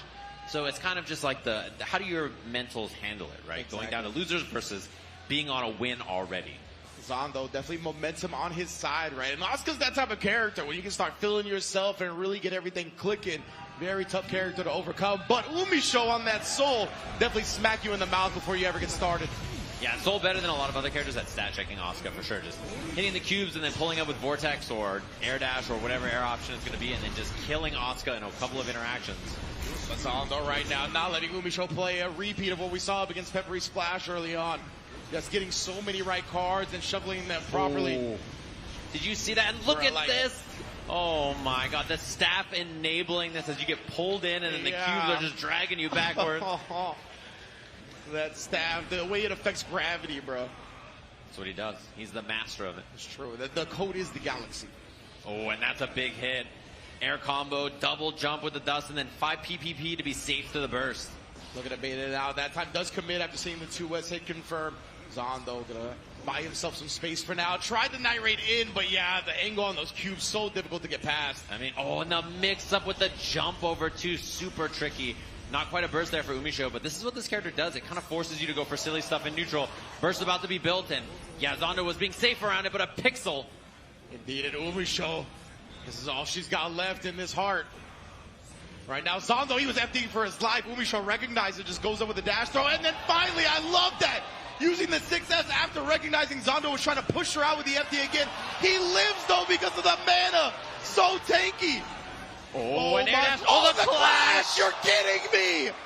A clash while both of them had a magic pixel? Nah, bruh. Look at that smile on his face. That is a feces eating grin right there. Come on, fam. He is pretty pleased with himself, I gotta say. And that's so unfortunate because you never expect it to clash. It clashed with the anti-air, which is absurd. Like, it's not even like his own grounded DP that clashed or something, right? Yeah. It's just an anti-air 6B, and then that's how it goes sometimes. And so that's usually how Souls take advantage of you anti-airing, right? They jump into the really late air volcanic Viper. That's a heartbreaker for Umisho. Yeah, 6B. Wow, late cancel on that. Very impressive stuff, too. Good awareness from Zondo on the hit. So I like that a lot, and now we're getting some cues for offense here. In the test case early, in the beginning, we saw Vortex, and then Zondo's punish was 2K, 2D, swap test case, right? So immediately in this test case where you have the better cards that he's trying to pull all the time, you can see the number on the bottom right is blue. That's how you can tell he's in the test case that he's looking for. Indeed, and the number actually represents how many cards left in that test case. Right, yeah, and it cycles through once it runs out. So it's not like he runs out and it's like, oh, I have no more cards. Wow, Yeah. tricky. The lean-in dust on that, and yeah, we're not going to see a burst here, obviously. Umisho down a lot of life, so it makes sense. Yeah, Umisho, she can throw out some hero bursts here and there, but definitely not at that point just yet, right? Definitely still very well composed. Oh man, 2 big cubes here for Zondo as well, and has a staff and a teleport for mix. 2 teleports, 3 teleports. Had to get rid of one of them there because that's a little too much. Yeah, exactly. Too many teleports. Nothing really to cover yourself before the teleport with in that instance. Tried to shimmy her, it looked like, with the between the waves of the cubes. Yeah, holding on to one teleport here, cycling the rest, and yeah, ooh, this is pretty good for mix here too. I love the teleport away on Wake Up there. That was clean. That was clean. For sure. The burst. Well, the staff is out though. It's yeah, this creates just a wall, and Vortex is under, but. Oh. That's why Umisho burst in the first place. Gets the overhead teleport conversion as well. Staff's still there. Wow, he is so good at recognizing the cards, and that's a second game just like that. Zondo, Asuka, like recognizing that there was the overhead into the teleport for the pickup is just, you know your hand well enough to know not only your first option, but the second option after it. Again, we talk about the processing speed in fighting games, right? You have to have such fast recognition when playing Asuka. You can see Zondo is very much about that life. I mean, Zondo's hovering over the Zato. We know we want this character back in the game, dog, but obviously not going to bring it out right now as he won. Yeah, and he also won, so he can't even switch characters. Yeah, exactly. That's what I mean. Like, it's not possible. Hovering to taunt, to torment the Zato players out there. Pretty much. But yeah, honestly, we saw Umisho burst in that last instance because the projectiles were basically carouseling around the staff, right? Like, she was going to get juggled there for infinite amount of time. Yeah, you basically just get stuck up there, getting hit over and over and over. It's a pretty bad spot to be. And that staff can be really, really useful for that. And also, it can be bad if the staff is in a bad position for Asuka as well. So it's just something to think about. That's, again, right, not everything. You can't just, like, autopilot use these moves. A lot of the time, you have to be so careful, so precise about what you do with them, especially the staffs. Zondo swapping test cases, avoiding a cycle here as well. He has mana card too early. This hand is so good, man. He is in such a bad... Another auto import. Very bad decision. He hasn't really had a lot of bad luck with these cards so far. Like, everything he's pulled has been very, very good. Teleports away, has the guard break here too. Yeah, uses it to set up the big cubes. Throws in between. Finds it now. Oh man, this gives him time to set up too and then teleport away. There's the YRC hits. There's another teleport available though too. Indeed, just tries the PRC to prevent it. Not quite the kill on the OTG, but pretty bad spot here for Umisho. There's not a lot of mana though for Zondo, and sneaks in with the throw, the stutter step movement. Looking like a dominant set so far for Zondo. Yeah, and when you're so clean and crisp with cycling through spells and cards and whatnot, this is what it allows you to do, right? You can start sneaking in the throws, and the opponent just tries to weather the storm. Oh, nice. That was good navigation right there. The whiff though, and the punish. There's the swap as well from Zondo. Starting to pull out the good stuff. What a block within the dust. He only blocked for so long, right? And then, actually came straight down after that. What a pickup. Yeah, it's because of the staff right there pulling in. So, yeah, the tail end of that staff enabled the combo for Zondo. Right, I can't believe it's still on screen. There's the Night Raid. Getting past the Howling Meteor. Here's the staff as well. Yeah, just circling in. Come, try to hit me. Oh, but there's actually not a lot in Zondo's hand. That's scary here. This is a huge chance. Here we go. He's got the teleport out if he wants to use it, but no, instead he tries to stick his hand in the blender and challenge. Gonna be a eating a wall break because of it. Yeah, Zondo with no offensive cards in his hand. A lot of mana to work with off 6P. Oh, and what a brave draw right there. Oh, that's actually a very good pickup for Zondo as well. His hand's going to be full. He's got full resources here. Should be enough for the kill. And just like that, Zondo 3-0 over Umisho. Zondo, some dominant performances here in the losers bracket in round 1 and round 2. Impressive showing. He's definitely feeling himself right now. But, audience, can I get some love for Umisho? Of course, amazing player, Evo champion. One of Guilty Gear Strive's finest. She's going to be dropping out here at 5th place, but always one that everybody wants to see. Yeah, and Zondo looking like he's on a tear in this losers bracket. I would not be, if I was dropping down, I would not be looking forward to playing that match. That is a scary man to run into. The thing about Asuka too is that, we're going to take a look at the bracket here as I talk about this, but the thing about Asuka is that the more you play, the warmer your hands are a lot of times, right? There is a point where you get a little fatigued. But I think as long as he's really sharp, he is so fast and so precise. And Zondo so far has not had a lot of flubs on his execution. He's playing really, really well. So it's definitely one of those characters where if you're operating correctly at full power, he's super dangerous to deal with. Other side of losers, we're going to have Slash up against Aaron. We obviously saw Aaron get the win just now. And I don't know what character choice Aaron. Maybe we'll see the Leo back up against Slash here. We'll have to see for Aaron on stage as he plays up against Slash our next match. Yeah, we're definitely going to see. And just before we move away completely from your point about Asuka having her hands warm, and it could get to a fatigued point, right? This is what's so great about being in a tournament like this, where the top 8 is its own day. Like, you don't have to go through a grueling 100,000 person bracket to get to this point playing and wearing out your hands. So he's looking crisp. Like you said, I'm very afraid of anybody that has to go up against Zondo, but right now, we're going to handle that Aaron, the Mac versus Slash. I want to see how these two clash. I'm excited to see this one for sure. So let's take a look at our competitors we're going to be having up on stage here, of course. Big one here for Slash. You know, you just had that same thing with Umisho, right? Come down to the losers bracket after being in winner's side and just trying to avoid the top 8 into 0-2. The scary thing that everybody's worried about. The camera's the other way, man. Yeah, because Slash, that's not the camera. Right there. You're looking at it right now. Yeah. You ain't turned the right way, dog. You could have left it. No, he gave up. He's like, I'm good. I tried. It actually turned the right way until he took his phone away. Yeah, just made his face. That's the emote that he has on his channel, too. Straight up. Yeah, good stuff from him, of course. And his opponent, Aaron, I'm curious if we're just going to see the Leo from Aaron or if it's locked in on the Happy Chaos. Because obviously, some people have an opinion about the Happy Chaos versus May matchup. I've heard the matchup is very bad from many places. It might be worse than Chip Faust, according to some fellows. It's the worst thing ever, is what I keep hearing. So, and we saw it the other day. It is brutal. You get stat checked for sure. The difference in the amount of hits, the quality of your hits between those two characters is massive. Like, Happy Chaos gets a hit, and then it's like, cool. May gets a hit, and you're like, he's dead. Yeah, exactly right. It's just, as you put in the stat check, I really like that description of it. But of course, a Mac named Aaron also has the Leo White thing, and we did just see Tempest 3-0 Slash in that same matchup. So I have to imagine he at least starts with the second king. Yeah, that's what I'm doing. Dang, that's a big anchor. Bruh, the muscles. Wait, she has no idea the camera's on her right now. Don't pick your nose, whatever you do. Wait, I think there's that's posing for a picture. It looks like maybe over there. She's got like Nago sword with her too, and just jacking weapons. Imagine May with Nago sword. That's the buff that Slash wants the most. Oh yeah. I don't want that buff. No. Big ups to everybody chilling with us in the crowd, of course, holding it down all week long. This is third day of the ARC World Tour Finals, starting on Thursday. There's also what was it, the combo cosplay right there with the Slayer and the Shannon. Beautiful stuff right there, most definitely. But I want to hear from the crowd, bro. Who here likes Aaron the Mac? Okay, NorCal contingent in the building, but now we got the representative of Mage Chan. Let me hear y'all if you think Slash is going to take this victory.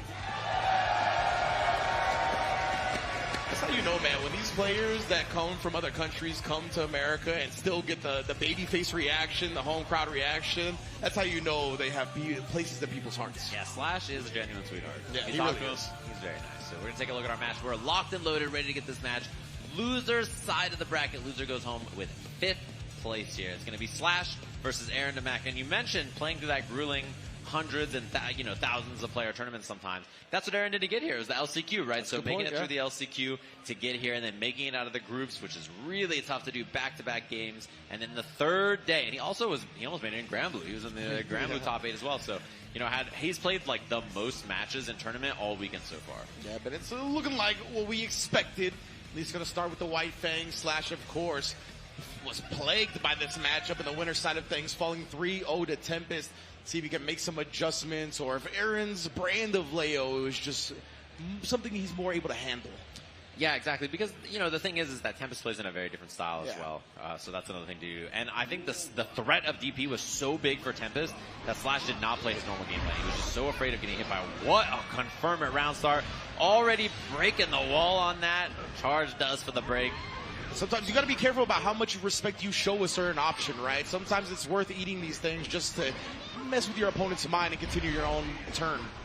That was going to be wild assault confirmed right there. Burst from Aaron. Already down a lot of life. Respects the back turn P, and there's a pickup for Aaron. That is a move you definitely got to respect. Nice back dashes to the Dolphin punish, though. You can tell there's the matchup knowledge starting to rear its head. And a big one, too, right? You can use that dash button to back dash and then still have charge in this game, which is really nice for a character like Meg. So good.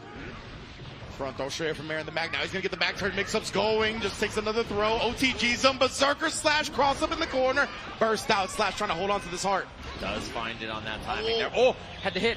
And the wake-up super, and he does get clipped. Even if he went to the other side, there's still a hurt box there interacting, so it would have hit from behind anyway. Exactly. The Battle Orca cares not which side you end up on. No, runs up, overhead kiss. Look at the wall carry on this, too. A little dash up. 5P gets the break. The Rainbow Dolphin just pisses me off. I don't know why. Oh, the anchor smash as Aaron tries to take his turn after the round. Dude, he had the perfect confirm ready too. And the falling mix-up tap dust. It comboed anyway. That's the kill with 6H. Slash steamrolling in our first game. There you go. And you don't want to let Slash get this type of momentum, man. Finally sees the W go up. It's like a basketball player seeing a shot go in, right? That's when the hot streak starts. He's on fire. Oh my, Look at that, bro. Round start representing it. Time for Aaron to get the mix. Oh, he's just going with the overhand to cross it up this time. Tries to do it again, but Slash showing no fear. Juggles with the 5K as well, all the way through to the center stage. Yeah, and I like the Dolphin hop gets close and then gets the dust afterwards anyways. Always ready for that as well. Fast RC confirm. And look at this routing from him. He's always got something ready. Respect the flash kick right there. Love it. And then the slide on in. Yeah, you could tell. Slash doing a great job now. Not too afraid of the flash kick. Still taking it into account, but he is really imposing his will now. Double Dolphin this time, 5P afterwards. And Aaron's sick of it. Just says, yeah I'm going to go for the flash kick. And honestly, if you're Slash, you're more than okay with eating that, right? Nice and early. Didn't have an RC to convert any further. Overhead kiss again. Dash 5P, 6H confirmed to the wall, and Aaron not wanting to see it. He's already down so much life here. 2K, the clogs came out right there. The Yamada. It's all good, though. Yeah, has to respect it. Didn't really find his route to punish. Looking for some kind of pressure. Close slash 2D, trying to find him low. Look at this pressure. Tap does, and there's so much risk H here. I think it's actually enough damage just like that. Slash cleaning things up 2-0. Bro, that is insult to injury right there. When she just holds the anchor, it's like, oh yeah, you dead, bro. Look at his face, too. He's just looking comfortable. Back to character select. And the unfortunate thing is, could be the Happy Chaos, which he locks in so fast. We are already back in. Wow. So fast on that you barely saw it. The Happy Chaos locked and loaded. I don't know if Aaron is just that much more comfortable on Happy Chaos, like in the modern age. You know, obviously he played a whole lot of Leo White thing before, but right now he's got to switch something up. I guess he did get dominated by Slash in those first two matches. Yeah, I mean, the matchup's not great, but if it's your comfort pick, it makes a lot of sense. Exactly, right. We talked about it the same thing with Peppery. Like, Johnny, not necessarily a great matchup in certain instances, but his comfortable factor on the character just makes up for it. But Slash running right back what we saw in the first two games. Oh, no. And he bursts, too. He chooses to commit it in this round and slashes a lot of resources. Dolphin RC is very scary here. There's the Dolphin. Doesn't even need it. He can super wall break here as well, which means another hard knockdown, another bad spot to be. My goodness, bruh. Aaron the back now, hard knockdown. What you gonna do? How you gonna guess? Yep, straight command throw. I felt it in my bones. Slash, set point. Just like that. The round start went bad. What's the round start gambit this time? Straight goes to the Dolphin. Back to back with it. The defense from Slash doesn't get throw baited right there. Does get hit by the 6th. Oh, but no concentration. Oh, and a whiff on the wild assault too. That's a lot of resources gone from Aaron. Aaron He's trying to force the scramble. He's trying to force a chaotic pace just to keep Slash uncomfortable. Because right now, this is his only hope. But with Slash out this game, he's been so rhythmic, so solid so far. Yeah, this is a chance to settle for Aaron, right? Just kind of go back to what you're comfortable with, run your offense. Double dust, no shot, just takes the offense this time. OTG, look at this. Oh, the tricky stuff. Okay, that's the kind of round you need if you're Aaron, right? Makes you feel a lot better, more comfortable. You know, okay, I'm playing my game. And Slash, I mean, he's got like 3,000 hours fighting Zato, so he's good at blocking tap dust. Yeah, that's for sure. Like, he is played one of a the lot best. of Happy Chaos as well. Shout out to Latif, of course. You okay? Like shield on wake up, but he just covers that distance with that. Oh my, that's scary. That could have been command grab as well. Mix up time. Aaron blocking well, but still in the corner. The back throw tosses him out and then stays on the same side right there. Oh my goodness! Great block from Aaron. Double time with it. Dolphin hop. Aaron no challenge, but he just can't get any space. Oh my, 6H getting the counter hit this time to clean things up. Slash 3-0 over Aaron DeMac. My goodness, yeah, Aaron just shaking his head. That is the common reaction to facing Slash, right? I love the sportsmanship here as well. Sometimes this fella just runs you over and there's nothing you can do about it. But, Arkwood to our audience, let me hear it for Aaron DeMac! That's my man right there. Mac named Aaron, going to be going out tied for 5th place. And we got our top 4 settled in. I mean, he was battling this weekend, bro. In the LCQ for Guilty Gear Strive, makes it in here, right? Makes it out of the group stage. In top 8 of the LCQ for Grand Blue as well. Just fighting in all these games. Almost made it into both tournaments this weekend while not being qualified to start. So very impressive run from him this weekend in every game that he played. We're going to take a look at the updated bracket here as we make it to our top 4 of the tournament. Just like that. Indeed, baby. It's all settled in.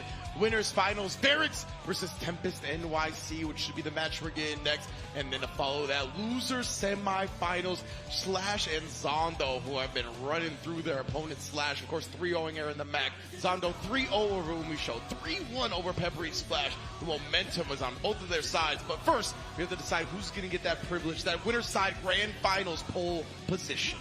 Yeah, and I mean, look at the spread of places that we're representing for this too. It's really, really cool. The only repeat country is a couple of the U.S. players that we saw there. There's 3 of them in this bracket, but then 5 other places represented around the globe, which is really cool. This is a game popular all over the world, right? And these players are traveling around. And the tour has stops all over the place as well, right? Yeah. We obviously have talked about stuff like people qualifying in Europe and obviously America, but Battle Arena Melbourne and Asia as well. So there's tournaments all over the world for this game. No matter where you play it, the online play is super good, so it's really easy to play and get experience and be a world. This game has started, right? Because as you mentioned, he really started gaining notoriety through Grand Blue at the beginning of the pandemic, and then really translated his beautiful play into Guilty Gear Strive phenomenally. But let me hear from D-Gon as we announce our winners finals. Thank you very much, guys. As we approach the top 4, it's time to see who will be going to the grand finals. First up, the man from Senegal representing Solo Esport, it's Varix!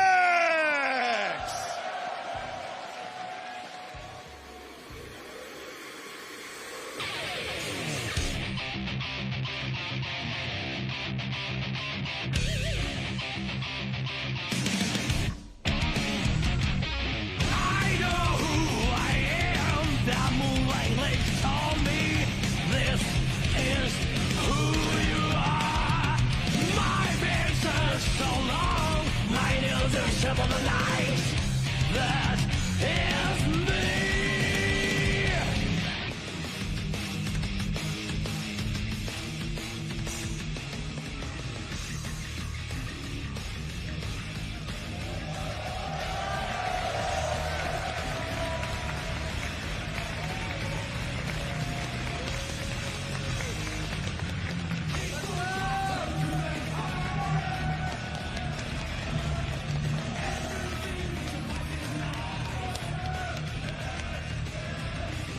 One more time, give it up for Varix!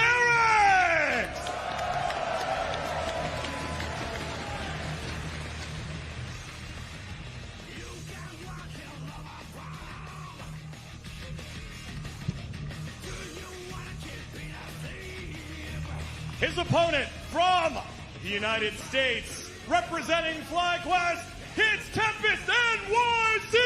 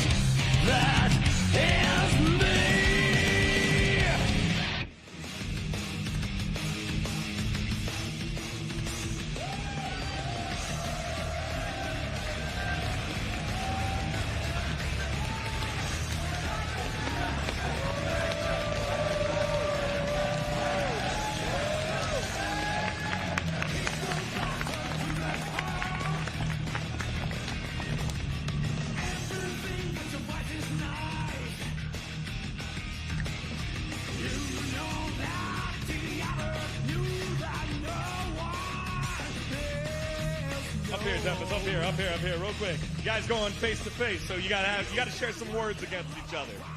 Tempest, obviously, you're familiar with your opponent. Do you have any words before you go head to head? Me and Varix actually played at Top 96 at Evo last year, and Varix beat me pretty convincingly that set. So I want to return the favor in this set today.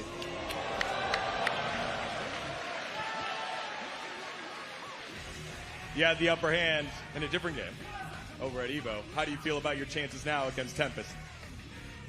I assume he will be more ready this time, but I won't let him get away still. All right, thank you both, gentlemen. Your upper bracket final starts right now.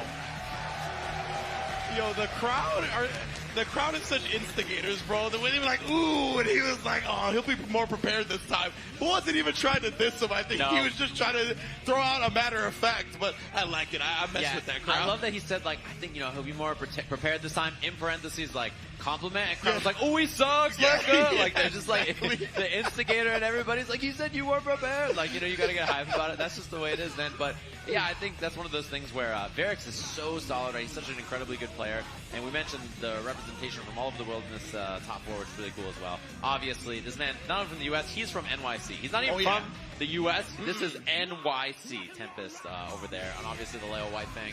Plays a bunch of different characters in this game. He's played historically a few in counterpicks and stuff as well. And this matchup, historically as well, has been good for Nago. Yeah. It's a matchup that you see played a lot. And, Leo players have been bemoaning it for basically since the game came out. Yeah. And I just love Tempest's matter-of-fact delivery too. He was like, he beat me, it's time to return the favor. I'm very much looking forward to this one, of course. Let's take a look at Varix's player card as well, right? Has always been holding it down since the launch of Guilty Gear Strive. You can see 3 years competing. That's because this game is 3 years old now, baby. Ultimate Fighting Arena qualifier as well. This dude is nothing to play with. Yeah, UFA over there in France, which is cool as well. Qualifiers from all over the world. We saw 2 spots there from Tempest as well. Yep. He won. Very, very impressive stuff. The 2 of the most dominant players in this game, I think, when it comes to consistent offline results, right?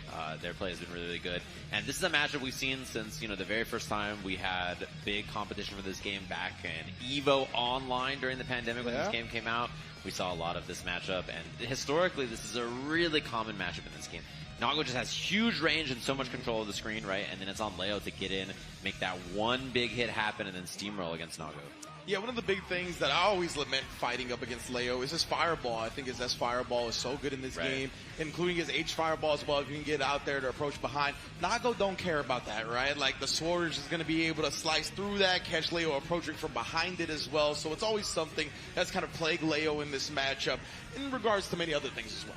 Yeah, and we'll have to see how he manages things here, or if there's a counterpick actually from Tempest. I know that he historically has counterpicked a few times with different characters against different people, so I'm curious if it's just Leo, the comfort pick that he goes for, the matchup that he plays all the time, or if he has something new on the table. So we're going to be heading to the stage for our winners finals, Varix and Tempest, and see who has this first slot in our grand finals here at the Arc World Tour Finals for Guilty Gear Strive. Indeed, indeed. All right, crowd. I want to poll y'all. You know how it goes down. Let's start here. Who likes Varix to take the set? That's a pretty good response. Now, let me hear it if you're rooting for Tempest NYC. That's a split crowd, bro. That sounded pretty 50-50 to me. And he had the smile there as well. Interesting, interesting. I like that a whole lot. Varix and Tempest again. This is going to be winners finals, right? The winner of this gets into grand finals pole position. They're going to have to lose 2 sets for that person in losers finals that succeeds to take them down. So this is one of the most important matches in the bracket. Yeah, exactly. And we do see him lock in the Leo. He's hovering another character for a second, and then right back to Old Faithful. So here we go. Round start Gambit. We'll have to see who swings with what, who challenges with what. Winners finals here at the Arc World Tour. And the dash block right away. Tempest trying to take some space, and he's already got the corner. Look at this, the aggression right now. Tempest knows that, right? The close quarters combat, that's where he's really going to shine, where he's really going to thrive up against Nagoriyuki. So that's exactly what he's imposing. And a stuff there, that was Fukyo, that was the starter for Varix. So he built up to higher blood level while he was getting comboed there. Pretty much the perfect spot that Tempest wants to be in. He actually respected he even have super meter yet. I'm a little surprised Tempest was hesitant there. And a lot of blood spent again there from Varix, but this is going to be the pickup. This is going to be the kill. Round on the board for Tempest NYC. All right, let's see this round start. I always like seeing the gambits here. And again, Varix definitely playing a little bit more timid. Whip punish. Wow. That was ridiculous. Tempest, though, his fighting game fundamentals are so strong, right? Uh-oh. You do get a back throw, no free berserker, slashes with the FD, pushes them out of range, and now we get a counter hit on the scramble. Yeah, he missed the flash kick cancel, but then found a scramble counter hit, as you mentioned, and now big chance here. Burst available, he routes up around it, trying to make this burst safe, and look at the combo. He routed around burst with jump cancel, with jump piece, with all kinds of stuff there. Very smart from Tempest. I like that a lot. Fakes out the dust into the throw, a classic. Man, Tempest, how quickly did he take that first game? Looking like shades of him versus Slash. Honestly, Varix did not get a chance to really represent much in neutral there. Tempest just had clean whip punishes, clean round start interactions, and look at the dash block again this time. He hits 2B a little earlier, and so Varix is ready. When Tempest playing like this, I mean, I know he's heralded by a lot of people as the best stride player in NA, and he's looking to prove that today. And offense works out for him correctly. Nicely blocked there from Varix on the double dash. Goes for the flash kick anyway. He had the meter. Not quite the, it's not going to quite be a super for him, so he just spends the hard knockdown. Let's see, Varix, he does have deflection available, YRC, but he's just trying to FD it out right now. Yeah, get into that space where he can poke back with the 2S. Has level 3 blood as well. That's why Tempest just slows things down here. Jump back. Oh, and he respected the flash kick. Okay, he's going to spend the bar to keep himself safe. He blocked my DP, get ready to get mixed up. And Tempest about to have 50 meter again. Wake up 2D! You know, the Leo players, that's deep in the playbook, and they love using it. Commits right away, too. And that's the thing that makes him so scary. Wow, whip punish with a guard point follow-up there from Leo. So the privileges that this character has. Has for sure. Wall splat, wall break. Oh, never mind. That's actually a big whip, but still gets the 2D anyway. Counter hit on that, and honestly, looking like this is about to be a second game for Tempest real quick here. He jabs out. Huge call out on that overhead. Yeah, great stuff from Varix right there, right? If Tempest went with a faster button, like a back turn light, then he definitely would have been counter hit, but a great call out from Varix. Wall break on this too. Positive bonus now. Gonna get a little bit of blood back from the super. 5B. I like that with 5B, 5H. Keep the meaty real simple. Give him some space back. 6P as soon as he takes to the skies, covering his command grab attempt, or regular grab attempt, excuse me. A lot of blood on that, so he's going to use the boom for coverage to get in there. He waited for it. Cross up now, burst available. He stays nice and safe because of it, but hard baiting it, calls it out. Tempest really was looking for Varix to commit, and he saves his burst, which is a huge win for this last round. The discipline on Varix right there. Now the Fukyo aggression. Just counter hitting him with the close S right here. Take him down with the double 6H. Spent a lot of blood though. Oh, but that 5H, it's not the, it's the difference maker. The drop of blood. Tempest expected him to pop, he did not. And that's why he wins the game. Literally, as you put it, a drop of blood away. Oh man. Has some of the finest blood gauge management I've ever seen. That is the true Nago master right there. You have that pixel of blood between you and popping. And Tempest was so sure he was going to pop. He just ran. He was like, oh, I know you're going to pop. I'm going to run away. And then because of that, he got away with it. So smart right there, Varix. Wow, that's how to force your will. You got the bite as well, drain that blood. He's really turned the momentum around in this set so far. Tempest, though, of course, weathering the storm. PRC, immediate flash kick. Great timing on that one. Pulls up for the offense there. Well blocked on the overhead. Varix's defense, Ivy throw. Not the punish right. Tempest wasn't committing to the flash kick after that 6K. Chopping him low as well. He is schmoving on him. Look at Varix holding space. Backdash timing was so sick, and he still covers the forward dash. Wow. Man.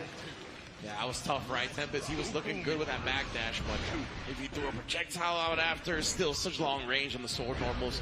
Could have been hit anyway. Well, that's a big counter hit too. Yeah, there's a lot of blood, so Varix going to take a lot of damage from these hits, and that's why we see the burst out. And he actually Fukio forward with a whole lot of blood. Tempest now going to be able to flash kick through, keep this corner to himself, FDing him away, trying to get some space again to press those long normals. Stays in the front low this time. Has the counter afterwards. Looking for the Berserker cross-up, but one hit will do it here. The throw is enough. Even if not, there was going to be an OTG afterwards. And again, great recognition from Tempest right there. You saw that Varix was FDing for his life, right? So that is the time to throw the opponent for sure. Fukio back challenges immediately. Tempest wasn't fast. Oh, clash cancel on that. Yeah, the FD cancel from Tempest, just staying safe. Trying to get him with the 6H just frame trap. Call it again. White Wild is all mixed up. Goes 2K, and there it is. This time he's on time after the back Fukyo. Two of the sharpest knees in the game right here. Yeah. It's gonna be a wall break. Oh, he chooses not to spend it. He's got Nice. super here. Very smart. It's gonna be close. It's not enough. even. And that puts Tempest up 2-1 in the set just like that. Well, it was kind of looking like he was on the back foot there, actually, and Varix is going to clean things up, and back to character select it is. Yeah, and in round 1 or round 2 of that game 3, it looked like it was going to be Varix's game. Like he was going to be able to establish a 2-1 lead. Looked like Tempest was on the back foot trying to figure out how to maneuver around this neutral. But my goodness, man, the composure, being able to adjust on the fly like that in the middle of the game to take a lead in the set. But Varix, like we said, from Senegal, still got so much support here. Big ups to the Guilty Gear community, supporting the invaders as well as the hometown folk. NYC. About as far as to SoCal Senegal to me, basically. In my mind. They're so far apart. Yeah. NYC is real far. It's all the way over there. Oh, man. All right, 2-1 lead here for Tempest NYC. But Varix starting out with the far S, actually catching him, trying to approach, and then the judo chop.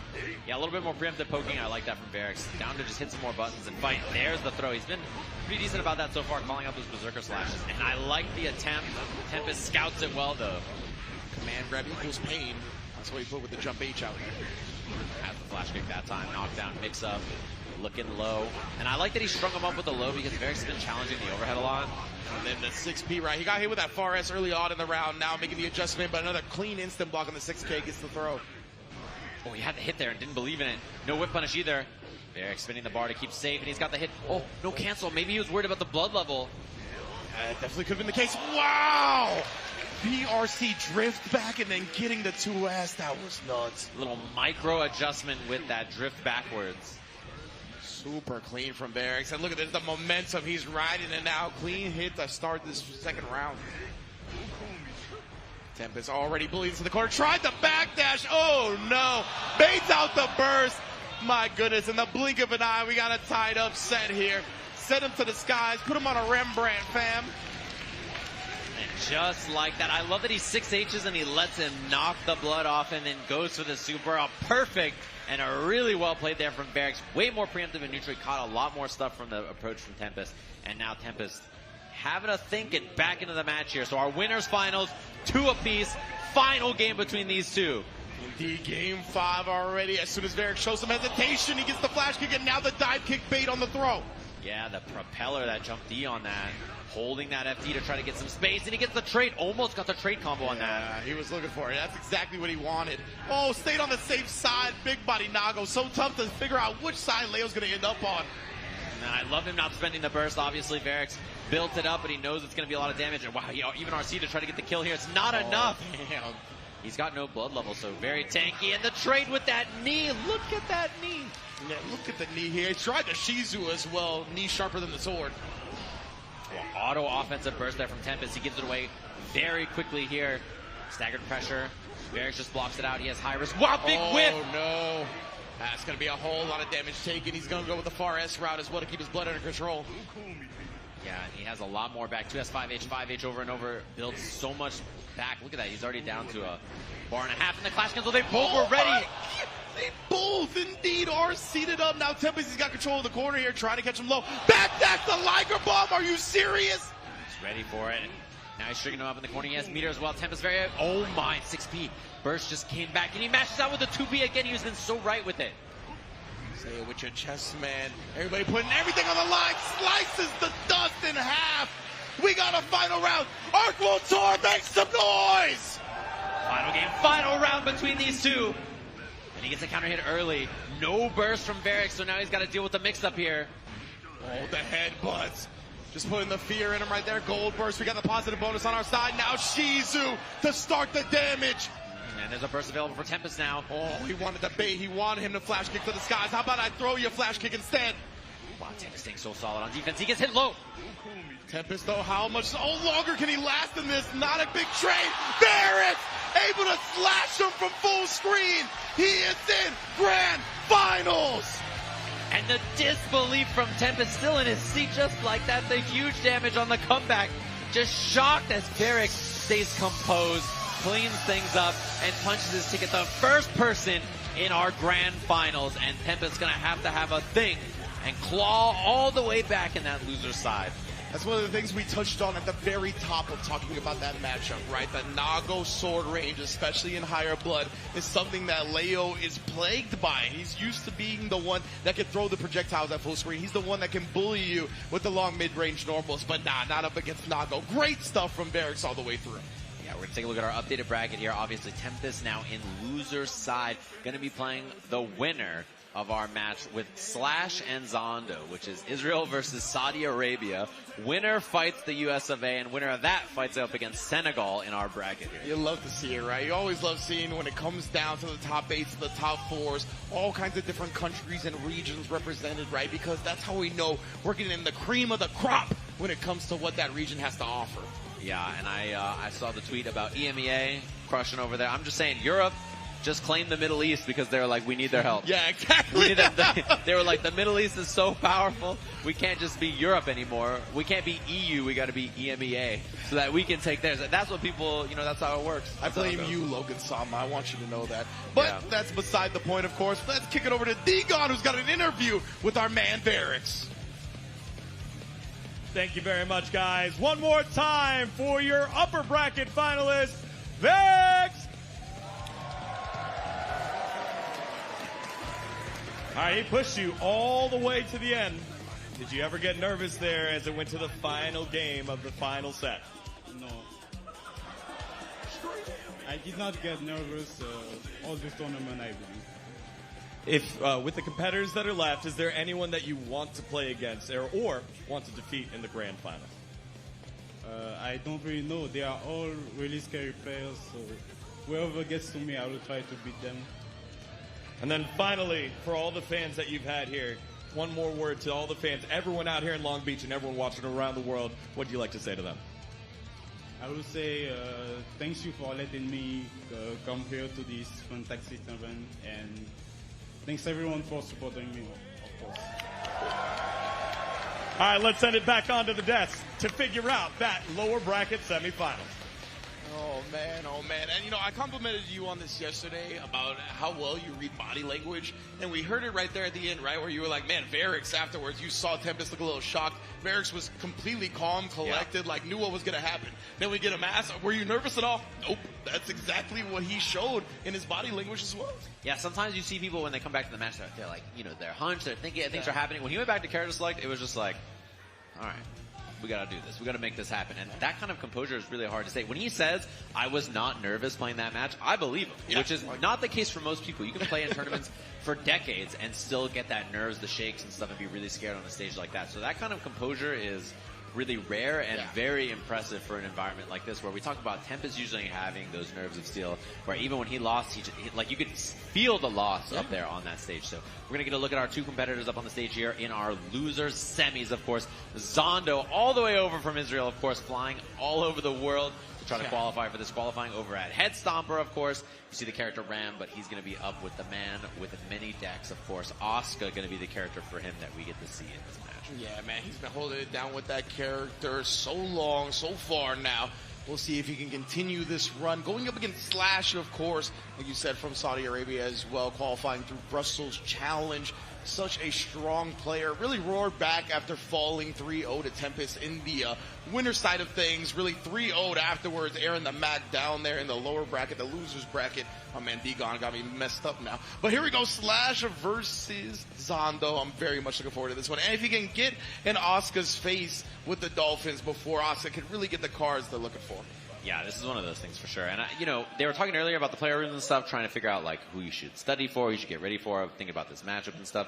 And these two, no stranger to each other, of course, right? Obviously, been in a lot of tournaments for these games over the years. And it's really cool to see this. One of the cool things I know is that Zondo is, it's expensive to travel out from where he is. So he's I'm about to take the prize money from this tournament and take myself to buy a flight to Combo Breaker so I can compete again and try to qualify. So, it's really cool to see this, of course. For a lot of people, traveling all over the world is super expensive for fighting games and stuff, right? So anything anytime you see someone traveling all over the place, you gotta support that. And like you said, with Zondo, there's no sponsor in front of his name, right? You don't see no esports jersey on him. It's a lot of the community that has helped fund him to get him to various tournaments. So you can just see the love and the support that the Guilty Gear Strive community brings. And he is reaping those rewards right now because he puts in so much effort, puts in so much work, has won the hearts over of so many people. It's great to see him all over the world competing. Yeah, and if not Gobo or him, these are the two best Asuka players in the world, right? Yep. Obviously, he's made it further than Gobo in the tournament today, but Gobo and him are really representing this character, and, you know, we wouldn't get to see that if he didn't get to fly all over the world and compete, right? So, really awesome that we get to see it here. Of course, the best Mei, the best Asuka, in parentheses, for today, and it's really cool to see them, the two of them play here. These two are so sick. Yeah, and we really are getting exactly what we're looking for with top four. Like we said, 4 different countries represented, 4 different characters represented, all considered the best on their character, or if not the best in the conversation for it. So you love seeing it shake out like this. Looks like both of our players are just about ready as well. Yeah, and I think the difference between Gobo and Zondo is maybe, we were talking about this in the backstage earlier, they were discussing things, and he was kind of self-assessing too, is that the speed at which Gobo does everything is just ridiculous, but the awareness from Zondo is just unreal. He's really good at playing with all of the different cards and making them count in unique scenarios, where Gobo's just the fastest at doing the most things with the character and just executing things back to back to back. Exactly. Like the difference between the two feels like Gobo like puts the stuff out there and then reacts quickly to stuff that's already out there. Zondo actually registers which card he has and how he's able to use it. He sacrifices a little speed to do so, but he's still quick enough to catch so many people off guard. Here we have our match / Saudi Arabia zone, obviously on the Mei. Zondo from Israel on the Asuka. A very explosive match. If you're Slash, you have to get in there. It's the same problem we saw with Soul earlier, right? Where if he doesn't get in and he doesn't make something happen, he's just never going to get a chance to play. And if you're Zondo, you got to avoid being popped like a balloon. You got to run for your life from this character, that big old anchor swinging at your head. So here we are. Let's see who gets some control here early on in this round.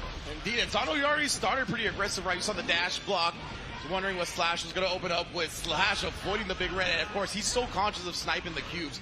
Definitely going to be looking to do that, and then maybe cancel an adult. Oh, he got a staff early as well too, so gives him a chance here to establish. Yeah. Oh, and he teleports to the other side. I love that choice because the staff's up there now. It's going to pull the cubes up. Oh my God, just hovering above her head. She doesn't even want to stand up into it. Yeah, it's a good thing she's short. For real, great tech throw here. Slash's defense is so out of control, bro. He had to cycle the cards there. He didn't have the best choice. He has. Yeah, that's a huge one for Zondo here. So he's going to get the hard knockdown, but he can also get mana regen, shoot the cubes, and then refill his hand. Yeah, this is going to be a great setup here. Shoots the cubes, as you said. Also use the mana regen. Give me all of them. Give me all of them. Oh, that's big. Actually gets the hit. Mana regen's on, though, so he's got tons of life, and even if he gets hit, the mana's not going to go down very fast. Exactly. So it's going to be tough. It's definitely going to take a couple of hits from Mei because of the big health on Zondo while he's got the mana. What an instant block right there, just in time as the teleport came through. And that's to confirm off that into the second cube super as well. Easy peasy there for Zondo, surviving on defense with that 2P mash, and then good awareness on the teleport crosser from Slash as well. Zondo 3-0 in his previous set, 3-1 in the set before that. I mean, he's been showing dominance in this top 8. He's got 2 teleports here for the mix. He's got another teleport now. Yeah, he double teleports away. He has mana regen card in hand. And he activated the auto import as well now, so he can just toss out spells. They're going to be filling the slots without even drawing. Yeah, guard crush as well. Oh, gets hit by the low. That's unfortunate. Oh, wait, the burst. Can he block it? He can because of the super. That's so good. He didn't quite combo with a second wave of projectiles, but nonetheless, you are smothered in this corner right now. The fadeaway overhead. You didn't think you had to protect your hat, but you did. Magic pixel for Slash. No offensive cards in his hand, though, for Zondo. This is huge here. It's 2 staffs, the refill, and the teleport, so he's kind of got to dump something, and he might not get a chance. Oh, yeah, he's really low on the mana as well now. If he gets hit one more time, he's going to be manaless, and he could definitely die to an easy Mei combo. But trades for his life just in time to take the first game. Yeah, that's one of those scenarios where Asuka is a lot of win more, and then if something bad happens where his hand looks a little shaky or he gets hit with no mana, you know, he can die so quickly. So very important for Zondo to find the challenge there with that 2P. He had to do it before he ran out of mana. Big back throw as well. Sounds out the Howling Meteor. Great hand awareness there from Zondo as well. Really impressive. He's going to cycle a little bit. Yeah, he's got a couple of guard crushes here as well. I mean, this hand is dangerous for Slash on defense. So good right now. Yeah, it's still got some decent cards as well. Projectile with the guard break, as you mentioned before. And he's got big cube, and then he can guard break, and then go for mix-up, and that is so brutal. Oh, 5H didn't get the kill afterwards, but the throw for Zondo. The Quincy throw, bruh. Shoot you with an arrow of energy. Yeah, that's what he wanted. He wanted the auto refill, and then he got to the right test case, refilled his hands with all kinds of good stuff. I'll wake up 6P. In the right test case already, he has a staff out, double guard crush. Look at this, man. Yeah, that's double guard. Trying to catch him low with the 6K as well, but defense from Slash finally opened up, though. Looked like with a low 2D, perhaps. Oh, and he gets the cycle here as well. Gets rid of all those teleports. He doesn't have very much mana, though. Yeah, exactly. He just has enough to get the big squares out. That's why he used some mana in the meantime. Hard to find a place to burst here as well if you're Slash. Reloads the whole hand. He needs to get the mana back. He does. Lots of cubes to throw here as well. Slash has got to navigate around it. He gets a chance, but immediate burst. He's out of mana, though. Manaless, this is huge. Yeah. And Zondo, he actually sacrificed some of his health in the middle of that. Does get the mana back now, and the drop combo tap does still not enough to put him away. Oh my god, the mana coming back. Made him survive. Oh, he's still juggled by the projectiles. Runs it down as well. Takes the corner, and the dust finally comes through. Oh my goodness, what a way for Zondo to scramble to victory. That was huge. Slash had the hit, and if he could have got the wall break, it would have worked out. And then him getting his mana back made him tankier, and he survived the dust. That was why he sacrificed some of his health to get that mana back as well, just in time. Oh, he DP'd right there on the card too. That was a very scary spot, getting the mana back. He has a couple of ways to cycle his hand now as well, and he's in test case 3 with the mana regen on. That's why the bar on the bottom right was green there, you saw, and it's gone now, but he got so much out of it. Exactly. Look at that. After the tech throw as well, just stuffing Maze. Trying to take return, dust again, just blocking. Look at that block projectile still after that. Yeah, immediately on the burst there. Does not want to see any of that offense, and that's a big hit here. Yeah, that flicker FD confirmed all the way to the corner from Slash. Meaties him up and just stringing him, trying to get rid of some of that offense there. Finally a wall break and takes the hard knockdown. I like that from Slash. He knows he's a mix away. Zondo. Oh, does use the deflection into the super. That actually does punish Slash. Beautiful defense. Wakes up with the battle orca, but it's blocked and punished. Zondo on set point. Just like that. And he had nothing else that very good to punish because he didn't have any cards. He didn't have any mana. He's got the overhead start already. Yeah, tried to sneak it in. Backdash though from Slash. Oh god, this hand is deadly for Slash too. He's trying to get avoiding it. The guard crush is there, which allows him to double crush. He's got teleport for mix up. He has mana regen now. This is wild to see, bro. Puts it out. Yeah, give me a whole new hand, baby. Oh my god, he's got the big cube and this as well. He's got a staff available if he wants. Actually, 2 staffs depending on which one he wants. Oh, hand looks a little weird here, yeah, though. Exactly. Yeah, this is a huge chance for Slash now. Oh. Confirm. So 1 cube out, but still, it's just so tough to get it started with his hand. Great recognition from Slash. He's got to make the most out of it right now, especially with the mana gone. Yeah, manaless here for Zondo. Falling mix up. Oh, the dust gets jabbed out, but he died so fast. Man, 5K into the slide did so much damage. That was a chunky 2-piece right there. That was from Popeyes. Oh, wow, Gold Burst is so huge. He gets space to establish. Honestly, the meter is nice, but wow, he's hitting the cubes out of the way. Although now the juggle from full screen. Wow, the 5K pick him all the way to the wall. Goodness. And he baits the burst. He's looking at 8 meters at once. Legitimately, bro, how do you keep so much awareness at the forefront of your mind? Zondo here, sending out the cubes again, teleport to the other side. Great block in the overhead. Dude, Slash's defense there to see the 6H. Yeah, ridiculous, right? He gets a sweet knockdown. Mix up on top of that. Has it. Oh, wait, it's going to go the other way, though? He doesn't even get hit. He falls out of it. The dust whiff. Chance for Slash. Much chance indeed. Oh, going to be able to sacrifice some health for that mana. Pokes out here. Slash can't avoid it. Oh, he can't afford another poke with the Wild Assault comes in. Wall break. Wall break. This is big, hard knockdown chance now. Zondo does have burst available. Oh, Gold Burst is blocked. He's got the positive bonus, but he does punish him, trying to take his turn afterwards. Slash, can you stay alive? Gets the counter hit, and he's somehow, some way, still in this tournament. And that's the kind of stuff that happens with this character. One chance, the cube just goes the wrong way, and suddenly we've got ourselves a set. Yeah. Great way to bring it back up, too. The fact that this all birthed from the super going the wrong direction. 6B round start. He's going to dump his hand here. Recycle what he had. He can do it again here. They're chanting Totsugeki in the crowd. Oh, okay. I was like, what is that? Gold Burst for Slash as well. Anti-air and has the charge for the Dolphin on a 6P. Look Pops at off. this, man. He doesn't got any mana as well. You could die real quick to May when you don't got any of that. Jabbing him to death. Zondo, I don't even think he want to burst here considering he don't got any mana. Oh god, his life bar looking terrible there in the air. Now BRC is the slow Slash down. Oh my goodness, colors everywhere, bro. This is gang warfare. Yeah, it is looking rough. He has mana back now, so chance to establish. This can actually swing back around. The dust hitting. Oh, and he bursts. Teleport was so awkward. Couldn't tell which side he was going to end up on. Let me get some spells. Guard break. They're not even. He just respected when he shouldn't. We got a burst up from Zondo. This time, though, a slide again. He had the punish with a 5H. Doesn't get a kill off of it, though. He's out of mana. He's got a regen and a dolphin. Totsugeki the chance. Totsugeki the answer. That's what they wanted. Usually, it's Asuka that's chanting, right? But the crowd is the one chanting for the Totsugeki. 6H hops off. He caught a throw tech there. OTG Dolphin. Oh boy, this is looking scary. Super available. Yamada-san with the assist. And look at the damage. The momentum for Slash right now. It's starting to get out of control. He wanted the command grab to really send a message to go into the final game. But Zondo fighting back to the nail. Air blocks it, gets the hit, that's the kill. We have a final game between these two. These slides, bro, these slides are plaguing him.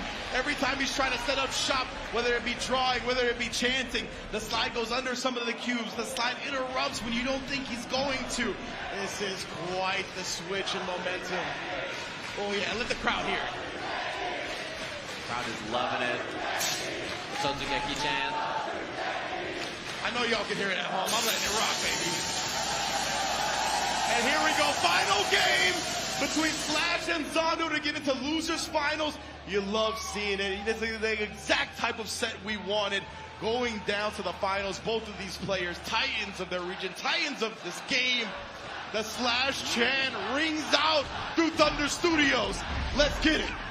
Wild Assault, and he has the DP card. There was a cap on the 2-gate CD. He gets in there. Ooh, counter hit Dolphin. Dash 5P confirm, and there's a burst on the vertical Dolphin.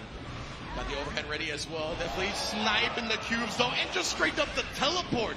Zondo showing no fear. Got an overhead, yep. He had it loaded up, and Slash not ready for it there. He has the mana card as well. He gets mana back. He gets to establish here full screen using the jump dust, double jump dust to fly away. Wow, Slash covered so much distance. He did. He managed to navigate around a lot of the cubes, but still stuck in this corner. Oh, but there's the counter hit. He needs to start the partying. Oh, actually thrown out of his attempted offense. If he would have gotten counter hit by that close slash there, he could have died. What a block from Slash. Waited for the defensive option, pulls up for the close slash, hop for the mix. That risk gauge is getting cranked. Mana's getting lower here. What's going to be the offense? Oh my God, Zondo's not cracking, but he's in red risk gauge now. The exclamation point. The help. Oh my goodness. You about to melt, dog, even with your mana shield on. Super Battle Orca kills. Slash is on set point.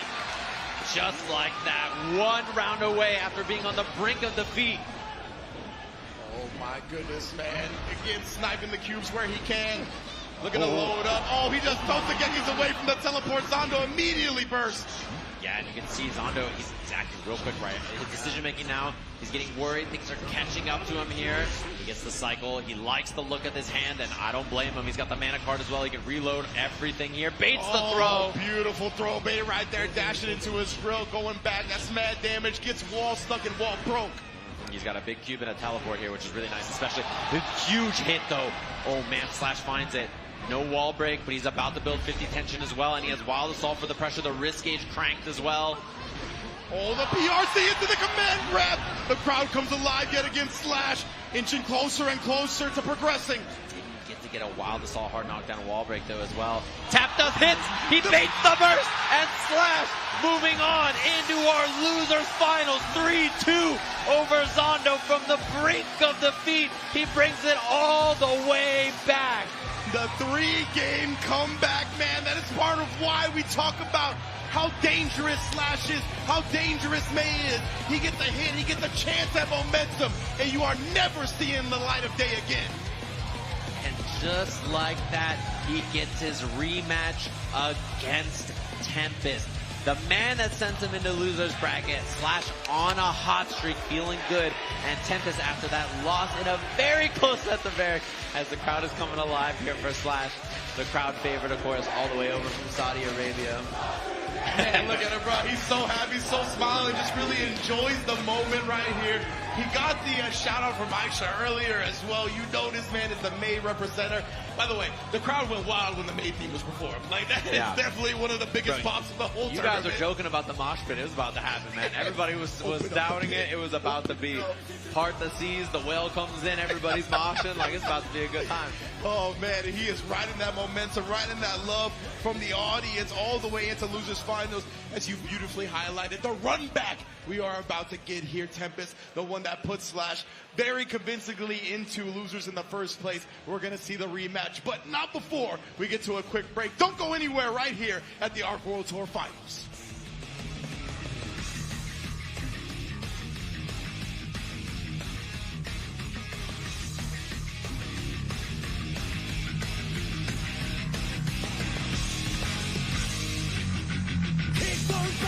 To the curb. Everything but your voice is nice. You know that the other you that no one else knows. You can walk your love around. Do you wanna keep being a thief? Don't try to compare it to anything. I'm ready to have some fun.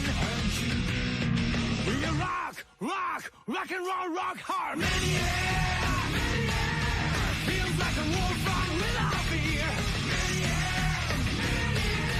Don't miss the best time. Rock and roll, rock hard. Mania.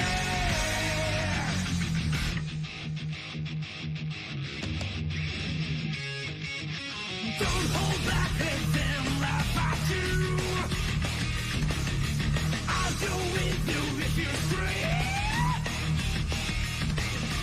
No one knows you are made of steel. Made of steel. There's our risk, it's confused. It's the faith that ignites the fire. Round and round, oh, I saw out the opponent. I'm ready to play the fool. We are rock and roll, rock hard. Mania. Feels like a war song without fear. Mania. Don't miss the best time. Rock and roll, rock hard. Mania. Kick those bastards to the curb. Kick those bastards to the curb. Don't try to compare it to anything. Rock and roll, rock and roll, rock and roll, rock and roll, rock and roll, rock and roll, rock.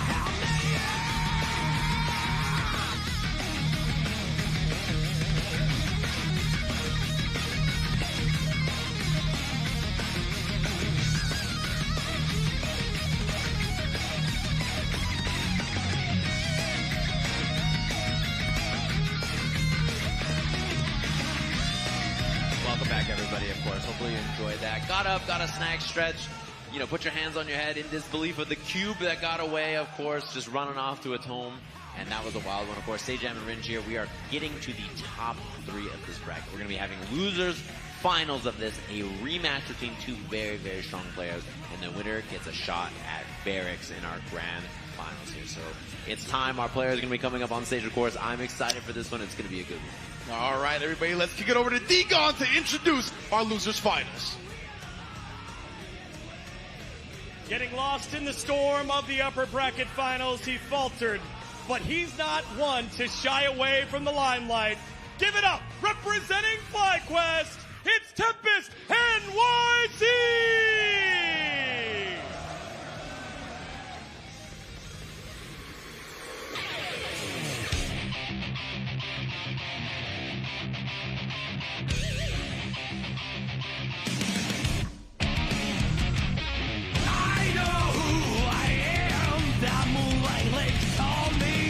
This is who you are. My vision's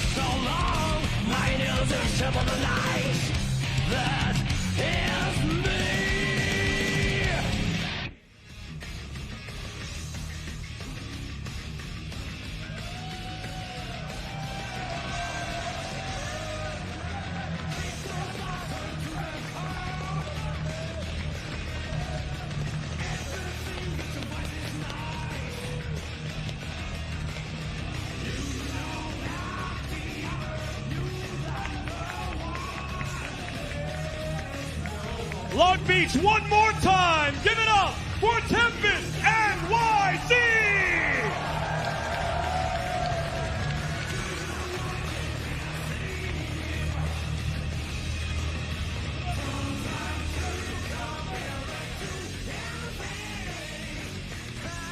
And just moments ago, his opponent, in the face of the final round, decided he changed fate.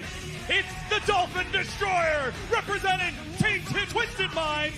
Give it up for Slash!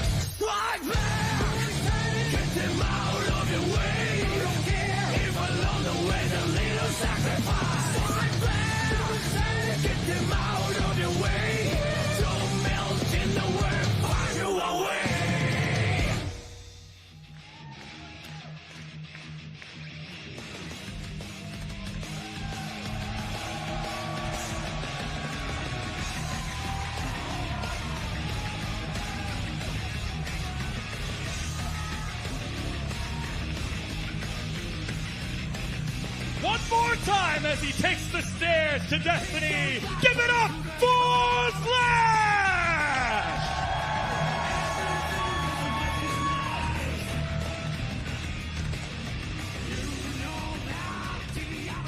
So Slash, we didn't get a semifinals interview, but just quickly, as you face Tempest here, what are your thoughts after a hectic battle?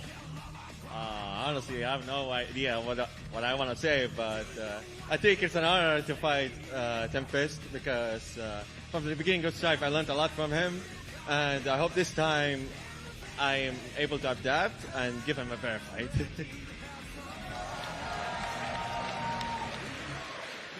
Kind words from Slash. You yourself just had your own battle.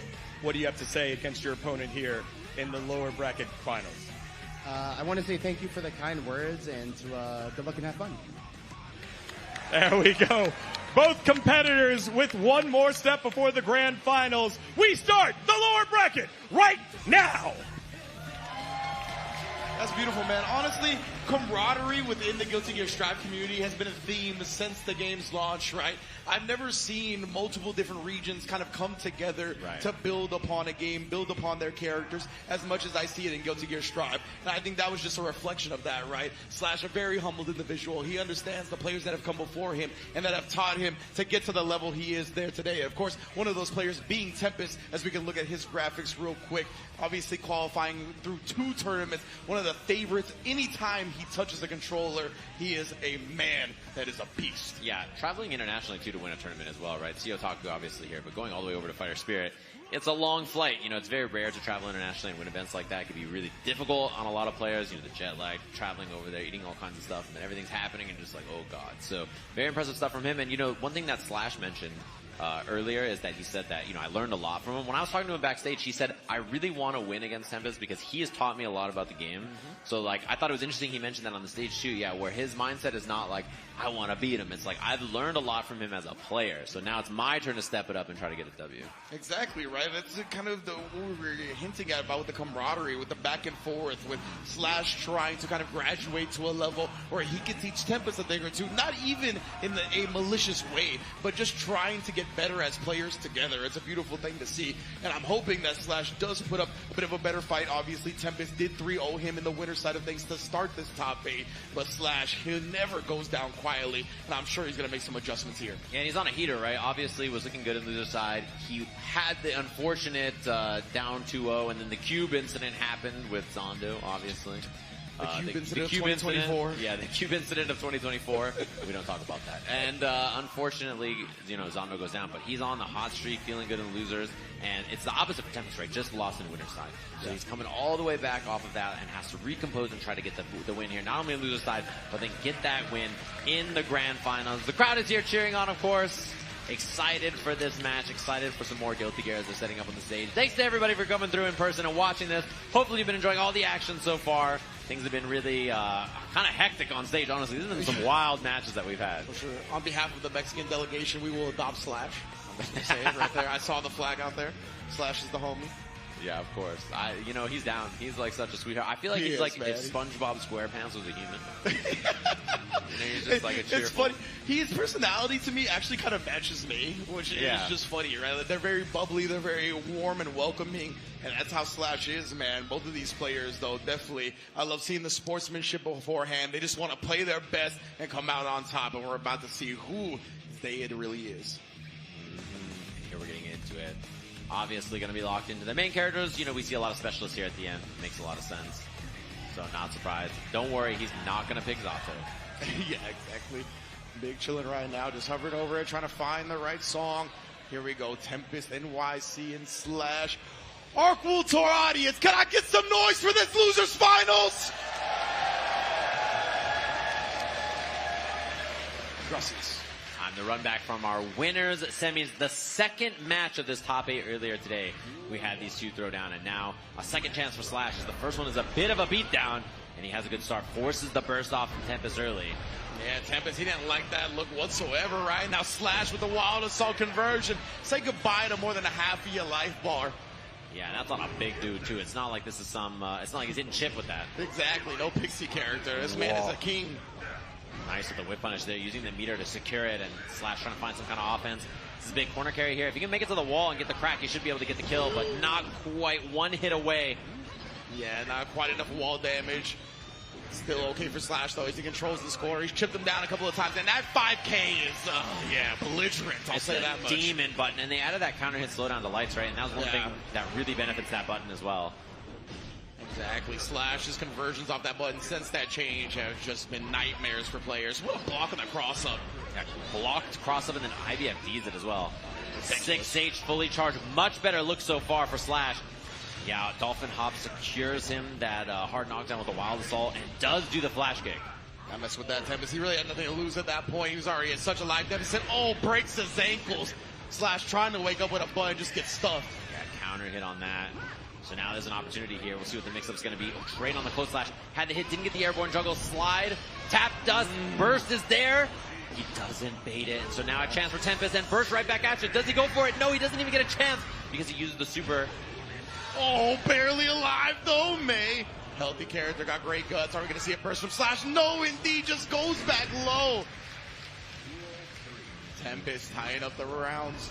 And one thing is when Slash has burst, he tends to like to swing around start and use that Wild Assault. So it's just going to be button into that Wild Assault confirmed this time.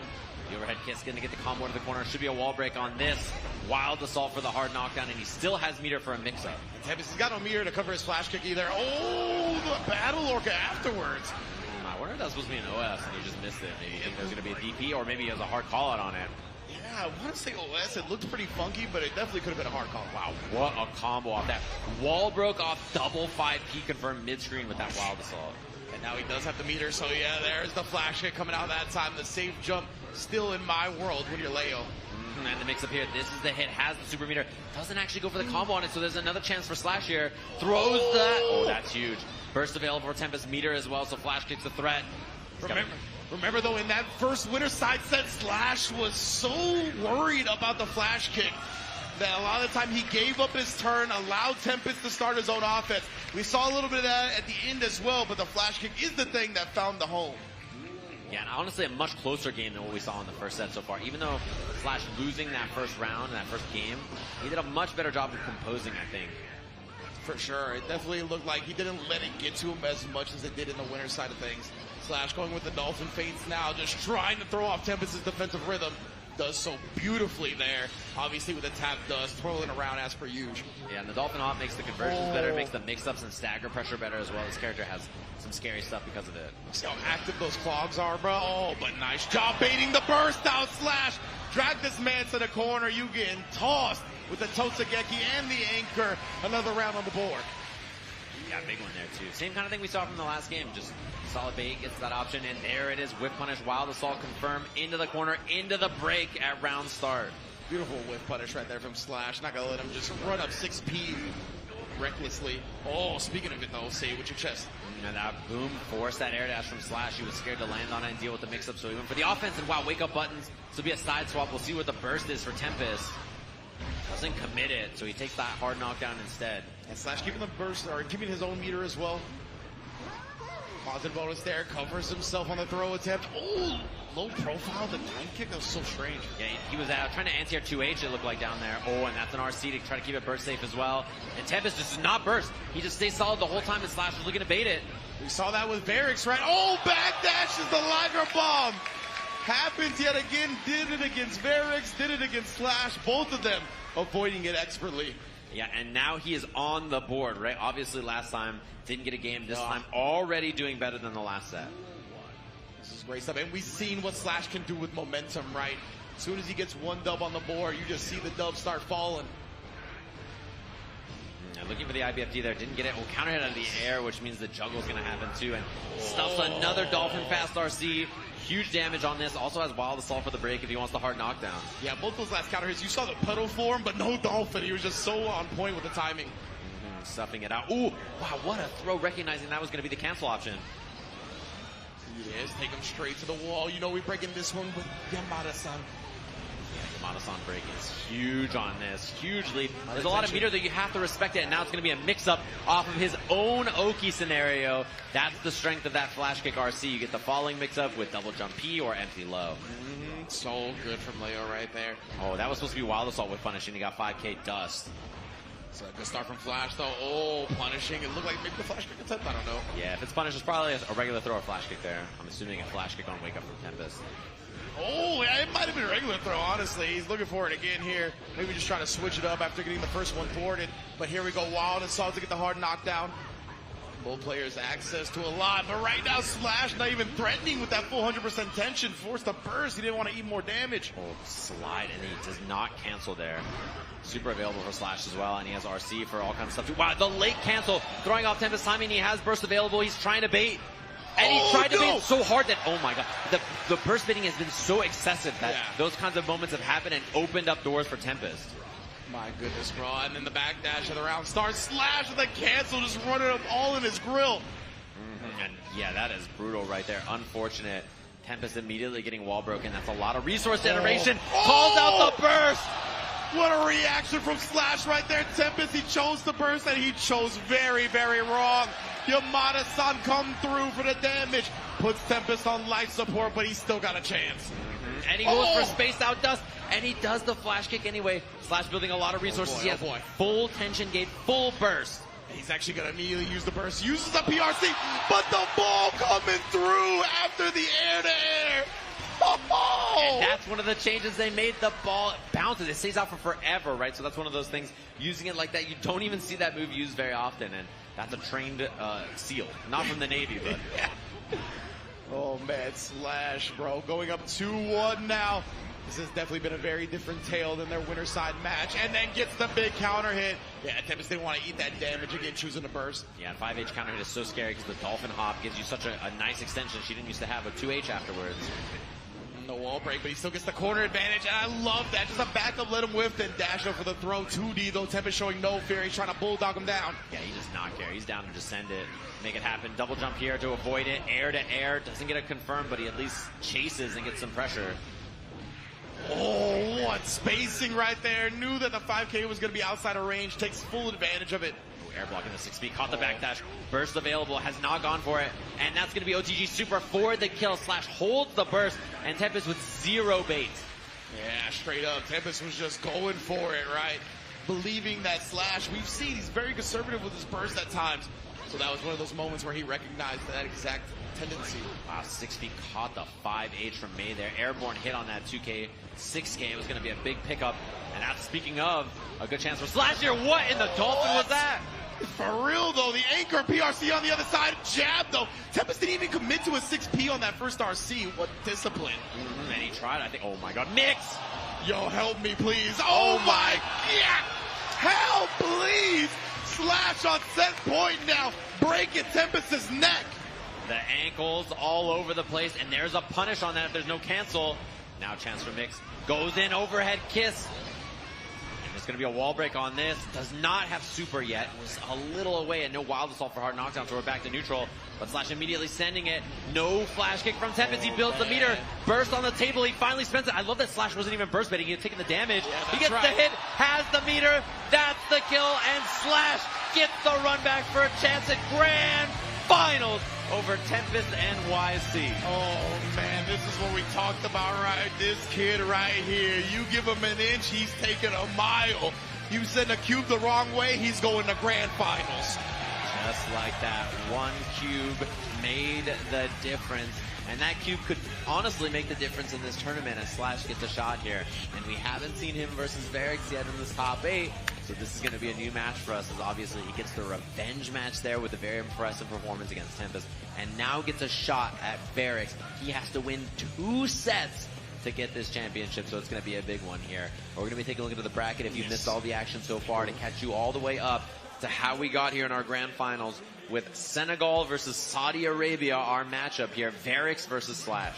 Yeah, it's so cool too because it's 2 international competitors, but 2 international competitors that have the backing, the support of the audience here in LA, right? 2 fan favorites, Varix and Slash. As you said, the first time they're going to meet in this tournament as well. I couldn't have asked for a better grand finals. Yeah, it's going to be a really cool matchup, obviously, as well. And, you know, something that we haven't seen so far, too, which is really cool. And, of course, hopefully you've been enjoying all of the matches so far. It's been a lot of fun to see all this action on stage. And one thing that I always love from is that we get to hear from our players, right? So we're going to be headed to Digon on stage with an interview with our players.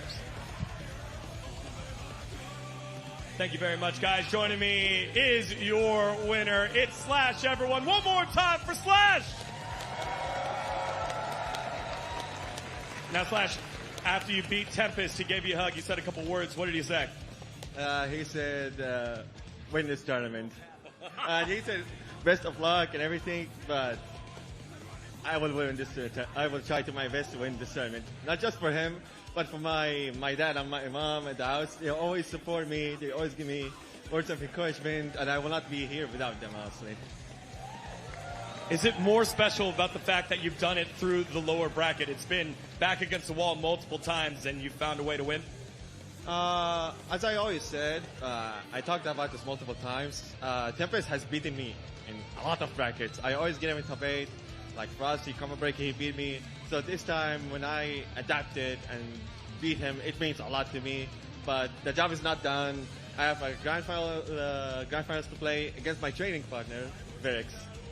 And then finally, maybe you haven't noticed, but this crowd is behind you and the Dolphin and Yamada-san and all of your May play. What would you like to say to them? I mean, May is fun, yeah?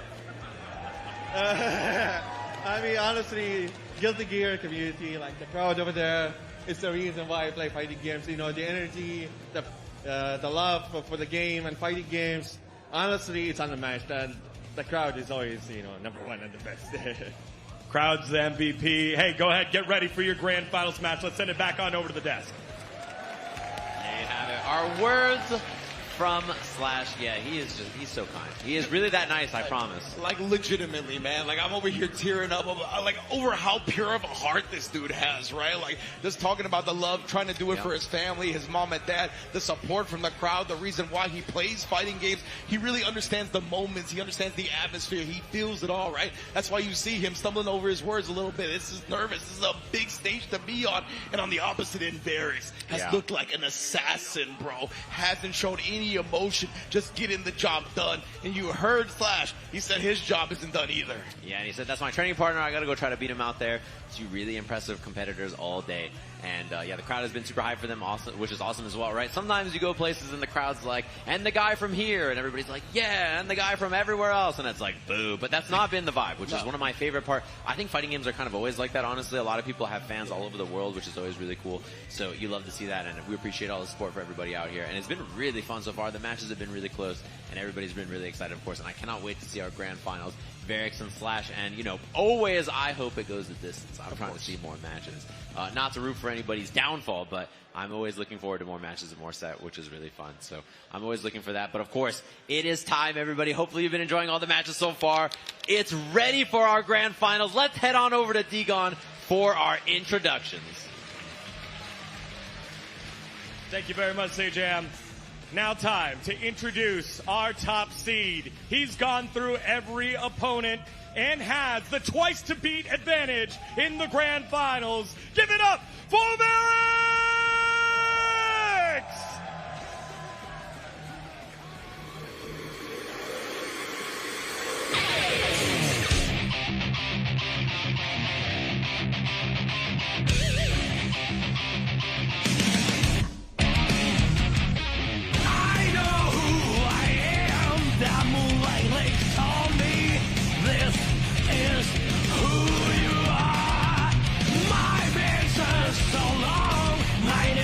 Of the night, that is me.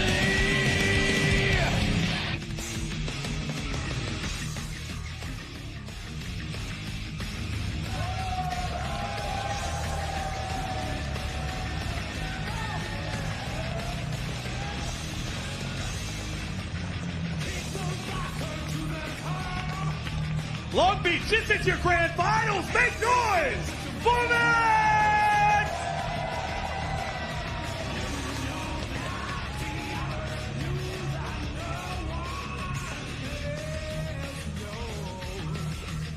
His opponent.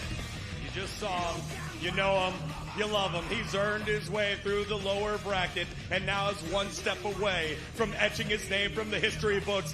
Give it up for Slash!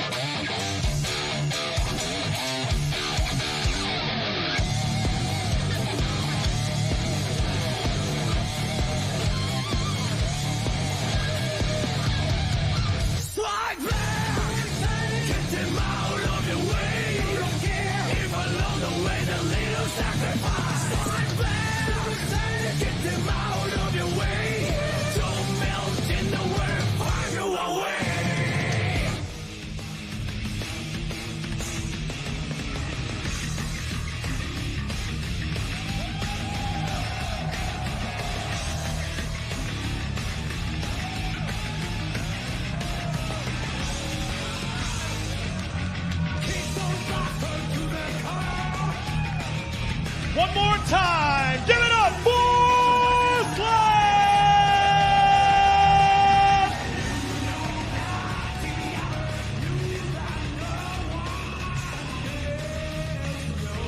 All right, Varix. You just got to watch Slash make this run all the way through, including beating Tempest. What do you think of your opponent here who's trying to stop you from becoming champion? I will won't let him get away with this. Of course, he's the one the player I practice the most also to play in this tournament. So it's a real pleasure to fight him in grand finals. Now, Slash, this is your training partner. Are there any tricks or tells that he has done that you know that you haven't told him yet? Nope. So is this just going to be a straight-up brawl for the championship? Yeah. Slash, Varix, two competitors that have battled all year long. Now, only one can be claimed as the champion. It's time. Heaven or hell can't stop this. Let's rock!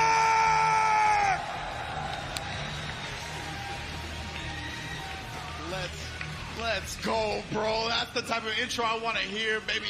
And just laying it out on the line, right? We talked about the camaraderie. We talked about the way these players work together. They don't really withhold information like that. This ain't back in the day, right? They're trying to grow with each other as much as possible and show, hey, this is your weakness. This is how you overcome it. And they've just been going back and forth with that. I love to see. Yeah, I love what Varix said up there, too. I mean, he's just like, listen, I got to try to put a stop to him. I have a lot of respect for him, but this is my championship to win, of course. And there's a lot on the line here, both in terms of pride, obviously, and then there's, money, which is always nice, too. But being the champion is a big deal for both of them. We're going to take a look at our players, of course. Up on the stage, you're familiar with them. You've been watching them all day long. Varix, of course, all the way from Senegal, going to be playing in this. His Nago play has been extremely solid all day long, beating Tempest, who is a big, big opponent to get through here. Obviously, 2 spots qualified from him. And his opponent, Slash, from Saudi Arabia. Obviously, the online play for this game is super good. So if you're from a region where there's less players or you're more spread apart and you want to play something like this, it doesn't matter, right? Obviously, there's a lot of players here or in Europe or different places like that. But all over the world, you can play against people. Online play for this game is really good. And you see it here with the representation from all over the planet in our top 8. Yeah, exactly, right? And that contributes to the camaraderie we were talking about, where these players from different regions are working together, have come together to make a global scene, unlike any other fighting game that I've ever witnessed. So it's really dope to see these two face off. And even with all that cooperation, right, between different regions, it's still 2 sparring partners that it comes down to in grand finals. That just really is a testament to their work ethic, how they think about the game, how they approach Guilty Gear Strive. They have figured it out, and they are here to duke it out to decide who's Sunday or Saturday. It really is. It's hard to remember for sure. But yeah, iron sharpens iron, as they say, right? If you're training with the best, then you'll be the best. That's kind of the nature of the beast. And these two, super good. I've seen them play in many different places, obviously in tournaments all over the world, but also, you know, as you mentioned, training partners. And then I've also seen them play online in all kinds of different series and stuff too. You know, there are 2 players that I've seen play a lot. It's 2 characters that I think people are very familiar with as well. Oh, yeah. And they're experts at their characters, right? These are 2 character specialists. They don't fool around and mess around with all these other characters. It is a Nago player and a Mei player. This is their specialty. And, you know, they're going to know every trick about not only their own character, but what their opponent is bringing to the matchup here. And it's just who's playing better today.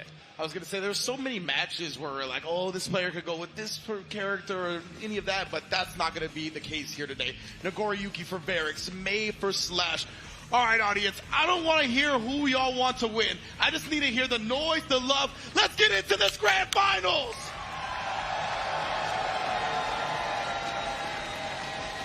That's what I'm talking about, baby. We are all here to celebrate a champion, celebrate all the players that have done amazing throughout this tournament, throughout the Grand Blue tournament, throughout the Uni tournament. We are here to celebrate fighting games, and it's been a beautiful display all day. I can't wait to see who gets to take home this trophy. Somebody's going to be grabbing that, of course, being the ARC World Tour champion for this year after fighting all year long. In the 3rd year of this game, there's no more, you know, I got lucky, it's the beginning of this, nobody's seen that. Yeah. This is seasoned veterans fighting for this, of course. And we're going to be jumping into our grand finals momentarily here when we're ready on the stage with our opponents, Varix versus Slash, representing from all over the world, and I'm excited to see it. You can see up on the stage there, they're getting ready to go. We're going to be jumping into the game. Our grand finals here of the ARC World Tour, final sets of the day. We've had Uni, we've had Grand Blue. Now it's time to close things out with Guilty Gear Strive. Our final 2 players going to be competing on this stage, Varix and Slash, and it's time to kick things off. Yeah, they are ready to duel it. Of course, Varix in winner's side, he's going to have that advantage where Slash is going to have to beat him 2 whole sets of 3 out of 5 to claim the crown for himself. And Varix, I mean, he's so cool, calm, collected with the way he's been approaching every set. It's going to be even more difficult to do so than usual.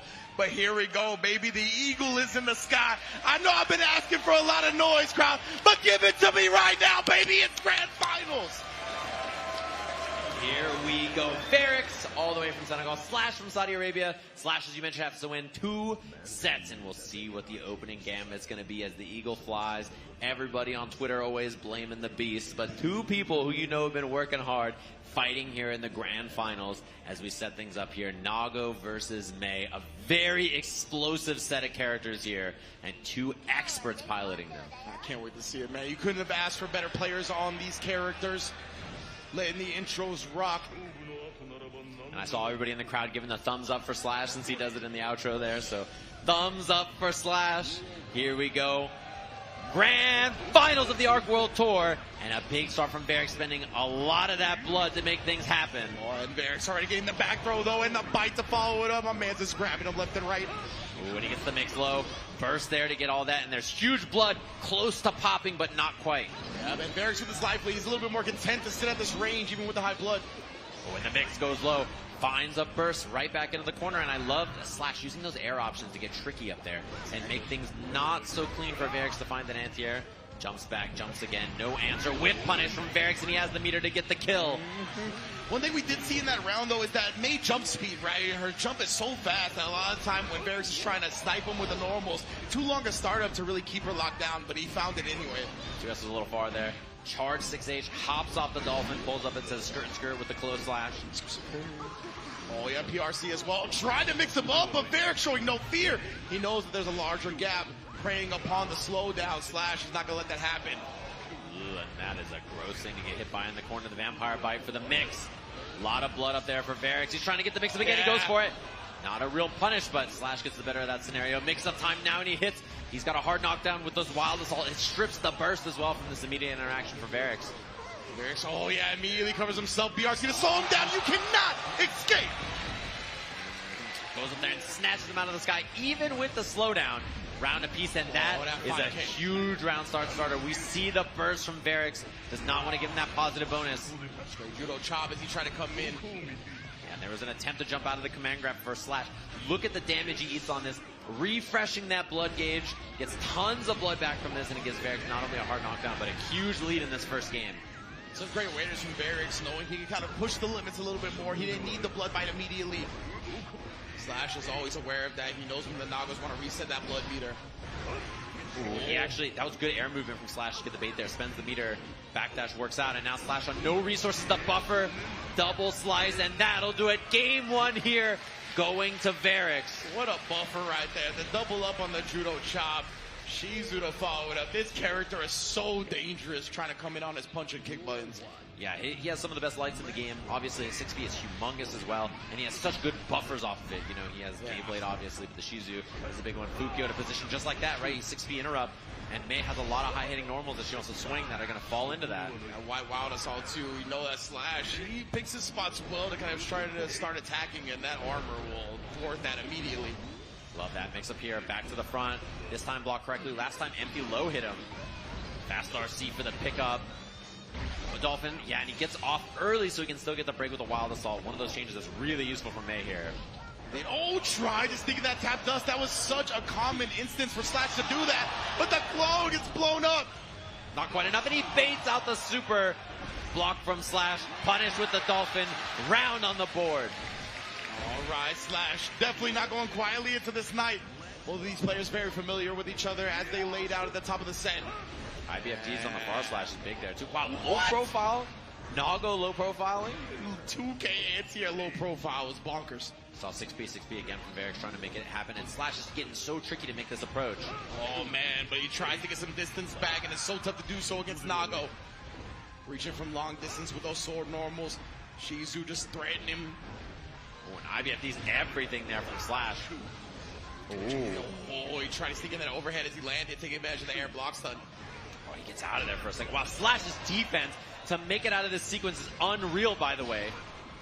It's one of the keys to defense, right? Just not being where your opponent wants you to be. And Slash has been able to maneuver. Oh my, he had Wild Assault, didn't spend it there. Now's the Wild Assault for the mix-up. Heavy Dolphin for the plus frames as well. Wild Assault again, tap the dust. He built so much bar. That's the way you want to do it as he gets a game on the board. You spend Wild Assault to crank your opponent's wrist and build your own gauge so that tap dust becomes a mix-up. Beautiful stuff right there. I mean, well calculated from Slash, breaking it down, using Wild Assault to perfection.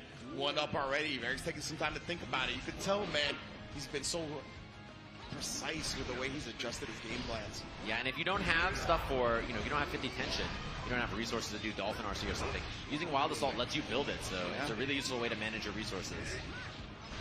This is a lot of blood back, double Fukyo, but he did the far slash sequence, so. Oh, and I love the coverage right there on the PRC to slide himself away and get some space. Should be the kill on the wall here, even with that. Disgusting, right? Varix already going up around. Just kind of running over Slash, the instant block up to the back, Fukyo. Ooh, chance here now in the corner, just takes the meaty Dolphin, and there was no challenge out. But then the 5K from Varix, gonna be a wall break on this as well. Varix has done a great job really picking the spots to put the lights out and challenging Slash's offensive sequences. Oh, and then the level 3 Slash. Yeah, high blood Nago covering so much distance. Really hard for Slash to find any movement options. Well, I love the stagger attempt. No burst on this carry to the corner. And with the right combo, it's going to be super at the end here. Oh, man, indeed. Gets it right before the blood gauge pops. It's going to be a whole lot of damage. Even with Maze Guts, the wall break's going to do it. Varix now on 2-1 in Grand Finals. One game away here. We shall see. Both players looking collected, controlling the breathing. That's ever important. Yeah, it's just a little nod from Slash, and he's right back in. White Wild Assault beat the 2S. Yeah, you know what it is. Oh, and then the Beyblade catches him low. Slash, he doesn't want to see any more damage. Yeah, you see him dashing in and then waiting. He's trying to make that 5H whiff so he can get in there like he just did right there. Very smart backdash, clipped as well. Oh, tried to load him with a 2H, caught a Dolphin for it. He hops off. It's going to be 5H with a wall break. He didn't quite know how long it was going to take, so he didn't get the hard knockdown there. 2H, yes, the Wild Assault again, just tries to pop off with the super. We got the RC for the mix. Oh, Orca actually combos into the dust. 2D for the pickup there, and Slash, another round there with some tricky stuff. I love the tap dust in between the Orca hit. He doesn't get a combo, but it does a ton of damage. The Shizu delay right there does catch Slash. It's alright though, Varix has really put his blood up. Yeah, and that 5H whip punishes 2S as well. Wow, he found the 6B in time. He didn't cancel on anything because of the high blood, but still just picking apart Slash on the ground here. He has no resources. He's been FDing. He doesn't even have a burst here if he gets hit. Slash is just trying to get some space back. Yeah, knows that he likes that dust after the 2Hs, but the blood bite, he's going to do whatever he wants. Gets the counter hit off the overhead for Shizu. Varix with a perfect to go in this tournament point. One round away. The round starts big. Oh, he didn't get the combo off it. Dolphin hit anyway, though. This is the kind of momentum. Wow, 6-feet challenge. Counter hit Dolphin. It's going to be a wall break here unless he commits the burst. No, he supers right away, so there's no chance. Yeah, he wants that positive bonus. He wants the hard knockdown on the wall break. Then give Varix a chance to spin it. Yeah, tap dust built the bar, and that denied the burst. He tried to be burst safe there as well. Backdash, good reaction from Slash, and there's no chance to burst. He didn't get the super, though. Yeah, if he does the super there, this game is over. Varix now another chance at life. White Wild Assault, you got to respect it. Oh, BRC, nothing. Wow, Slash gave up some bar there. Gets hit low. This is the mix, and he wakes up with a slide. Catching Varix off guard. He had the meter to back it off. We saw that. That slide is such a clutch move for Slash, man. Blowing up opponents all the way into the grand finals. The reset chant rings out from the crowd. Everybody wants more games. Here it is. Final game of this set. We'll see if we get another one or not, if Slash gets the job done.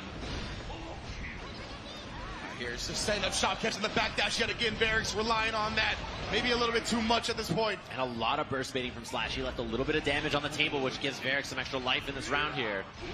Oh, and that 6P, man. The judo chop into the blood bite. This round has turned around real fast. And he's got a guess on that. It's a 50-50 straight up. Oh, Spends the super. That's the thing he's going to do. With meter, he has so much mix-up, right? Because the second hit of the shoes is an overhead. So you can go overhead or Beyblade, and it's a pretty brutal spot to be. Slash has the burst, but down on a lot of life here. One guess will do it for him. And the regular throw for Varix. Again, on tournament point. Let's see if he can take it home. Slash, of course, trying to force a final round. We see the instant block so smooth with it on the far S sequence. Uh-oh, that wrist is getting cranked here. Slash blocking, but still he's got half of a wrist gauge. Wow, the hop, I love that option. He hasn't represented that at all so far. He does get back throw, isn't an incident. It could be the incident. Indeed, it definitely could be. The gold burst going to give him some positive bonus, trying to bait something out. Varix still playing so disciplined defensively. Doesn't get a fast RC mix up. Couple of mistakes there from Slash might cost him. Goes in, he has the hit with the Wild Assault, the red RC. Makes it to the wall. The mix up, he blocks it correctly. He jumps again. He caught him airborne. The backdash this time is clipped yet again. Take him to the other corner. Wild Assault to force this pressure. Varix interrupts. Varix is your Arc World Tour 2023 Guilty Gear Strive champion. In the scramble, found the hit. No mistakes there. He did it in winner's side all the way against Slash, against his training partner. And look at this guy raising his hand as he is your Arc World Tour 2023 champion here for Guilty Gear Strive. Incredibly impressive play the whole time. And the sportsmanship from Slash, even in defeat, the sweetest man to ever walk this earth, maybe. Legit, man. That's how you know he's a real scumbag in game. He's so good, so much dirt, because it's all just reserved for the virtual violence. This man in real life, I don't think I've ever met a nicer human. Yeah, which is not how I would describe most people who play May in Guilty Gear. To say the least. She's a character who explodes you and is often so despicable, and he's so kind about it. As we see them setting up on the stage here. So we're going to hear from Degon on the stage with our finalists. Thank you very much, Des. Great cast on the day. What a hell of a final set here in the grand finals. Make some noise for both these competitors.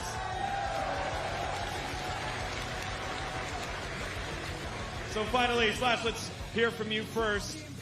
Very, very close in this bracket. Fall a little short. What are your first thoughts, and what do you like to say here to your competitor? Honestly, first of all, congratulations to Felix. That guy has been, me and him have been playing consistently, like 1 a.m., 2 a.m. sets. And the guy has been really grinding. I see him play every time, every day. And it was a really great feeling sharing the grand finals with a guy who I consider a brother to me, and sharing this grand finals. Sorry, I said the same thing twice, but it was a good grand finals. It was a great grand finals. One more time for Slash.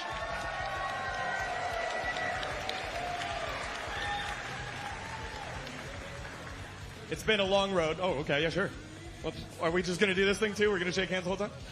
It's been a long road to get here. How does it feel? It feels great. I am really happy that all my efforts toward qualifying and getting there pay off finally.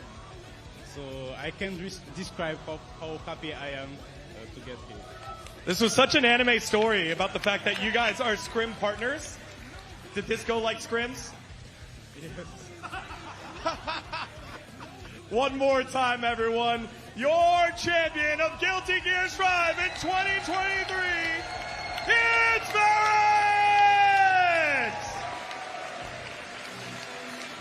Let's send it back on over to the desk to set up for the medal ceremony.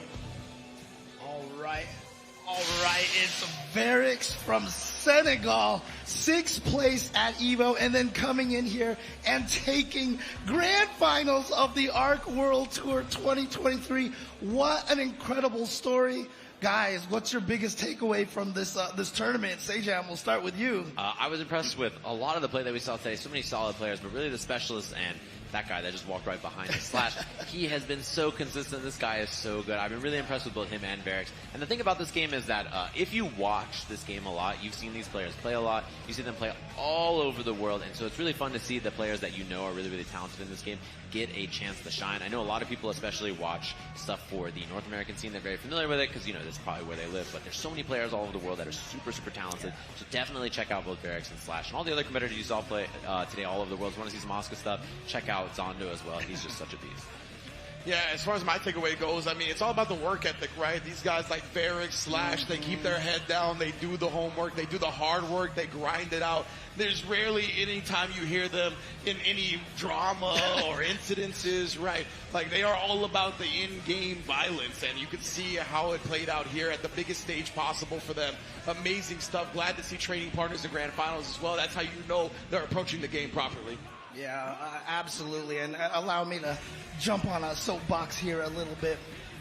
Let's put some respect here on Africa right now. Central Africa. We have events in South Africa, but Central Africa, Northern Africa, there are so many players all over the world. This is a region that we have not been feeding enough here. We have to get more events out there. We need to see more of these players from that region. I want to see more dominating players from the entire rest of Africa. Yeah, and that's the cool thing about this game having this kind of ability to bring people together online and stuff, right? You see Saudi Arabia and Senegal training together to come on over here to play, which is something that is really, really cool. And yeah, I hope that there's more events all over the world. Obviously, they spread the tour out a little bit more this year, and there was events all over in North America, Europe, and South America, Asia, stuff like that. But it would be really awesome to see events on all the continents across the globe. It would be really, really cool. And, you know, it's one of those things where, like, if you've seen Varix play, you know he's the real deal. I mean, obviously he's the champion up there against all the best players in the world. But it's one of those things that, like, fighting games are so special because players from everywhere are at that level at the top, right? And you see it in all kinds of different games as well. So it's always fun to see, you know, players from all over the world showing off that they speak fighting games the same no matter what part of the planet you're from. Yeah, and then the beautiful thing, one of them about fighting games is that open bracket format, right? It gives these players that chance. And thanks to the great netcode, right, we were able to expand a lot of the regions for the online weeklies that you see into places like Africa and Senegal. And you could see these guys reaping the rewards of it, really putting that work in to make sure everybody knows that there's monsters in fighting games every place you could possibly look, man. And you guys actually made a really excellent point. I mean, you guys were kind of joking about it, but, you know, when they played each other all the time and, you know, Slash actually said, like, you know, do you have any secrets? It's like, nope. But again, that just shows you sometimes all it takes is two people willing to keep leveling each other up. And that's what it takes to become one of the top players in the world. And now the top player in the world. So let's throw it to D-God and give Varix his due. Thank you very much, James.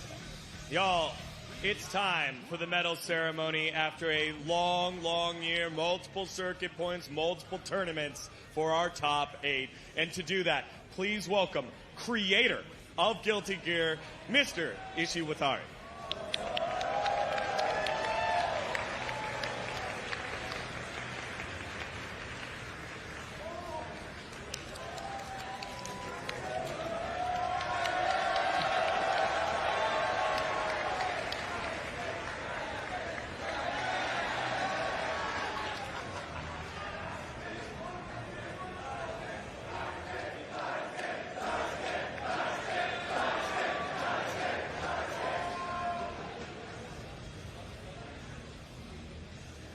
All right, first up, finishing in 7th place, please welcome fan favorite, Peppery Splash!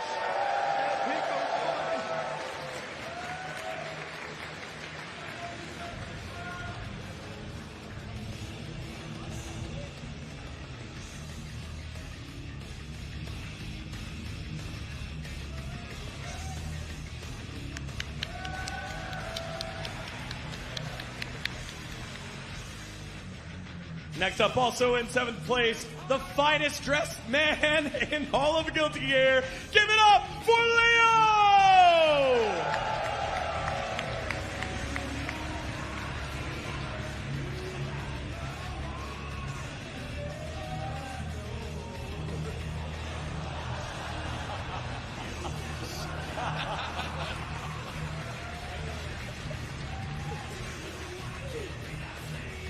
Next in 5th place, give it up for your LCQ Gauntlet winner, Aaron DeMac!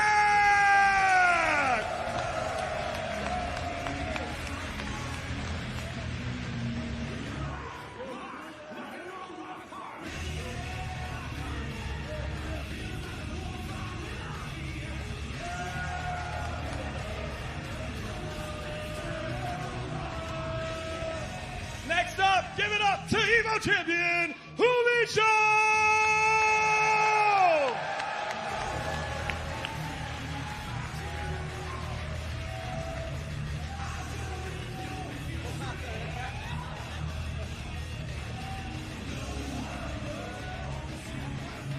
And 4th, give it up for Zama!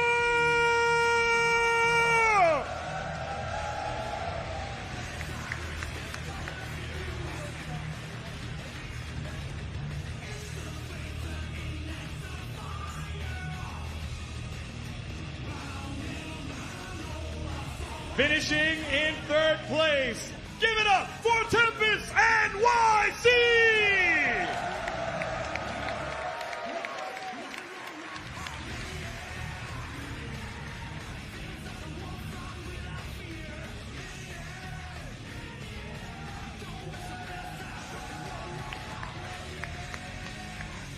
Runner-up in this year's World Tour for Guilty Gear, the Master of May, it's Slash!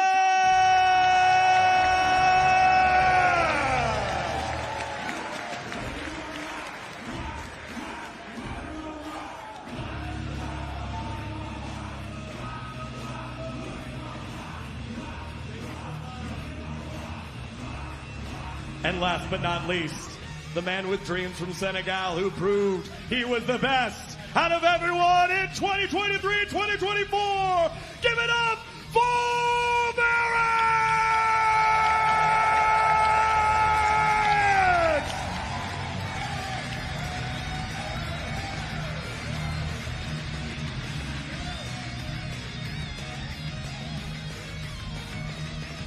Raise up your trophy, Max! It's all yours! Your 2024 champion!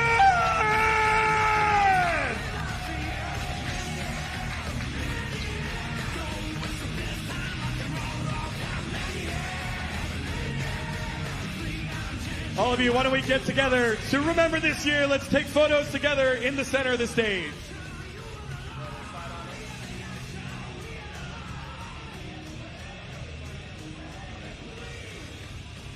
This is what fighting games is all about, right? We have a player coming from Senegal, visiting here to the United States and winning a tournament, putting himself on the map and becoming a hero for so many players out there. This is what I love about this community. This is what I love about fighting games.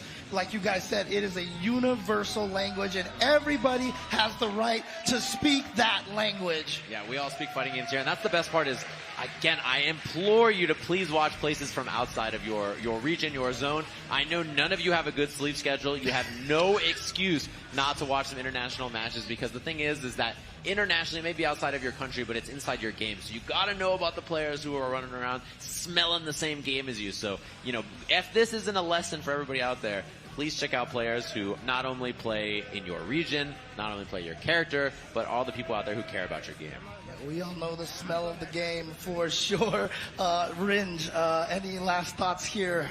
I mean, it was just an incredible tournament, man. Love seeing Senegal and just in general everybody show out for sure. Verix posing with the trophy, Umi show, Tempest, Slash. Just it's a beautiful representation of all types of worldly players and different personalities and backgrounds, right? Because as you said, the thing that unifies us is this fighting game language, and everybody from different walks of life can all come. And that's one of the beautiful things about these offline events, right? Because you get to meet people from different places, and they always have something similar in common because we're all just trying to play some fighting games. Yeah, it's funny. I mean, it's stuff like Slash being like, yeah, my mom got hyped when you pulled my group. And like, just like, yeah, it's such a, like somebody across the world's like, mom is like, yeah, this Sage Jam guy did it for us. Like, isn't that like just the coolest thing you've ever heard in your life? You're just like, man, we're pretty lucky to be here. I remember years and years ago, CJ Showstopper was like, my kid goes to sleep listening to your Marvel commentary. Like, I was like, bro, like, what is life, you know? Moments like that are just wild. Yeah, again, and shout outs to, you know, all of the parents out there who have been encouraging all the kids out here playing. You know, we have a lot of young players out here and they are definitely helping them. And again, finding this wonderful community, wonderful group of people here. And you can see it here. You saw the camaraderie right there between first and second place, right? You see the camaraderie between all the players all day, you know, giving each other hugs. And so again, what a wonderful community to join over here. But I know you guys don't want to hear us ramble on a little bit more. I'm pretty sure you guys want to hear some other people talk. Digon, what do you got for us, huh? I promise it's not me that much longer. There are more important things because, you know, the greatest part about the ARC World Tour is that it's a celebration of these games. And I believe we have one more announcement. So please welcome to the stage Mr. Miyauchi and Mr. Katano, Strive Director and Producer.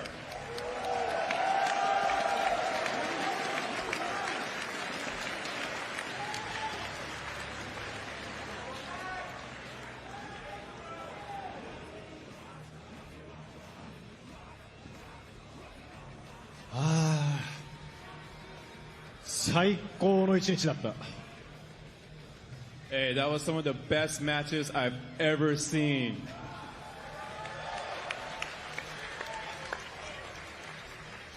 この会場でやったライブも最高だったし、コンサートも最高だったし、本当に全ての試合が素晴らしい試合でした。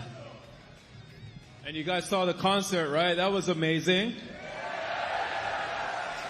And all the matches were so good. It was so hype. Everything about this event has been so fantastic. 本当に皆さんに対する感謝の気持ちでいっぱいです。世界中のギルティギアプレイヤーに対して改めて感謝を言いたいです。I'm just filled with gratitude. So thank you so much to the Guilty Gear fans all over the world. Thank you.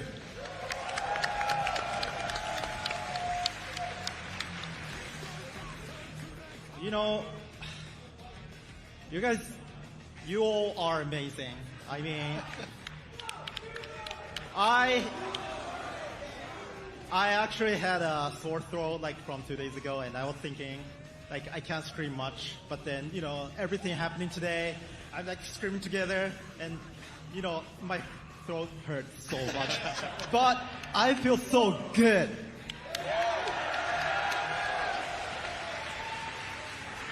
Now, ABBA is coming out on March 26th, as you know. But you guys are expecting something from us, right? We are going to walking down these stairs and gonna leave. But you guys will watch this teaser trailer.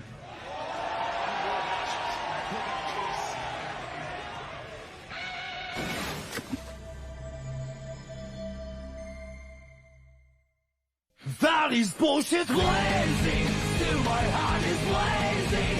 If the word kill me, I don't need a new word under you. Soon you will know. We already know the smell of the game.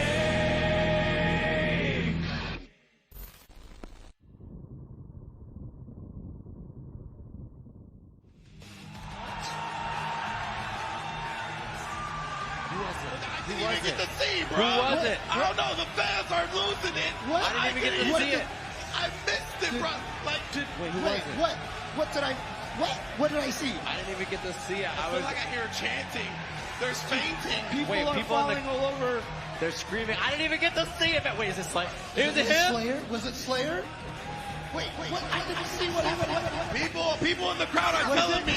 They're telling me It's Slayer. Slayer. They're They is telling saying me it's Slayer. Slayer. Was it Slayer? There's the Slayer. He's pointing to the cosplay.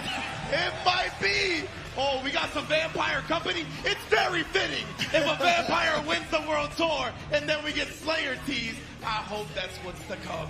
Oh my God. Man, I was like so excited, like trying to watch it, and then I looked away. I was like, yeah, I know, right? They said season 4, and I was like, season what's 4, happening, and then bro? it was over. Well, first of all, like we don't even have the end of our season 3 character yet, so obviously there's the teaser. But then a season 4 after that, man, and also Ken and Katano, I love those guys. Those guys are super awesome. The producer and director of the game are super cool. I'm happy that they came out here and they had a good time. Happy that there's more news about Guilty Gear. This is a game that I'm happy to play for as long as they'll keep doing stuff for it, and even after that. So thanks to them for the good times now and beyond. I really appreciate them working on this game.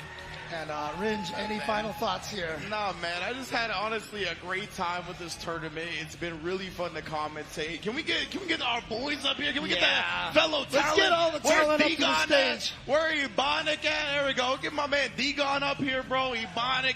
All Is the players. Brett still here? Is Brett still here? I Come saw on, man. Apology Man earlier. Apology Man, you could come over here, bro. Honorary talent. Ebonic in the building. What's These good, guys everybody? held it down so well. Shout outs to Brett as well. Brett's The Follicle 5. The Follicle 5, baby. Yeah, We're actually, holding it down. we could be The the Follicle Follicle 6. Yeah, Oh, Egon is officially a part of that crew as well. But again, No, you killed it, by the way, dog. Dude, your voice is unreal. Yeah, so good, so good. Dude, but again, shout outs to everybody in this production. Shout outs to everybody who has put this on. Shout outs to you guys for all coming in here and watching this. Shout outs to everybody playing and celebrating the Arc. Yeah, there you go, the Arc World Tour and Arxis Games here. Thank you guys for tuning in for Arc World Tour 2023. See you guys next year. It's been a blast.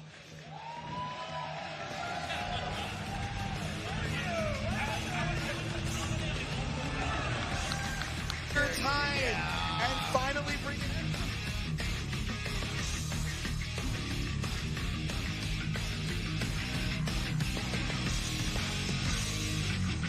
Keep those bastards to the curb.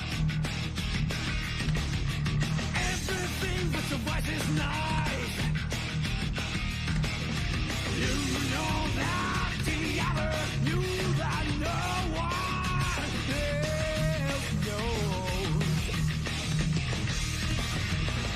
got one hell of a problem. Do you wanna keep it asleep? Don't try to compare it to anything. I'm ready to have some fun. We rock, rock, rock and roll, rock hard. Feels like a war from without fear. Don't miss the best time. Rock and roll, rock hard.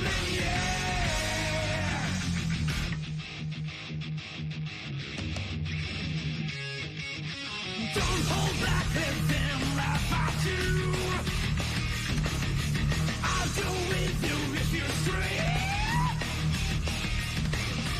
No one knows you are made of steel. Made of steel. There's our risk, it's color fused. It's the faith that ignites the fire.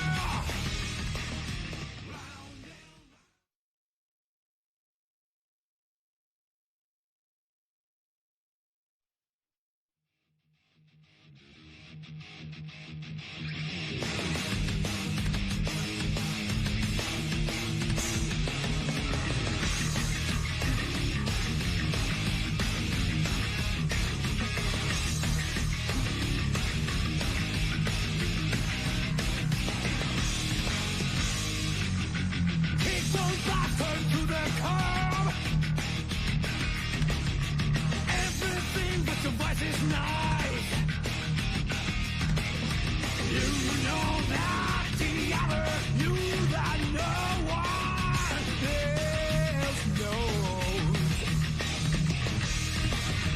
You got one hell of a problem. Do you wanna keep it asleep? Don't try to compare it to anything. I'm ready to have some fun. We rock, rock, rock and roll, rock hard. Feels like a war from without fear.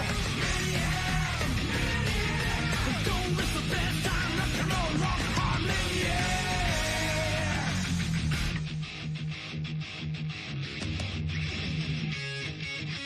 Don't hold back, let them laugh at you. I'll go with you if you're straight.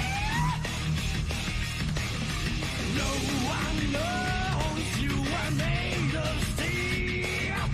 Made of steel. There's our risk, it's color fused. It's the faith that ignites the fire. Round and round, oh, I saw life be a tornade. I'm ready to play the fool. We rock, rock, rock and roll, rock hard. Feels like a war from without fear. Don't miss the best time. Rock and roll, rock hard. Kick those bastards to the curb. Kick those bastards to the curb. Don't try to compare it to anything. Rock, rock, rock and roll, rock. Rock, rock, rock and roll, rock. Rock, rock, rock and roll, rock.